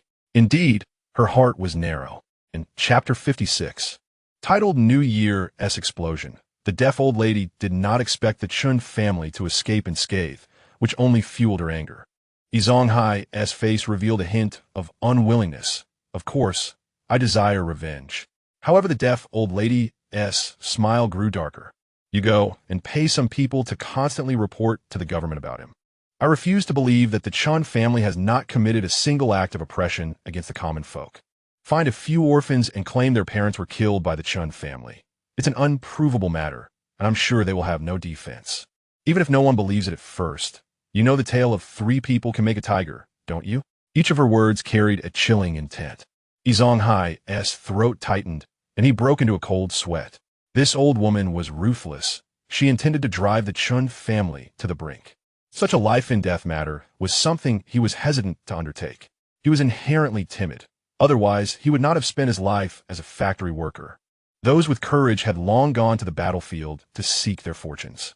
This method was fraught with peril, if the Chen family did not perish. Then he recalling Chen Yu's ferocity during the murder, he struggled to swallow, his voice trembling as he said, Madam, is it truly necessary? He is not always in the courtyard. The deaf old lady's eyes are filled with mockery and disdain. It is truly laughable to desire profit while being unwilling to invest, revealing a complete lack of ambition. No wonder he is unable to produce offspring. It is precisely his cowardice that gives her a sense of security. Free from worries of backlash, Liu Heizhong, that sycophant of officials, must be harboring intense hatred for Chen You by now. You should be more discreet and incite him to act. Aunt E hesitated, longing for a peaceful life, wishing to avoid any entanglements with the Chen family. Yi Zonghai fell into deep thought. Meanwhile, after Qin Huairu dealt with Chen You and received his mother's red envelope, he hurried back to work. Fortunately, the women did not witness his humiliation, thus preserving his dignity.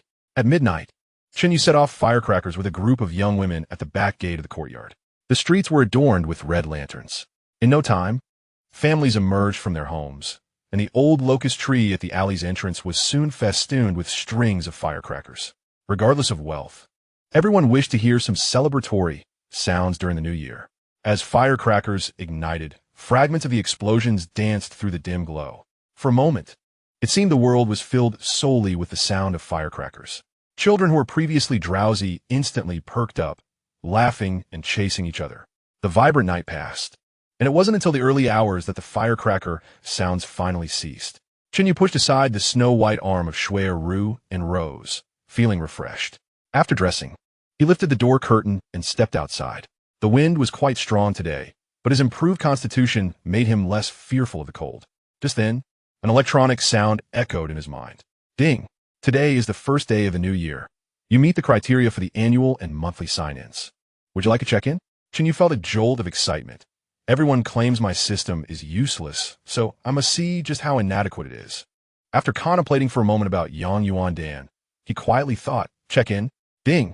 Check-in bonus activated, granting you 1 advanced fertilizer factory, 1 poultry farm, and 1 livestock feed factory in the current timeline.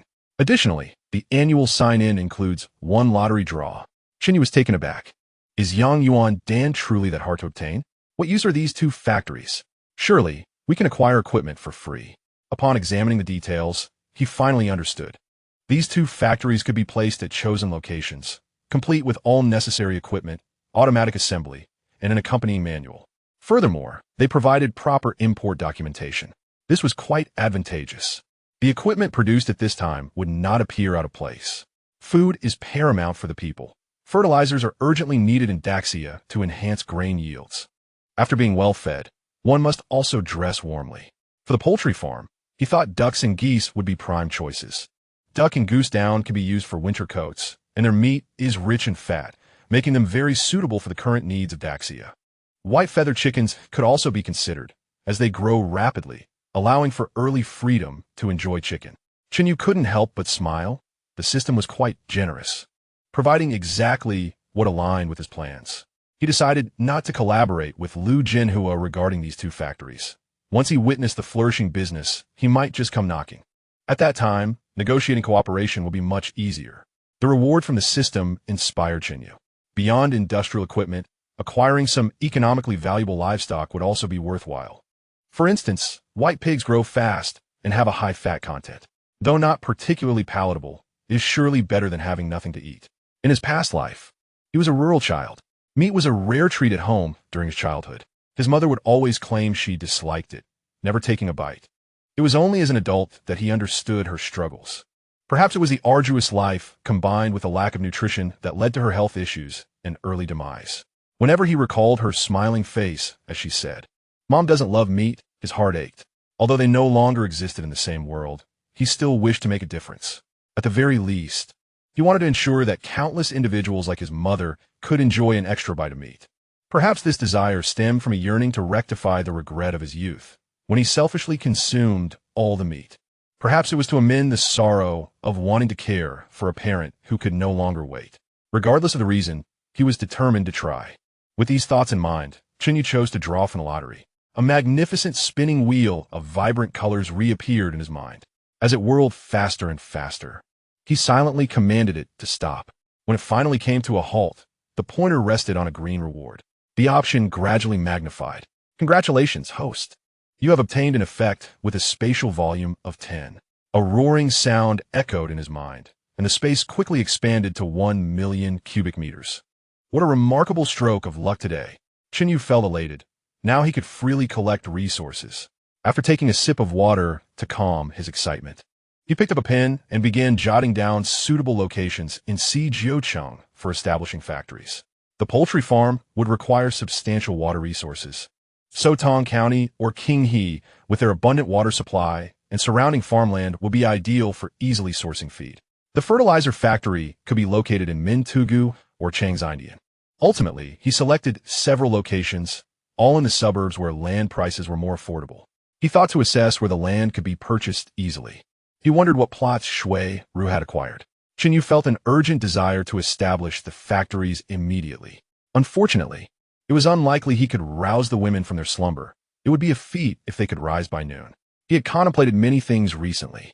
It was now 1949, and large-scale public-private partnerships would not commence until 1955. After opening the factories, what would he gain? First, a 6-year period of profitability, along with all the conveniences available to capitalists. For instance, with factories, one could legally own and operate vehicles. Travel would become more convenient, as one could easily find a reason to procure a letter of introduction for factory matters. These advantages were unattainable for laborers or the unemployed. Secondly, even after 1955, there would be a 6 to 10-year period of partnership, during which he could still use vehicles and earn substantial dividends. Thirdly, his ventures would not merely be about acquiring resources for free. He would also expand his influence. Daxia was in dire need of foreign exchange, and he could establish factories abroad, providing foreign trade orders for his domestic factories. This way, he could bolster his own industry while simultaneously contributing to the nation's foreign exchange earnings. At that point, his status would be significantly elevated. As a former minister of the previous dynasty alongside his uncle, he knew he must take action to avoid being bullied. Moreover, with foreign trade orders, he would no longer need to travel abroad in secrecy. In summary, the benefits were numerous, given his identity. It would be impossible not to reap rewards when the winds of change blew. If Liu Jianhua could remain unscathed through the tumult, why should he fear? Chapter 57. The Attack on the Mother-in-Law. Chen You spent some time reading a dialogue book in the study. Madam Chen, we have come to pay our New Year's greetings. Outside, the sound of children's laughter filled the air as they came to celebrate the new year. Chen You set down his book, lifted the door curtain, and swiftly made his way to the main hall. There, he saw a dozen children kneeling on the ground, offering New Year greetings to their grandmother. The children joyfully accepted red envelopes, and upon noticing Chen Yu's arrival, they all knelt in unison. Uncle Chen, Happy New Year! Wishing you good health and early blessings, they exclaimed, bowing 3 times in quick succession. Ah, this was clearly rehearsed. These children were genuine, except for Su Daimao, who was clearly trying to cheat. Jia Dongxiu stood out among the children, his cheeks slightly flushed. Since they were all unmarried, Chen You treated them equally, giving each a 50-cent coin. By midday, the women finally began to rise one by one. It was then that Chen You realized the New Year holiday lasted only 3 days, and several women still needed to return to their families.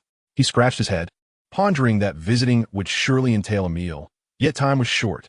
Rubbing his chin, an idea quickly formed. Wen Jia was reluctant to go, and Lao Ding, showing no courtesy, allowed Wen Li to return alone. The Liu family also refrained from attending, planning to visit when they wished to deceive him. A few days ago, Chen Xueru's father passed away, and he needed to pay his respects at the hospital. Today, he first planned to visit Xueru's home and conveniently escort Liu Xiao'e back for a couple of days. Tomorrow at noon, he would accompany Tian Zhao for a meal. Following that, he and Liang La Di would take the bus back to the village, dine there, and stay overnight before returning. Such was the plan. After lunch, Chen You set out with Chen Xueru and Liu Xiao'e, who obediently sat on the front bumper. They first dropped off Xiao'e at the Liu family home, but Chen You did not enter.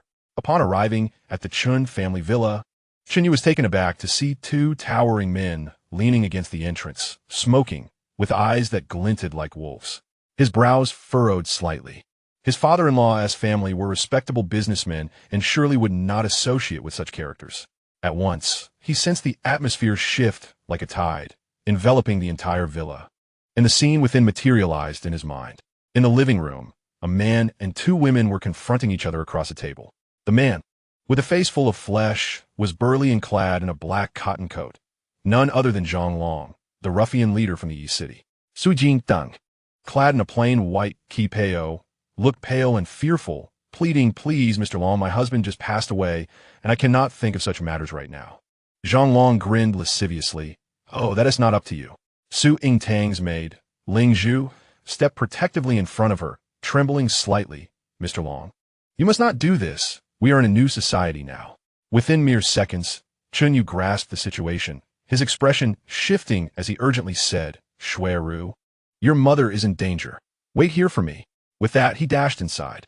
Chen Xueru furrowed her brow, swiftly retrieving a handgun from her bag and running after him. "What are you doing? This is a private residence. Get out." The two men's eyes gleamed dangerously, their imposing figures blocking the way. A cold glint flashed in Chen Yu's eyes. He did not hesitate, and with swift movements struck out with his hands. The sharp sounds echoed. 2 crisp slaps resounded as each man was sent flying like kites with severed strings, landing in silence. Moments later, a few bloodied teeth fell to the ground. Confident in his strength, Chen Yu did not even glance back and strode into the villa, with Chen Xueru hurrying to keep up. Inside the hall, Zhang Long, rubbing his shiny bald head, leered at Su Yingtang. "You see, it is encouraged for widows to remarry now. My pursuit is perfectly legitimate." With that, he overturned the 8 immortals table, leaving the 2 women exposed. Zhang Long was evidently a martial artist, strong and imposing. The maid Ling Zhu stepped in front of Su Yingtang, her body trembling as she stammered, "Mr. Long, this is a new society. You cannot. Get out of my way." Zhang Long scoffed and shoved her to the ground, turning his gaze back to Su Yingtang with lustful eyes, laughing broadly. "My dear, you are so enchanting. Without a man to protect you, your fate could be dire. You might as well submit to me." As he lunged forward, his large hand reaching for Su Yingtang, a figure appeared like a specter, delivering a heavy kick to his lower back. "Ugh," Zhang Long grunted, crashing into the wall, which trembled from the impact. The newcomer was none other than Chen You, who withdrew his long leg and turned to Su Yingtang. "Good heavens, it appears someone is eager to take advantage of your mourning." At that moment, her appearance, reminiscent of Shizi holding her heart, was captivating enough to make one reluctant to look away. No wonder, just after her husband's demise, there were those who could not wait to intrude. He lowered his gaze, unwilling to stare too long. Qining, Su Yingtang, still shaken, rushed to Chen Yu's side, trembling in fear. Chen Yu gently patted her hand, offering reassurance. "Do not fear, mother-in-law. I am here." "Bah, Chen, do you dare to ruin my plans? Do you think Qin La is the deputy director? What can you do to me here?" Zhang Long, staggering to his feet, was instantly enraged. He was physically robust, and despite sustaining such a heavy blow, he appeared unfazed. He did not regard Chen Yu's strength as significant, attributing it to a surprise attack. Chen Yu raised an eyebrow, smiling as he said, "Brother Long, we have no grievances. This is my mother-in-law. Surely, you can show some respect?" Zhang Long spat a mouthful of blood, wiped his mouth with his sleeve, and sneered. "What are you? Respect you? Do you believe I will have my men eliminate your entire family tonight? And you, Su Yingtang, shameless harlot, I will find someone to ravage you." Zhang Long laughed coldly to himself, thinking this wastrel was posturing. Who did not know each other? Did he truly dare to commit murder? Even if he had the guts, his dozens of brothers were not pushovers. Chen Yu's gaze turned icy, a surge of murderous intent rising within him. These bullies would soon face execution, and he had not intended to expend effort on them. It seemed he had been too lenient. Even the likes of Zhang Long dared to act with impunity. He turned to Su Yingtang, gently removing her hand and smiling. "Please step outside for a moment." Chen Xueru, confident in her man, approached and led the 2 women away. Seeing Chen Yu approach with a serious expression, Zhang Long's heart sank, sensing something amiss, and quickly reached for his gun. Everything around was already within Chen Yu's perception. A cold smile appeared on his lips as he focused his mind. A copper coin suddenly embedded itself into Zhang Long's right wrist. "Ah!" he cried out in shock, clutching his bleeding wrist in disbelief. He had not seen Chen Yu make a move. Where did the coin come from? This was a new spatial ability Chen Yu had developed. He first propelled the coin forward, then instantly stored it in his spatial realm. Time within that space passed slowly, allowing the coin to retain its momentum for a considerable duration. When needed, a mere thought could summon it. As long as it was within his perception range, it would strike true, silently, a deadly technique. In addition to the coin, Dozens of bullets lay in wait within the space. Chen You was disinterested in further dialogue. With another thought, multiple copper coins embedded themselves in Zhang Long's body, even appearing directly in his internal organs. The pain pierced to the bone, something no ordinary person could endure. Large beads of sweat rolled down his shiny bald head, his features contorting in agony. Zhang Long curled up like a shrimp, rolling on the ground, howling like a slaughtered pig. This unheard-of method only intensified his fear. Even though Zhang Long was a ruthless man, he could not help but plead for mercy. Chen Ye, Shen ancestor, please spare me. I beg you spare me. He wailed incessantly, but Chen Yu's expression remained indifferent. Unmoved, having experimented with the method, Chen Yu collected his body, leaving not a trace of blood behind. After tidying up the scene, he finally stepped out. The chilling wails echoed through the intricately carved wooden door, reverberating in the corridor. Su Yingtang, in her silk kipao, trembled uncontrollably as Ling Zhu's face turned pale with fright. Chen Xueru comforted her mother, wrapping her arms around her. Do not be afraid. The head of the household is avenging you. Su Yingtang gripped her daughter's arm tightly, her knuckles whitening from the pressure. Aware of her timid nature, she was clearly terrified. Chen Xueru furrowed her brow, suppressing her pain, and could not help but scold. Mother, why didn't you tell us about this sooner?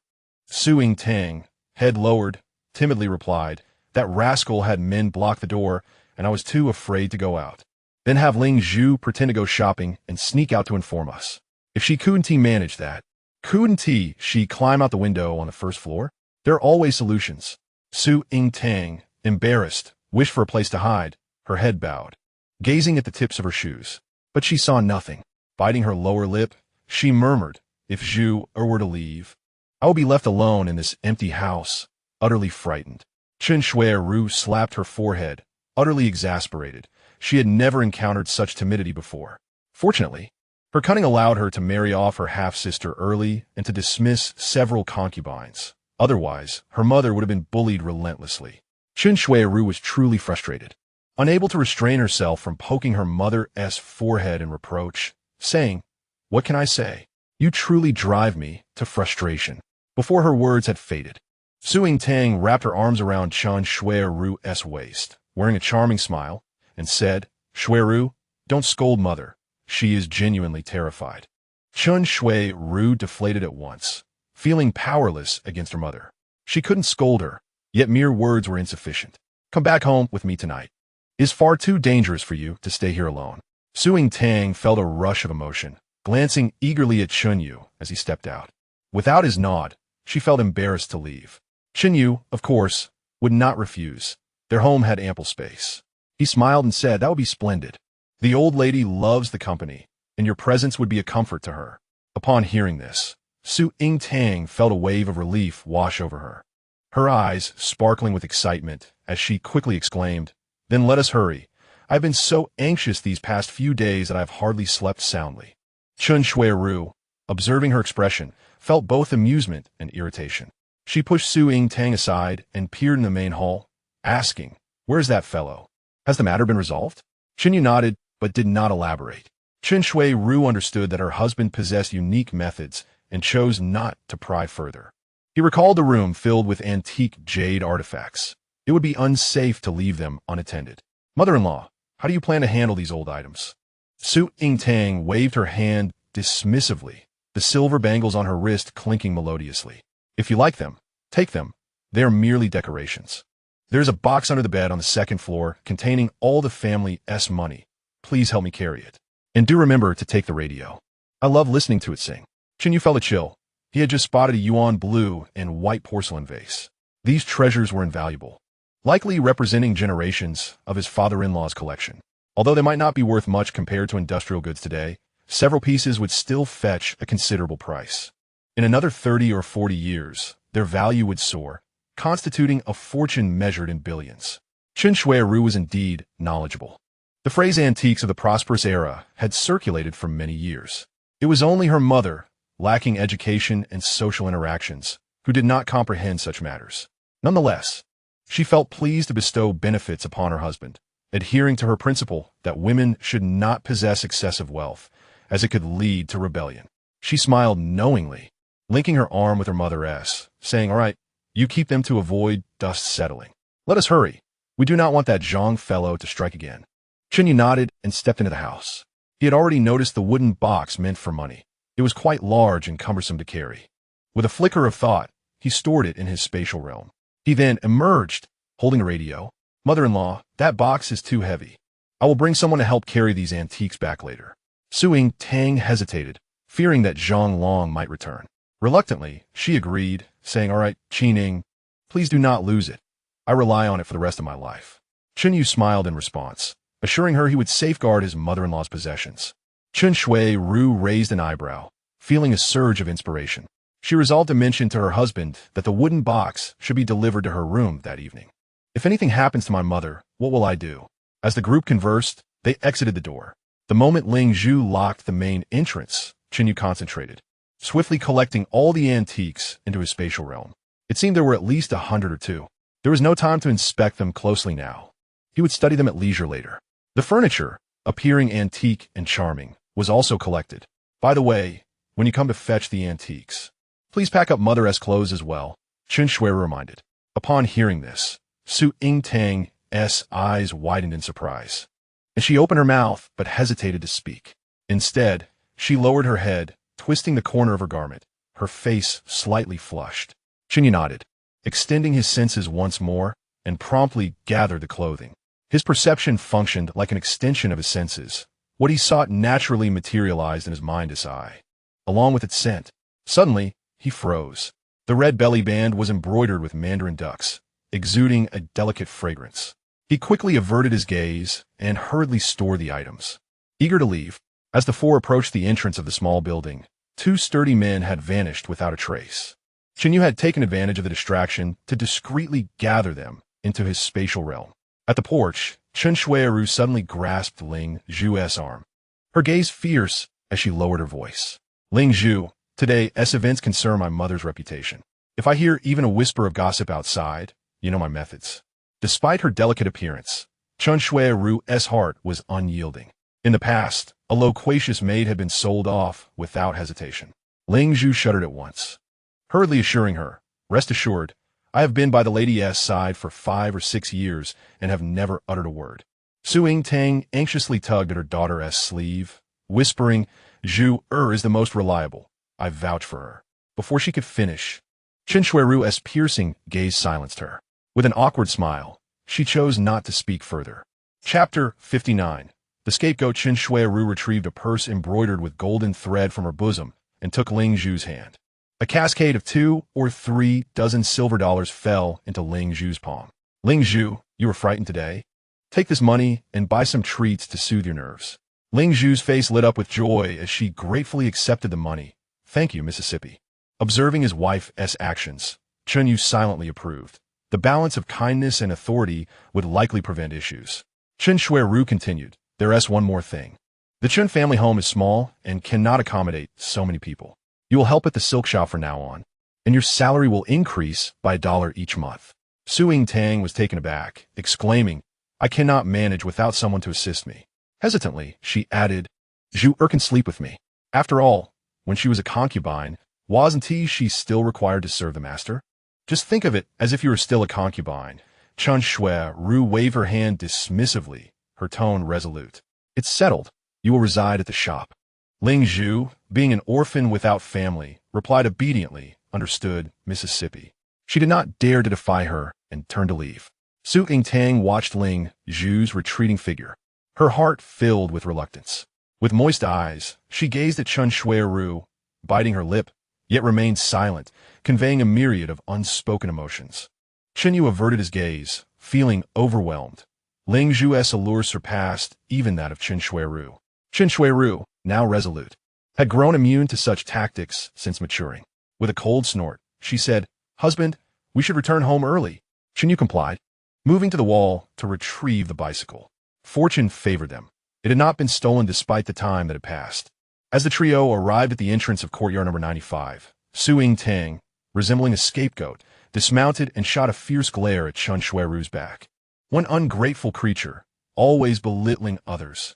Su Yingtang walked gracefully, the silver bangles on her wrists jingling melodiously, producing a clear and pleasant sound. Chen Yu was astonished. It seemed his mother-in-law had a fondness for bracelets. From the sound, it appeared she even wore anklets, though he could only wonder what they looked like, suppressing his curiosity. The mother and daughter walked beside Chen Yu as the three entered the courtyard together. It was quite lively today, with everyone gathered in the central courtyard, chatting amiably despite the chill in the air. Chen Yu paused his steps and introduced Su Yingtang's identity to the crowd. After all, she was to reside here long-term, and given the current rampant enemy activities, it was essential to avoid any misunderstandings. During the last wedding banquet, she had mostly stayed within her own courtyard, and the neighbors had hardly seen her. Wrapped in a mink shawl, Su Yingtang exuded grace and charm, standing beside Chen Yu like a delicate bride. In an instant, both the young men and the older gentlemen were left spellbound. If one were to encounter her on the street and claim she was Xueru's elder sister, no one would doubt it. She was simply too youthful and radiant, with a hint of mature allure that captivated the gaze of all who beheld her. Ida Qing's cigarette slipped silently from his lips as he swallowed hard. His heart raced as if it would leap from his throat. This was the epitome of the woman he envisioned. He mentally calculated whether he had enough money for the bride price, and if not, perhaps he could consider marrying into her family. Su Yingtang felt uncomfortable under the gaze of the onlookers and tugged at Chen Xueru to return to the courtyard. After Chen Yu exchanged pleasantries with the crowd, he took his leave, just as Ida Qing hurried after him. "Brother Chen, wait." He jogged up and whispered, "Brother Chen, I heard that Xueru's father recently passed away." He chuckled awkwardly, rubbing his hands together. In this new society, widows are encouraged to remarry. What do you think? Upon hearing this, a surge of uncontainable anger ignited within Chen Yu. "Hey, stop right there. Don't say another word, or I might just hit you." Ida Qing's expression froze, his face turning beet red, and though he clenched his fists, he ultimately refrained from acting. Chen Yu ignored him and stormed away, muttering to himself, "Humph, you old potato, you think you can be my father-in-law? Ha!" He found a suitable justification for his anger, and the flicker of guilt vanished without a trace. Upon entering the main room, he noticed Bai Xiao'e was also present, sitting beside the elderly matriarch. It was quite normal for in-laws to visit during the new year. The house was spacious enough to accommodate them. However, Bai Xiao'e preferred to share a bed with her daughter, allowing them to converse privately and look out for one another. She smiled slightly and glanced meaningfully at Chen Yu. Chen Yu remained composed and greeted everyone. He heard Chen Xueru continue, "Ah, my father has passed away, and my mother has been left alone at home, consumed by sorrow and neglecting her meals. I couldn't bear to see her like this, so I brought her here to stay for a while. Grandma, you won't be upset, will you?" She refrained from mentioning that her mother had been harassed by ruffians, fearing that such words might lead to unwelcome gossip.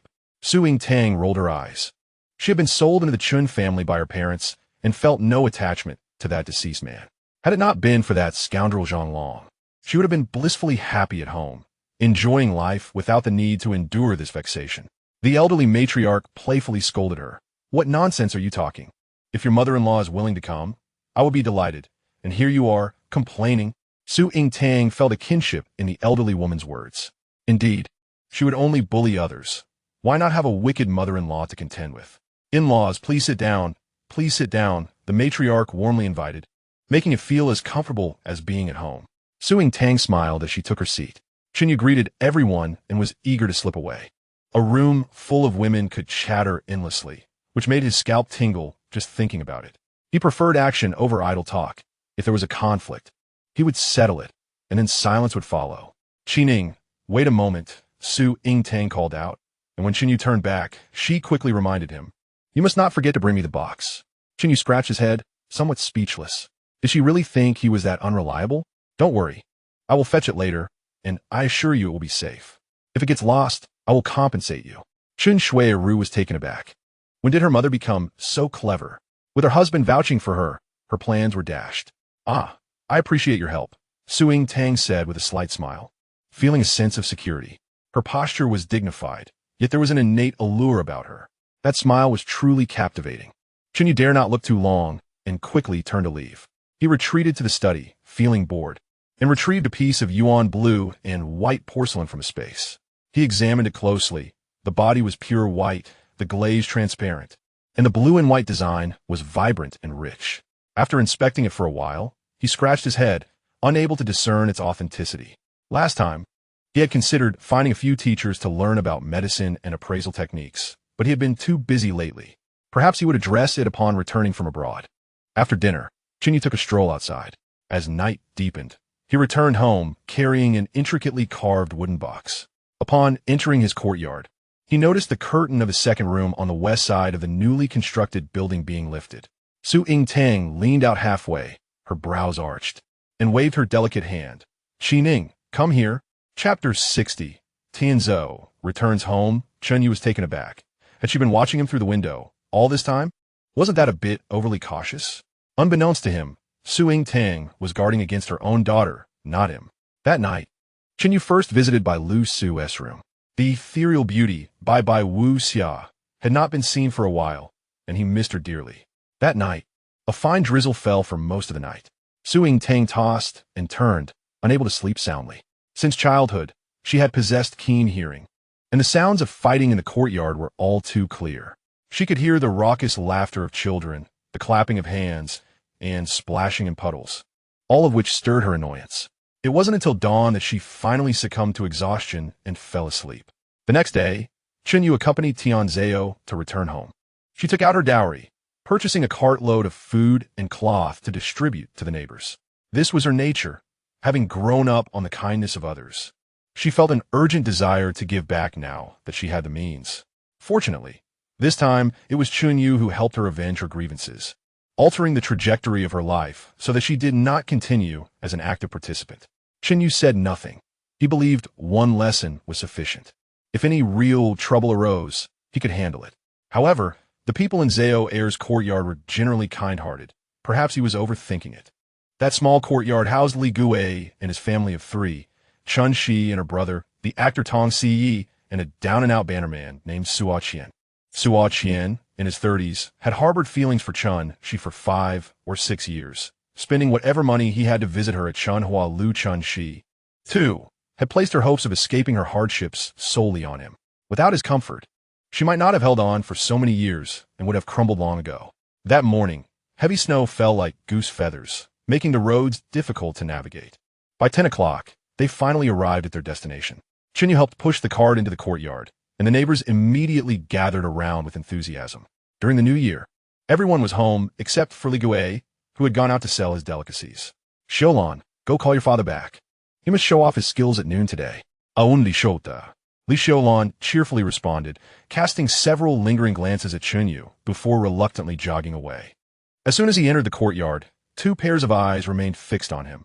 One was Xiaolan, and the other was Chun Shi. After leaving that place, Chun Shi suddenly realized that she did not love Suo Qian at all. She had placed all her hopes of redemption on him, merely feeling gratitude towards him. For the past 5 or 6 years, she had always dreamed of a heroic savior descending from the heavens to rescue her from her plight. Chen Yu's appearance had made that wish a reality. His gallant figure often appeared in her dreams at midnight. On several occasions, she even dreamed of such things, waking up the next day to wash the sheets. Now, Chun Shi worked as a seamstress at Chen Xueru's factory, a job Chen Yu had helped her secure. Her monthly salary was $22.50, with the possibility of a raise upon confirmation. This income was more than sufficient to support her and her brother. The good life she now enjoyed was all thanks to Chen Yu, and inevitably, her heart was completely entwined with him. However, reflecting on her past experiences and the profound affection of Suo Dage, she found herself engulfed in confusion. In the main hall, Tang Siyi and Suo Qian accompanied Chen Yu in sipping tea. Tianzhou and several other women busied themselves with washing vegetables and steaming buns. Before long, Li Guwei and his daughter returned, pushing a snack cart. He greeted everyone before heading to the kitchen, as he was the chef for the day. By midday, everyone gathered around the table to share a meal. The wine served was Tongzhou Laozhou, which was considerably more expensive than Erqiuatu, costing nearly 4 yuan a bottle. The 8 immortals table overflowed with dishes: musu roe, sweet and sour carp, scallion braised tofu, stir-fried mixed vegetables, 4 happiness meatballs, and meikaiko roe, totaling 10 exquisite dishes. Several households had spared no expense in hosting the esteemed guest, Chen Yu. Despite being simple home-cooked meals, their colors, aromas, and flavors were delightful, instantly whetting Chen Yu's appetite. Brother, try this. It's my father's specialty, Li Xiaolin said, placing a chopstick full of sweet and sour carp into his bowl. Chen Yu smiled as he tasted it, his eyes lighting up. The dish was crispy on the outside and tender within, with a perfect balance of sour and sweet. He gave a thumbs up, exclaiming, Uncle Gue, I must admit, I underestimated your culinary skills. This is as good as anything at Feng's Yuan. Li Gue waved his hands dismissively, laughing bashfully. You flatter me. I still fall short of the chefs at Feng's Yuan. Chen Yu noticed a hint of confidence in his tone, and it sparked an idea in his mind. He was in need of a great chef. Li Xiaolin eagerly continued, Brother, my father was once the head chef at a grand restaurant. After the Japanese invaded Sijiucheng, he refused to cook for them and turned to selling snacks instead. Hearing this, Chen Yu felt a deep respect for Li Gue, enhancing his impression of him. Although many lacked the courage to fight on the battlefield, they too resisted in their own ways, deserving of admiration. Standing, he held up his wine cup and solemnly declared, Uncle Gue, I must toast to you. My second uncle fell at the hands of the Japanese. I hold great respect for individuals like you. Li Gue, in his 40s, blushed deeply, repeatedly waving his hands.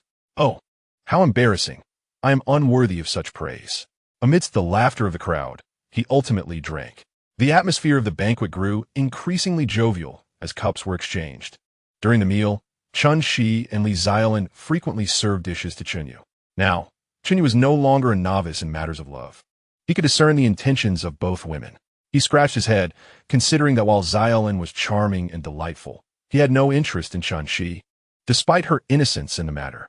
Furthermore, Suo Qian had shown interest in her repeatedly, and they were likely to become engaged.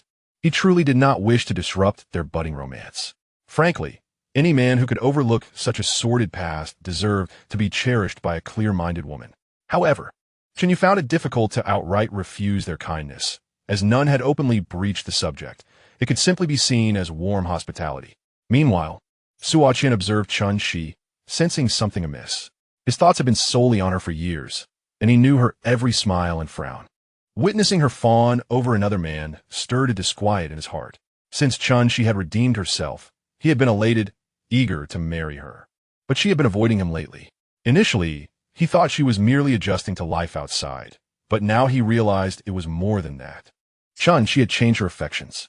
When a woman's heart shifts, it becomes painfully evident. What then was the value of his years of devotion? How had she come to view him? A sense of bitterness enveloped him as he drank deeply, soon feeling the effects of the alcohol. Raising his head, he noticed Xiao'e serving Chen Yu again, igniting a fire of jealousy within him. Slamming his hand on the 8 Immortals table, he stood abruptly, grabbing a bottle of Tongzhou Laojiu, and drunkenly declared, Chen Xiao'e, you're drinking far too slowly. Do you look down on us? Let me tell you, 100 years ago, I was a noble prince while your family was still digging for food. The room fell silent. Chapter 61. A person of substance. Li Gue furrowed his brow and quickly intervened. He, you're intoxicated. Let me help you back to rest. Tang Si also stood, approaching to support him. Let us return to the house. You shouldn't drink so much. Xiao'e, who had never held Suo Qian in high regard, found his behavior intolerable. She slammed her chopsticks on the table and exclaimed, See, what on earth is wrong with you today? Are you intent on causing a scene? Li Xiaolin puffed up her cheeks and stood to reproach him. Exactly.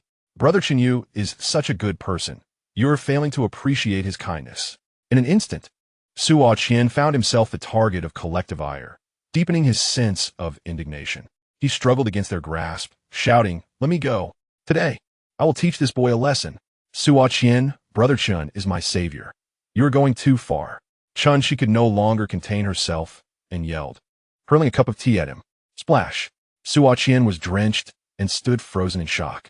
He gazed at Chen Shi, the once gentle and beautiful woman now appearing somewhat unfamiliar. The vows they once shared had vanished into thin air, leaving behind a profound sense of desolation. Why was this?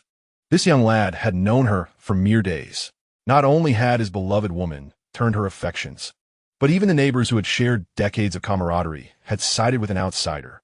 Chen Yu's brows knitted together. He found little favor with these relics of the past. Their comfortable lives were built on the spoils of their ancestors. Otherwise, with their small nation, they wouldn't even be able to construct a boat. Nonetheless, Qian, despite his seemingly reckless demeanor, was deeply loyal and had assisted those in the courtyard on numerous occasions. The situation with Chen, she revealed his true character. Few men could demonstrate such fidelity. As a fellow man, Chen Yu understood his feelings and wished to facilitate their union, yet he did not want his involvement to disrupt a loving couple. Furthermore, Xiao'e had forged a deep bond with these neighbors, and there was no need to create a spectacle. These thoughts flashed through Chen Yu's mind like lightning. He rose, grabbed a bottle of liquor, and approached Qian, patting his arm with a smile. "Hey everyone, let us not take this too seriously. We're all old neighbors in the same courtyard. Brother Saw, you weren't present at my wedding banquet with Xiao'e. Today is our first encounter. So let us toast. No words necessary. It's all in the spirit of the drink." He opened the bottle and raised it high. "Brother Chen, hey, Janye." Others, forgetting to restrain Qian, gathered around to intervene. Chen Yu waved his hand, speaking continuously, agilely evading their attempts to hold him back.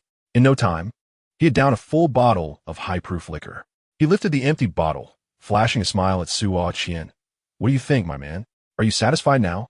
Chen Yu appeared completely unperturbed by the alcohol, his spirits high and lively. At that moment, the crowd regarded him with awe. The people of Xia had always revered those with great drinking capacity, considering them heroes. This sentiment would influence societal views for the next 30 to 40 years. Without delving into the merits of this belief, at that moment, the entire room was filled with a newfound respect for him. Qian opened his mouth, realizing that such a person could earn even his admiration. How many women could resist his charm? Moreover, Chen Xi's liberation from her plight was entirely due to his intervention. What right did he have to complain? With a bitter smile, he raised his thumb, earnestly stating, "My friend, we've been narrow-minded. You are indeed something else." He cupped his hands and bowed slightly, speaking sincerely. "I lost my composure today. I apologize, and I wish to make amends." Chen Yu stepped forward, swiftly helping him up, and replied with a grin, "You're being too formal. We are all friends of Xiao'e. Naturally, we are also good friends of each other. This is just a way of forging new friendships." Si Tong chuckled in agreement, remarking that even teeth and tongue may quarrel, yet they must ultimately cooperate to partake in meals together. Qian nodded earnestly, genuinely impressed by this individual's demeanor. He seized a bottle of wine, but before he could finish his thought, Li Gui snatched it away with a playful reprimand, declaring, "We all know your drinking capacity. Don't be so bold. The weather's still chilly. Go change your clothes." "Not at all. You misunderstand me. I merely wish to pour wine to accompany Chen Yi for 3 rounds. What you all up to?" Qian's words instantly elicited laughter from the group. Tian Zhao gazed adoringly at her man, her heart brimming with admiration. To be wed to such a charismatic figure was indeed a worthy endeavor. The remaining participants were equally captivated, eager to toast, and the atmosphere at the table grew increasingly animated. After the feast, several women swiftly tidied up the table. Chen Yu and a few other men retreated to the main room for tea, with Qian joining them. He couldn't help but regard this person with increased respect. Adaptable and poised, he was indeed a remarkable character. The conversation flowed freely, traversing various topics, until Chen Yu, with a smile, said, "Uncle Gui, I truly admire your culinary skills. Would you be interested in becoming the head chef at our factory?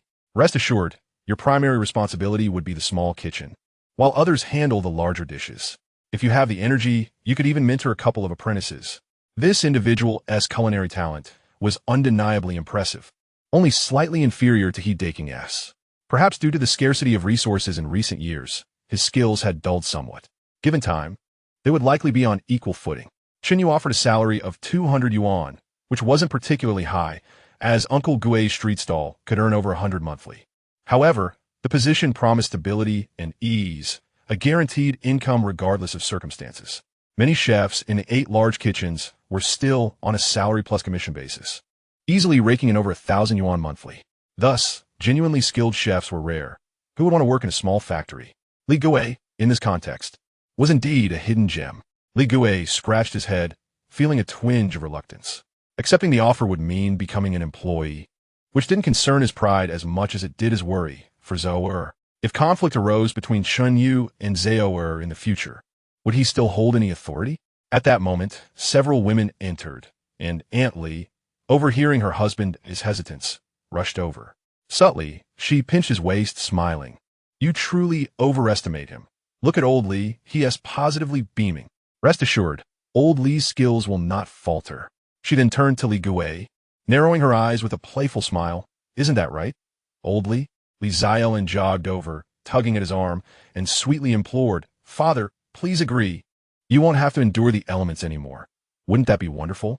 Secretly, she thought, with father working at the factory, I could visit more often and perhaps see Chun Gij frequently. How delightful! The mother-daughter duo united in their resolve, and thus the matter was settled, with both parties agreeing to commence work on the 4th day of the new year. Chen Yu did not linger, leaving his bicycle behind since Xiao'e would be staying for a couple of days. His space was stocked with ample supplies for sustenance and necessities. In preparation for future flight, he had even acquired a parachute. The safety of flying was uncertain, and he harbored a fear of it. In his previous life, he detested flying. Each takeoff and landing felt as though his ears would explode, and tinnitus plagued him severely. Thus, he preferred the green train. At least the odor of feet would not be fatal, and if fortunate, he could secure a sleeper ticket and rest until reaching his destination, which felt quite pleasant. His space also contained a small cargo ship powered by an internal combustion engine and a modest wooden boat. It wasn't due to a lack of desire for better vessels, but rather the absence of quality boats in the city. He had also brought along some fuel. Having traversed time, the thought of dying from fall or drowning was incredibly frustrating. In the small courtyard, the three women averted their gaze only after his figure disappeared. Chen Yu stepped out, and a blanket of white greeted him. The snow was falling more heavily, extinguishing his desire for a leisurely stroll. He sought a hidden spot and released Chang Zizei's car, concealing a license plate before driving home. The vehicle was not to be exposed, but using it discreetly posed no issues. The streets were sparsely populated, and visibility was poor. Approaching the 95th courtyard, Chen Yu concealed the car. Noting the snow had accumulated to nearly 4 or 5 centimeters, he decided against riding his bicycle, opting instead to wade home through the snow. It was afternoon, and the courtyard was eerily silent, everyone tucked away indoors. Upon reaching his doorstep, Chen Yu brushed off the snow and entered through the thick cotton curtain. Inside, warmth enveloped him like spring. The radio was melodically crooning traditional operas, while the elderly lady lounged in a chair, swaying her head in rhythm. Bai Xiusu, Sujintan, Gulu, and Chen Xueru had gathered around a mahjong table. Xiao'e Dream and Liang Ladi watched intently, their faces cupped in their hands with rapt attention. Chen Yu's eyes brightened at the sight. The women, clad in snug robes, showcased their graceful figures. The occasional glimpse of snow-white arms was utterly captivating. The cold air he brought and caused the women to shiver. Upon noticing the snow on his clothes and the dampness of his trousers, they were immediately filled with concern and rose to their feet. Liang Ladi and Xiao'e Dream were the quickest, rushing over with towels to dry him off. Continue playing? Don't mind me. Chen Yu chuckled, finding the situation both amusing and endearing. His heart warmed. Genuine care and affection were indeed reciprocal. It was unsustainable for one to give endlessly without losing heart eventually.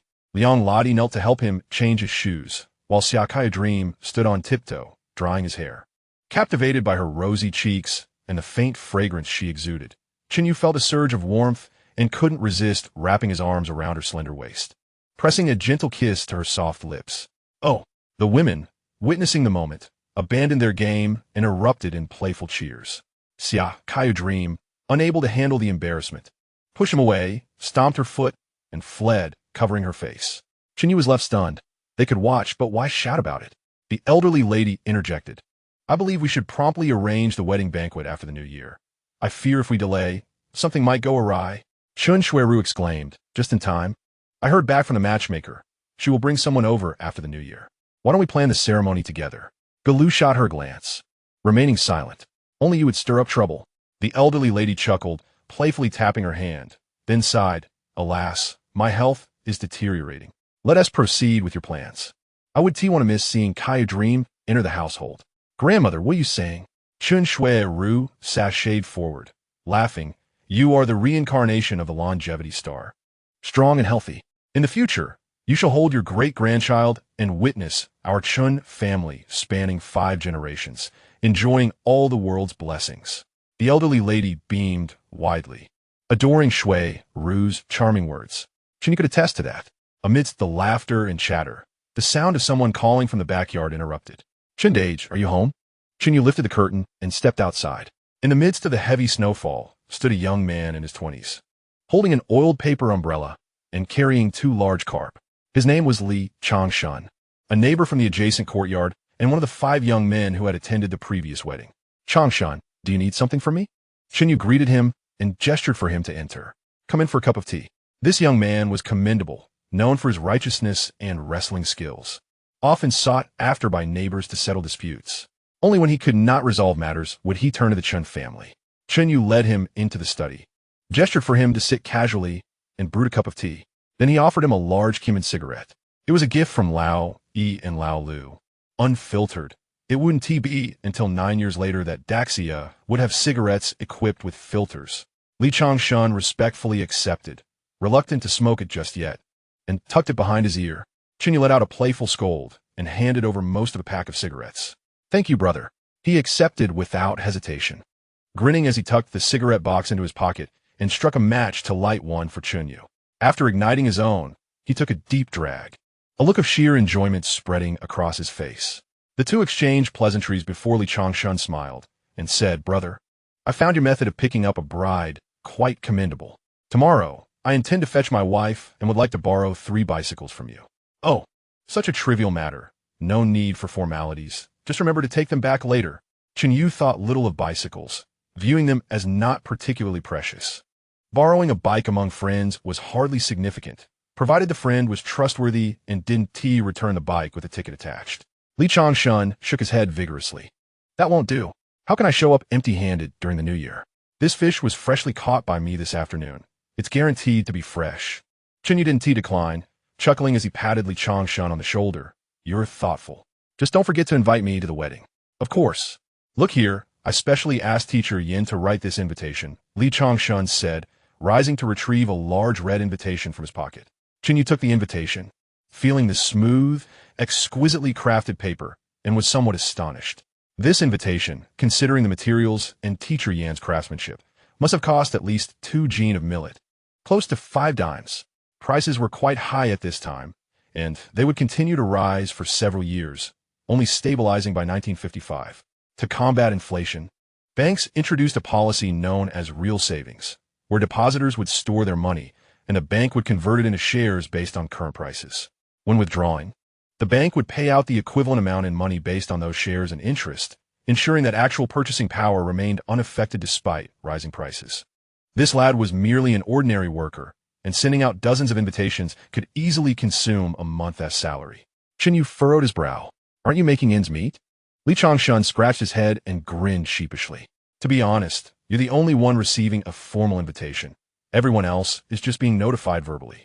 Chen Yu couldn't help but laugh and waved his hand dismissively. Next time, skip the pomp. All right, let us go get the bicycles. He helped him transport the 3 bicycles back to the courtyard. On the way back, passing by the He family, Chen Yu felt a sudden impulse and walked over to knock on the door. Who is it? Xiao'e, who had been napping, grumbled as he got up and opened the door, his expression shifting to a forced smile upon seeing Chen Yu. Uncle Chen, it's you. What can I do for you? Kid, curb that hostility of yours, Chen Yu said, patting his buzz cut. Can you make sweet and sour carp? I savored it at noon and can't resist having another taste. Xiao'e chuckled foolishly. Of course, I can also make ginger and scallion steamed carp. Chen Yu scrutinized him with some doubt. Do you have 2 carp at home? Can you handle it? Just so, if it doesn't taste good. I might give you a beating. Chapter 63. Night Raid. Xiao'e puffed out his chest confidently. Don't worry about that. But if it turns out delicious, what do I get? It seemed this lad had always been a bit of a troublemaker. Chen Yu cracked his knuckles, deciding against reprimanding him during the festive season. How about I give you half the fishtail? Xiao'e waved his hands vigorously. Come on, does a chef ever go hungry? I want to become your apprentice. Confused, Chen Yu raised an eyebrow. Huh, but I can't cook either. I want to learn how to shoot. What does a chef need to learn shooting for? Chen Yu was disinterested and had no desire to teach others. He had enough trouble with his own wives. Let us talk about this later. I'll first see how good your cooking is. Brother. Just then, a clear voice rang out from inside the house. Hey! Both Chen Yu and Xiao'e responded in unison. Little Yu Xiao'e came running out of the room, leaping into Chen Yu's embrace while glaring at Xiao'e, saying in a babyish voice, "Your silly brother. This is my real brother." Xiao'e was bewildered, scratching his head. "How does that work? Does that mean you're my aunt now?" Chen Yu chuckled as he lifted Xiao'e by the back of her collar, cradling her in his arms. Her eyes sparkled with delight as she laughed. "Brother, this is fun. Xiao'e wants to play." Chen Yu pinched her little nose and said with a smile, "Let us go to my house first." As he carried Xiao'e home, Xiao'e hurriedly locked the door and jogged to catch up. On the way, Xiao'e kept pestering Chen Yu. "Uncle, please take me as your apprentice. I beg you. I'm very sincere. I'll cook for you whenever I have the chance." His stubbornness was quite bothersome. If it weren't for the fact that he needed this kid to cook dinner later, Chen Yu might have given him a good kick. Little Xiao'e, unable to bear it, wrapped her arms around Chen Yu's neck and fluttered her big eyes, sweetly saying, "Brother, please help silly brother." Melting at her adorable display, Chen Yu relented. "All right, I'll teach you when I have time. But you must first tell me why you want to learn this." "Yay, you're so nice." Little Xiao'e cheered, nuzzling against his shoulder. A glint of determination flashed in Xiao'e's eyes as he replied, "When I was little, some ruffians hit me with their gun butts. I don't want to be bullied anymore. Next time I'll stand up to them." Upon hearing this, Chen Yu's expression darkened. If he taught him, it would escalate matters to firearms instead of just fists, which could lead to real harm. Moreover, this kid held grudges at such a young age. Listen to your uncle. Bear in mind that a generous heart leads to a wider path. Don't always think of solving problems with your fists. Pause and think before acting. Though he knew he wouldn't follow his own advice, he had connections. He thought of how Xiao'e would later drag down the Jia family for half a lifetime, only to end up supporting a household of elders. In the end, he would meet a tragic fate, frozen to death in a bridge hole. If not for Su Daimao retrieving his body, he would have perished without a trace.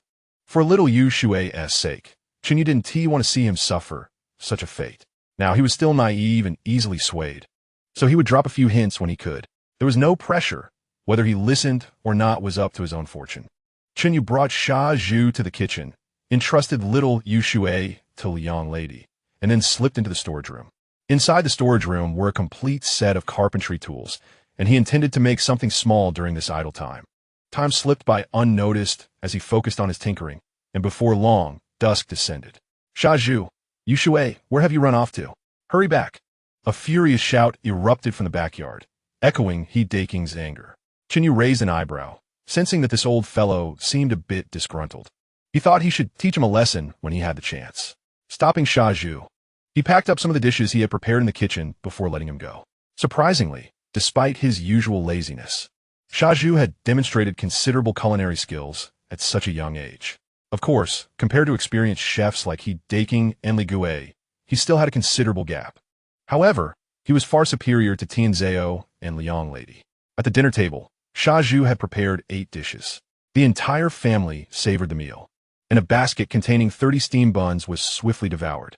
Chen Xueru and Bai Su had hearty appetites, consuming more than most adult men, with each able to eat 2 buns weighing half a jin. Chen Yu himself had an even greater appetite, finishing 5 buns in one go. Such a consumption rate would be quite a burden for an ordinary household to sustain. That evening, following the schedule, Chen Yu first went to Liang Lady's room. Liang Lady had prepared cool water and, upon seeing her husband enter, hurriedly stepped forward to assist him in removing his outer coat. After preparing warm water, she obediently sat on a small stool, ready to wash his feet. Her delicate hands bore some calluses, yet they were much improved compared to a while ago. Her name alone suggested that she had endured considerable hardships at home, lacking affection. They had initially planned for her to return to her family that afternoon, but the fierce wind and snow outside forced a postponement until the next day. A visit was indeed necessary, as her family remained unaware of their marriage. As the women succumbed to fatigue and fell into a deep slumber, Chen Yu quietly slipped out of the courtyard. The streets were enveloped in silence, with only a few dim streetlights casting mottled shadows upon the snow-covered ground. The dark and stormy night was conducive to nefarious deeds. Having already clashed with Zhang Long's gang, it was prudent to eliminate the threat once and for all. Zhang Long's group had taken control near the front train station, extorting money from the laborers. Any resistance was met with brutal violence, ensuring compliance through fear. They colluded with station staff to enforce their rules, mandating that goods exceeding a certain size could only be transported by them, with prices dictated solely by their whims. Failure to comply meant the goods would never leave the station. Chen You was well acquainted with their stronghold, as they too were required to pay protection fees.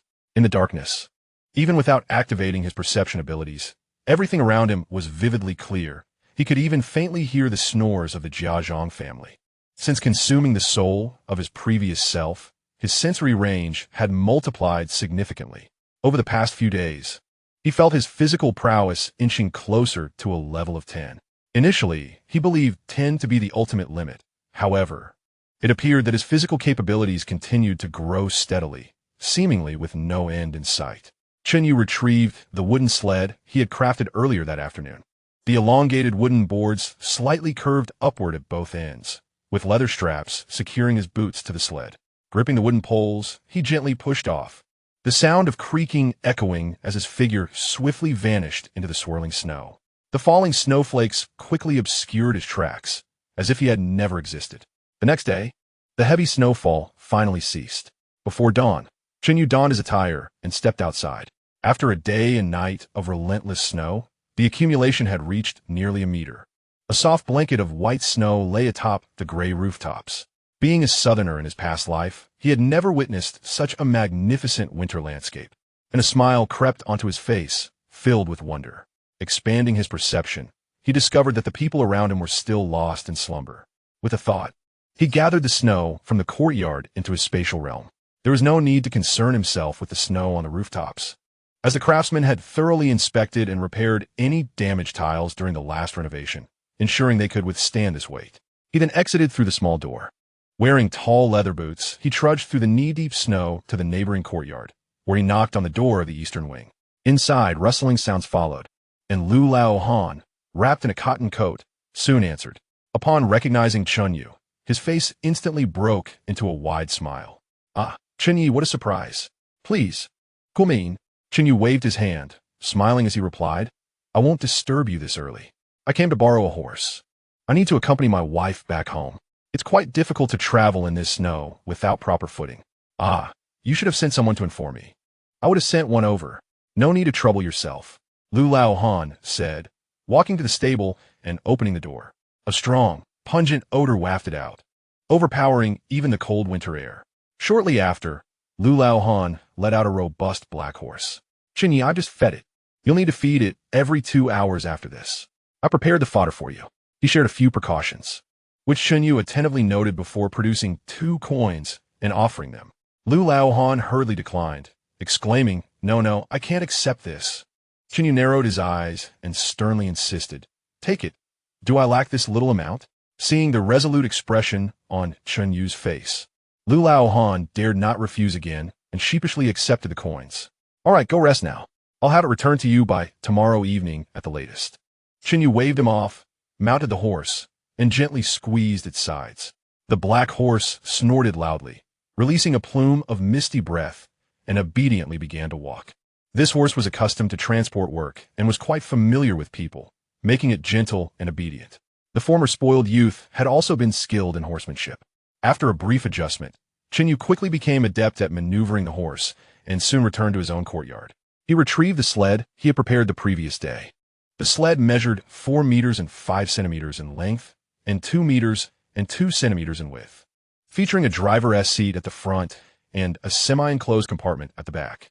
The compartment was covered with thick cotton curtains, capable of carrying both passengers and a considerable amount of cargo. After attaching the sled to the black horse, Chen Yu stepped inside his house and, with a thought, transported the still sleeping Liang lady along with her blanket into his spatial realm. He then pulled the sled out of the courtyard, took his place in the driver's seat, and cracked the whip in the air, producing a sharp sound. With a resounding crack, the horse broke into a light trot. It was imperative to set off early. Soon, every household would be out to shovel snow. If the snow was not cleared promptly, it would be compacted by vehicles and pedestrians, making it increasingly difficult to remove and possibly leading to ice formation, posing safety risks for both traffic and pedestrians. Without snow, the sled would be less effective. The horse trotted steadily northward, passing through Giluwest Street and quickly arriving at Shengmen. Upon reaching the city gate, he encountered a military checkpoint. After a brief inspection, Chen Yu successfully exited the city. Once outside, The snow on the roads was even deeper, making it more suitable for sledding, and the journey ahead was smooth. Liangjia village was located near Yinshan, over 100 miles from there. The horse's speed was moderate, not exceeding 40 miles per hour. Chen You found a secluded spot to stop the sled, ensuring the area was clear of onlookers before gently tapping the horse on the head, causing it to faint. To transport a living creature into the spatial realm, it must be in a state of incapacity, whether asleep or unconscious. Chen You switched to the sled, which significantly increased his speed while ensuring greater safety. The snow covered the dirt road, making it uneven and prone to pits, which could easily cause the horse to stumble. After more than half an hour, Chen You finally spotted Yinshan in the distance, yet he did not stop, seeing the mountain was still far away. After more than an hour, he finally reached his destination. Chen You did not slide too quickly, as the biting cold wind felt like a blade. Even with his enhanced physique, prolonged exposure was uncomfortable. He stowed the sled and released the horse, subsequently placing Liang Lady and their gifts into the rear compartment. Continuing to drive the horse forward, he soon spotted a small village ahead, Liangjia village. Before long, Liang Lady was roused from her slumber, groggily opening her eyes. The surroundings were shrouded in darkness, and the carriage jolted as it moved. She closed her eyes and opened them again. Everything remained the same. Panic surged within her as she wondered if she had been abducted by bandits. "You're awake? Quickly put on your clothes. We will soon be home." Chen Yu's gentle voice called out. Liang Lady's heart, which had been racing, finally settled. She warmed her clothes under the blankets before deftly dressing herself. Lifting the cotton curtain, she was astonished to recognize the familiar scenery surrounding her. They had indeed arrived at Liangjia village. She scratched her head in confusion, wondering how she had slept so soundly that she woke up at home. With Liang Lady's guidance, the sled maneuvered through the small village. By this time, it was already past 8 in the morning, and a crowd of villagers had gathered at the entrance of Liang's home, eager to witness the unfolding events. They craned their necks to peek inside, whispering and speculating among themselves. "Oh, is that the Hu family from the neighboring village come to propose? What proposal? The betrothal gifts have already been delivered. Today, the son-in-law is visiting. We're just waiting for Lady's return to proceed with the marriage. Oh dear, I waited too long. I was planning to propose after Lady returned. I regret it so much. Just you? You still have hopes? It is said that Hu Da-ei, the son of that family, is working in the city and earning a handsome sum each month." A young man, feeling indignant, retorted loudly, "Now that we have divided the land, as long as we are willing to work hard, can we truly fall behind others? Indeed, we live next to Yinshan. If we could manage to catch a bear, it would suffice for our family to live comfortably for a year. You think you can catch a bear? Are you not just going to feed it instead?" Laughter erupted among the crowd. Upon witnessing this, Chen You could not help but smile. Glancing at his blushing wife, he teased, "I didn't realize there are quite a few people who have you in mind." Liang Lady's face instantly turned pale, her large eyes misting over, her voice trembling as she exclaimed, "Husband, I have always been faithful, never getting close to any other man." Chen You was momentarily speechless. It was evident that young girls valued their reputation dearly. Scandals were almost non-existent. However, he could still discern whether it was a new car or not. There was no way to disguise it now. Gently ruffling her hair, he chuckled, "How could I ever doubt you? I'm simply delighted to have such a wonderful wife. Come, let us go meet your suitor." With that, he cracked the whip, sending forth a sharp sound, calling out, "Gentlemen, please make way." Chapter 65. How can I live without her? The crowd turned to see a horse-drawn sleigh approaching, and they hurriedly made way. Chen Yu skillfully maneuvered the reins, bringing the cart to a halt in Liang's courtyard, where Liang Lady supported herself as she alighted. The moment she appeared, dressed beautifully and radiating charm, the crowd erupted in excitement. "This girl looks like Lady. Oh my, why is she dressed so splendidly?" Indeed, the city's environment truly nurtures people. Just look at her youthful, radiant face. But wait, why is she accompanied by a man? Now, this is going to be interesting. The men's eyes were fixed on Liang Lady, while the young women giggled behind their hands, exclaiming, "Oh, this young man looks quite handsome." Hearing the commotion, Liang's family pulled aside the straw curtain and stepped out of their earthen house. A boy of around 10 dashed into Liang Lady's arms. With a smile, she responded, pulling a piece of fruit candy from her pocket and handing it to her younger brother, Liang Yeazu. His eyes brightened as he unwrapped the colorful candy, savoring it with delight as if he had tasted a rare delicacy. After a few bites, he hesitated to finish it, carefully wrapping it back up to showcase to his friends later. Lady, you little rascal, why haven't you come home for the new year? Your father was about to go looking for you. A woman in her 40s approached, her face gaunt and sallow, her hair already streaked with gray. Her black cotton coat and trousers were patched all over. Mother, the young lady stepped forward to embrace her, smiling as she introduced, Mother, this is my husband, Chen You. I have married in the city. What? Liang's mother was taken aback, and before she could say more, a middle-aged woman nearby erupted. What? Married? Liang Daniel. You have raised a good daughter. She was whose wife, her plump face somewhat harsh, dressed respectably. Clapping her thighs, she sang in a mocking tone, Liang Daniel, is your family not human? How could you let our Hu family live with such disgrace? Liang's father, with a face as dark as a pig's liver, crouched in front of the door, appearing somewhat hunched. Just days ago, his son had been feverish and mumbling nonsense, and with no money for medical treatment. He had accepted the bride price from the Hu family, seeing their decent conditions. Who would have thought that lady had secretly married in the city? What was to be done now? Rubbing his rough hands on his trousers, Liang Dania muttered, Lady has a twin sister, Xiao'e, who is not bad looking. Perhaps I could offer her to your family. Who would want that mute? Whose wife interrupted sharply, spitting on Liang's mother in her fury. Your Liang family accepted 20 yuan in bride price 3 days ago. You must give us an explanation today. Saying this, whose wife, seeing that Liang's family was silent, became even more aggressive, reaching out to shove Liang's mother. The frail woman nearly fell to the ground under the force. Whose wife's face trembled as she raised her hand to strike again, but suddenly, a hand like a vice gripped her wrist. Chen You had finally grasped the situation and, with a calm demeanor, stated, Let us not resort to violence. If we want to resolve this, we should sit down and discuss. Whose wife glared at him, her eyes wide with anger. Who are you, you little bastard? Before she could finish her sentence, Chen Yu's gaze turned cold, and with a swift motion, he delivered a resounding slap. She spun around twice, her son Hu Da-ei rushing to catch her. Shaking her head, a trickle of blood appeared at the corner of her mouth, her face briefly displaying confusion. Who am I? Where am I? After a moment, Hu's wife regained her senses, opening her mouth to curse again, but Chen Yu's chilling gaze silenced her, the murderous intent surging within him palpable. She opened her mouth, but the words were swallowed back down, realizing that the fury emanating from him was not something a mere woman could withstand.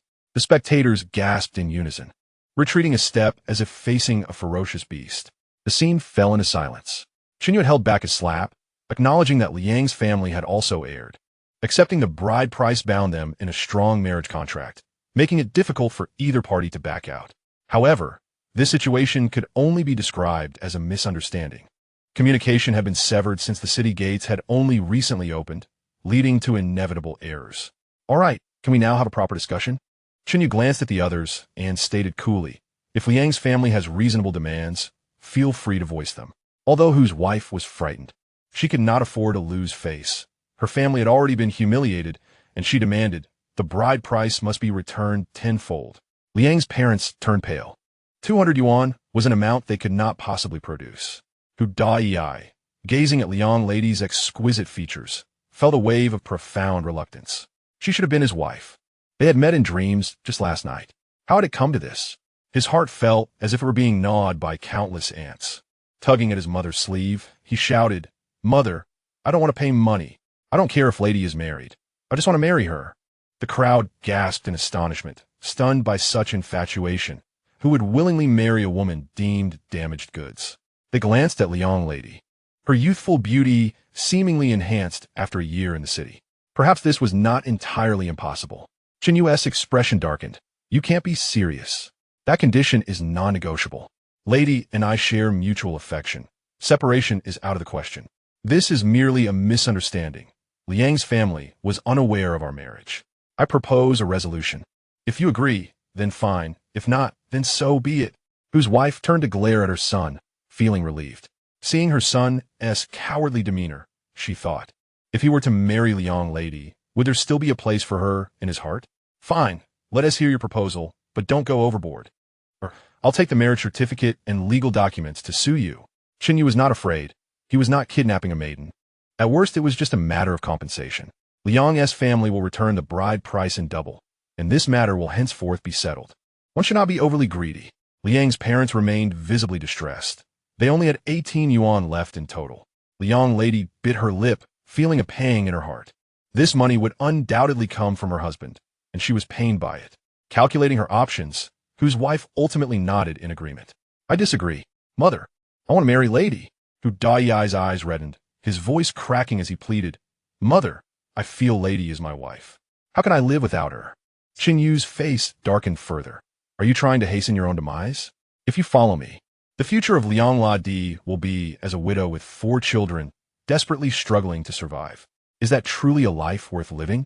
Then you might as well perish. The daughter-in-law of the Hu family raised her hand and struck her son across the face, bellowing, silence. If you dare to cry again, your mother will punish you. Hu Wei, covering his face, stared blankly at Liang Ladi, feeling as aggrieved as a child. Liang Ladi rolled her eyes, turned her back, and clung to her man, refusing to look at him any longer. It felt like a thunderbolt had struck his head, and Hu Wei's heart was in turmoil. With a cry, he ran away. Chen You twitched his lips, deciding it was not worth the effort to deal with such a useless person. Let him keep his miserable life.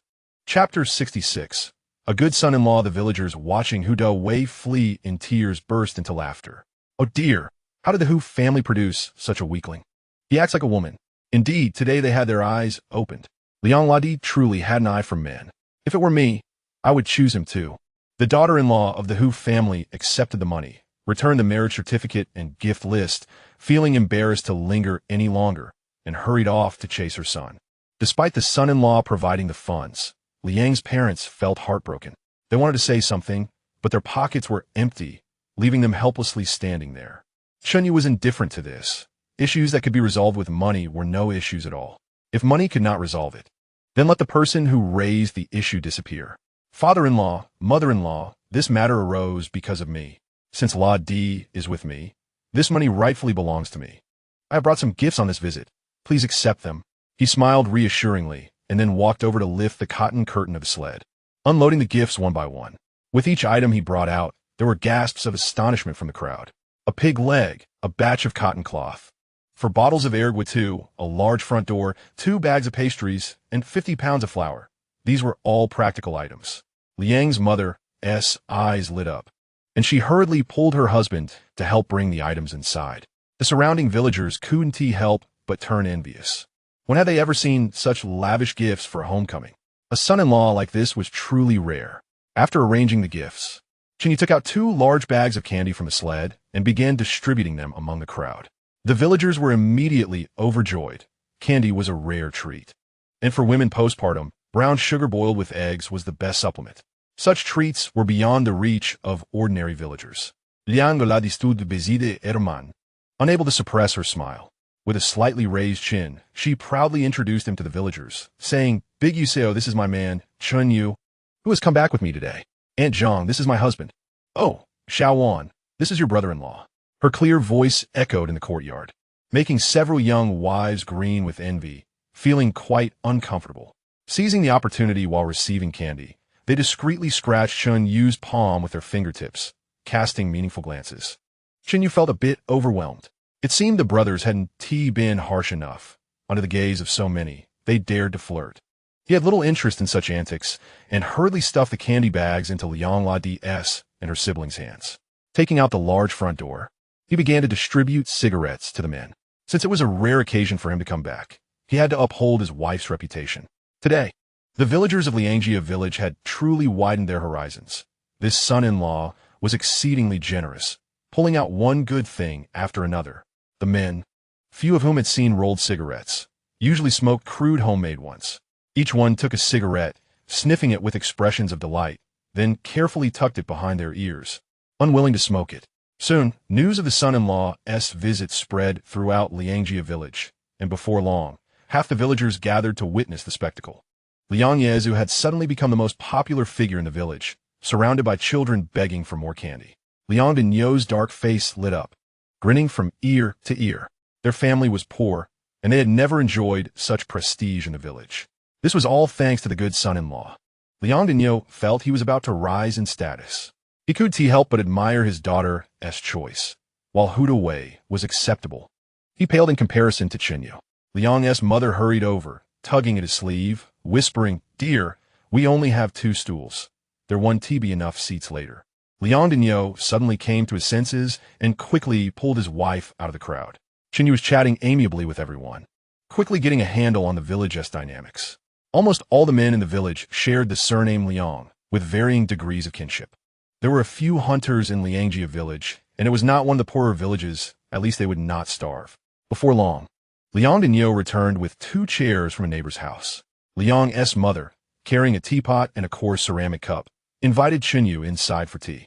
Chen Yu smiled warmly at everyone, stepped into the house, and was suddenly enveloped in darkness. The 3 mud brick rooms were under 10 square meters each. The floor was also dirt, and the interior was only marginally warmer than outside. The home was simple, lacking many decent pieces of furniture. The most valuable item was likely a wooden offering table, adorned with ancestral tablets and incense burners. Chen Yu habitually activated his perception whenever he arrived in a new place. He had to check to avoid unexpected troubles. His expression changed in an instant, and he quickly shut off his perception. In the adjacent room, a girl resembling Liang Ladi, dressed lightly, was hiding under the covers. The Liang family was truly impoverished. The mother and daughter shared a single cotton coat. At that moment, the mother was wearing it, leaving the daughter unable to even get out of bed. Chen Yu scratched his head, exited the house, and retrieved 2 brand new women's cotton coats from a sled. These were samples produced by Chen Xueru's factory. Having a sled made it convenient to retrieve anything from his space without raising suspicion. Liang Ladi clearly understood her family's circumstances upon seeing the cotton coats. Her eyes brightened, and she hurriedly took the garments, dashing back inside. Chen Yu sat on a small stool, feeling no aversion to the surroundings. In his previous life, his grandmother's home had similar mud brick houses, though it was not as shabby, with a 14-inch black and white television. At that moment, Liang Dinyo brought over a cup of boiled water, holding it with both hands, smiling warmly. "Young Master Chen, please have some tea." Chen Yu chuckled softly, rising to accept the cup, speaking gently. "Father-in-law, you are too kind. You may call me by my name, Chen Yu, or simply by my courtesy name, Qining." Liang Dinyo grinned awkwardly. "I'll just call you son-in-law. I'm afraid you might look down on us country folk. I am from the countryside too, just working in the city now. Please have a seat, father-in-law." He was referring to his previous life, and Liang Dinyo's honest demeanor helped bridge the gap between them. After exchanging pleasantries, the couple learned that their daughter had become a concubine. However, they bore no ill feelings. In rural areas, daughters were not highly valued, and being able to serve a wealthy family brought them joy. Chen Yu placed 100 yuan on the table, smiling.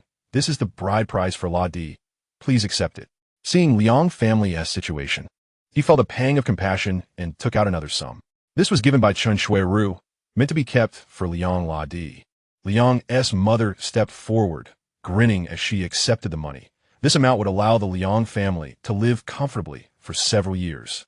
Before long, Liang Ladi emerged from the inner room, pulling along a girl dressed similarly in matching coats and skirts, looking like a pair of lotus flowers. However, the girl, compared to Liang Ladi's spirited demeanor, exuded a more reserved and gentle presence. Chen Yu could not help but be captivated. The girl's complexion, though slightly pale, still possessed a fine foundation and remained charming. "Father, this is my sister, Liang Xiao'e." Chapter 67. No need for pretense, just speak plainly. Xiao'e, illo. Chen Yu smiled warmly, greeting her. He was several years her senior, so he refrained from addressing her as sister. Liang Xiao'e lowered her eyes, shyly nodding in acknowledgement. Twisting the corners of her brand new cotton jacket with both hands, she felt somewhat uneasy wearing such exquisite attire for the first time. Her small feet shifted gently, instinctively seeking refuge behind her younger sister. Liang Mu's gaze fell upon her eldest daughter, stirring a sudden emotion within her. Since childhood, Xiao'e had been unable to speak, and the Liang family, being impoverished, could hardly provide a decent dowry, resulting in her remaining unbetrothed to this day. It was not that suitors had not come, for Xiao'e's beauty was renowned across the nearby villages. However, the suitors were either elderly widowers or idle drifters, none of whom could be deemed reliable. Xiao'e's gentle disposition meant that if entrusted to the wrong person, she would be defenseless against any mistreatment, and should the in-laws take offense, her very life could be at stake. Although the Liang family was poor, They could not push their daughter into a fiery abyss. At this moment, Liang Mu observed Chen You, tall and handsome, generous in demeanor, and then noticed the happiness that could not be concealed in Xiao Di's eyes. A thought suddenly blossomed in her mind. Why not consider giving Xiao Di to him? Although it meant being a concubine, judging by Xiao Di's expression, it seemed she would lead a very good life. The sisters would have each other for support, and Xiao Di would not be easily bullied. Most importantly, there would be no need for a dowry. As these thoughts raced through her mind, she was utterly convinced. She hurriedly leaned closer to the man and shared her proposal. Liang Denyo rubbed his rough palms, his face betraying hesitation. How could such a fine family consider a disabled girl? Chen You, with keen ears, had already caught every whispered word between them. Casually glancing at Xiao Di, he found a young girl enchanting and naturally felt inclined to accept. Xiao Di's muteness was a result of childhood illness, not a birth defect. Her health had improved, and she could recover completely. However, Liang Denyo refrained from mentioning this, instead discussing the local customs of Liangjia village. Liang Mu, witnessing this, felt a surge of frustration and secretly lamented his dull witness. Who would refuse such a beautiful girl, despite her inability to speak? For the sake of her daughter's happiness, she bit the bullet and feigned a troubled expression, interjecting, "Son-in-law, I have a troubling matter on my mind, and after much contemplation, I fear you may be the only one who can assist me. Mother-in-law, we are family and need not speak in circles. Whatever it is, I will certainly see to it." Chen You replied, feigning ignorance with a hearty wave of his hand. Liang Mu sighed before continuing, "You have seen my daughter's sister. She is my greatest concern. If I were to pass on one day, what would happen to her if someone were to bully her?" As she spoke, tears began to flow, seemingly genuine in their sorrow. Liang Denyo, standing nearby, felt his eyes prick with emotion. "Mother, do not worry. I will take good care of my sister." Liang La Di quickly stepped forward to comfort her mother. Although Xiao Di could not speak, her hearing was intact. Hearing her parents express their concerns for her, she too felt her eyes welling with tears, which felt like pearls from a broken string. Chen You was taken aback, watching the woman weep with her head in her hands, feeling somewhat at a loss. "If you have any requests, please state them directly. There is no need for all this circumlocution. I am more than willing." Just then Liang Mu, still sobbing, added, "But if you marry her and go to the city, a distance of 100 or 200 miles, what if she is bullied and you are unaware?" Liang La Di, with her innocent thoughts, blurted out without a second thought, "Why not let my sister come with me?" She looked at her husband, her eyes filled with pleading. "Dear, my sister has always treated me well since childhood. Let me indulge this one time, please." Liang Mu seized the moment, stepping forward to grasp Chen Yu's hand, her voice thick with emotion. "Son-in-law, I know you are a good man. Why not marry both sisters?" Xiao Di was taken aback by this proposal, glancing furtively at her brother-in-law before shyly lowering her head and scampering into the house. "Very well, I agree," Chen Yu responded. "Rest assured, I will take good care of Xiao Di." After a moment of feigned contemplation, he smiled and nodded, recognizing the expectant gazes of the family around him. He could not help but admire the cleverness of his mother-in-law. Her heartfelt plea made everything seem so natural. Inside the house, Xiao Di was filled with joy. What girl does not yearn for love? Yet for someone like her, finding a good family was indeed a challenge. As for Chen Yu, she could not be more satisfied. However, feeling bashful, she swiftly retreated into her small room. "Good son-in-law, I am at a loss for how to express my gratitude," Liang Denyo said, his grip on Chen Yu's hand tightening, tears glistening in his eyes. Chen Yu patted his hand, recognizing that his father-in-law was a straightforward man. Although his mother-in-law had her wits about her, it was all for the sake of her daughter. It is only natural for parents to plan for their children. He promptly took out 500 yuan and placed it on the table with a smile. "Father-in-law, since both sisters will be with me, it would not be appropriate to do so quietly. I would like to host a banquet in the village to invite everyone as witnesses. If this amount is insufficient, please let me know." Liang Mu's eyes lit up as she eagerly grasped the money, her face beaming with joy. "This is more than enough. Absolutely sufficient. With 10 yuan, one could arrange for a delightful feast." Liangjia village, when counted, had just over 40 households and more than 200 people. With 25 tables, plus drinks, 300 yuan would suffice. Liang Denyo opened his mouth, but the words died on his lips.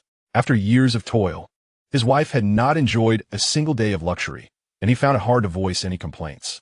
although Liang Mu's hair had turned mostly gray. She was still under 40. I will first speak with the village chief about the banquet, then visit the Chuanji's home. He is an experienced hunter. If he has something good, I will bring it back to the city for you, Liang Yo said, standing up to prepare to leave. Upon hearing about hunting, Chen You immediately felt a surge of interest.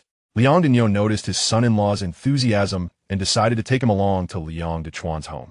Dechuan Gu is the best hunter in our village and also the finest doctor within 10 miles. The villagers hold him in high esteem. He is 62 this year, and you can just call him Uncle, Liang Yo explained as they walked, soon arriving at a small courtyard. The courtyard was enclosed by a wooden fence, with 5 brick and wood houses arranged charmingly, and the stone-paved yard was clean and tidy. Chen Yu's senses expanded, revealing a man in his 50s, with white hair and a bare torso, practicing martial arts. In the cold wind of December, white mist enveloped him, swirling with his movements. The mist would suddenly surge like a fierce tiger descending the mountain, then shift to resemble a fierce tiger's tail flicking. Chen Yu felt a chill. This man exuded an astonishing vitality, his physical prowess at least 7-fold that of an ordinary person. This was the first time he had encountered someone so formidable. In his perception, the man was like a true tiger, exuding an impressive aura. Chapter 68. The Unfairness of Heaven. Woof, woof, woof. As they approached the courtyard gate, 2 black hunting dogs began barking furiously. Feiing, Lu Xing, come back. Liang Dechuan gradually ceased his movements, the surrounding mist dissipating instantly. He donned a cotton jacket and strode towards the gate. Upon seeing Chen You, his bright eyes narrowed sharply, and every hair on his body stood on end. He had not broken a sweat during his vigorous workout, yet now fine beads of cold sweat began to form on his forehead. Dechuan Ge, this is my son-in-law. He is interested in hunting and wants to have a chat with you. Please entertain him while I seek Uncle de Gue, Liang Yo said casually. Uncle de Gue was none other than the village chief, Liang de Gue.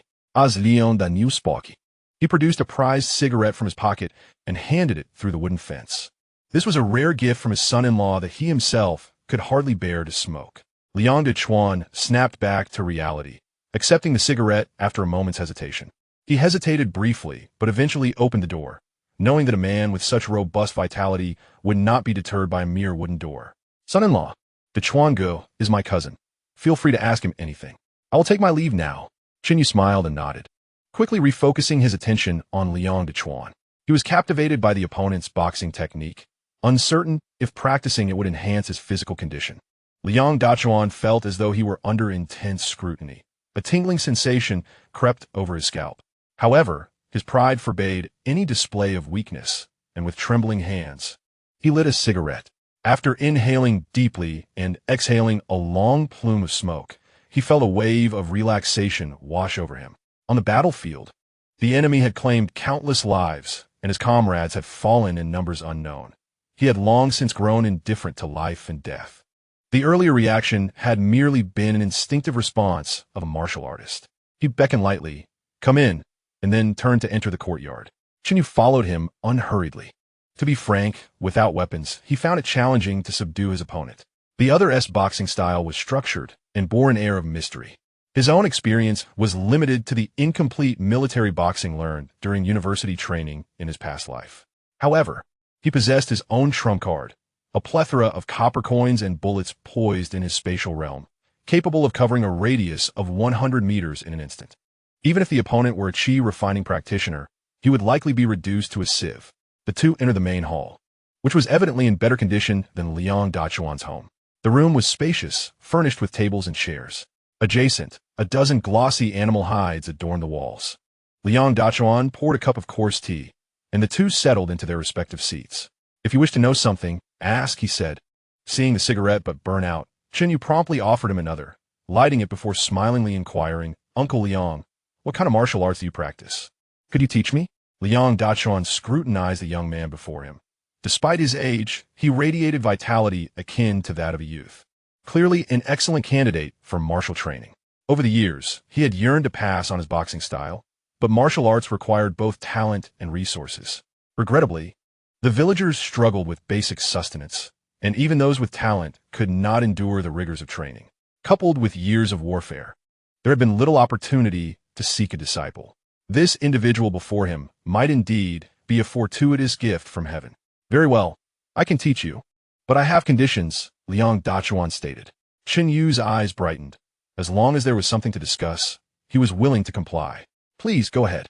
I will do my utmost.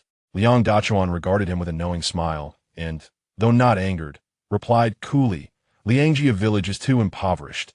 I require a batch of grain. In the future, should Liangjia village face difficulties, you must lend your full assistance once. These two conditions should not be difficult for you.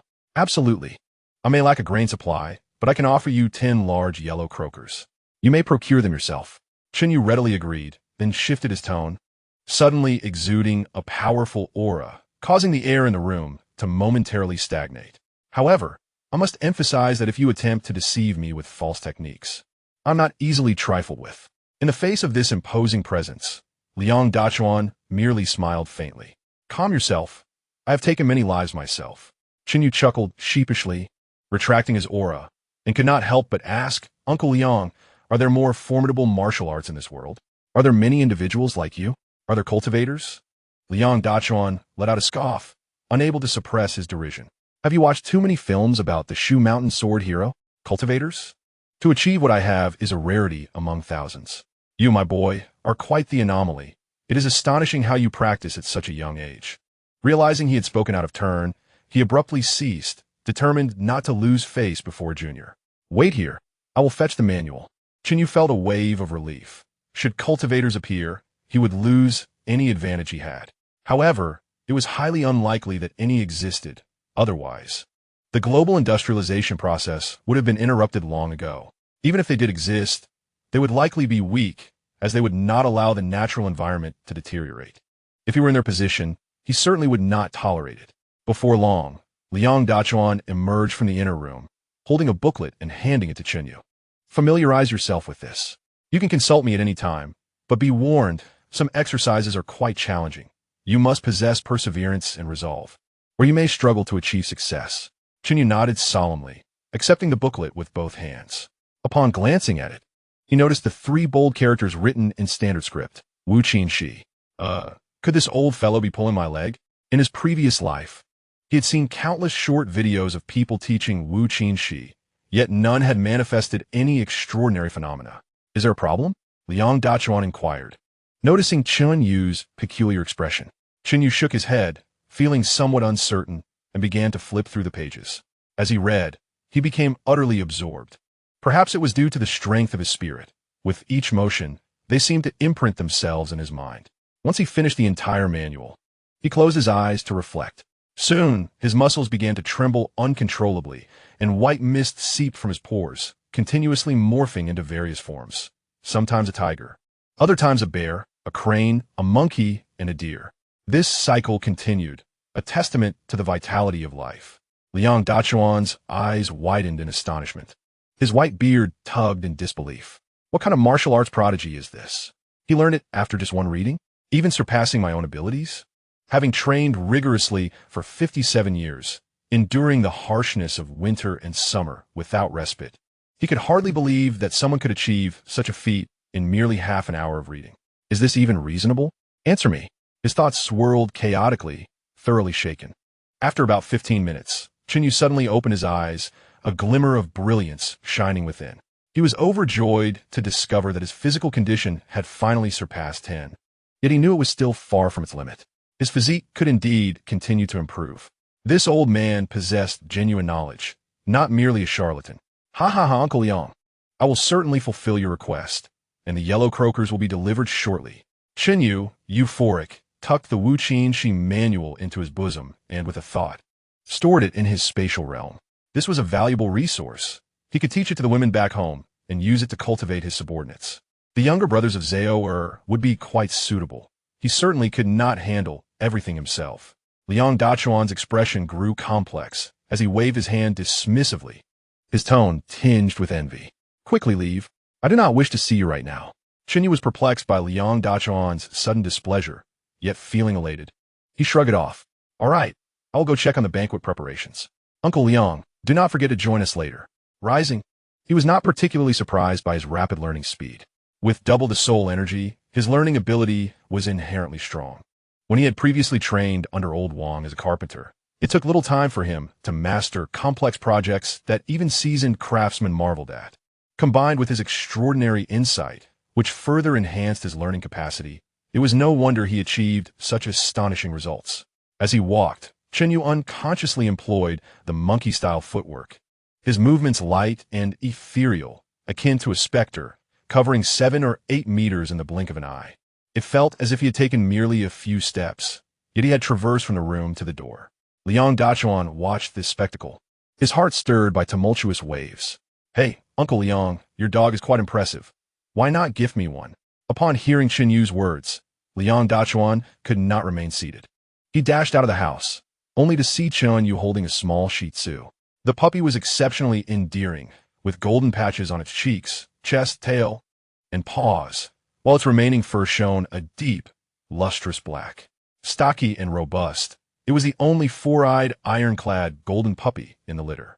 Liang Dachuan gasped in shock, about to protest, but Chen Yu took off running, disappearing from sight in an instant. Liang Dachuan opened his mouth, then, after a moment of frustration, smacked his thigh. "Had I known this would happen, I would have preferred to fight this rascal rather than let him out the door." Where did this bandit come from? In the 95th courtyard within the back room, sunlight streamed onto the large bed, and Chen Xueru slowly awakened. Feeling the weight on her body, she looked down to find Bai Zaizu and Bai Liasu nestled beside her, one on each side, their snow-white thighs resting atop her. Chen Xueru gently pushed aside the fair, delicate arm, carefully extricating herself. Her body still felt soft and weak, indicating a shortage of assistance. Trembling hands struggled to get dressed properly before she lifted the curtain and stepped outside. The temperature difference between indoors and outdoors was significant, yet she found herself less fearful of the cold than before. She swayed her hips as she made her way to the small courtyard.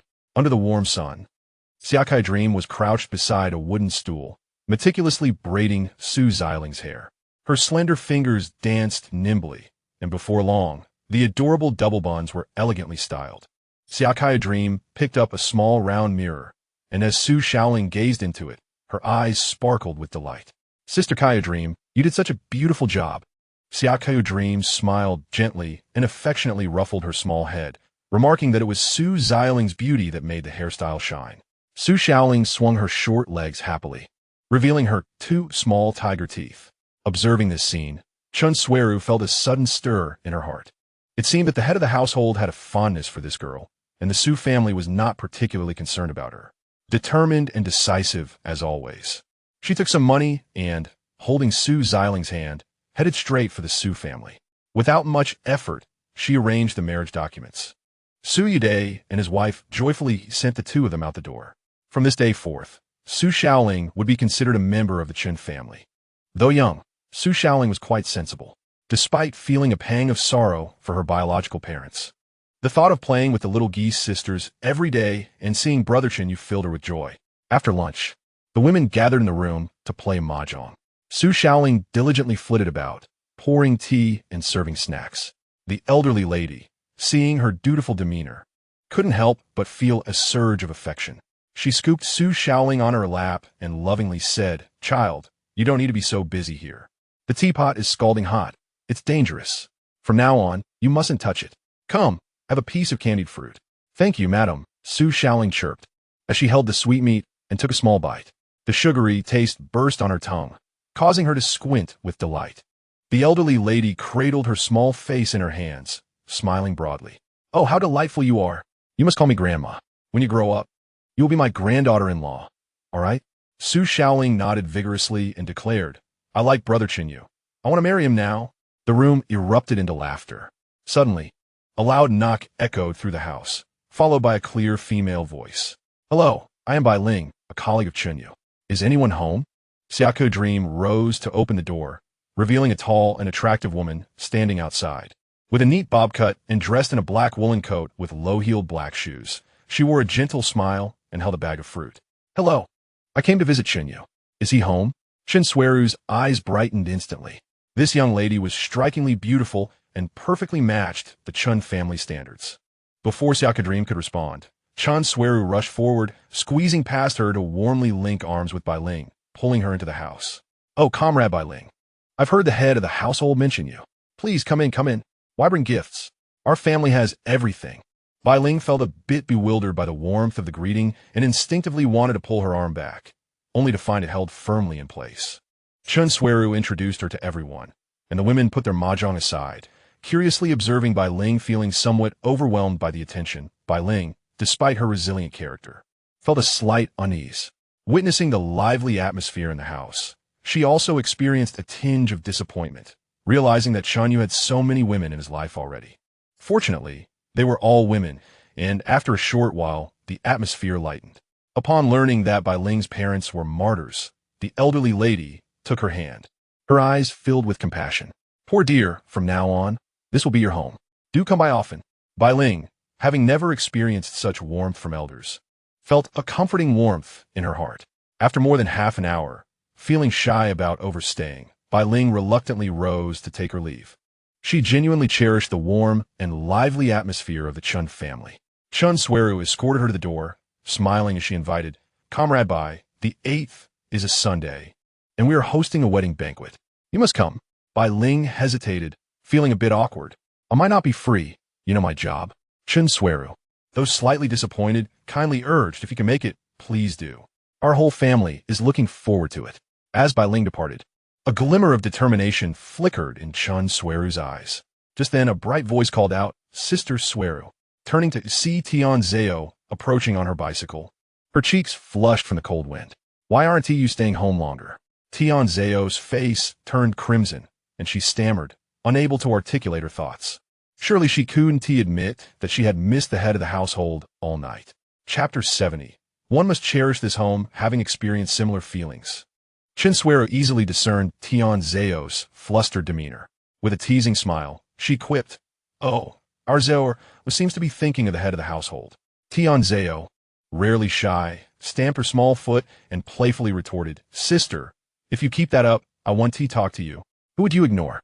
Ben Li upbrook, pushing her bicycle with a large wooden box on the back seat. Wen Hui followed, carrying 2 baskets of vegetables, her face etched with worry. Chen Xueru regarded Wen Li with a hint of disdain, but after years of navigating the business world, she maintained a facade of warm cordiality. Moreover, she harbored intentions toward Wen Hui. The fish was nearly in the net, and she couldn't afford to falter now. With a playful laugh, she stepped forward to take one of the baskets, feeling its weight. Peering inside, she noticed several pieces of cured fish and meat, while the other basket was filled with eggs. "Wow, our in-laws have given so much. Look how red my sister's little hands are." Upon seeing Chen Xueru, Wen Hui's eyes sparkled like coins, and she couldn't help but complain, "Sister Xueru, you're the only one who cares for me. My father didn't prepare a return gift at all." Second sister rummaged through a lot of my father's treasures while he was away. Wen Li's brows furrowed as she immediately reprimanded, "Third sister, what nonsense are you talking? Those items aren't for eating or drinking. What use do they have at home? My husband has a fondness for antiques. It's better to bring them here than let them gather dust in storage. I left some food at home too. It won't taste good if left too long. You can eat and then buy more." Wen Hui pouted, remaining silent, casting a disdainful glance at her second sister. "You don't want to take any? You can't even carry that much. Say that in front of father, and see if he doesn't scold you."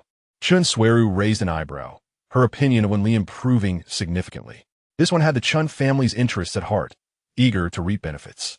In contrast, her impression of the Wen family had worsened. As the 4 were about to head back to the courtyard, a car screeched to a halt in front of the main gate. Lu Xiao'e opened the car door and dashed into Chen Xueru's arms, beaming as she exclaimed, "Sister Xueru, Sister Zhao, Sister Wen Li, Sister Wen Hui, I miss you all so much."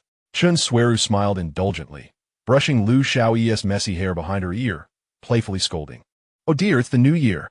What else with all this talk of missing? You must say such things." Lu Xiao'e stuck out her tongue, twisting her body playfully. At that moment, 3 more individuals emerged from the car. 2 burly middle-aged men each carried a heavy box, wrapped with protective cloth, while another woman held 2 buckets of seafood, frozen solid. Well, someone realized their mistake. Lo Xue flashed da Braichus Mayo, taking Chen Xueru by one hand and pulling Wen Li along with the other as they strode forward.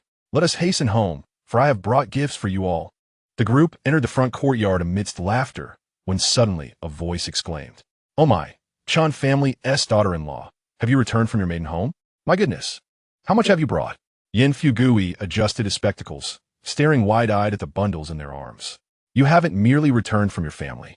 It seems you have gone on a raid.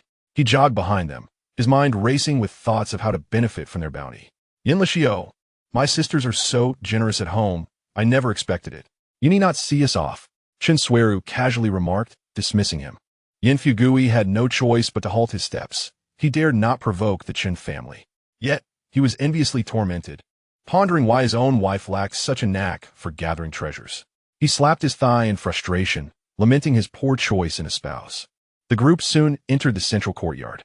Families were chatting and basking in the sun, and upon seeing the Chen family spectacle, everyone's eyes widened in astonishment, as if witnessing a grand performance. What sort of upbringing has the Chen family bestowed upon their daughters-in-law? It appears they have returned laden with goods. Xiao'e, with his keen eyes, spotted Chen Xueru and rushed over. Shermu, how can you carry such heavy things? Allow me to assist. He promptly snatched the wooden bucket from Chen Xueru's grasp. When Hui, witnessing this, also passed her own bucket to him. Xiao'e, what did you just call me? Chen Xueru inquired, perplexed. She had not heard of any apprenticeship being established. Shermu, yesterday Shifu agreed to accept me as a disciple and teach me the art of marksmanship. Xiao'e exclaimed joyfully. Today I will even cook for you. As long as I am at home, your meals are assured. Chen Xueru, noticing his earnestness, decided not to press further. Sha Mao was nearby, building a snowman, and he sneered, secretly cursing the big fool. With Chen Shu absent, he was disinclined to put on a show. He had come out to play early in the day, completely unaware that his sister had already left. Yin Juichin and several young lads also joined in to help carry things. Once all the items were moved into the Chen kitchen, Chen Xueru distributed an egg to each of the boys, who gleefully ran off with their prizes. Once they departed, Chen Xueru looked at Tian Zhao and teased. Zoer, I must say you ought to contribute to this household. Look at how thoughtful the sisters are. Tian Zhao, momentarily stunned, then realized she had returned empty-handed from her family home.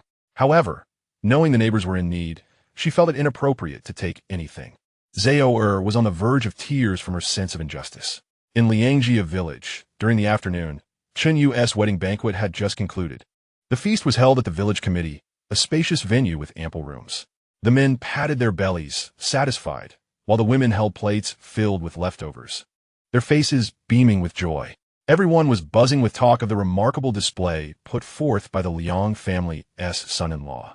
10 people per table, 18 dishes, an abundance of wine, and limitless steamed buns. Today's feast was truly splendid, even surpassing that of the New Year's Eve banquet. Poor Liang Dainyu had struck it rich, marrying such a wonderful son-in-law. Alas, if only they had a lovely daughter, how splendid it would be to forge such a connection. After seeing off the guests, Chen You returned home with Liang Dachuan, still awaiting the gold bars promised him. The old man's gaze was piercing, filled with displeasure.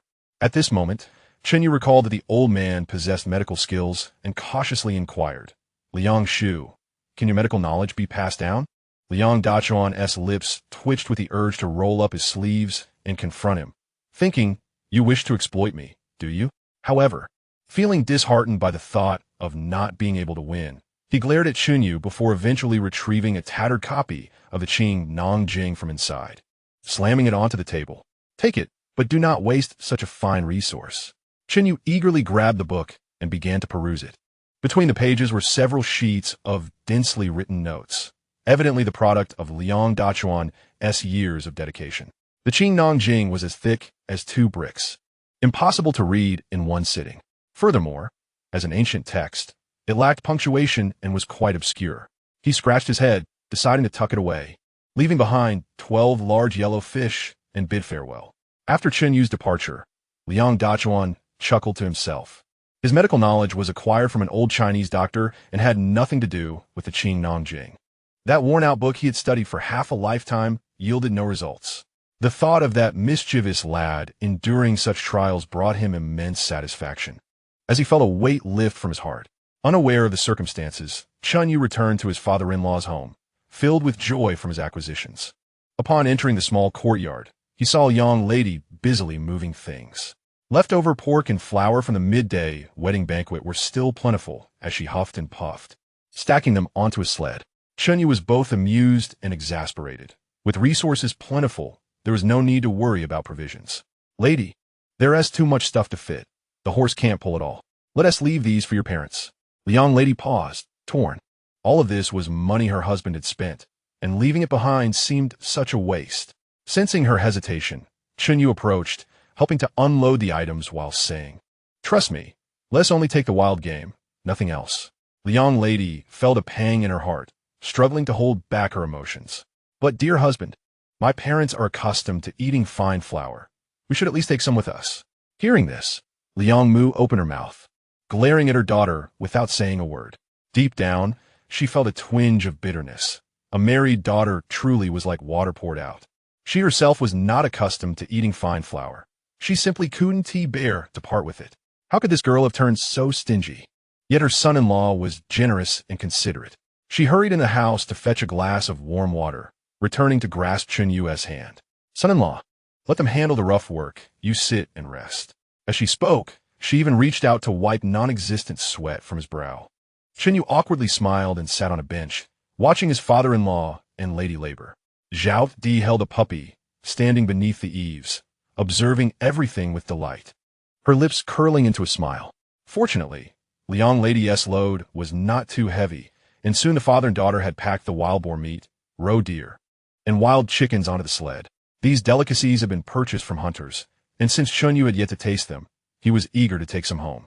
As dusk approached, fearing the snow would become difficult to traverse, he dared not linger any longer. He first fed Ma some fodder, and the village men soon arrived to assist, pushing the sled to the village's edge. "Dear parents and everyone, it's cold. Let us head back. We are leaving." As he spoke, Chen Yu helped Lady and Xiao'e onto the sled, carefully covering them with thick cotton blankets. "Take care on the road." Liang Mu, unable to see her two daughters any longer, felt her eyes welling up with tears. "All right then, we shall return when we can. Farewell." Chen Yu took his place at the front, calling out as he cracked the whip. Ma snorted, exhaling a cloud of mist, and began to trot along. "Do not cry. My daughters are off to enjoy city life. We should return as well." Until the sled vanished into the vast, snowy landscape. Liang Dainyu offered a few words of comfort, then returned to the village with his hands clasped behind his back. The journey back was significantly slower than the way there. The young lady leaned against the side of the sled and fell asleep, while Xiao'e, perhaps excited by her first long trip, was full of energy. Clutching the puppy, her little face was pressed against the window, eyes wide open, captivated by the snowy scenery outside. Even though the scenery was largely the same along the way, she remained thoroughly enchanted. Consequently, Chen You found it impossible to store them in space and had no choice but to walk alongside the sled slowly. Xiao'e, do not gaze at the snow for too long. It is detrimental to your eyes. Chen You occasionally needed to open his senses to assess the road conditions, and naturally, he noticed this, unable to refrain from offering a gentle admonition. Xiao'e was not entirely mute. She could utter sounds like or ah. She mumbled an acknowledgement, obediently withdrawing her gaze, but before long, she found herself leaning against the window once more. Chen Yu chose not to press the matter further. After all, a good night's rest would cure most ailments. 3 hours later, twilight had descended, and the sledding carriage finally entered the city gates. Half an hour later, the carriage halted at the back entrance of Courtyard 95. The lock on the back door had been replaced by Chen Yu, allowing for easy access from the outside. Nearly every woman in the household possessed a firearm. He had practiced with them several times before, and their marksmanship was commendable. Safety was, for the most part, assured. Chen Yu opened the door and led the horse into the small courtyard. "Oh, Brother Chen, you can drive a carriage too?" A voice called from behind. Chen Yu turned to see Li Changshun returning a bicycle, accompanied by a young man named Zhou Shiming, one of the youths who had been part of the last wedding procession. "Why the rush, young lad? You can return tomorrow. Just don't keep the bride waiting." Chen Yu teased. Li Changshun, unembarrassed, waved his hand. "Oh, I was just afraid you might need it urgently. Come on, let me help you move." The two of them parked the bicycle aside, only to see a pair of stunning twin sisters alighting from a sled. Their eyes widened in astonishment. Such beautiful girls were already rare, but identical twins were even more exceptional. Li Changshun suddenly felt that his newlywed wife paled in comparison. Liang Ladi looked at their dumbfounded expressions and let out a soft laugh. The two quickly regained their composure, hastily lowering their heads, too shy to look further. "Dear husband, I'll take my sister to meet the old lady first." "Oh, here, this is for you," Liang Ladi said, pulling out a handful of money and handing it over. "This is the gift money for today's banquet. I asked my father for it. It was all your expense, so they shouldn't accept gifts." Chen You scratched his head, feeling a mix of amusement and exasperation. His wife was overly considerate. He had intentionally refrained from taking the money to offer some support to his father-in-law, yet she had taken it back. "You keep it, Ladi. Your father has worked hard for you. Let's help him as much as we can." "I know what I'm doing, dear husband. You focus on your matters," Liang Ladi replied, tucking the money into her pocket and pulling her sister away. It was uncertain if she truly understood. With the assistance of Li Changshan and Zhou Shiming, Chen You took an additional 10 minutes to finish moving the items. He unhitched the sled and entrusted the horse to Li Changshan, asking him to return it to old Lu. Upon entering the main room, he found the old lady holding Zhao Di's hand, speaking gently, surrounded by several women wearing sympathetic expressions. "Zhao Di's illness can be treated. There's a miraculous doctor in Liangjia village who has given me a prescription, albeit quite expensive." Chen You quickly found an excuse to avoid future suspicion should Zhao Di suddenly regain her ability to speak. Zhao Di shot him a discreet glance. Her eyes filled with confusion. Uncle De Chuan had previously told her that her condition was incurable. How could there suddenly be a solution? Furthermore, Uncle De Chuan never charged for his services. He refused to take even the poorest family's money for medicine. How could it be so costly? However, since her husband had said so, she chose not to express her doubts, burying them deep within. The old lady sighed in relief, gazing affectionately at Zhao Di, smiling. "That's wonderful. What a lovely girl you are. Dear, do not worry. No matter how expensive the medicine is, your husband will find a way. You just focus on getting better." Zhao Di nodded earnestly, her heart warming with a budding sense of belonging to this family. Chen Xueru laughed heartily. "Oh dear. Zhao Di has been ill for over a decade, and now that she has married into our Chen family, her chronic ailment is finally turning a corner. I believe it is truly because of you, Grandma, that we are blessed." The other women chimed in with laughter. "Oh dear, what a silver tongue you have." The old lady laughed so heartily that her eyes nearly disappeared. "If I truly had that kind of fortune, I would wish for it to be shared among you all." Chapter 72. The farmstead is ready, master. The meal is ready. I'm off. Outside the main room, Xiao'e shouted, not waiting for a response as he hurriedly departed. Chen You scratched his head. The lad appeared foolish, but was, in fact, quite astute. In just one day, he had successfully broadcasted their master-disciple relationship throughout the courtyard, solidifying it and leaving no room for retreat. Yet, who could blame him for having agreed?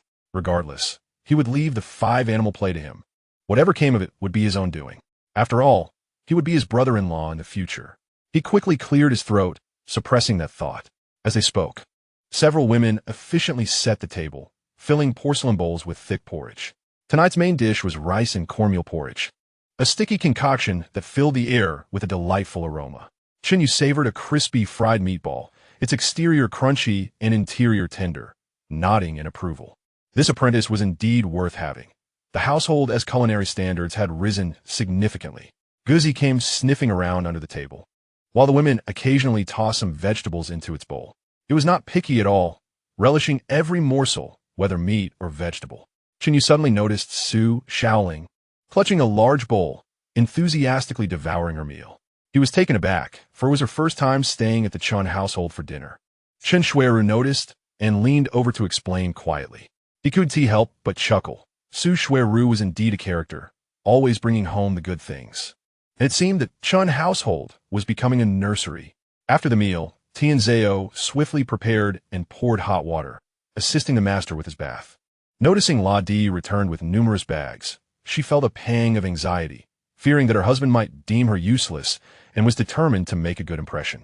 After a long day of travel, Chen You sank into the steaming wooden tub, feeling utterly refreshed. Tianzhao sat on a stool, her small hands pressing on his shoulders, expertly helping him relax his muscles with just the right amount of pressure. Having trained with her father since childhood, her strength surpassed that of the other women. Chen You could not help but let out a deep sigh of contentment, leaning his head back against her. This was the life a man ought to lead. If offered a return to his previous world now, he would refuse without hesitation. Suddenly, Tianzhao spoke, her voice muffled. "Do you think I'm useless? All my sisters can contribute to the family, while I feel like a burden." Chen You found her sentiment both amusing and pitiful. Xueru had already relayed this matter to him as a joke. Xueru merely intended to tease her, harboring no ill will. However, Tianzhao, with her straightforward nature, took it to heart, feeling both aggrieved and guilty. How could Tianzhao be useless? She brought him immense joy. When did that happen? I was unaware, Tianzhao exclaimed, bewildered. Chen You pondered for a moment, deciding against teasing her further, knowing she was not one to take jokes lightly. Here's the deal. I have a skill to teach you. Starting tomorrow, you will learn diligently, and once mastered, you can teach it to your younger brothers. They will find it immensely useful in the future. Tianzhao's eyes sparkled with excitement. Really?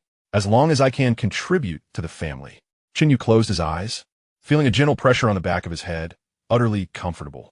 After some thought, he felt it necessary to clarify the situation, ensuring Tianzhou's feelings were not hurt. Tianzhao, I plan to utilize your brothers. You won't be upset, will you? There may be some risks involved later on. If you can't accept it, I can choose others. Rest assured, I would never hold it against you. Tianzhao wrapped her arms around him, her pretty face pressed against his cheek, smiling. I, along with them, are like beggars who once had nothing. It is only because of you that we now enjoy such a good life. Fortune favors the bold. I have understood this since childhood.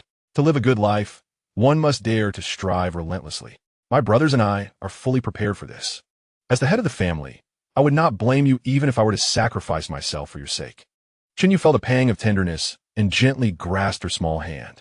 This girl has fought through life with such determination since childhood, enduring countless hardships. The two nestled together and exchanged words until the water grew lukewarm, at which point Tianzhao fetched a cotton robe for him to wear. Upon exiting the room, Chen Yu's first destination was undoubtedly Xiao'e's quarters. As he pushed open the door, a wave of steam enveloped him, and a splashing sound of water filled the air. Xiao'e emerged from a bath, her fair and rosy face shrouded in mist, appearing almost ethereal. Without waiting for her reaction, Chen You activated his agile movements, swiftly crossing several meters in an instant. With a long arm, he swept her up in an embrace. Xiao'e gasped, her graceful legs draping over his arm, her petite feet swinging in the air, toes curling in trepidation. Chen You gently placed her on the bed, and Xiao'e tightly closed her eyes, her delicate body trembling involuntarily. Do not be afraid, he said with a gentle laugh, his fingertips brushing against her flushed cheek as he leaned down to capture her trembling lips in a kiss. 2 days later, Xiao'e lay in deep slumber, the remnants of tears still glistening at the corners of her eyes. Chen You tenderly wiped away her tears, tucked her in, donned his coat, and stepped outside. In the morning, Chen You rode his bicycle out.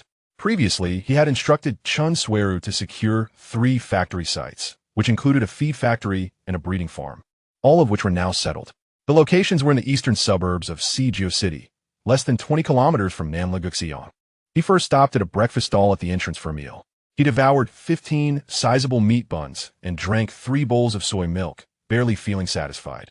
The exertions of the previous night had been substantial, necessitating a hearty meal for recovery. Afterward, Chen You pedaled vigorously, reaching the eastern suburbs in just over half an hour. This area was originally an abandoned farm, and Chen Xueru had paid triple the wage to hire over 1,000 villagers, transforming the place in a matter of days. The breeding farm was situated by the river, covering approximately 20 hectares.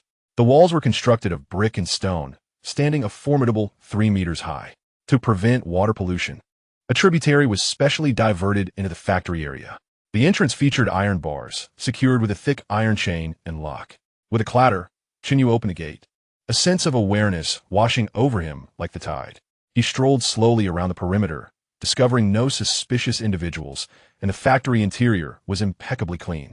With a subtle shift in thought, the breeding farm was successfully established. The original factory's interior underwent a radical transformation, divided into 3 primary areas. The large livestock breeding section, accommodating animals such as cattle and pigs, featured spacious and tidy shelters equipped with feeding troughs and water basins. A duck house, built of brick and wood, materialized beside a pond, enclosed by wooden fences. In a more distant area from the pond, a chicken coop rose, similarly surrounded by wooden barriers.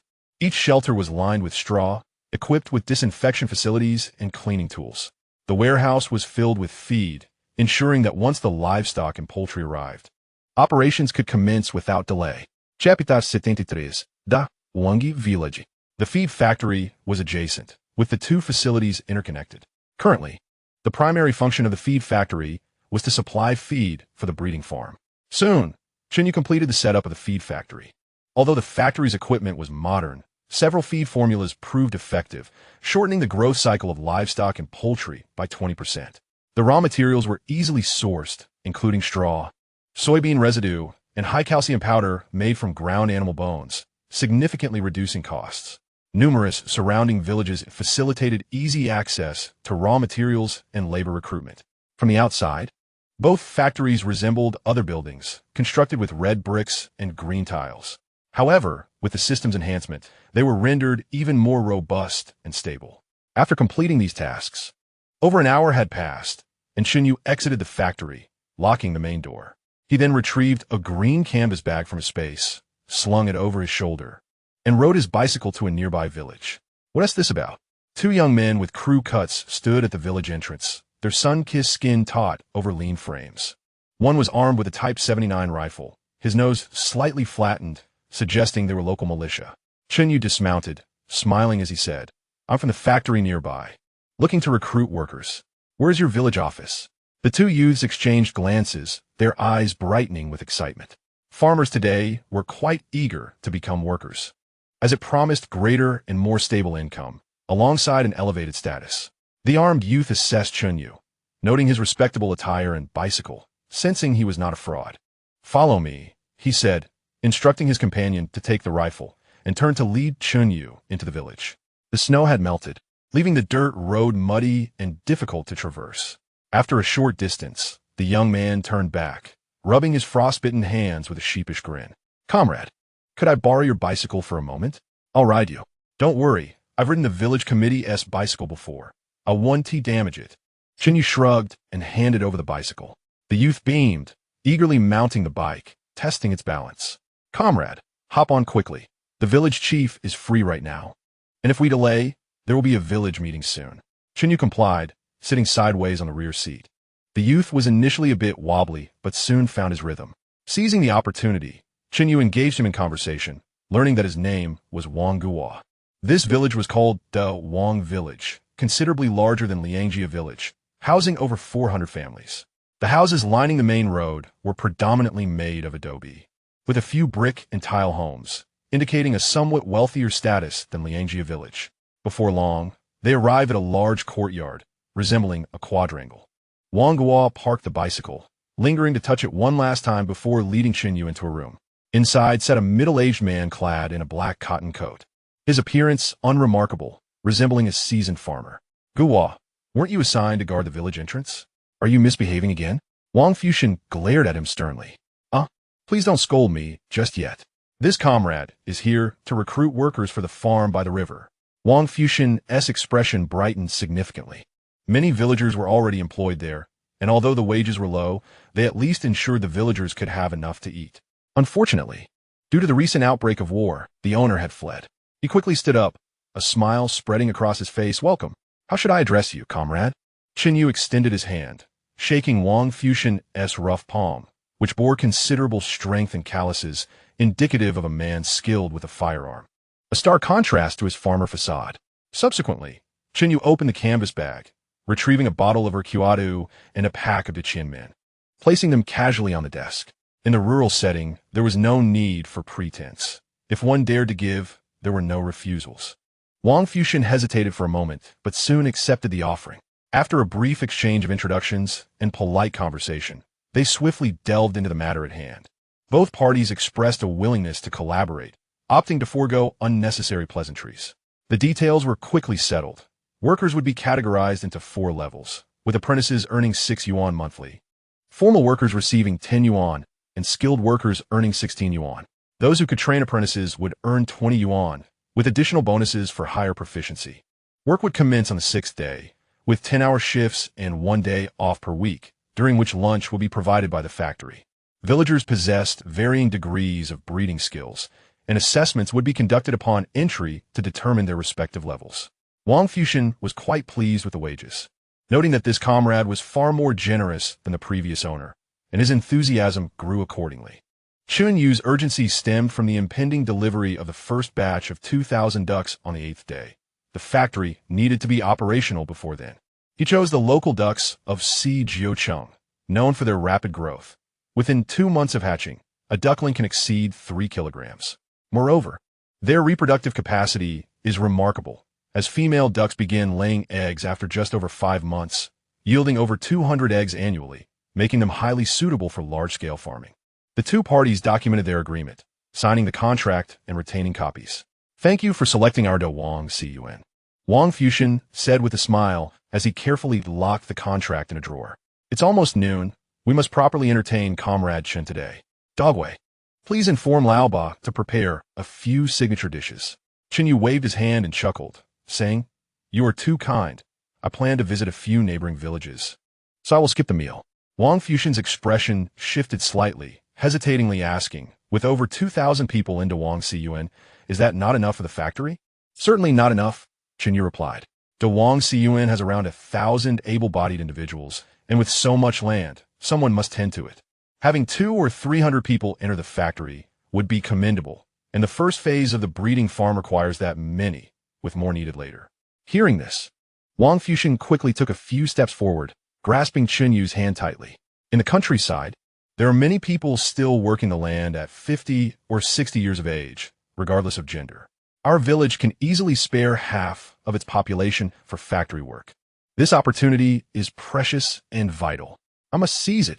No rush. Comrade Chen, please allow me to explain. Our village is blessed with mountains and rivers, and we have plenty of delicious food for you to try." As he spoke, he exchanged knowing glances with Dogwei, who, understanding the signal, dashed outside. Wang Fuxian, overflowing with enthusiasm, made it difficult for Chen You to decline. Realizing he would need to collaborate with this man in the future, he acquiesced. After some light banter, delightful aromas soon wafted in from the adjacent room. Dogwei hurried back, grinning as he announced, "Uncle, Comrade Chen, the dishes are ready. By the way, bring out the good wine I have been saving. We shall not return without a bit of intoxication today." As he spoke, Wang Fuxian eagerly took hold of Chen Yu's arm, leading him outside. Upon entering the main hall, Chen Yu was enveloped by the aroma of meat. The table was adorned with an array of 6 hot and 4 cold dishes, primarily meat-based. During the season, vegetables were indeed more precious in Si Jiucheng. 4 middle-aged men stood within the room, and Wang Fuxian introduced them as village officials. The militia captain, Wang Guoqiang, with a square face and dark skin, appeared to be in his early 30s. He placed 4 small jars of wine on the table, smiling as he said, "Today, we are in for a treat. The village chief has brought out his prized tiger bone wine." He approached and filled Chen Yu's core ceramic bowl. The wine was clear and amber, and as he drew closer, a subtle medicinal fragrance wafted through the air, instantly uplifting his spirits. It was evident that the brew contained more than just tiger bone. "Gome, let's take a sip." Wang Guoqiang cheerfully lifted his bowl. Observing the others downing their drinks, Chen Yu followed suit, raising his bowl filled with a measure of wine. The liquid slid down his throat, igniting a fiery sensation that surged through his veins, warming his entire being. He let out a gasp, unable to restrain his praise. "What a splendid wine. Indeed, the wine is good, but the dishes are even better," Wang Guoqiang said, placing a chicken leg into Chen Yu's bowl. "This is a recipe taught to me by my comrade from the northeast, flying dragon stewed with mushrooms. Comrade Chen, do give it a try." Chen Yu was momentarily taken aback. He had expected a small chicken, but found himself presented with a renowned flying dragon. Taking a bite, the chicken absorbed the essence of the mushrooms, tender and flavorful. Indeed, delectable. Witnessing his satisfaction, Wang Guoqiang eagerly continued to serve him more dishes, including braised roe deer, yellow-spotted catfish stewed with tofu, and stir-fried wild goose. "Comrade Chen, do indulge. Our village thrives on the mountains, and we have an abundance of wild delicacies." Although the chef's skills were merely on par with Shazu's, the quality of the ingredients was undeniable, prompting Chen Yu to give a thumbs up. "This feast is quite exquisite."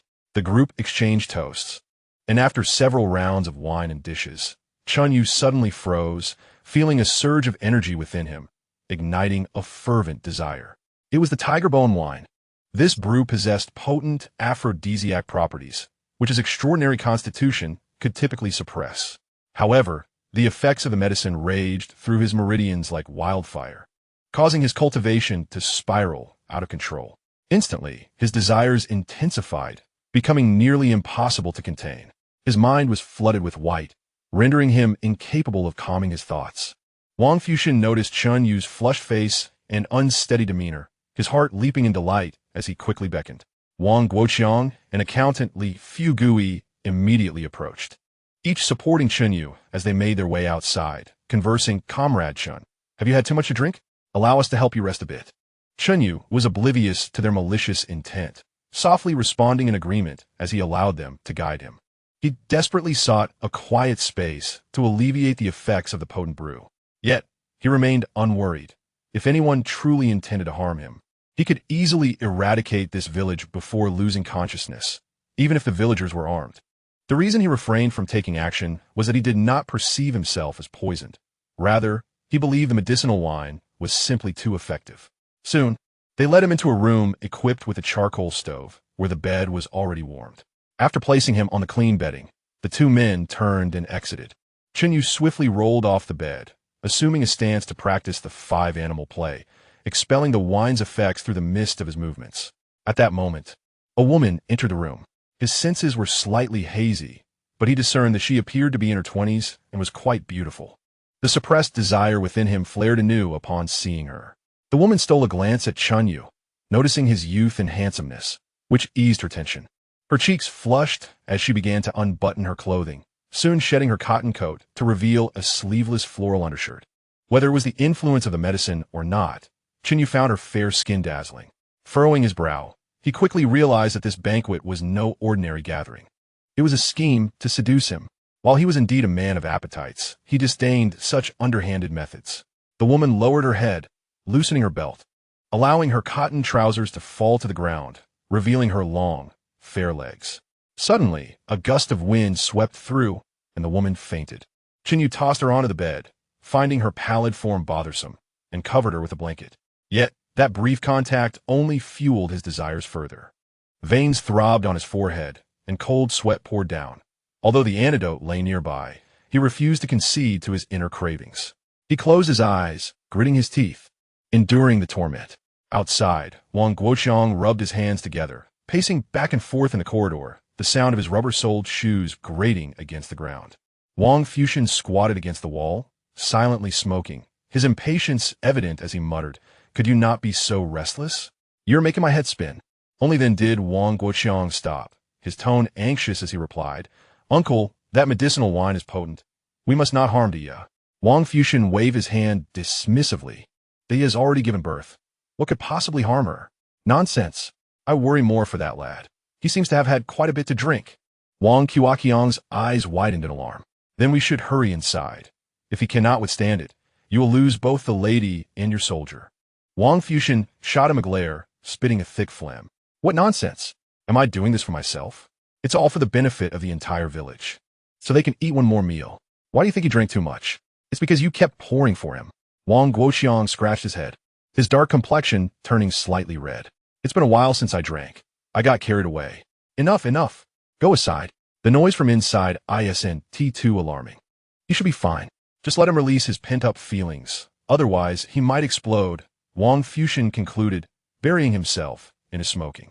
The corridor fell silent for a moment. After more than half an hour, with a creaking sound, the wooden door swung open.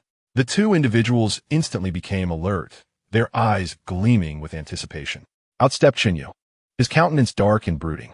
Wang Fuxian tapped his smoking pipe, extracting a pinch of tobacco from his pocket, compressing it before igniting it. Taking a deep drag before speaking with a faint smile, "Comrade Chen, just tell us what to do. The daughters of our village must not be harmed in vain. What do you desire? We do not ask for much. We only wish to recruit as many from Dewang village as possible, and you must take an area. We do not seek for you to wed her, just ensure that she and her mother have enough to eat." Chen Yu was somewhat at a loss for words. He had not anticipated such wild antics in the village, nor such modest requests. He pointed towards the room, jesting, "I have not laid a finger on that young lady." Wang Fuxian and Wang Guoqiang were stunned, realizing the gravity of the situation. This was a matter even a tiger could hardly endure, let alone a young man. Wang Fuxian's face turned pale as he considered a possibility, exclaiming, "Quickly, fetch a doctor." If Tian Yin has partaken, his life is in peril. Wang Guoxiang was equally startled and bolted for the door. Chen You, however, seized him by the collar, pulling him back with irritation. No need to go. I have some knowledge of martial arts. The medicinal effects have been neutralized. Your actions would only endanger the young lady. Wang Fuxian forced a bitter smile. Comrade Chen. The girl in the room, is my distant niece. Her fate has been unfortunate. She has been promised to 3 suitors, all of whom have met with misfortune. A few years ago, she finally encountered a brave man, and their life together was blissful. But who could have known that shortly after the birth of their child, he was met with a tragic end? Since then, no man has dared approach her, deeming her a harbinger of doom. Dia has to raise a child, making life even more difficult. Over the past few years, it is my family that has supported them. Otherwise, they would not have survived. What happened today was her own choice, merely to secure a meal. Chen Yu's expression darkened. He had no desire to entangle himself with such a woman. He had begun to believe in the supernatural, considering the absurdity of his own circumstances. Sensing his discontent, Wang Fuxian hastily clarified, but now I understand. All of this is mere superstition. I had no intention of harming you. Chen Yu, uninterested in further discourse, waved his hand dismissively. Fine, I shall contemplate your terms. But you must divulge the recipe for that liquor. Just moments ago, after refining the lingering alcohol within him, his physique had surged from just over 10 points to 11. This was his first encounter with food that could directly enhance his physical attributes. Furthermore, he demanded the jar of original liquor, ideally with information on its creator. Wang Fuxian's eyes brightened unexpectedly, realizing there might be a glimmer of hope in the situation. However, he quickly fell silent, as that was a genuine treasure, and he felt reluctant to part with it. Fixating his gaze on Chen Yu, he finally steeled himself and declared, Comrade Chen, let us speak plainly. If you agree to 2 conditions, I shall present you with what you desire at once.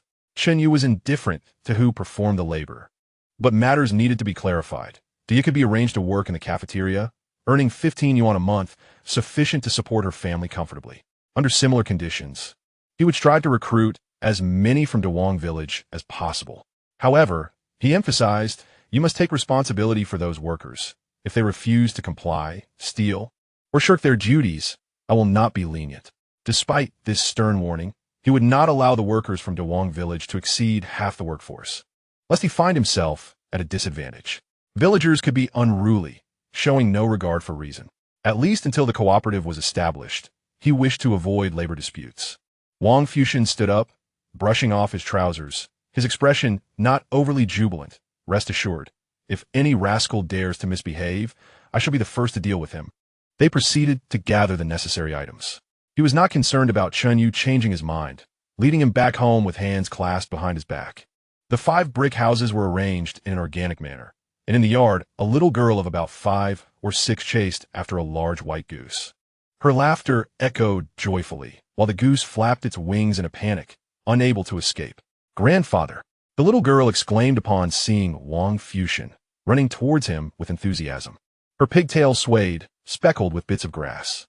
Small in stature, her large eyes sparkled with innocence, endearing her to all. Ah, this must be Diya's daughter. Wang Fuxian smiled, scooping her up and introducing her to Chen Yu. The little girl tugged at her grandfather's beard, and her eyes brightened as she plucked a few grains of rice from it. She savored each morsel, her eyes narrowing in delight, as though she had tasted the finest delicacy. Chen Yu, feeling a soft spot for pretty girls, ruffled her hair and produced a few milk candies from his pocket, offering them to her. The little girl's eyes gleamed with desire, yet she hesitated, glancing longingly at her grandfather. Uncle Chen is giving you these, just take them. Wang Fuxian chuckled, his impression of Chen Yu improving further. Thank you, Uncle Chen. She beamed, accepting the candies with glee, and then, in a rush, exclaimed, Grandfather, let me down, I want to take some of Mother. Once the little girl dashed away, Wang Fuxian guided Chen Yu to a particular room. The wooden door creaked ominously as they entered, a musty odor mingling with the scent of liquor wafting towards them. The room was dim, lacking both light and windows. This is the one. He pointed to a 20-kilogram ceramic jar in the corner, stepping forward to untie the straw rope and remove the oilskin covering. Chen Yu leaned in to inspect, noting that the liquid inside was merely a shallow layer. His vision, sharper than most, allowed him to identify the various ingredients within: tiger bones, tiger whip, meat of sistink, goji berries, and several other medicinal herbs. Goodness, it's all potent aphrodisiacs. No wonder even my constitution couldn't withstand it. Suddenly, he exclaimed softly, pointing at a goose egg-sized reddish-brown lump, curiously asking, "What is this?" Wang Fuxian sighed internally, realizing he could not keep this treasure. A nostalgic look crossed his face as he finally spoke. "This is Kylan blood, a relic from a comrade of mine, from Qinghai. Consuming it wards off any insects and bolsters one's health. Our unit survived a locust plague thanks to this treasure. Later, when I injured my leg, it was also thanks to this that I recovered." Chen You was taken aback, recognizing it as a mythical item akin to those described in certain texts. Kylan blood. Its appearance and effects were nearly identical. Could it be that this realm intertwined with the world of tomb raiding? Such items were often said to be held by the deceased. However, this piece was clearly not, as no one could fit something so sizable in their mouth. Chen You felt a surge of excitement. It seemed that his enhanced physique was indeed a result of this treasure.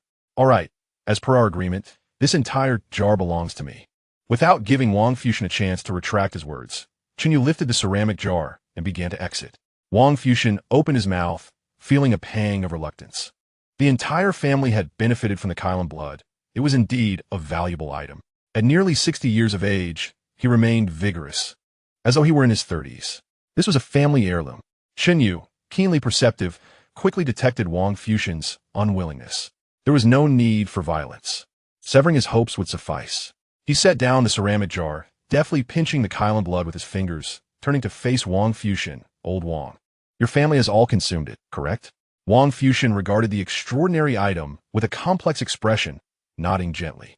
Chen You smirked, breaking off a piece the size of a pinky finger and tossing it to him. The latter fumbled to catch it. "This piece is for you to pass down. I shall consume the rest." As he spoke, Chen You placed the entire chunk of Kylan blood into his mouth, swallowing it with a gulp, though, in reality, it was stored within his spatial realm. Wang Fuxian stood in a daze, feeling a sense of loss, yet the thought of retaining a small piece comforted him somewhat.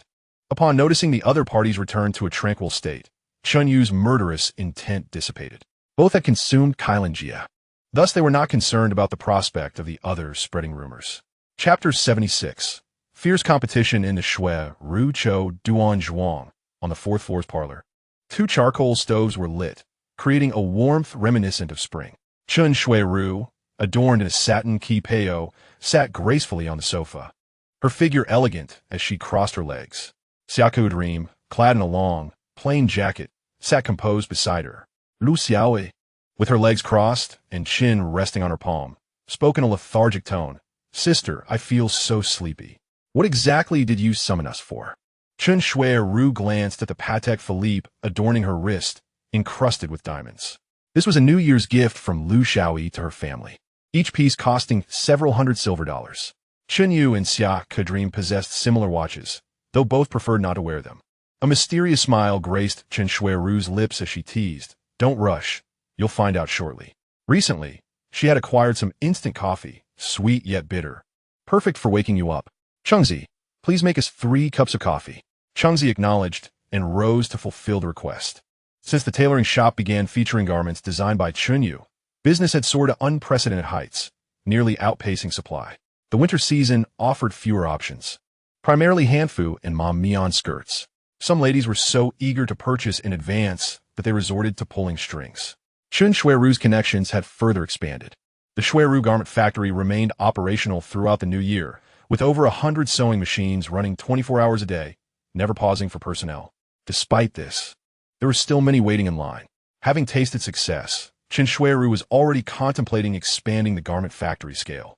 With business thriving, the satin shop could scarcely keep up. With the young lady entering the Chen family, it was no longer appropriate for her to serve as a saleswoman. The Chen family could not afford such a loss. Thus, Chen Xueru recruited several well-presented female workers from the factory to serve as sales staff, including Chengzi. Having undergone training at Chen You Tower, Chengzi excelled in both communication skills and demeanor. She had become a manager, even commanding Ling Zu's attention. Chengzi relished her current role, adorned in beautiful attire, interacting solely with women, and earning a higher salary. Her gratitude towards the Chen family deepened. Lu Xiao'e waved her hands, exclaiming, I won't drink. My father bought some before. It's too bitter. Just give me orange soda. Xiao'e Dream shared her distaste, but remained silent. Knock, knock, knock. Lingzu's voice echoed from outside, Miss. Sisters, the matchmakers have arrived. All right, I understand. Please escort everyone to the lounge on the 3rd floor and bring them up one by one. Chen Xueru instructed before turning back with a smile, saying, Today, you two must keep your eyes peeled and choose wisely. Soon, we shall be akin to sisters. Xiao'e Dream felt overwhelmed. As an unmarried young lady, why was she to assist in selecting concubines for her husband? Her previously calm demeanor became disordered, and she could no longer sit still. Chen Xueru playfully restrained her, chuckling, Dream, you and our man are childhood friends. No one knows his preferences better than you. You simply cannot leave. Xiao'e Dream, both amused and irritated, thought Chen Xueru was quite the brigand for being so insistent. However, her good-natured disposition prevented her from becoming truly angry. If they are coming, then I shall observe, she conceded, taking her seat again. Lu Xiao'e's eyes lit up as she clapped her hands in delight. This is wonderful. I want to choose several. My husband always visits Sister Xueru and doesn't even let me sleep with him anymore. Chen Xueru's expression darkened as she scolded. What nonsense are you spouting? Don't speak recklessly later, and keep family matters to a minimum. Also, ensure you choose wisely. If the head of the household is displeased, be wary of consequences. I shan't intervene on your behalf.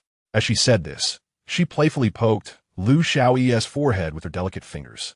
She had considered the multitude of prying eyes in the courtyard, which is why the interview venue was set in the satin shop. It was prudent to maintain a low profile. Lu Xiao'e was momentarily taken aback, covering her back with her hands and sticking out her tongue. Soon, the door swung open, and a boisterous female voice rang out. Oh, Xueru, my dear, you have no idea how much I've run around for your matter. My legs are nearly broken. Zhang Mipo entered, her face etched with worry, followed by 2 young maidens. Chen Xueru, well aware of her underlying meaning, waved her hand dismissively, saying, All right, I appreciate your efforts. Regardless of whether we select anyone, you shall receive 10 yuan for tea. If we do find a match, the tea money will be doubled. Zhang Mipo's face instantly brightened. She hurriedly expressed her gratitude and, without further ado, whispered to the 2 young ladies, These are your sisters. The Chen family is affluent. Perform well, and your future will be secured. The 2 maidens, both fair of face, were momentarily taken aback, clutching their garments in silence. They had only intended to come to the city for minor work, not expecting such high stakes. With 3 individuals already aware of their situation, how could they keep it hidden? Would they only get a turn once a month? Was this not akin to living as a widow? However, those who came with the matchmaker were undoubtedly children of impoverished families, lacking the luxury of retreat, and thus they steeled themselves for the challenge. Chen Xueru, Lu Xiao'e, and Xiao'e Dream began to scrutinize the young ladies, occasionally whispering opinions to one another. The winter wind howled as Qin Huairu wrapped her floral coat tighter around herself. Her twin ponytails bouncing with each step, the red ribbons slightly faded. Cautiously, she followed behind Zhao Mipo, lifting the curtain to enter the satin shop. The warm air mingled with the scent of spices, creating a delightful aroma. The room was filled with luxurious garments and fabrics, overwhelming her senses, leaving her uncertain where to focus. One extravagant family this must be. Surely, this shop was worth a fortune. Her small hands clenched the patched area of her trousers, anxiety creeping in. Yet, realizing that there were multiple patches, she felt a wave of discouragement. This was her finest attire. Huairu, don't dawdle. We must hurry upstairs. Zhao Mipo called, leading her to the lounge on the 3rd floor. Upon entering, Qin Huairu was taken aback. The room was filled with small stools, and over 20 young maidens sat, each possessing commendable beauty. A sense of disheartenment washed over her. Was the competition truly this fierce? Though she considered herself attractive, beauty is subjective, and her chances of selection remained uncertain. For a moment, doubt filled her heart. Huairu, sit for a moment. It appears we must wait. Zhao Mipo urged, pulling her down and offering her a bottle of orange soda. Curiously, Qin Huairu took a sip, her eyes narrowing in delight as the sweetness warmed her heart. Looking around, she noticed each young lady held a bottle of soda. According to the matchmaker, even if not selected, they would receive 3 yuan for transportation. This was the first time she had heard such a term, and upon hearing the matchmaker's explanation, she felt stunned. The distance from Qin village to here was merely 20 li. Walking was hardly a challenge, so why was compensation necessary? In that moment, she resolved to marry into this family, even if it meant living as a concubine. As she observed the maidens going in and out, her tension eased considerably. It seemed she was among the last arrivals, and no new candidates had entered since. After an hour, it was finally her turn. Qin Huairu felt a surge of joy. No one had remained from the previous group. Her chances of being chosen appeared promising. Chapter 77. That Smile's Charm, following Zhao Mipo. Qin Huairu stepped into the room on the 4th floor. Stealing a glance, she noticed 2 women and a girl seated on the sofa. The 2 women, one alluring and the other graceful, were equally as beautiful as she. Clenching her garment tighter, she felt a weight in her heart. The situation seemed less optimistic than she had anticipated. Xueru, the proprietor, is undoubtedly the finest choice I have meticulously selected. There is none more exquisite in the surrounding villages. Zhao Mipo exuded confidence, asserting that if this candidate were to be dismissed, it would merely be an unjustified quarrel. Xiao'e Dream's eyes sparkled with recognition as she gently patted Xueru's hand, signifying approval. The latter nodded, a smile gracing her lips, after observing so many at last. There was one who met the standards. In fact, this one exceeded expectations. With fair skin, enchanting peach blossom eyes, and an oval face, her figure was both slender and statuesque. Surely, with such beauty, she could easily captivate the head of the household. Admittedly, her attire was somewhat rustic, but that was a minor issue as her family operated a garment factory. Clothes would never be in short supply. Luo Xiao'e eagerly leaned closer and whispered, "Sister Xueru, that lady is truly beautiful. I have taken a liking to her. Please let her be mine." Chen Xueru shot her a disapproving glance, feeling somewhat reluctant. Yet now was not the time for disputes. The interview was of utmost importance. "Well, she does look quite good. Please introduce yourself." Qin Huairu steadied herself, internally rallying her courage, and spoke softly, "Hello, Sister Xueru, and greetings to all the sisters present. I hail from Qin village, and my name is Qin Huairu.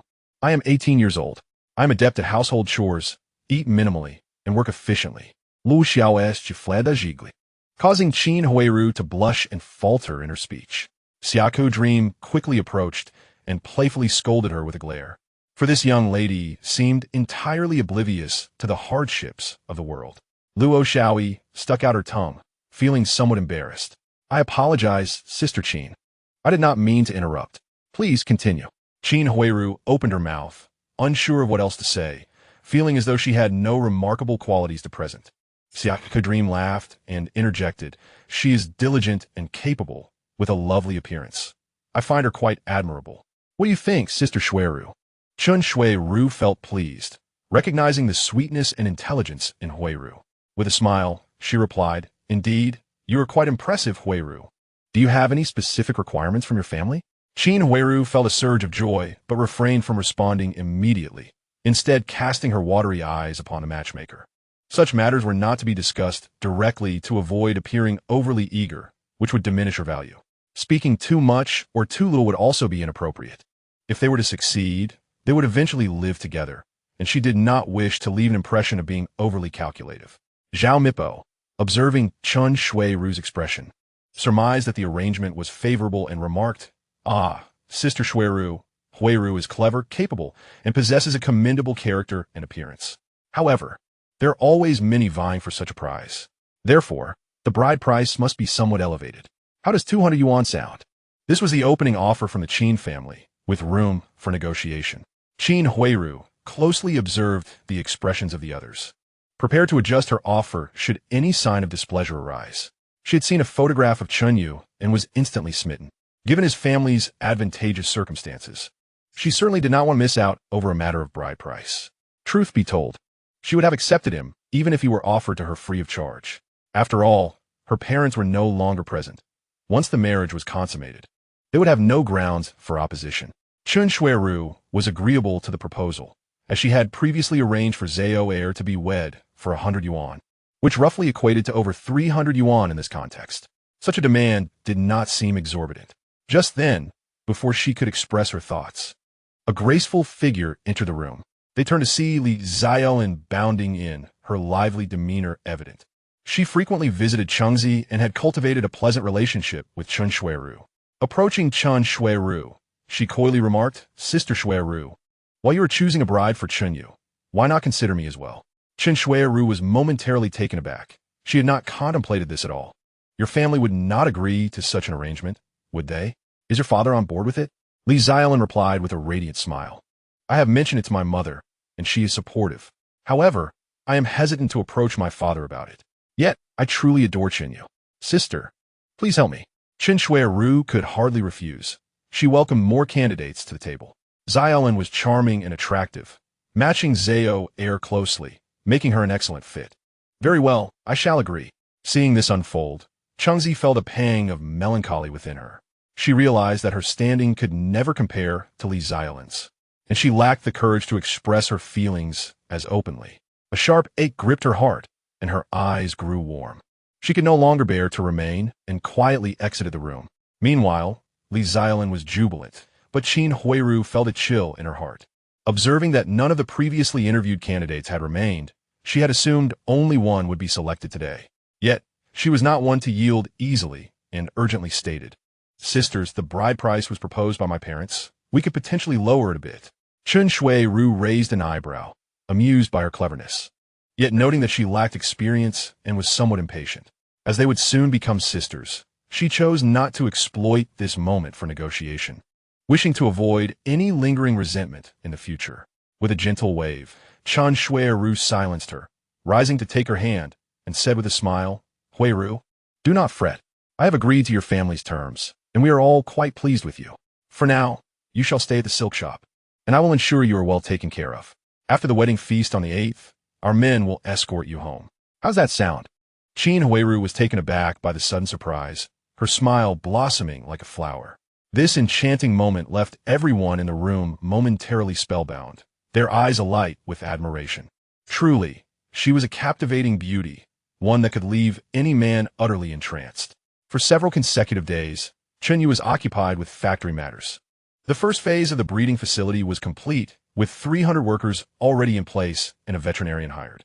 The fertilizer factory was also established in the western suburbs, less than 30 kilometers from Nanla, conveniently located near coal resources, which served as perfect raw materials for fertilizer. While most workers had been recruited, the selection of factory managers was proving to be a headache for him. At this juncture, Chen You realized he had no suitable candidates at hand. However, nurturing talent was not a matter of mere days, particularly when it came to loyal and dependable individuals. Ultimately, he turned to Liu Jianhua, known for his connections, who swiftly provided suitable candidates. Employing them would also allow him to showcase profits and ensure their loyalty. Nevertheless, with future endeavors in mind, Chen You intended to cultivate a few trusted confidants. Lacking immediate prospects, he placed his hopes on Xiao'e's brothers. Tian Xiao had already begun teaching the 5-animal play, while the progress of the other women was quite slow. Their consumption of tiger bone wine proved less beneficial than anticipated. Chen You retained only 30% of the Kailanju, distributing the rest among his family. His physical capabilities had soared to 15 points, yet the effects on others were not as pronounced. The elderly matriarch still lacked vitality, and the improvement among the women was limited.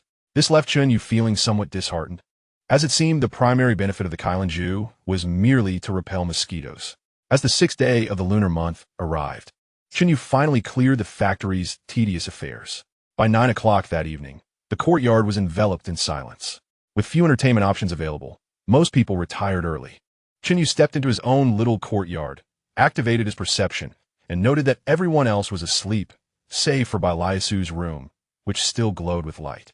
Upon entering, he found Bai Liasu, Chen Xueru, Su Yingtang, and Wenli engrossed in a game of mahjong, while Bai Zai had already fallen asleep in the inner room.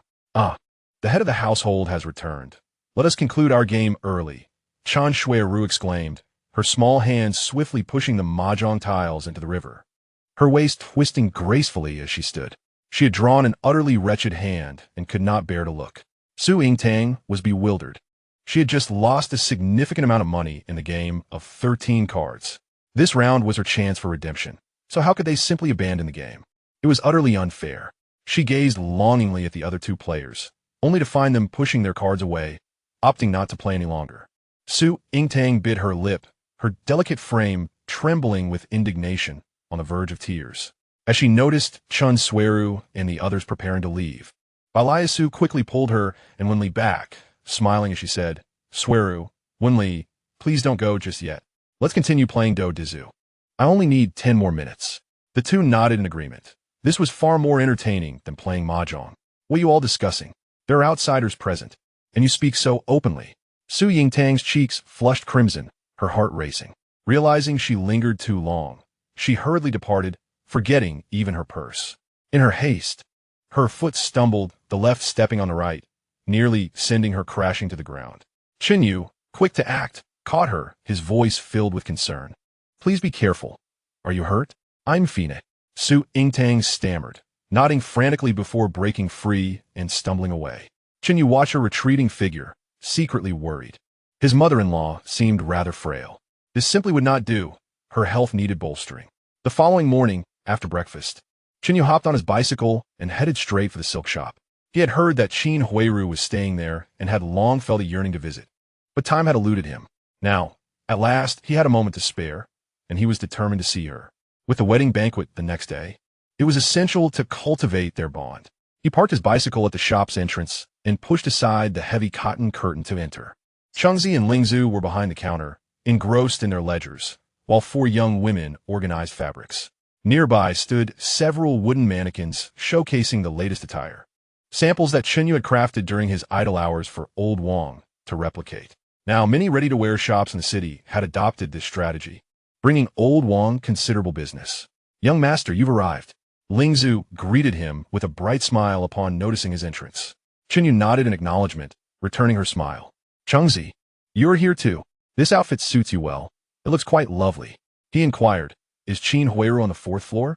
Chengzi, momentarily distracted by his compliment, felt her heart skip a beat, her thoughts swirling. Her small hand clutched the hem of her kipao, and the despair within her seemed to ignite, rekindled by a gust of warmth. Lingzhu chimed in cheerfully, "Sister Qin has been here helping out. She just went upstairs to change." She added, "I must say, she works quite efficiently." Chen Yu called out to them and ascended the stairs with purpose, his thoughts solely on Qin Huairu, oblivious to Chengzi's unusual demeanor. Upon reaching the 4th floor lounge, he beheld a woman in a white dress standing by the window, illuminated by the warm sunlight as if adorned with a golden glow. Her softly curled hair cascaded down, and her fitted trousers complemented her figure, enhancing her elegance. Her profile was exquisite, her skin as smooth as jade, with a delicate blush gracing her cheeks. Chen Yu was momentarily taken aback. This was not Qin Huairu, but rather, it was the striking figure of Shizen Yi. Qin Huairu turned, startled to see a man, and instinctively covered her mouth in surprise. Once she recognized him, a smile broke across her face, and she sweetly called, "Qin Shun, big brother." Chen Yu was momentarily dazzled by her smile, unable to deny that he had indeed fallen for her at first sight. Qin Huairu was a figure of much debate, yet the title of White Lotus aptly described her. In her interactions with Xia Zhu, she maintained a delicate distance, consistently seeking favors with minimal reciprocation, presenting herself as a victim, her tears flowing before her words. She had a knack for moral manipulation, making it difficult for her neighbors to refuse her requests. Such behavior undoubtedly warranted the label of cunning. However, her devotion to Jia Dongxiu and the Jia family was unwavering. Now, with Dongxiu absent, Qin Huairu belonged solely to him. He had a duty to fulfill, and it was time to contribute to the Chen family's legacy. "Huairu, how have you been settling in these past few days?" Chen Yu approached her, taking her small hand, and they sat together on the sofa. Qin Huairu's face flushed, her doe-like eyes sparkling with emotion. "Xueru has been very kind to me, helping me with my hair and providing several new outfits," she replied. Chen Yu gently played with her hand, taking his time, and smiled, saying, "Sisterly affection is essential. You should learn from her. We are family, and we must unite our efforts." "I understand, big brother Chen. You can rest assured." Qin Huairu nodded earnestly. "Good, I'm glad to hear that. You've been here for a few days without any outings, have you? Come, let me take you to explore the wonders of Sijukan." Qin Huairu's eyes sparkled with delight as she chirped in agreement, dashing into the bedroom to put on a deep red coat. She had longed to wear beautiful clothing while exploring but had hesitated to venture out alone. Chen You couldn't help but nod approvingly. This girl truly wore everything beautifully. They made their way to the lobby, exchanging greetings with a few acquaintances before walking side by side. Lingzhu observed their retreating figures, her lips curling in disdain as she muttered to Chengzi, "Look at that country girl, soaring to new heights." If the madam knew her daughter was spending money so recklessly, she'd be heartbroken. Chengzi seemed unfazed, her gaze fixed on the curtain at the entrance. Upon exiting the silk shop, Chen You helped Qin Huairu onto his bicycle. Heading towards Wangfu Street, he intended to show her the splendor of the world beyond her rural upbringing. This was a skill he had mastered, and in dramas, not a single woman seemed capable of resisting his charms. Despite the biting cold, Chen You was concerned about Qin Huairu's health and kept his pace moderate. 10 minutes later, they arrived at a commercial establishment, one owned by the Liu family, showcasing a variety of imported watches. The Liu family's business sprawled across numerous industries. Chen You selected a stunning butterfly-themed ladies' watch, crafted from 18-karat gold, with a smooth, elegant design. When Qin Huairu leaned in for a closer look, she gasped upon reading the price tag of $580. She blinked in disbelief, confirming the figure several times, and instinctively covered her mouth, exclaiming softly, "Is this something I can accept?" In the countryside, a pound of flour cost merely a dime. Such a sum could feed her entire family for years. Leaning closer to Chen You, she nervously whispered, "Big brother Chen, this is far too expensive. I cannot accept it." Chen You smiled knowingly, pleased to achieve the desired reaction. He waved his hand dismissively, his tone leaving no room for argument. "This is the one. Now, choose a color." Qin Huairu bit her lip. The watch was undeniably beautiful, and she had already grown fond of it, but she felt embarrassed to accept such a lavish gift. Ultimately, she selected one with a red dial adorned with a few sparkling diamonds. Chen You fastened it onto her delicate wrist, the leather strap perfect for winter wear. He also added a metallic chain strap for an additional 50. Qin Huairu's eyes sparkled with joy as she raised her hand, admiring the watch from every angle. Her heart brimming with gratitude, believing she had indeed married the right person. After purchasing the watch, Chen You took her to the temple fair. With a bustling crowd allowed him to keep her close, their hands intertwined. They grew weary from the festivities, prompting Chen You to treat her to a meal at Quanjude. Having never tasted such delicious food, Qin Huairu nibbled like a little hamster, her mouth never resting. With a loud burp, she instinctively covered her mouth, feeling a bit embarrassed as her cheeks flushed. She couldn't help but chastise herself for her lack of restraint, fearful that Chen You would think less of her. Yet, the food was simply too delightful to resist. Chen You found her endearing, even in her gluttony. After their meal, he strolled with Qin Huairu through the park. When they reached a secluded area, he gently pulled her into an embrace, whispering sweet nothings in her ear. "Huairu, you are truly captivating. I cherish you." "Tiante, I feel the same." Qin Huairu found it difficult to endure this, her body quickly becoming weak. After a while, she could hardly bear it, her voice trembling. "Chen Dage, shall we return?" Chen You reluctantly let her go. Fortunately, despite the chill in the air, his hands remained warm. The two little rabbits were plump and rather adorable. Subsequently, he did not rush. The wedding banquet would take place tomorrow, and it was sufficient to exchange tender glances and gestures. After a series of affectionate moves, Qin Huairu's heart was firmly tied to him. She had always been enamored with handsome faces and even willing to marry into the impoverished Jia family. Now, faced with the more favorable conditions of Chen You, she felt utterly defenseless. In 1951, when she married Dong Su, rural life was at its most comfortable. By 1953, household registration was no longer a concern. Transfers could happen at any time. Rural girls even enjoyed a share of land income, receiving grains annually even after marriage. Thus, her relationship with the Jia family could hardly be deemed an elevation. Chen You escorted Qin Huairu back to the silk shop before cycling home. As he navigated through a narrow alley, he suddenly heard some intolerable sounds. "Xiao'e, you are truly beautiful. The Qingge, do not act this way. Unless you agree to go to bathing with me, I cannot comply." "Very well, it is all up to you." He was momentarily taken aback. Hastily parking his bicycle and crouching by the wall to observe, he noticed in the adjacent courtyard, Hideking was sprawled atop a woman. Outside, 4 burly men with menacing expressions loitered, wielding wooden sticks. Chen You scratched his head, pondering whether they were merely lining up or if something else was amiss. His curiosity piqued, he watched with keen interest. Inside the room, He Daking shuddered and eventually exhaled deeply, collapsing onto the bed. Bai Xiaolian's eyes flashed with disdain. Feeling somewhat displeased, her aunt had found her such a useless man. She had not yet even reached 60 and had already given everything away. Chen You felt bewildered.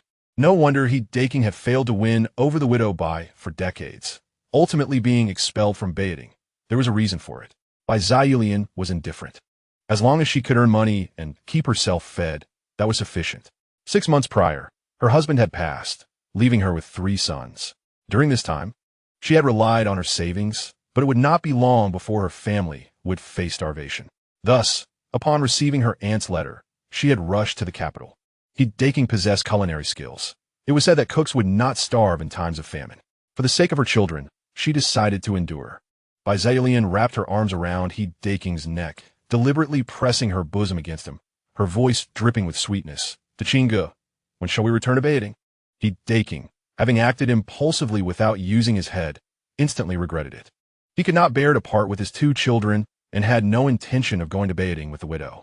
He had established roots in the capital for decades, his social ties firmly in place. How could he abandon all of that to be with her? Flirting with women was commonplace, but now that he had succeeded, he found it rather dull. He pushed Bai Xiaolian away and got off the bed.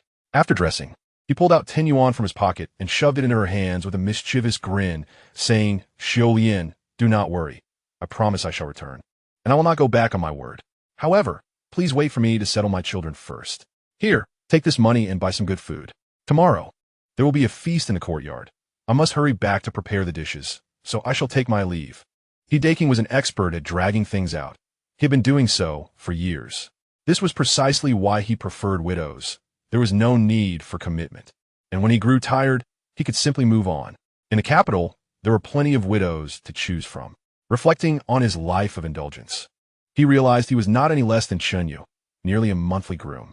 In his moment of triumph, he felt inclined to hum a little tune. Bai Xiaolian's expression darkened. She had heard all about He Daking's tricks from her aunt. Initially, she had intended to use a softer approach to win him over, but it seemed that would not work. She abruptly grabbed a coarse porcelain cup from the bedside and smashed it on the floor. The loud crash startled He Daking.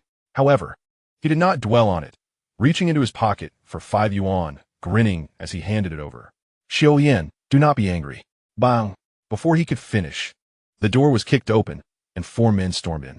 Before He Daking could react, the wooden sticks came crashing down upon him, accompanied by shouts.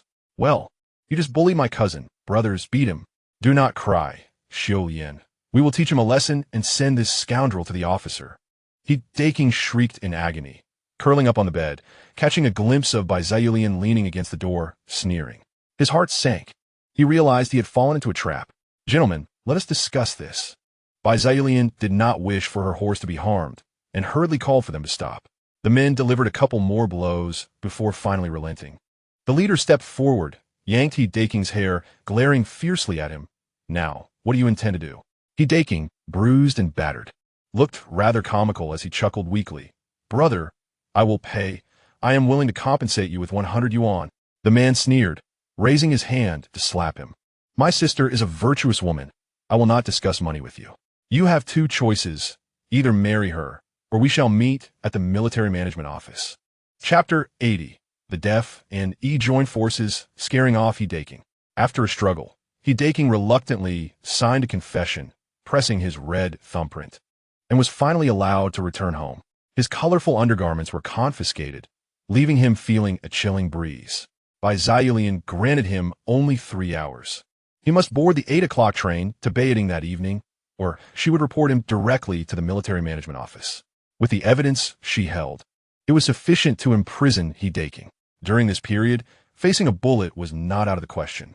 Chen You watched the spectacle unfold, feeling no inclination to intervene. He distinctly remembered that this old scoundrel had aspired to be his cheap father-in-law. Serve him right.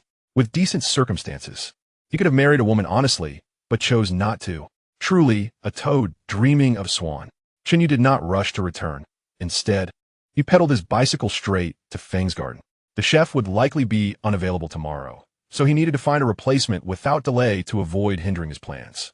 Meanwhile, Daking dashed out of the small courtyard, utterly frustrated. He had never been particularly fond of the widow Bai. It was merely a fleeting whim. He had no desire to leave the capital, reluctant to part with Xiao'e and Xiao'e, as well as the familiar environment. However, now that he had been caught, he was at a loss. He stumbled along, lost in thought, until darkness enveloped him, finally reaching the 95th courtyard. "Old he, you are quite late returning today." Yin Bugui greeted him, but he seemed oblivious. Yin Bugui adjusted his glasses, cursing under his breath as he turned back inside. He did not dare to voice his complaints. Daking could certainly give him a beating. Just past the flower gate, a middle-aged man with a neat crew cut and an upright demeanor approached. "The king, what has happened to you?" Zonghai said, feigning surprise as he stepped forward to support him. Daking suddenly snapped back to reality. Feeling as though he had encountered a long-lost relative, his eyes instantly reddening. "Zonghai, he stammered, unsure of how to begin. Zonghai was well aware of the situation. Those 4 men were hired by him. He grasped Daking's arm and led him home, whispering as they walked to Qin. "Have you encountered trouble? Do not panic. This is not the place to talk. Let us go to my home and discuss in detail." In the household's main room, the deaf old lady was chatting with a neighbor. Upon seeing the 2 men enter, they exchanged glances, a faint smile flickering in their eyes. As Daking took his seat, an elderly lady hurriedly poured him a glass of sweetened water and inquired with concern, "Dage, your face is quite swollen. Perhaps Zonghai could take you to the hospital for a checkup?" Sitting beside him, Zonghai also displayed a look of genuine care. "Daking, what has transpired? Speak up, and we shall devise a plan together. Rest assured, I will not shy away from offering assistance." Daking took a sip of the sweet water, feeling a warmth spread within his chilled heart. Indeed, distant relatives cannot compare to close neighbors. True feelings are revealed in times of distress.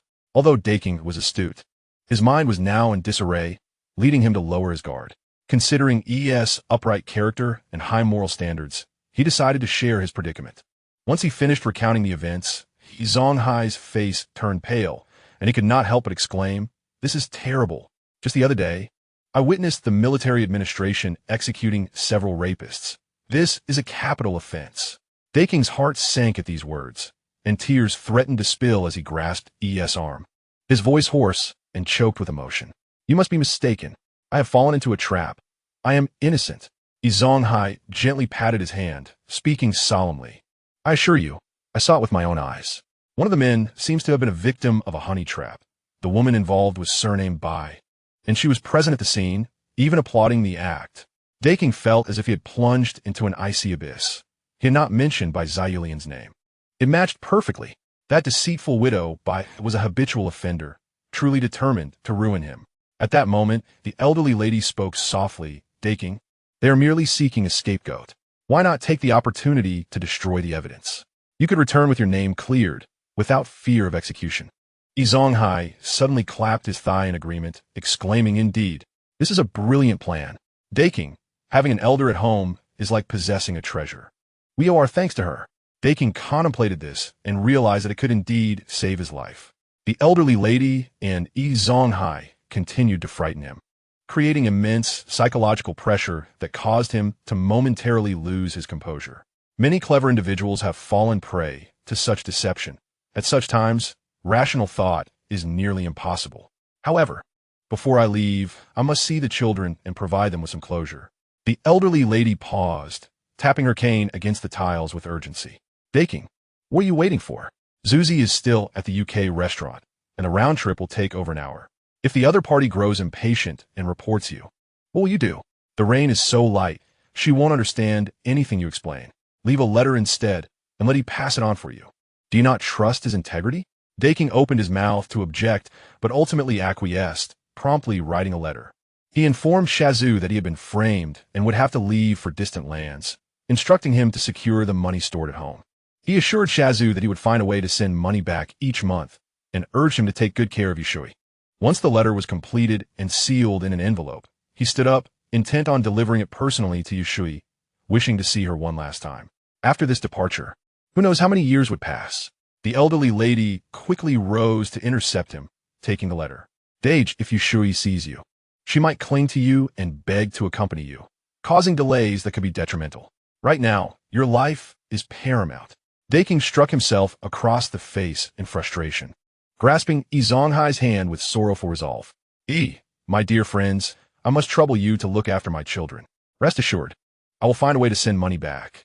I have some savings at home and will not impose too much burden on you. When I return, I shall repay your kindness. With that, he knelt on the ground and bowed deeply to them. The couple hastily helped him to his feet and escorted him to the door. Daking cast a lingering glance at the lights of his home, where Yushui's small figure was silhouetted against the curtain, seemingly waiting for her father to return. His eyes grew warm, and he dared not look any longer, hastily turning away. Yi Zonghai and his wife returned inside, and the elderly lady remarked, "Zonghai, do not let Zuzi know about Daking's letters." Yi Zonghai paused, realizing that as long as Daking escaped, it would not hinder Zuzi's selection as a liaison. He truly had no concern for Zuzi. "Do you truly have a fondness for that foolish lad?" "I do not find him particularly remarkable," he commented. "Just trust my judgment. This child is earnest and responsible. A good seedling. However, his bond with Daking is too strong. It must be severed. Teach him to be charitable and to respect his elders. I wish to adopt him as my grandson. He is naive and easily guided, having learned wrestling. Even you might struggle against him." The elderly lady prattled on, and Yi Zonghai nodded thoughtfully, considering that cultivating a strong young man could be advantageous. Those who disobey could be dealt with by Zuzi, saving effort and worry. By the way, why has Lu Haizong not reported the Chen family yet? Indeed, why has Lu Haizong not gone to report the Chen family? The elderly lady's tone turned displeased. She longed to see the Chen family brought to ruin. Ideally, only an elderly woman would remain to taste her own suffering. Chen Bala still holds a position as the team leader. He wouldn't dare take such action, Yi Zonghai replied, not wishing to dwell on the subject, as he truly did not want to provoke the Chen family. "I must first keep an eye on Daking to see if he truly departs." The elderly lady quickly called out to him, "Let Quifin handle it. You should see what Daking wrote in his letter. Go find Jia Zhenxi and have her seize the Chen family's money tonight. We cannot let the two children go hungry. How can they focus on their studies?" That afternoon, Chen Xueru and Tian Zhao rode a tricycle back from the garment factory to the silk shop. The tricycle was purchased during Chen Yuxin's wedding, covered with a cotton curtain, providing warmth even in the cold winter. Tian Zhao's younger brother Daong was now a full-time driver, given the rampant threat from the enemy. Tian Zhao and Daong served as bodyguards for Chen Xueru. Upon arrival, Daong did not accompany them into the shop, but instead sat in the vehicle, his eyes narrowed, vigilant to the surroundings. Before long, a charming female attendant approached with a wooden tray, bearing a pot of hot ginger tea and a plate of snacks. "Daong, the boss asked me to bring you some refreshments to warm you up." Daong quickly rose to accept the offering, expressing his gratitude, feeling warmth in his heart. During this period, his sister and her family treated them like their own brothers, leaving the brothers deeply touched. They silently vowed to protect them at all costs. Chen Xueru led Tian Zhao to the fourth floor, where they found Qin Huairu seated on the sofa, her cheeks flushed, occasionally chuckling to herself. "Oh, Huairu, what delightful thoughts occupy your mind?" Startled, Qin Huairu sprang to her feet, her previous daydreams vanishing in an instant. Feeling somewhat embarrassed, she replied, "Sister Xueru, Sister Zhao." Chen Xueru hurried forward, taking her hand and urging her to sit down. "Why the tension? We are all sisters here. Even if you are thinking of our men, that is perfectly natural. Oh dear, Sister Xueru, please do not mock me." Qin Huairu was now as pale as a sheet, though not entirely. She had just been kissed in the afternoon. However, as she had yet to experience more intimate encounters, she could hardly withstand such teasing.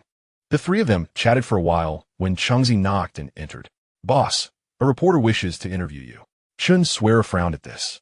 As she had no desire to engage with the media, some actions could be taken without consequence, but excessive fame was always unwelcome. Just as she was about to decline, a striking woman burst in. "Chen boss, I am the public reporter Xiao'e, and I wish to." Chengzi quickly stepped forward to block her, her voice tinged with irritation. "Do we not ask you to wait downstairs? You are quite rude." With that, she forcefully attempted to push her out the door. However, Xiao'e was not easily deterred. She leaned in and called out, "Chen boss, I am sincere in my request. Please give me a chance." Chen Xueru turned at the sound and was momentarily captivated.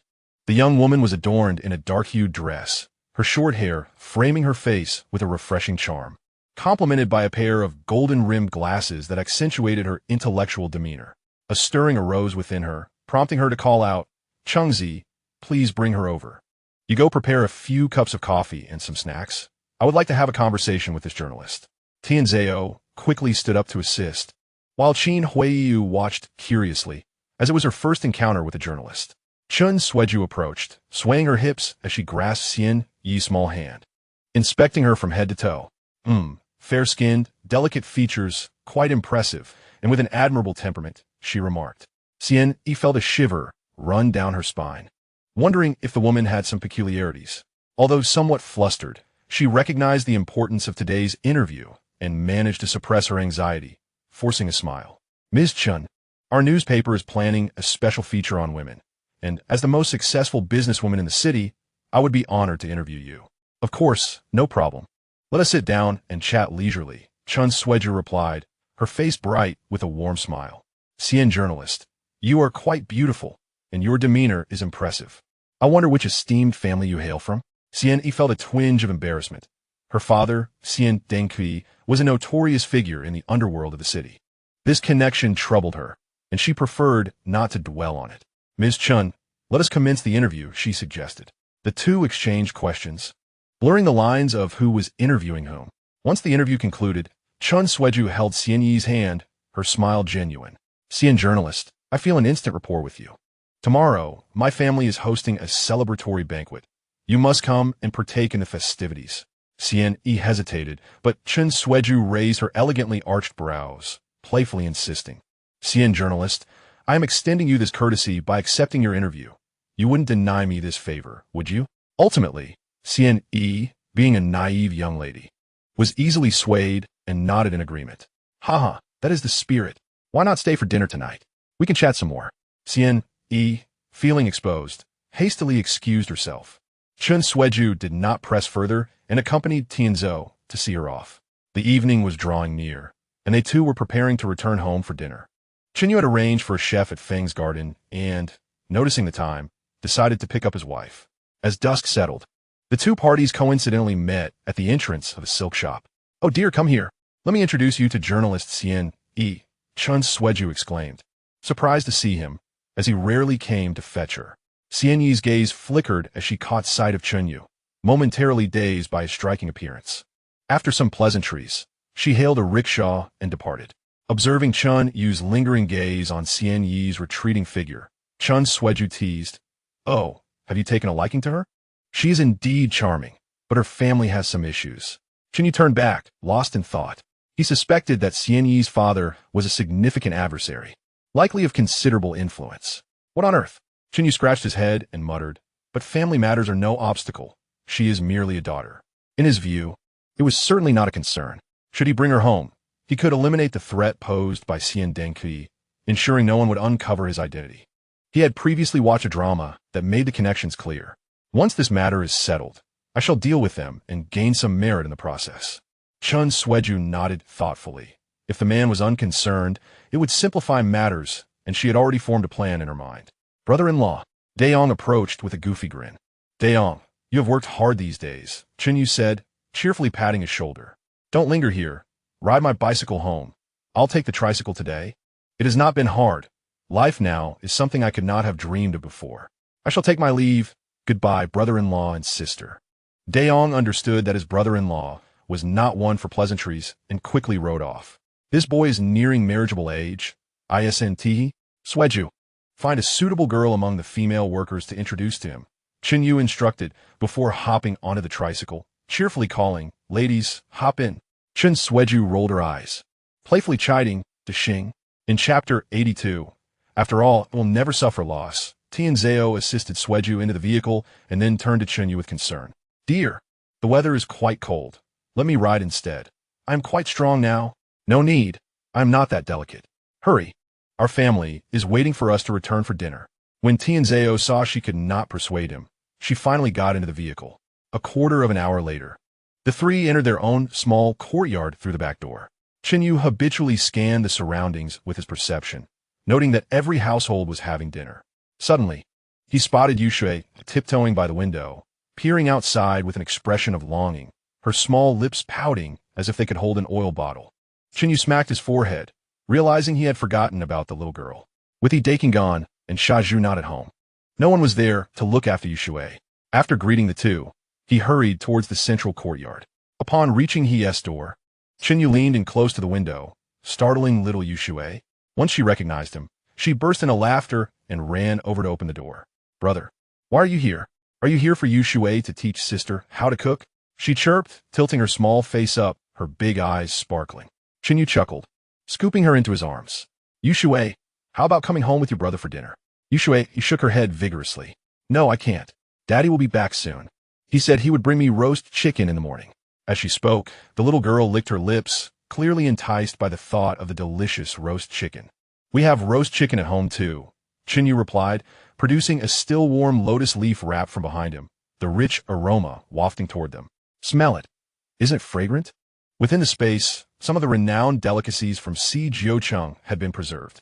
After several months, the chicken and duck initially stored were now still lively and vibrant. The time dilation factor must be more than 100 times. Short-term storage of provisions posed no issue.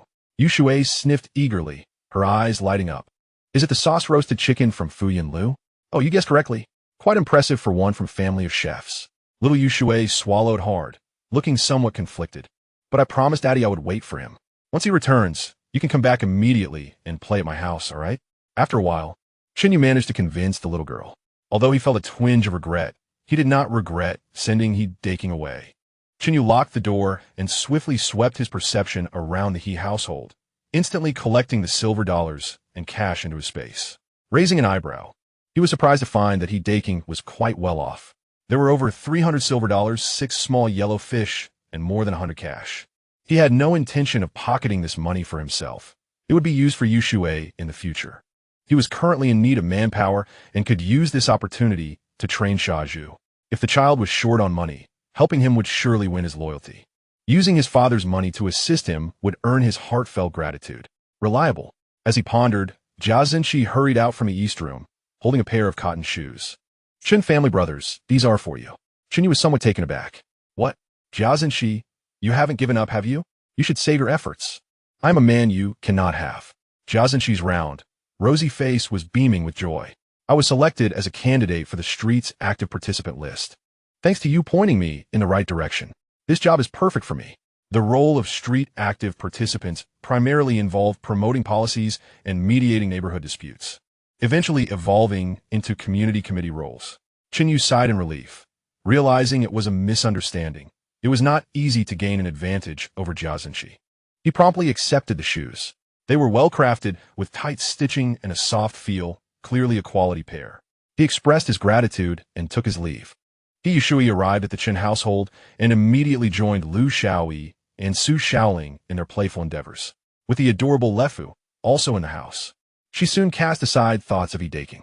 That night, after Chen Yu swiftly dealt with Chen Xueru, he turned to his side. She propped herself up and weakly inquired, "My dear, what you mentioned a few days ago about the marriage contract law being enacted next May, which would prevent marrying a concubine, is that true?" Chen Yu continued his actions, smiling as he replied, "Well, it's not a significant issue. We simply want to marry. In my view, titles are inconsequential. When feelings are genuine, it matters not. Without affection, even a certificate holds no value." Chen Xueru nodded thoughtfully, yet internally disagreed with his perspective. For women indeed care greatly about social standing. "Dear, I've had my fill. You may leave now. Tomorrow, I need to accompany Xueru Jia to work." That night, Yi Zonghai knocked on the door of the Jia household. "You rascal, what brings you here?" "I'm rather occupied today," Jia Zhenqi chided, leaning against the doorframe. Yi Zonghai did not engage in idle chatter and entered the room, clearly stating his purpose. Recently, Jia Zhenqi had been frequenting the street government, her moral standing improving, yet her greed was piqued. How much had Yi Daking amassed over a lifetime? With that fortune, whether Dongxiu succeeded or not became irrelevant. She could simply lie at home in leisure. Just as she was about to acquiesce, a sudden apprehension gripped her heart. Not long ago, Chen Yu's affectionate demeanor with Xiao'e was still vivid in her mind.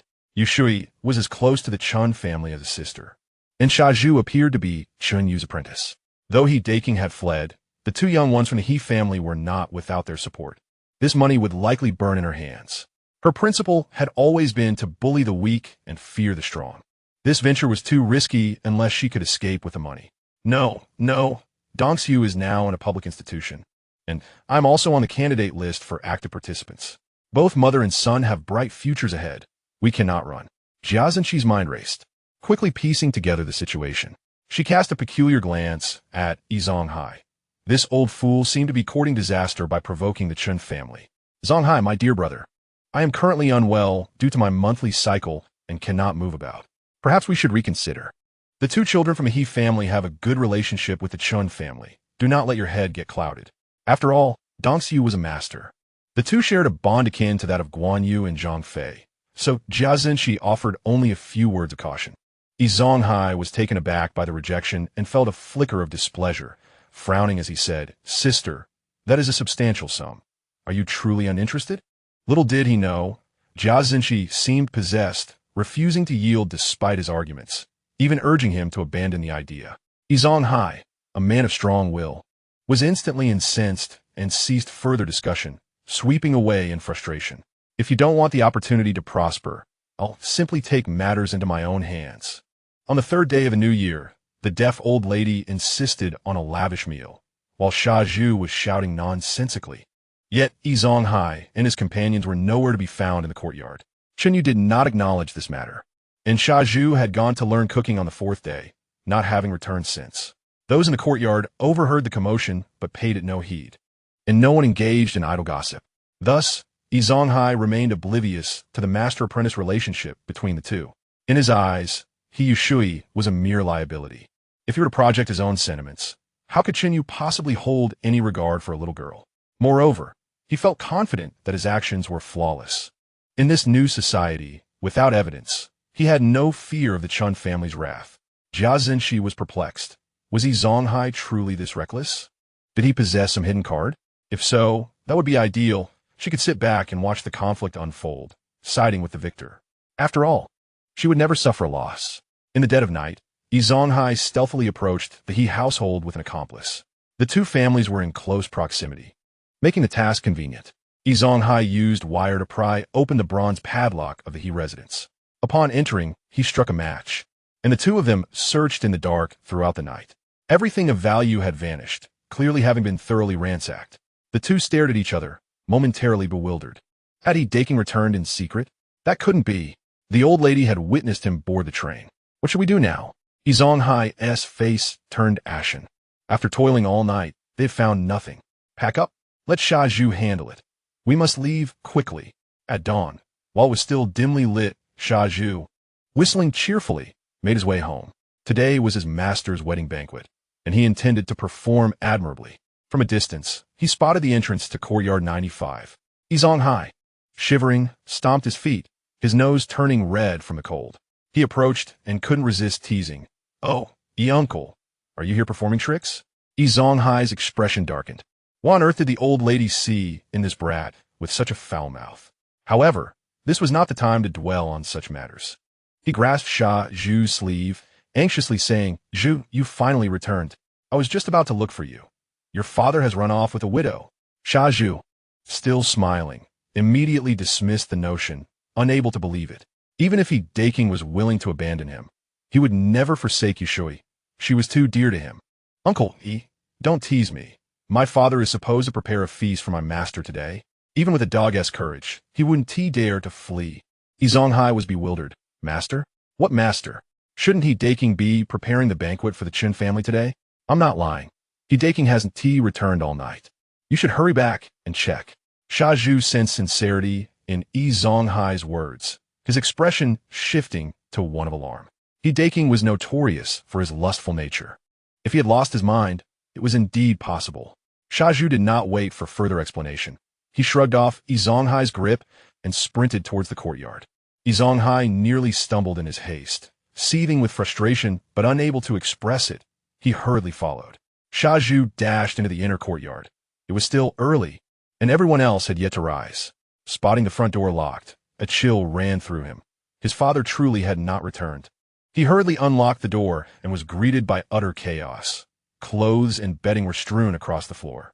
Alarmed, he rushed to the bedside, crouched down, and cautiously reached under the bed, feeling for a hidden stash. His hand brushed against cold, broken bricks. Damn it, the iron box for the money is gone. Did my father really run away? If so, why take everything with him? That was a fortune of several silver dollars and a small yellow fish. Tears welled in Xiao'e's eyes as he remained frozen in shock. Just then, Zonghai entered briskly and, upon seeing Xiao'e's expression, scoffed dismissively. I searched everywhere last night. There was nothing. Yet, recalling the old lady's instructions, he quickly altered his demeanor, stepped forward to help Xiao'e up, and feigned concern. Oh, Xiao'e, the ground is cold. You must get up. Xiao'e slowly rose, still in disbelief, murmuring, "It's all gone. Everything is gone. My father truly has run away." Zonghai sighed. "Indeed, my uncle would not deceive you. Come, let us go to my house and discuss what to do next. Do not worry. Uncle will not abandon you. Do you know where he went? To Beijing. I have his address. Would you like to seek him out?" Zonghai produced a slip of paper and handed it over. The deaf old lady had already conspired with the widow Bai. This address was unknown to Hedaking. If the children went there, they would only encounter Bai's cousin, who would scold them away, leaving them utterly hopeless and fostering hatred towards Hedaking. As Xiao'e took the note, he suddenly realized something was amiss at home, his heart racing. Where is Yushui? Had that scoundrel Hedaking taken Yushui away? Leaving him behind? This couldn't be. Was it not too much to favor one over the other? As the rain fell gently upon the Chen residence, Xiao'e suddenly struck his head with a palm, realizing that he still had his master to turn to in times of uncertainty. With this thought, he dashed away. Zonghai opened his mouth, sensing something amiss. The unfolding events were utterly different from his expectations, leaving him with a vague discomfort. Xiao'e hurried into the small courtyard of the Chen family, calling out, "Master Chen You." He found Chen Xueru and Tian Zhao brushing their teeth by the water basin. Today, Chen Xueru had plans and had risen early. Xiao'e's eyes widened in surprise as he beheld his master's wife clad in a red kipao, radiating an ethereal beauty. Chen You rinsed his mouth and turned around, noticing Xiao'e's foolish expression, and playfully slapped his forehead. "Hey, you silly boy, snap out of it." Chen You was not genuinely angry. It was a normal phase for the youth to idolize someone, as who among them had not dreamt of a goddess in their youth. He believed that with more experiences with women, Xiao'e would eventually undergo a process of disillusionment. This was not indecent. Today, as youth lacked understanding of such matters. In 10 years, newlyweds might find themselves childless, only to discover through medical examination that they had taken the wrong path. Such occurrences were far from rare. Xiao'e winced, clutching his head, and lamented, "Master, your hand is quite heavy. It hurts terribly. Knowing it hurts is good. But why did you come to find me so early?" Chen You feigned ignorance. It was only then that Xiao'e remembered the pressing matter, exclaiming, "Master, my father ran off with a wild woman, abandoning me and Yushui." Chen You raised an eyebrow. Curious, why do you think that? Perhaps he had matters to attend to and couldn't return? Uncle E told me that my father went to Beijing and even gave me the address. Chen You took the note, glancing at it, and felt a stirring in his heart. Hedating's situation was indeed related to Zonghai. After a moment's contemplation, he said, "Zuzi, call me master once more. And today I shall impart a lesson upon you. Not all words spoken by people ring true. Heed only a fraction of them. When facing situations, do not panic or jump to conclusions. Ponder deeply." Xiao'e scratched his head and asked, "Master, how much should I trust you?" Chen You chuckled. "Using my words against me? Do you seek a beating?" Xiao'e quickly laughed and begged for mercy. Chen You gave him a light kick and continued, "Think carefully. Your father has always cared for you and your siblings. How could he vanish without reason? Perhaps he has his own burdens to bear. Hedating has always been good to the children. Otherwise, you wouldn't be seeking him out in Beijing." By the time Hedating fled, Xiao'e was already in his mid-teens, capable of standing on his own. At that age, he was nearing his apprenticeship completion, equipped with the means to support himself. Why would he seek out someone who treated him poorly? Look at Lu Haizhong's departure. Do you think Lu Guangtian and Lu Guangfu would actively seek him out? They would likely wish for his demise. Given Hedating's affection for his children, it would be illogical for him to leave quietly with a widow. During the period when Hedating absconded, it coincided with the initial years following the introduction of the marriage law. The streets were filled with discarded concubines, most of whom were not lacking in beauty. They lost their means of support and, unable to fend for themselves, resorted to desperate measures. What did Qin lack that would compel him to associate with such individuals? After listening to Chen Yu's words, Xiao'e felt a buzz in his head. His master's reasoning was indeed sound. How had he not thought of it before? Memories of his interactions with his father flooded back. Though strict, Qin had always shown love. Xiao'e fell into deep contemplation. Chen Yu allowed him the time to think, knowing that the mind needed exercise or it would rust. Expanding his senses, he noticed Zonghai pacing by the moon gate, appearing hesitant to enter. Perceiving the disarray within the He household, he felt a stir of concern. Qin had neither the time nor the need to return. The only one capable of orchestrating such chaos was Jiazhong Shi. It seemed likely that Zonghai had instigated this, knowing of Qin's affair with the widow, aiming to seize his wealth. Little did they realize that the money had already found its way into Chen Yu's hands. At home, I headed to the shop. By the way, I'll bring Huairu back later, so you need not come to fetch her, Chen Xueru announced as she tidied herself up. Heading towards the back door, with Xiao'e following closely, carrying a bag like a diligent assistant. Chen Yu had matters to attend to and agreed, then inquired with curiosity, "What are you two up to so early? You were quite mysterious last night." With a playful laugh, Chen Xueru swayed her hips, not turning back as she waved her hand, saying, "You'll find out soon enough. It's a splendid affair." The three exited through the back door, where Yong awaited them on a tricycle. He had arrived early, and despite Chen Yu inviting him inside, he had declined. Brother-in-law, Sister Zhao, Sister Xueru, Yong greeted respectfully. Chen Yu smiled and nodded, offering him a cigarette, then turning to the two women, asked Anita Yong to run an errand. "Why don't you both leave a bit later?" Chen Xueru glanced at her watch. It was just past 7 in the morning, and they needed to circle half the city, fearing it would be too late. "Then you both carry on, Zhao, and I will take a cab," she said before leading Zhao away. De Yong hopped off the tricycle and respectfully inquired, "Brother-in-law, what are your instructions?" Chen Yu whispered a few words, and De Yong nodded before riding off toward the police station. Returning to the courtyard, Xiao'e was still standing there in a daze, his eyes reddened. "Let us go check on your home," Chen Yu urged. Xiao'e came to his senses and quickly turned to lead the way. The youth was timid, reluctant to reveal any vulnerability before those he felt close to. Outside the moon gate, Zonghai was still rubbing his hands, pacing back and forth, his expression anxious. Upon seeing the two emerge, he hurriedly approached. "Brother Chen Yu, Zuzi, how did your discussion go?" "Qin has gone too far. Zuzi, do not worry. Uncle will support you." Xiao'e ignored him, walking ahead with a furrowed brow. Chen Yu, half smiling, asked Oldie, "Did you really see Qin running off with the widow?" Zonghai affirmed earnestly, "Indeed. Not only did I see it, but Old Yin also witnessed it." Chen Yu nodded, choosing not to elaborate further. Upon reaching the central courtyard, they found the He family's door wide open, with people gathered around, witnessing the commotion. Yin Bugue was in the crowd, passionately exclaiming, "Indeed, what a sin, leaving behind 2 half-grown children just to run away. You should have seen her last night. The widow was stunning. No wonder Qin. That late chair couldn't resist." Gasps of astonishment arose from the crowd. Xiao'e's expression darkened, his fists clenched tightly, plunging him once more into doubt. Could it be that his father truly ran off with the widow? Chen Yu stepped forward, raising his voice. Everyone stepped back. "Do not crowd here and disrupt the scene." The crowd paused, puzzled by the notion of disturbing the scene. "Zuzi, think carefully. If your father had indeed taken money and fled, would the house be in such disarray?" Zonghai felt a jolt in his fury last night. He had not considered this, leaving a critical gap in their reasoning. Regret filled him as he realized that with Chen Yu present, it seemed impossible to deceive Xiao'e, and soon he would face the wrath of the deaf old lady. Xiao'e was taken aback. His father knew all the hiding places for money at home, so there was no need for such chaos. "Are you implying that my father did not ransack this place?" "Of course. There is something amiss here. Do not enter just yet. I will call for the constables, and they will arrive shortly." Zonghai was alarmed.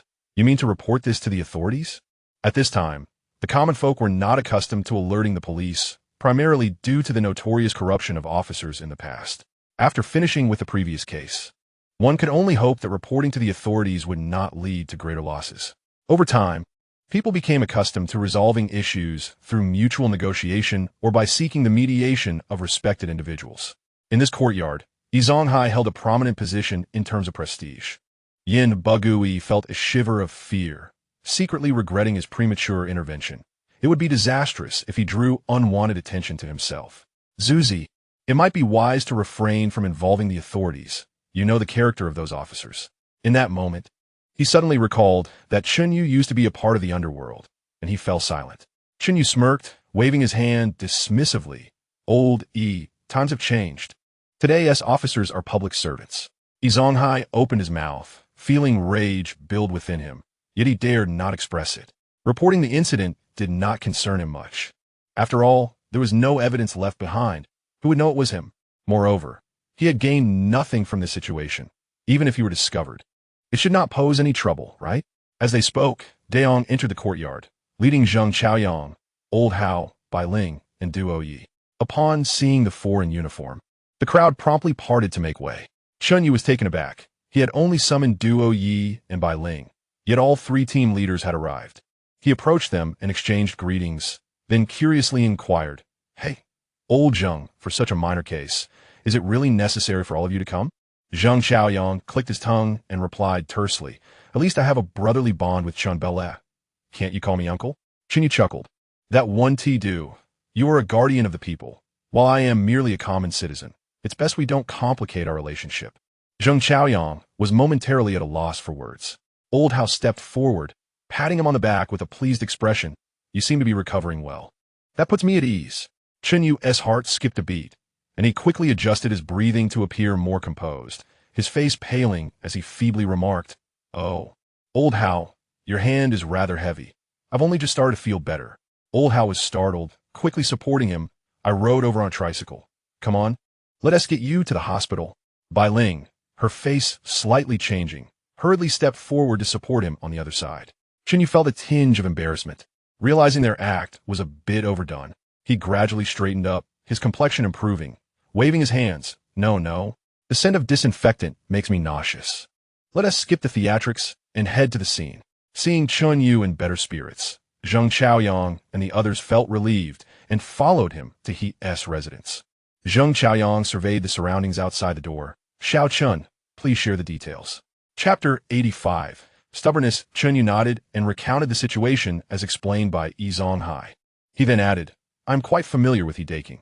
He controls the family's finances. Even if he intended to elope with the widow, there would be no need to turn the house upside down. Moreover, their two children are still young. If he were to leave, he would not abandon them without a penny. If his intentions were truly so nefarious, he could have sold the house before leaving. Yet, he left the house behind without leaving any living expenses. Does that not present a contradiction?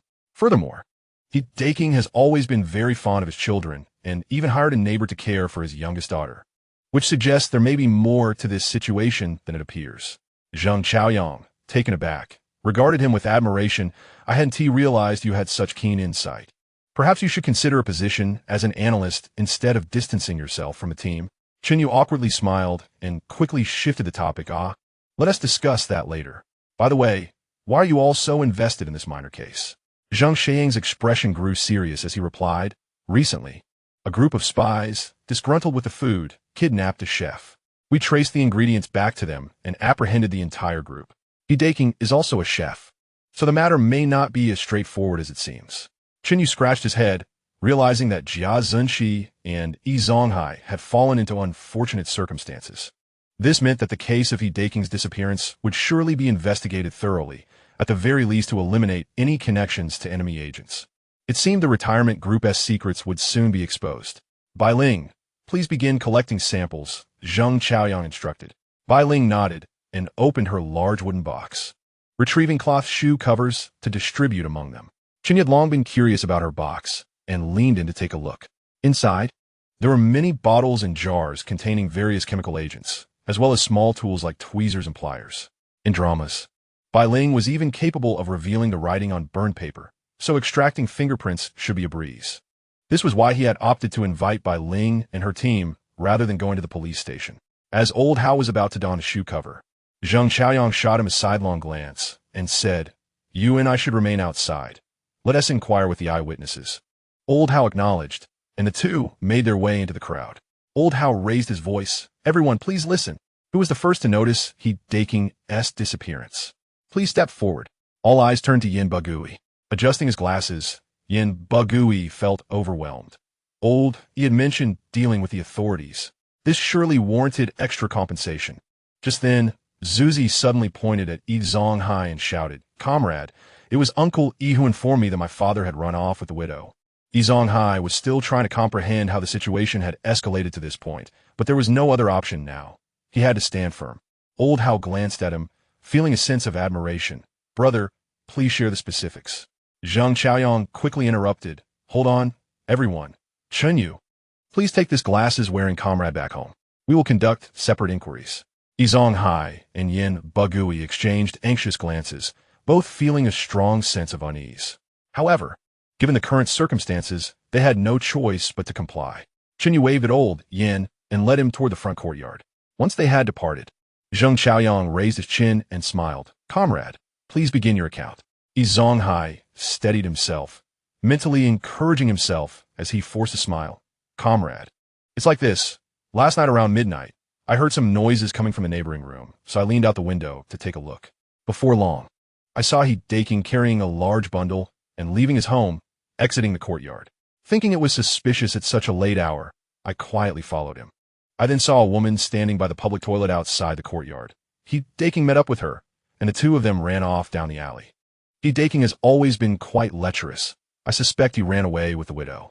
However, since Zuzi and Xiao'e weren't home at that hour, it was not appropriate for me to raise alarm about such a scandal, so I returned home to sleep. The next morning, I waited at the courtyard entrance to inform Zuzi of this news. He can confirm it. Zuzi stepped forward, affirming, "Yes, that is indeed what happened." Old Hao listened intently, nodding along, impressed by the clarity of the comrade's account. Zhang Xiaoyang smiled politely, asking, "Is that all? Any further details?" Yi Zonghai calmly shook his head. Zhang Xiaoyang narrowed his eyes, continuing, "What time did you notice he Daking returning home?" Yi Zonghai thought for a moment and replied, "Around 2 or 3 in the morning." "Are you certain?" Yi Zonghai nodded firmly, stating, "The moon was in the west. I specifically checked, and it was about that time." In truth, he was referring to the time he and his wife had entered his home to steal. "Comrade, did you not lock the courtyard gate at night? More importantly, I noticed there are no streetlights outside your courtyard. It was pitch black.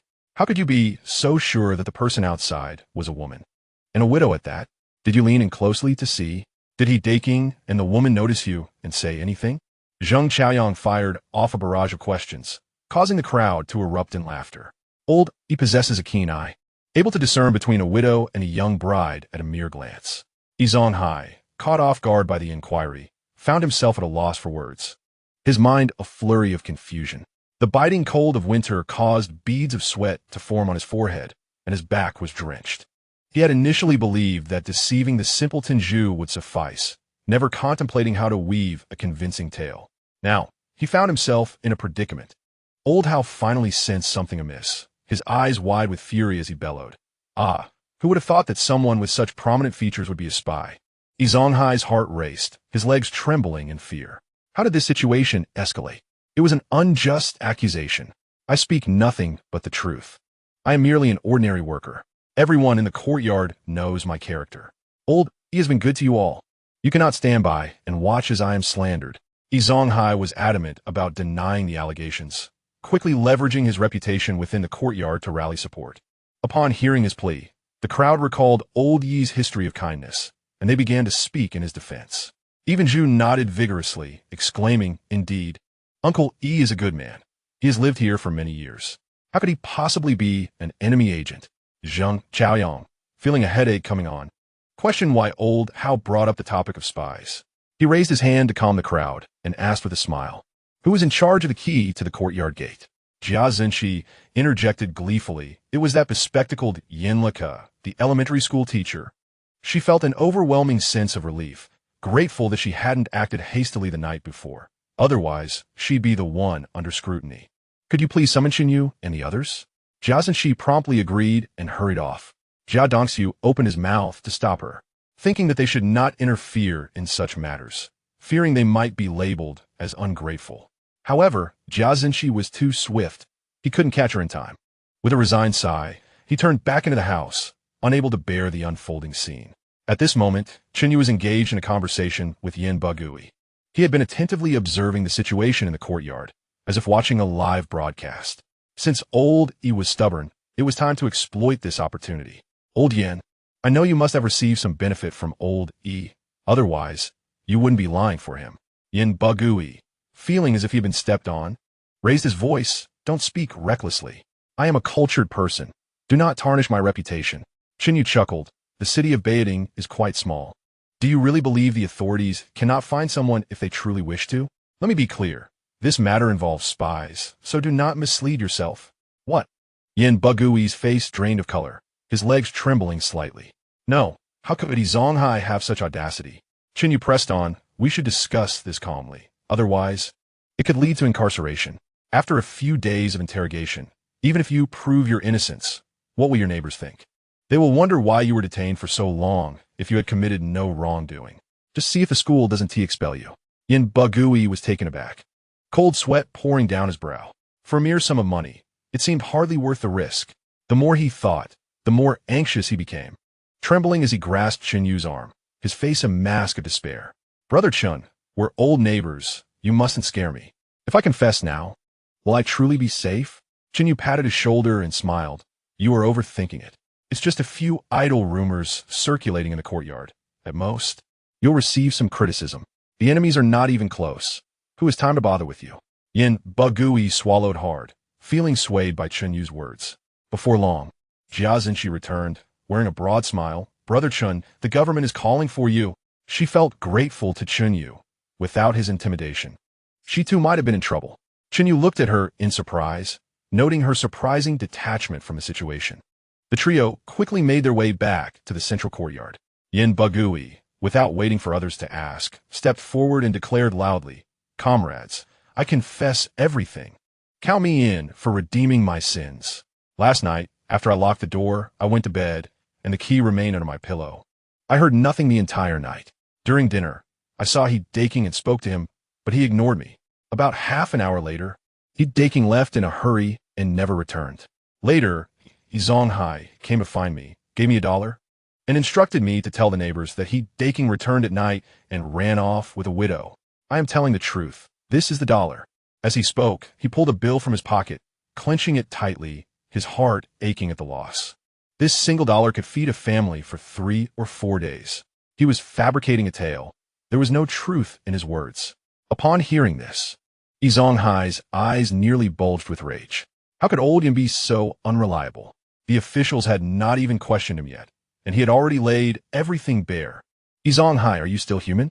You dare to commit wrongdoings and yet deny responsibility. Yin Bagui retorted.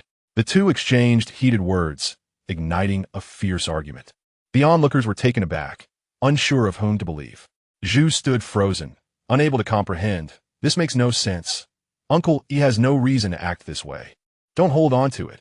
If Yi Zonghai's fingerprints are erased, you won't be able to explain yourself. Bai Ling approached with Duo, Yi carrying a wooden box beside her.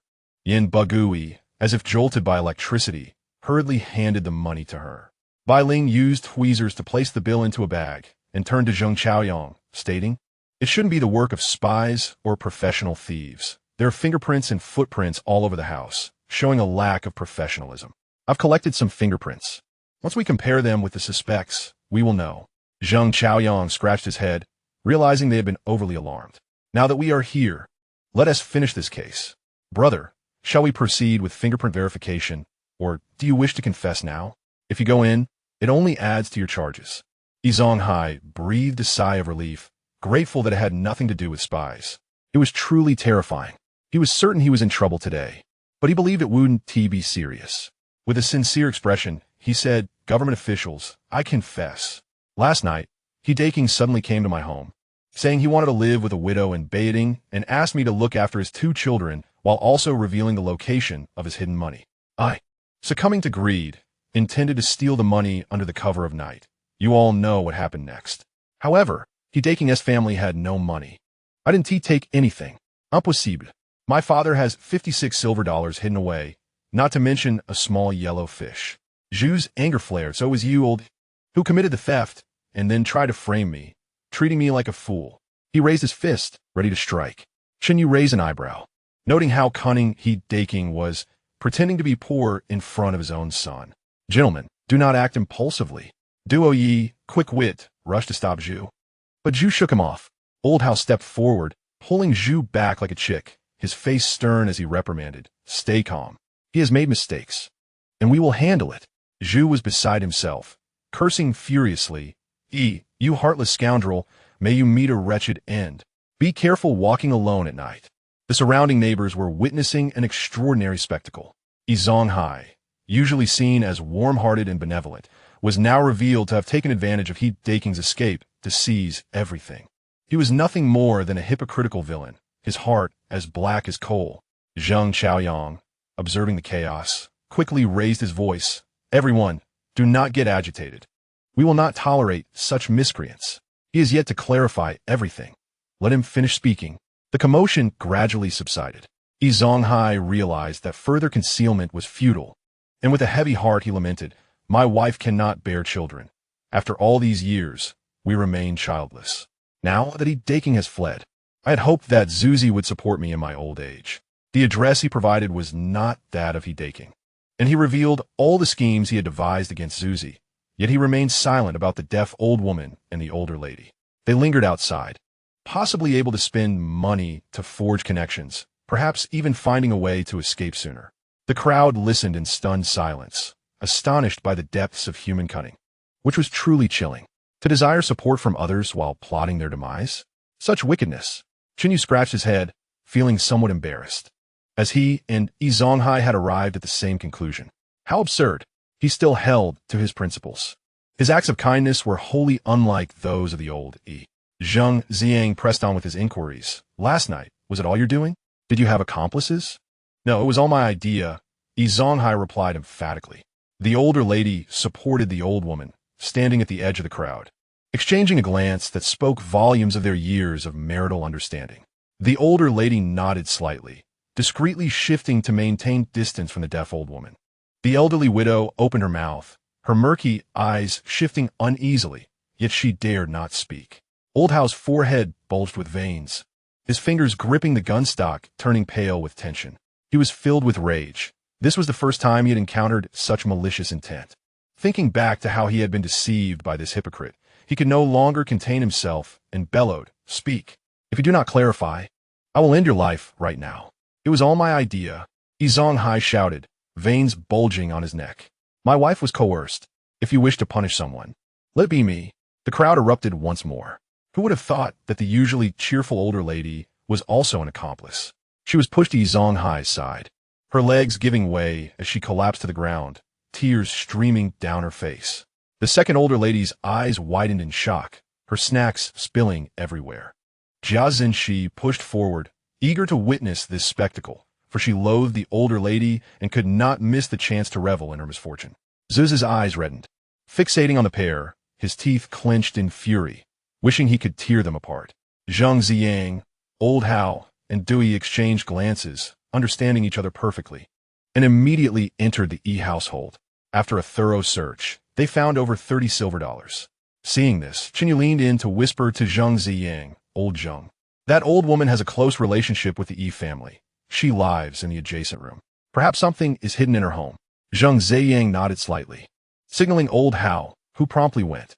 Chen Yu's thoughts turned to the 3 jars buried in the deaf old woman's home, suddenly recalling their presence beneath the bed.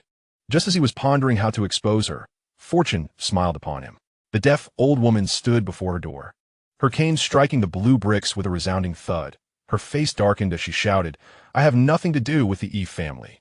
Why do you have to search my home? Though she believed her possessions were well concealed, a hint of panic crept in. After all, a guilty conscience breeds fear of the unknown. Zheng Ziyang stepped forward with a smile, saying, Elderly lady, we must search every household in the yard due to discrepancies with the stolen goods. Don't worry, we will be careful, and if we damage anything, we will compensate you. Chen Yu also advanced, raising his voice. We kindly ask everyone to cooperate. Those whose homes are searched will each receive a pound of eggs. Upon hearing this, the crowd eagerly encouraged one another. The deaf old woman glared at Chen Yu, her demeanor fierce, yet she dared not provoke the wrath of the crowd. With her source of support gone, she still relied on her neighbors for assistance. Reluctantly, she retreated, muttering threats of reporting them to the authorities if nothing was found, vowing that they would regret it. Old Hao, unbothered by her threats, strode into the house without hesitation. It wasn't long before he discovered the jars beneath the bed. Upon opening one, his eyes lit up with astonishment. Inside were a radio, a hand-crank generator, and gold bars wrapped in oilcloth. This was a major case. He suppressed his shock, standing at the door, beckoning Zheng Ziyang with urgency, his brows furrowing in excitement. The deaf old woman felt a chill in her heart and attempted to enter the house to investigate, only to be blocked by Bai Ling. Panic surged within her. What could possibly be discovered in such a short time? As Zheng Ziyang laid eyes on the treasure, he gasped in disbelief. So much wealth. This elderly woman held an influential position. He scratched his head, realizing he hadn't sensed anything amiss with her earlier. He had not anticipated her to be such a significant target. Today, he had finally witnessed what it meant to be adept at concealing one's true nature. Soon, a large contingent of officers arrived, sealing both homes and hauling the jars away.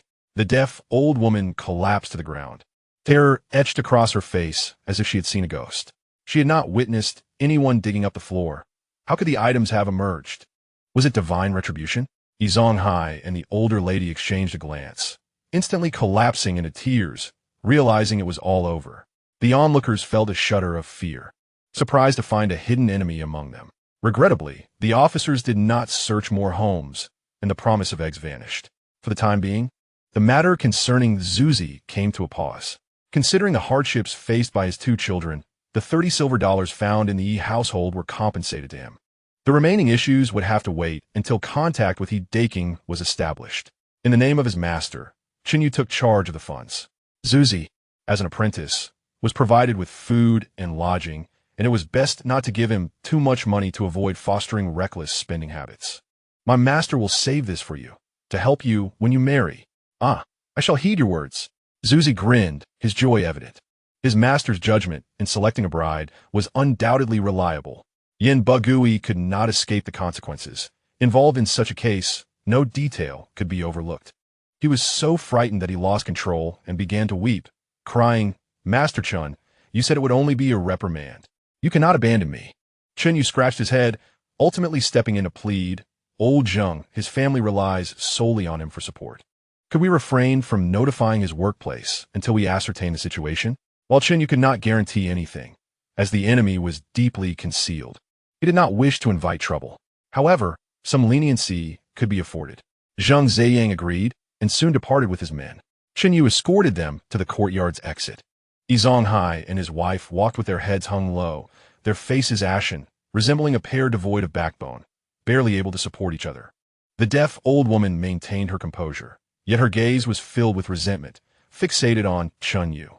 It was because of his report that this turmoil had arisen. Chen Yu, may you meet a wretched end. May your entire family suffer the same fate. She cursed vehemently, her voice dripping with deep-seated hatred. Chen Yu smiled faintly. This was merely the impotent rage of a defeated foe, unworthy of his anger. Silence her, lest she take her own life. Dewey commanded, and someone promptly moved to comply. Instantly, the world fell silent. Dewey, of medium stature and with a square face, bears a head of hair that is partly gray, presenting a rather affable disposition. He hails from a renowned family of constables, well versed in the myriad intricacies of Sanjiu City. Chen Yu, feeling a stir of inspiration, smiled and said, Dewey, I must trouble you with a matter.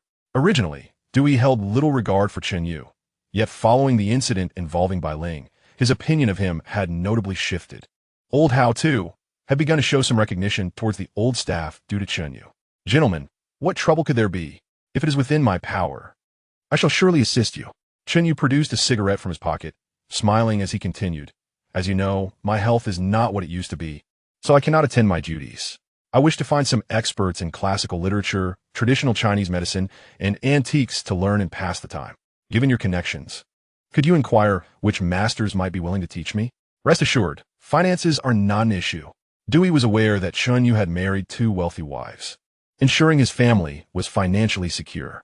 He chuckled, saying, You are indeed fortunate. Very well. I shall look into this and provide you with a response within 3 days. No rush. Just as long as there is news by the end of the year, I will be most grateful. After exchanging a few casual remarks and finishing a cigarette, they parted ways. Upon entering the courtyard, Chen You was met with a scene of chaos. Sandama, Yang Rua, sat despondently on the blue brick floor, her hair disheveled and her face a mask of despair. Yin Jichen clutched his young brother, Jifeng, unable to budge their mother, and stood by, on the verge of tears. The neighbors watched from a distance, whispering among themselves, yet none dared to approach. Who will be foolish enough to provoke the Yin family now? Chen You hurried over and helped Yang Rua to her feet. She seemed to see a glimmer of hope, her eyes lighting up as she implored. Chen Yi, I beg you, save my husband. Chen You spoke gently. Sister, do not worry. Old Yan's situation should not be dire. The children are exhausted. Let us return home and rest for a while. Yang Rua clung to his sleeve, her lips trembling as she fought back tears. Yin Jichen stumbled forward, tugging at Chen Yu's pants, his voice choked with sobs. Uncle, please help my father. Chen You clicked his tongue. He couldn't just turn them away, feeling a pang of compassion. Fine, I will inquire about the situation in the next few days. Now, take the children home to rest. If you do not let go, I can do nothing. With no other choice, Yang Rua released her grip and then knelt, embracing Yin Jichen, and cried, Thank you, Chen Yi. Our entire family relies on you. Chen You quickly pulled her up, feeling somewhat annoyed. Wasn't this a form of moral coercion? Enough of that. We are in a new society. We do not engage in such practices. Go home now.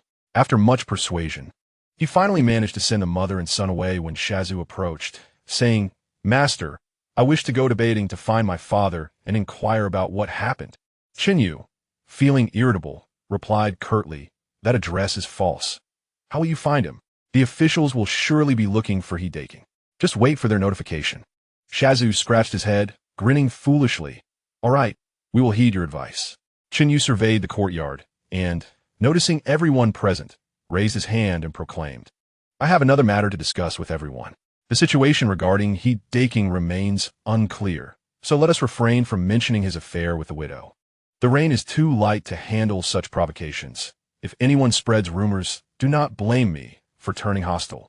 As he spoke, his aura radiated a fierce intensity, instilling a sense of dread akin to facing a hungry tiger. Regardless of their inner thoughts, the crowd nodded in agreement.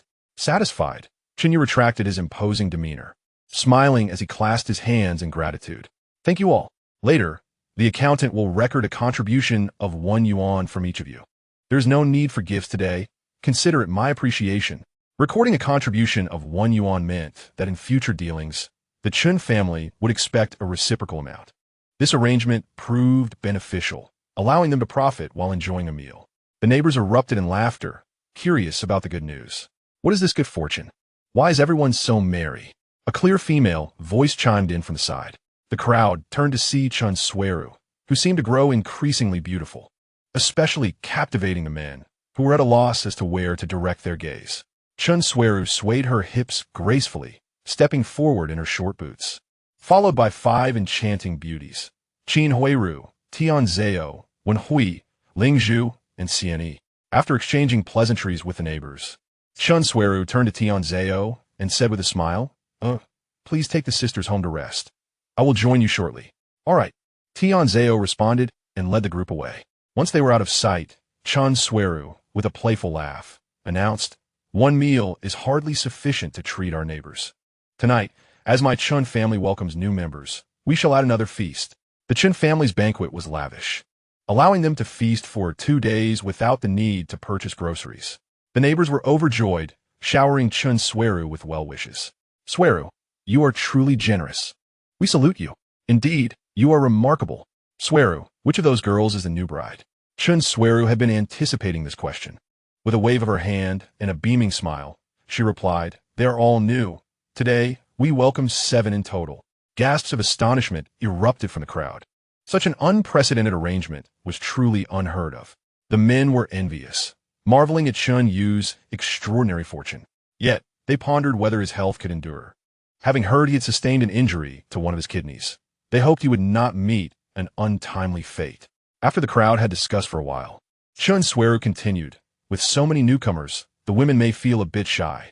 Therefore, we shall set the banquet in the small courtyard. I cannot personally toast everyone, so I apologize in advance. Please do not take offense. However, my husband is an excellent drinker and will surely entertain you all. Chen Yu was somewhat bewildered. As soon as Xueru returned to his side, he quietly inquired, "Where did the 7 come from? Have you managed to secure Xian, Yi, and Wenhui? That still leaves 2. Chen Xueru shot him a playful glance. With you Xiao'e and Lingzhu, that makes 7 perfectly. Do not fret, I will handle it. But you must clarify how you manage this." Chen Xueru pulled him aside and began to explain, "As for Xian and Wenhui, I have yet to approach them. Lingzhu will follow your lead.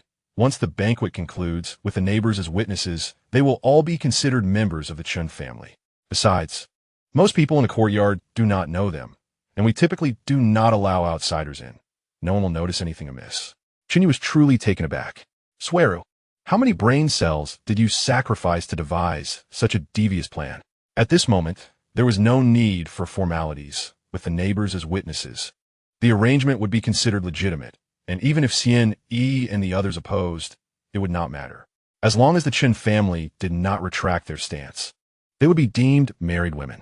Seeing her husband's astonished expression, Chen Xueru beamed with pride and continued, "Even if they strongly oppose later, it is of little consequence.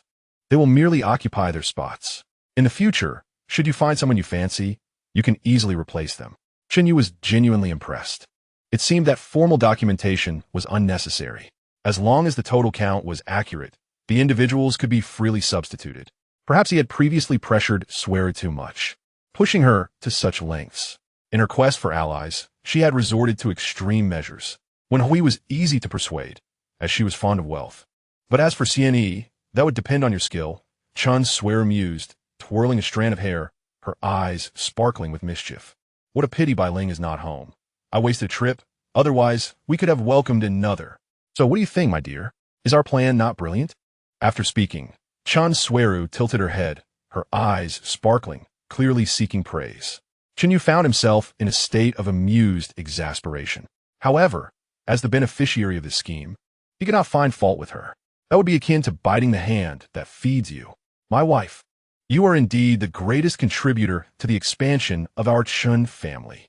Meanwhile, Tianzhao had led the women into their own courtyard, directly introducing them to the matriarch. The hall was as warm as spring, filled with the fragrant aroma of tea. The women of the household had all risen early, for a banquet was to be held, and none had ventured outside. Gulu, Su Yingtang, and Bai Zaizu were accompanying the elder matriarch, sipping tea and engaging in casual conversation. Wen Li and Xiao'e Dream were engrossed in a game of Go, while Zhao Di and La Di played with the 3 little ones. Zhao Di had now learned to speak normally, although her accent still bore a peculiar foreign lilt. At that moment, Tianzhao entered, leading a group of ladies and introducing them one by one. Wenhui was already familiar with the Chen family, greeted them, and sat beside her sister Wen Li. Tianzhao, having missed her morning practice, quickly excused herself. Lu Xiao'e, along with the 3 little ones and Lai Fu, giggled and ran outside, having grown weary of being indoors. Lingzhu, a maid with experience in the inner quarters, curtsied and then stood obediently behind Su Yingtang, pouring tea and serving water to the elders. As Qin Huairu stepped over the threshold, the women in the room momentarily lost their composure. Her eyes sparkled with an enchanting allure, and her every smile and frown captivated hearts. Even the women found themselves momentarily entranced, let alone the men. The elder matriarch nodded slightly in acknowledgement, though a hint of displeasure flickered within her. The beauty of a young woman, graceful and poised, often brought misfortune to the men around her. In contrast, Xian Yi, donned in a pale blue kipeo, exuded a lively charm that caught the elder's attention, causing her eyes to brighten with delight. "Who is this young lady? She is truly a vision of beauty. Come here, so I may have a better look," the matriarch exclaimed. Unfamiliar with the Chen family, Xian Yi suddenly found herself the center of attention among the women, leaving her somewhat overwhelmed. Although Xian Dengkui was a figure of the underworld, he raised his daughter with the demeanor of a refined lady, making etiquette important to her. When invited by the elder, she felt it impolite to decline and approached gracefully. The elder took her hand, her eyes gleaming with fondness, praising her as a good girl, reminiscent of the refined women of Jiangnan, a rarity in the bustling city of Siju. "What is your name, dear?" The elder conversed with her for quite some time.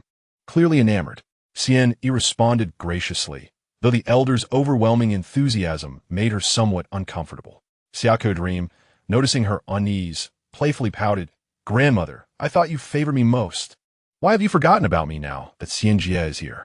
The elder finally released Xian Yi, scolding, "What nonsense! When did your heart become so small?" Xian Yi cast a grateful glance and stepped aside. Xiao'e giggled, thinking that while others might be ignored, she would certainly keep her grandmother's affection. The elder burst into laughter. "Oh, such sweet words. Come here, let me hug you. Whose sweet words are these? I must have a taste." Before anyone could respond, Chen Xueru's voice echoed, and she gracefully entered, lifting the curtain. The elder scolded playfully, "You rascal. Even you tease your sisters, but Xiao'e will not allow it." Chen Xueru's remark prompted laughter and playful jeers from the women. Xiao'e stamped her foot, blushing bright red, feeling that her sister was always teasing her. Such a bully. Qin Huairu, sitting quietly to the side, clenched her fists, feeling a pang of disappointment. Being quite perceptive, she quickly sensed the elder's discontent. When he leaned closer, tugging at her sleeve, and whispered, "Don't take it to heart. The men of this household hold power. The elder may ignore you, but you should carry on as usual." Qin Huairu nodded gratefully, realizing that this lady was likely not well regarded. Perhaps it was best to cling to Xueru for support. Before long, Chen You returned, calling out, "Ah, I'm a brainy tiger." Shui Shaoling, having spent a few days in the Chen household, had become much more lively, playfully adopting a tiger pose as she bounded over. Chen You laughed heartily and played with the three little ones for a while. Joyful moments always passed swiftly, and by 8 in the evening, the second banquet concluded. As Xian Yi prepared to take her leave, she had intended to depart after the midday feast, but Chen Xueru insisted she stay. "Ah, allow me to see you off," Xueru said, not stopping this time, and led her and went Hui into her private chamber. The room consisted of 2 spaces, an inner bedroom and an outer living room furnished with imported leather sofas and a tea table, separated by a screen that concealed her study. "Sister Shui, my father has asked me to return early. What more do you wish to discuss?" Wen Yu inquired. Curiosity etched on her face. Chen Xueru closed the door, the warmth from the room's heater creating a spring-like atmosphere. "Ladies, please sit. I have something to share with you." She smiled graciously, gesturing for them to take a seat, then opened 2 large wooden chests beside the tea table. Inside, rows of silver dollars were neatly stacked, with each chest containing at least 2,000 coins, topped with 2 large yellowfish. The silver had been provided by her, while the fish came from her husband. All of this was to support the second household, and she willingly contributed. Having been in the Chen family for some time, she no longer felt the need to strictly separate finances from the men, often regretting the previously set rules. As a woman, she did not feel the need to adhere to rigid agreements. However, it was difficult for her to openly declare the abolishment of such arrangements. So she chose to express her intentions through daily life. She handled all the household purchases, delegating tasks to the young and others. When Hui, for a moment, felt as if she had been struck by a spell, her gaze fixed in astonishment. Xian Yi furrowed her brows in confusion and asked, "What does this mean?" "Today's banquet is a celebration of your entrance into our family," Chen Xueru replied with cheerful confidence. "This," she gestured to the silver, "is the bride price from the Chen family. Please accept it." When Hui was still processing the information, when Xian Yi exploded. "What? Just for attending a banquet? I am to be married off?" She sprang to her feet, her tone sharp. "This is absurd. Chen Xueru, you cannot be serious." Chen Xueru let out a cold laugh. "Do I seem like one to joke? In front of the entire household, under the witness of hundreds, you are now part of the Chen family. You are utterly shameless." Xian Yi's finger trembled as she pointed at Chen Xueru, her words stumbling. Though the room was warm, she felt an icy chill seep through her bones. Her heart was set on Zheng Xiaoyang, her beloved brother. How could someone be so brazen? This matter had been discussed earlier by Chen You with Chen Xueru. But what did that matter? As long as she could gather allies, she would disregard the feelings of others.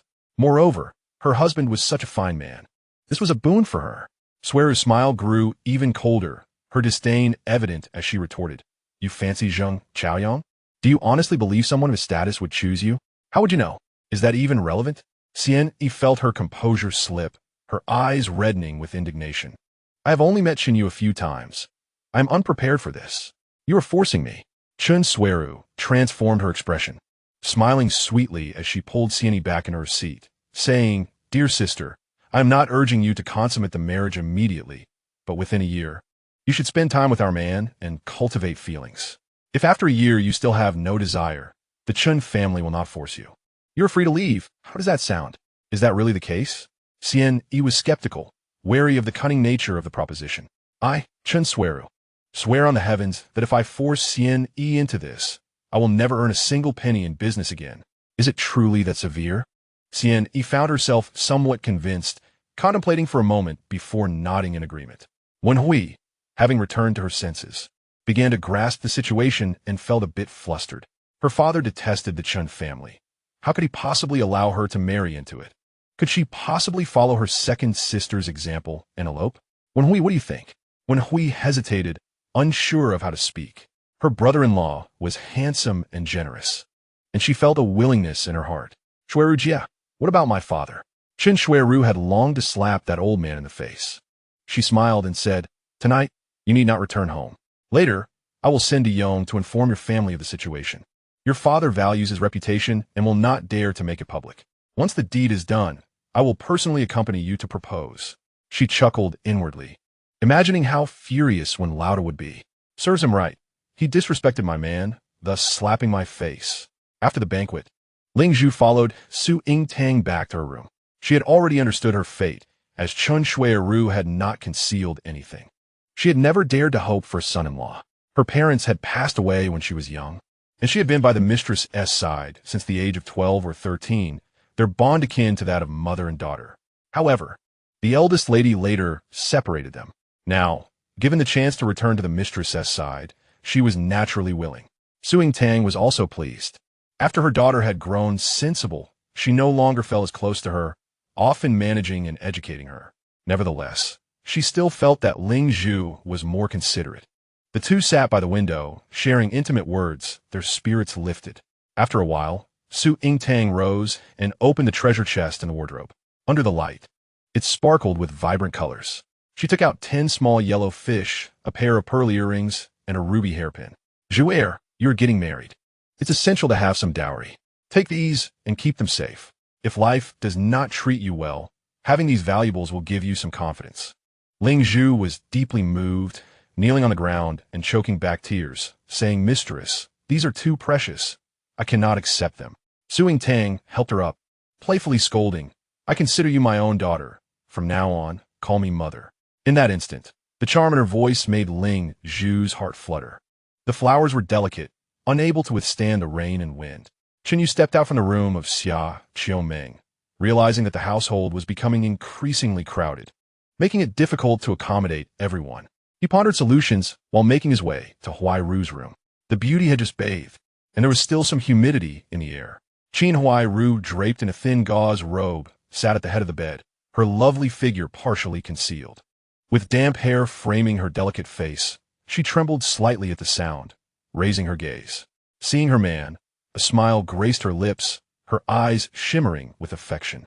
"Huairu, I kept you waiting," Chen You said, quickly moving closer, extending his arms to embrace her, then sitting down and gently placing her on his lap. She felt as soft as water. She lowered her eyes slightly, feeling shy, letting out a soft hum. Chen You felt a rush of heat and could hardly contain himself. He lifted her chin and leaned down to kiss her soft lips.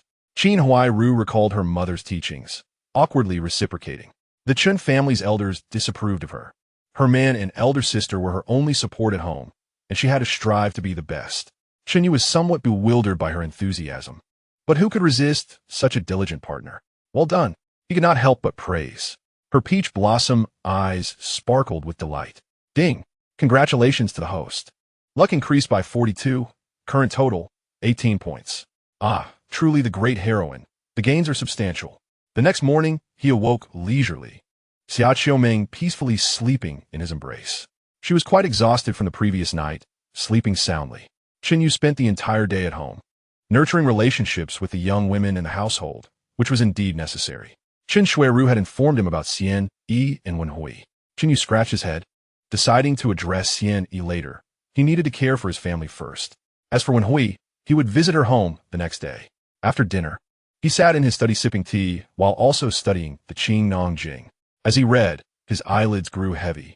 With his current constitution at 17 points, he only needed 2 hours of sleep to feel refreshed. Feeling drowsy was quite rare. This book must be exceedingly dull. Qin Huairu was beside him, pouring tea and offering water, massaging his shoulders and legs. She had endured the harshest punishment the day before. Even now, she walked somewhat awkwardly, but endured the discomfort to please her man. Suddenly, the cotton curtain was flung open, and a chill swept in. Qin Huairu, dressed lightly, shivered involuntarily. Yang Rue Hua barged in, clearly just having bathed, her hair still damp. Unusually, her face was adorned with makeup, enhancing her features. The brand-new bright red flower coat she wore was unlike anything he had seen before. Under the dim light, her complexion appeared even more radiant. Sister Yang, what brings you here? Chen You rose to greet her, fully aware of her intentions. He felt a bit perplexed. How could old Yan's investigation yield results so quickly? Yang Rue Hua forced a smile, glancing at Qin Huairu, and earnestly said, Chen Yi, may I speak with you privately? Her voice was low, laced with tremors. Chen Yi suspected she was there to deliver a gift, her bosom bulging, hiding who knows what treasures. Huairu, you may return to your room. I will find you later. Qin Huairu shot him a playful glance, feeling embarrassed that such words were spoken in front of others. She hurriedly donned her outer garments and swiftly left. In Chapter 91, taking Xiao'e shopping, Chen You gestured for Yang Rue Hua to sit down. Ignoring him, she turned and locked the door with a click. Chen You scratched his head, curiosity piqued. What treasure required such caution? Yang Rue Hua turned, determination flashing across her face, and suddenly opened her coat. Chen You was somewhat speechless, his hands darting out instinctively, using his strength to fasten her coat again. Although Yang Rue Hua possessed some beauty, he truly was not interested. Many in his household were far more appealing. Sister, there is no need for this. Why not return home? I will inquire for you tomorrow. All right? Yang Rue Hua shared a close bond with old Yan. Otherwise, she wouldn't have had so many children. Desperate to save her man and lacking anything valuable, she resorted to using herself as a bargaining chip. Chen Yi, as long as old Yan is released, our family will follow you faithfully in this life and serve you in the next, repaying your kindness. As she spoke, a wave of relief washed over her, and the tension in her body dissipated, nearly causing her to collapse. Chen You, feeling helpless, supported her and, after some persuasion, finally sent her away. Clearly, he would need to inquire further tomorrow. Who could endure such behavior? That night, Chen You first visited Huairu's room. The diligent partner was truly captivating. The next day, he had planned to visit Hui's family. However, having exerted himself the day before, the girl had sustained a slight injury, making it inconvenient to go. So he decided to postpone. Morning light streamed through the cracks as Chen You reached out to awaken the girl, curled up in his embrace. He had been busy for several days and had yet to take Xiao'e out for a proper outing. In his heart, he valued all the women equally, albeit with different roles. Need to take Xiao'e out for a bit? Liang Xiao'e's eyes lit up, quickly dressing. Her accent was still somewhat peculiar, reminiscent of a foreigner speaking Daxia. At least she could speak now, which was a significant improvement. Moments later, a beautiful figure in hanfu stood before him. Though she had more clothes now, this set remained her favorite, as it was her first new garment. Chen You could not help but smile. Reaching out to pat her head, no need for pretense. Let us go. The two exited through the back door onto the bustling street. Not far from Nanluo Guxiang, there was a morning market with breakfast stalls lining both sides of the road. Dozi, Mabo tofu, wontons, hot wontons. The calls of the vendors created an enticing atmosphere, whetting the appetite. In a few years, the street vendors will likely be consolidated into state-run snack departments, and such scenes will become a thing of the past. It is already past 8 in the morning, a bit late, yet there is still a considerable crowd. Xiao'e, I will accompany you today. Whatever you eat, I shall eat as well. Her eyes sparkled brightly as she took small steps ahead. Each stall demanded a brief pause, as she gazed longingly at the delicacies, swallowing hard with a soft gulp. After a considerable time, she appeared distressed, overwhelmed by the plethora of choices. Eager to sample them all, Chen You chuckled softly, saying, let us start with 1 or 2 today and return tomorrow for more. She nodded vigorously, her face blossoming into a broad smile. Chen You chose a meat-stuffed xiaobing, the flaky pastry split open and filled with either braised beef or donkey meat. Priced at 6 cents each, he devoured 6 of them, relishing every bite. Zhao Di, still not in the best of health, managed to eat just one. She opted for mian cha, a porridge made from millet flour, sprinkled with sesame salt and sesame paste, savoring it from a bowl, twirling it as she drank. Foregoing the use of spoon. The millet, known as huangmi, is slightly larger than millet grains and has a pale yellow hue. The shuo. Wushi with shu from the Shijing refers to this grain. Zhao Di cradled a porcelain bowl, larger than her face, sipping hungrily, occasionally letting out a hiss from the heat. Slow down, no one is competing with you. With her cheeks puffed, she glanced at the bowl, her eyes crescent-shaped, mumbling. How he? Chen You affectionately wiped the paste from the corner of her mouth. After finishing their breakfast, Chen You pushed his bicycle, taking a leisurely stroll to aid digestion. Zhao Di walked alongside. Her curiosity piqued as she observed her surroundings like an exuberant puppy. During this time, remnants of feudal thought lingered, and it was uncommon for women from traditional backgrounds to venture out alone. They typically stayed at home unless accompanied by a man. On the streets, apart from female students and female workers, like Chen Xueru, female merchants were rarely seen unaccompanied. The 49 city had limited places for leisure. And Chen You led Zhao Di on a nostalgic journey, retracing the route they had taken along the Qin Huairu River that day. They also bought a nearly identical wristwatch at Wang Fujing, which Zhao Di cherished so much she hesitated to wear it, opting instead to place it in a box close to her heart. Subsequently, they strolled around the Tianxiao area before heading to Donglai Shan for mutton hot pot at noon. In winter, nothing is more comforting than a hot pot meal. Their establishment served tender mutton, fragrant yet not gamey, with cuts such as upper brain, small 3-pronged, cucumber strips, and large 3-pronged, each plate costing 50 cents and appearing to weigh nearly half a pound. The mutton was sliced with precision, thin as paper, as there were no meat slicers at the time, relying solely on the chef's skill. With winter offering few vegetable options, they had only cabbage and frozen tofu, accompanied by sweet garlic, pickled cabbage, and vermicelli. Dipped in a special sauce, the flavor was exquisite. Chen You thoroughly enjoyed this meal, while Zhao Di's belly swelled with satisfaction. After lunch, they wandered to the park to digest, sharing tender moments before heading straight to the police station. Chen You greeted the guard at the entrance with familiarity, effortlessly making his way to Zheng Chaoyang's office. Just before entering, a sudden thought crossed his mind, and a lotus leaf package appeared in his hand. Upon opening the door, he saw Zheng Chaoyang, Old Hao, and Duo Yi gathered around an iron lunchbox enjoying their meal. Ah, Conrad, your hard work deserves a reward. Let me treat you. Saying this,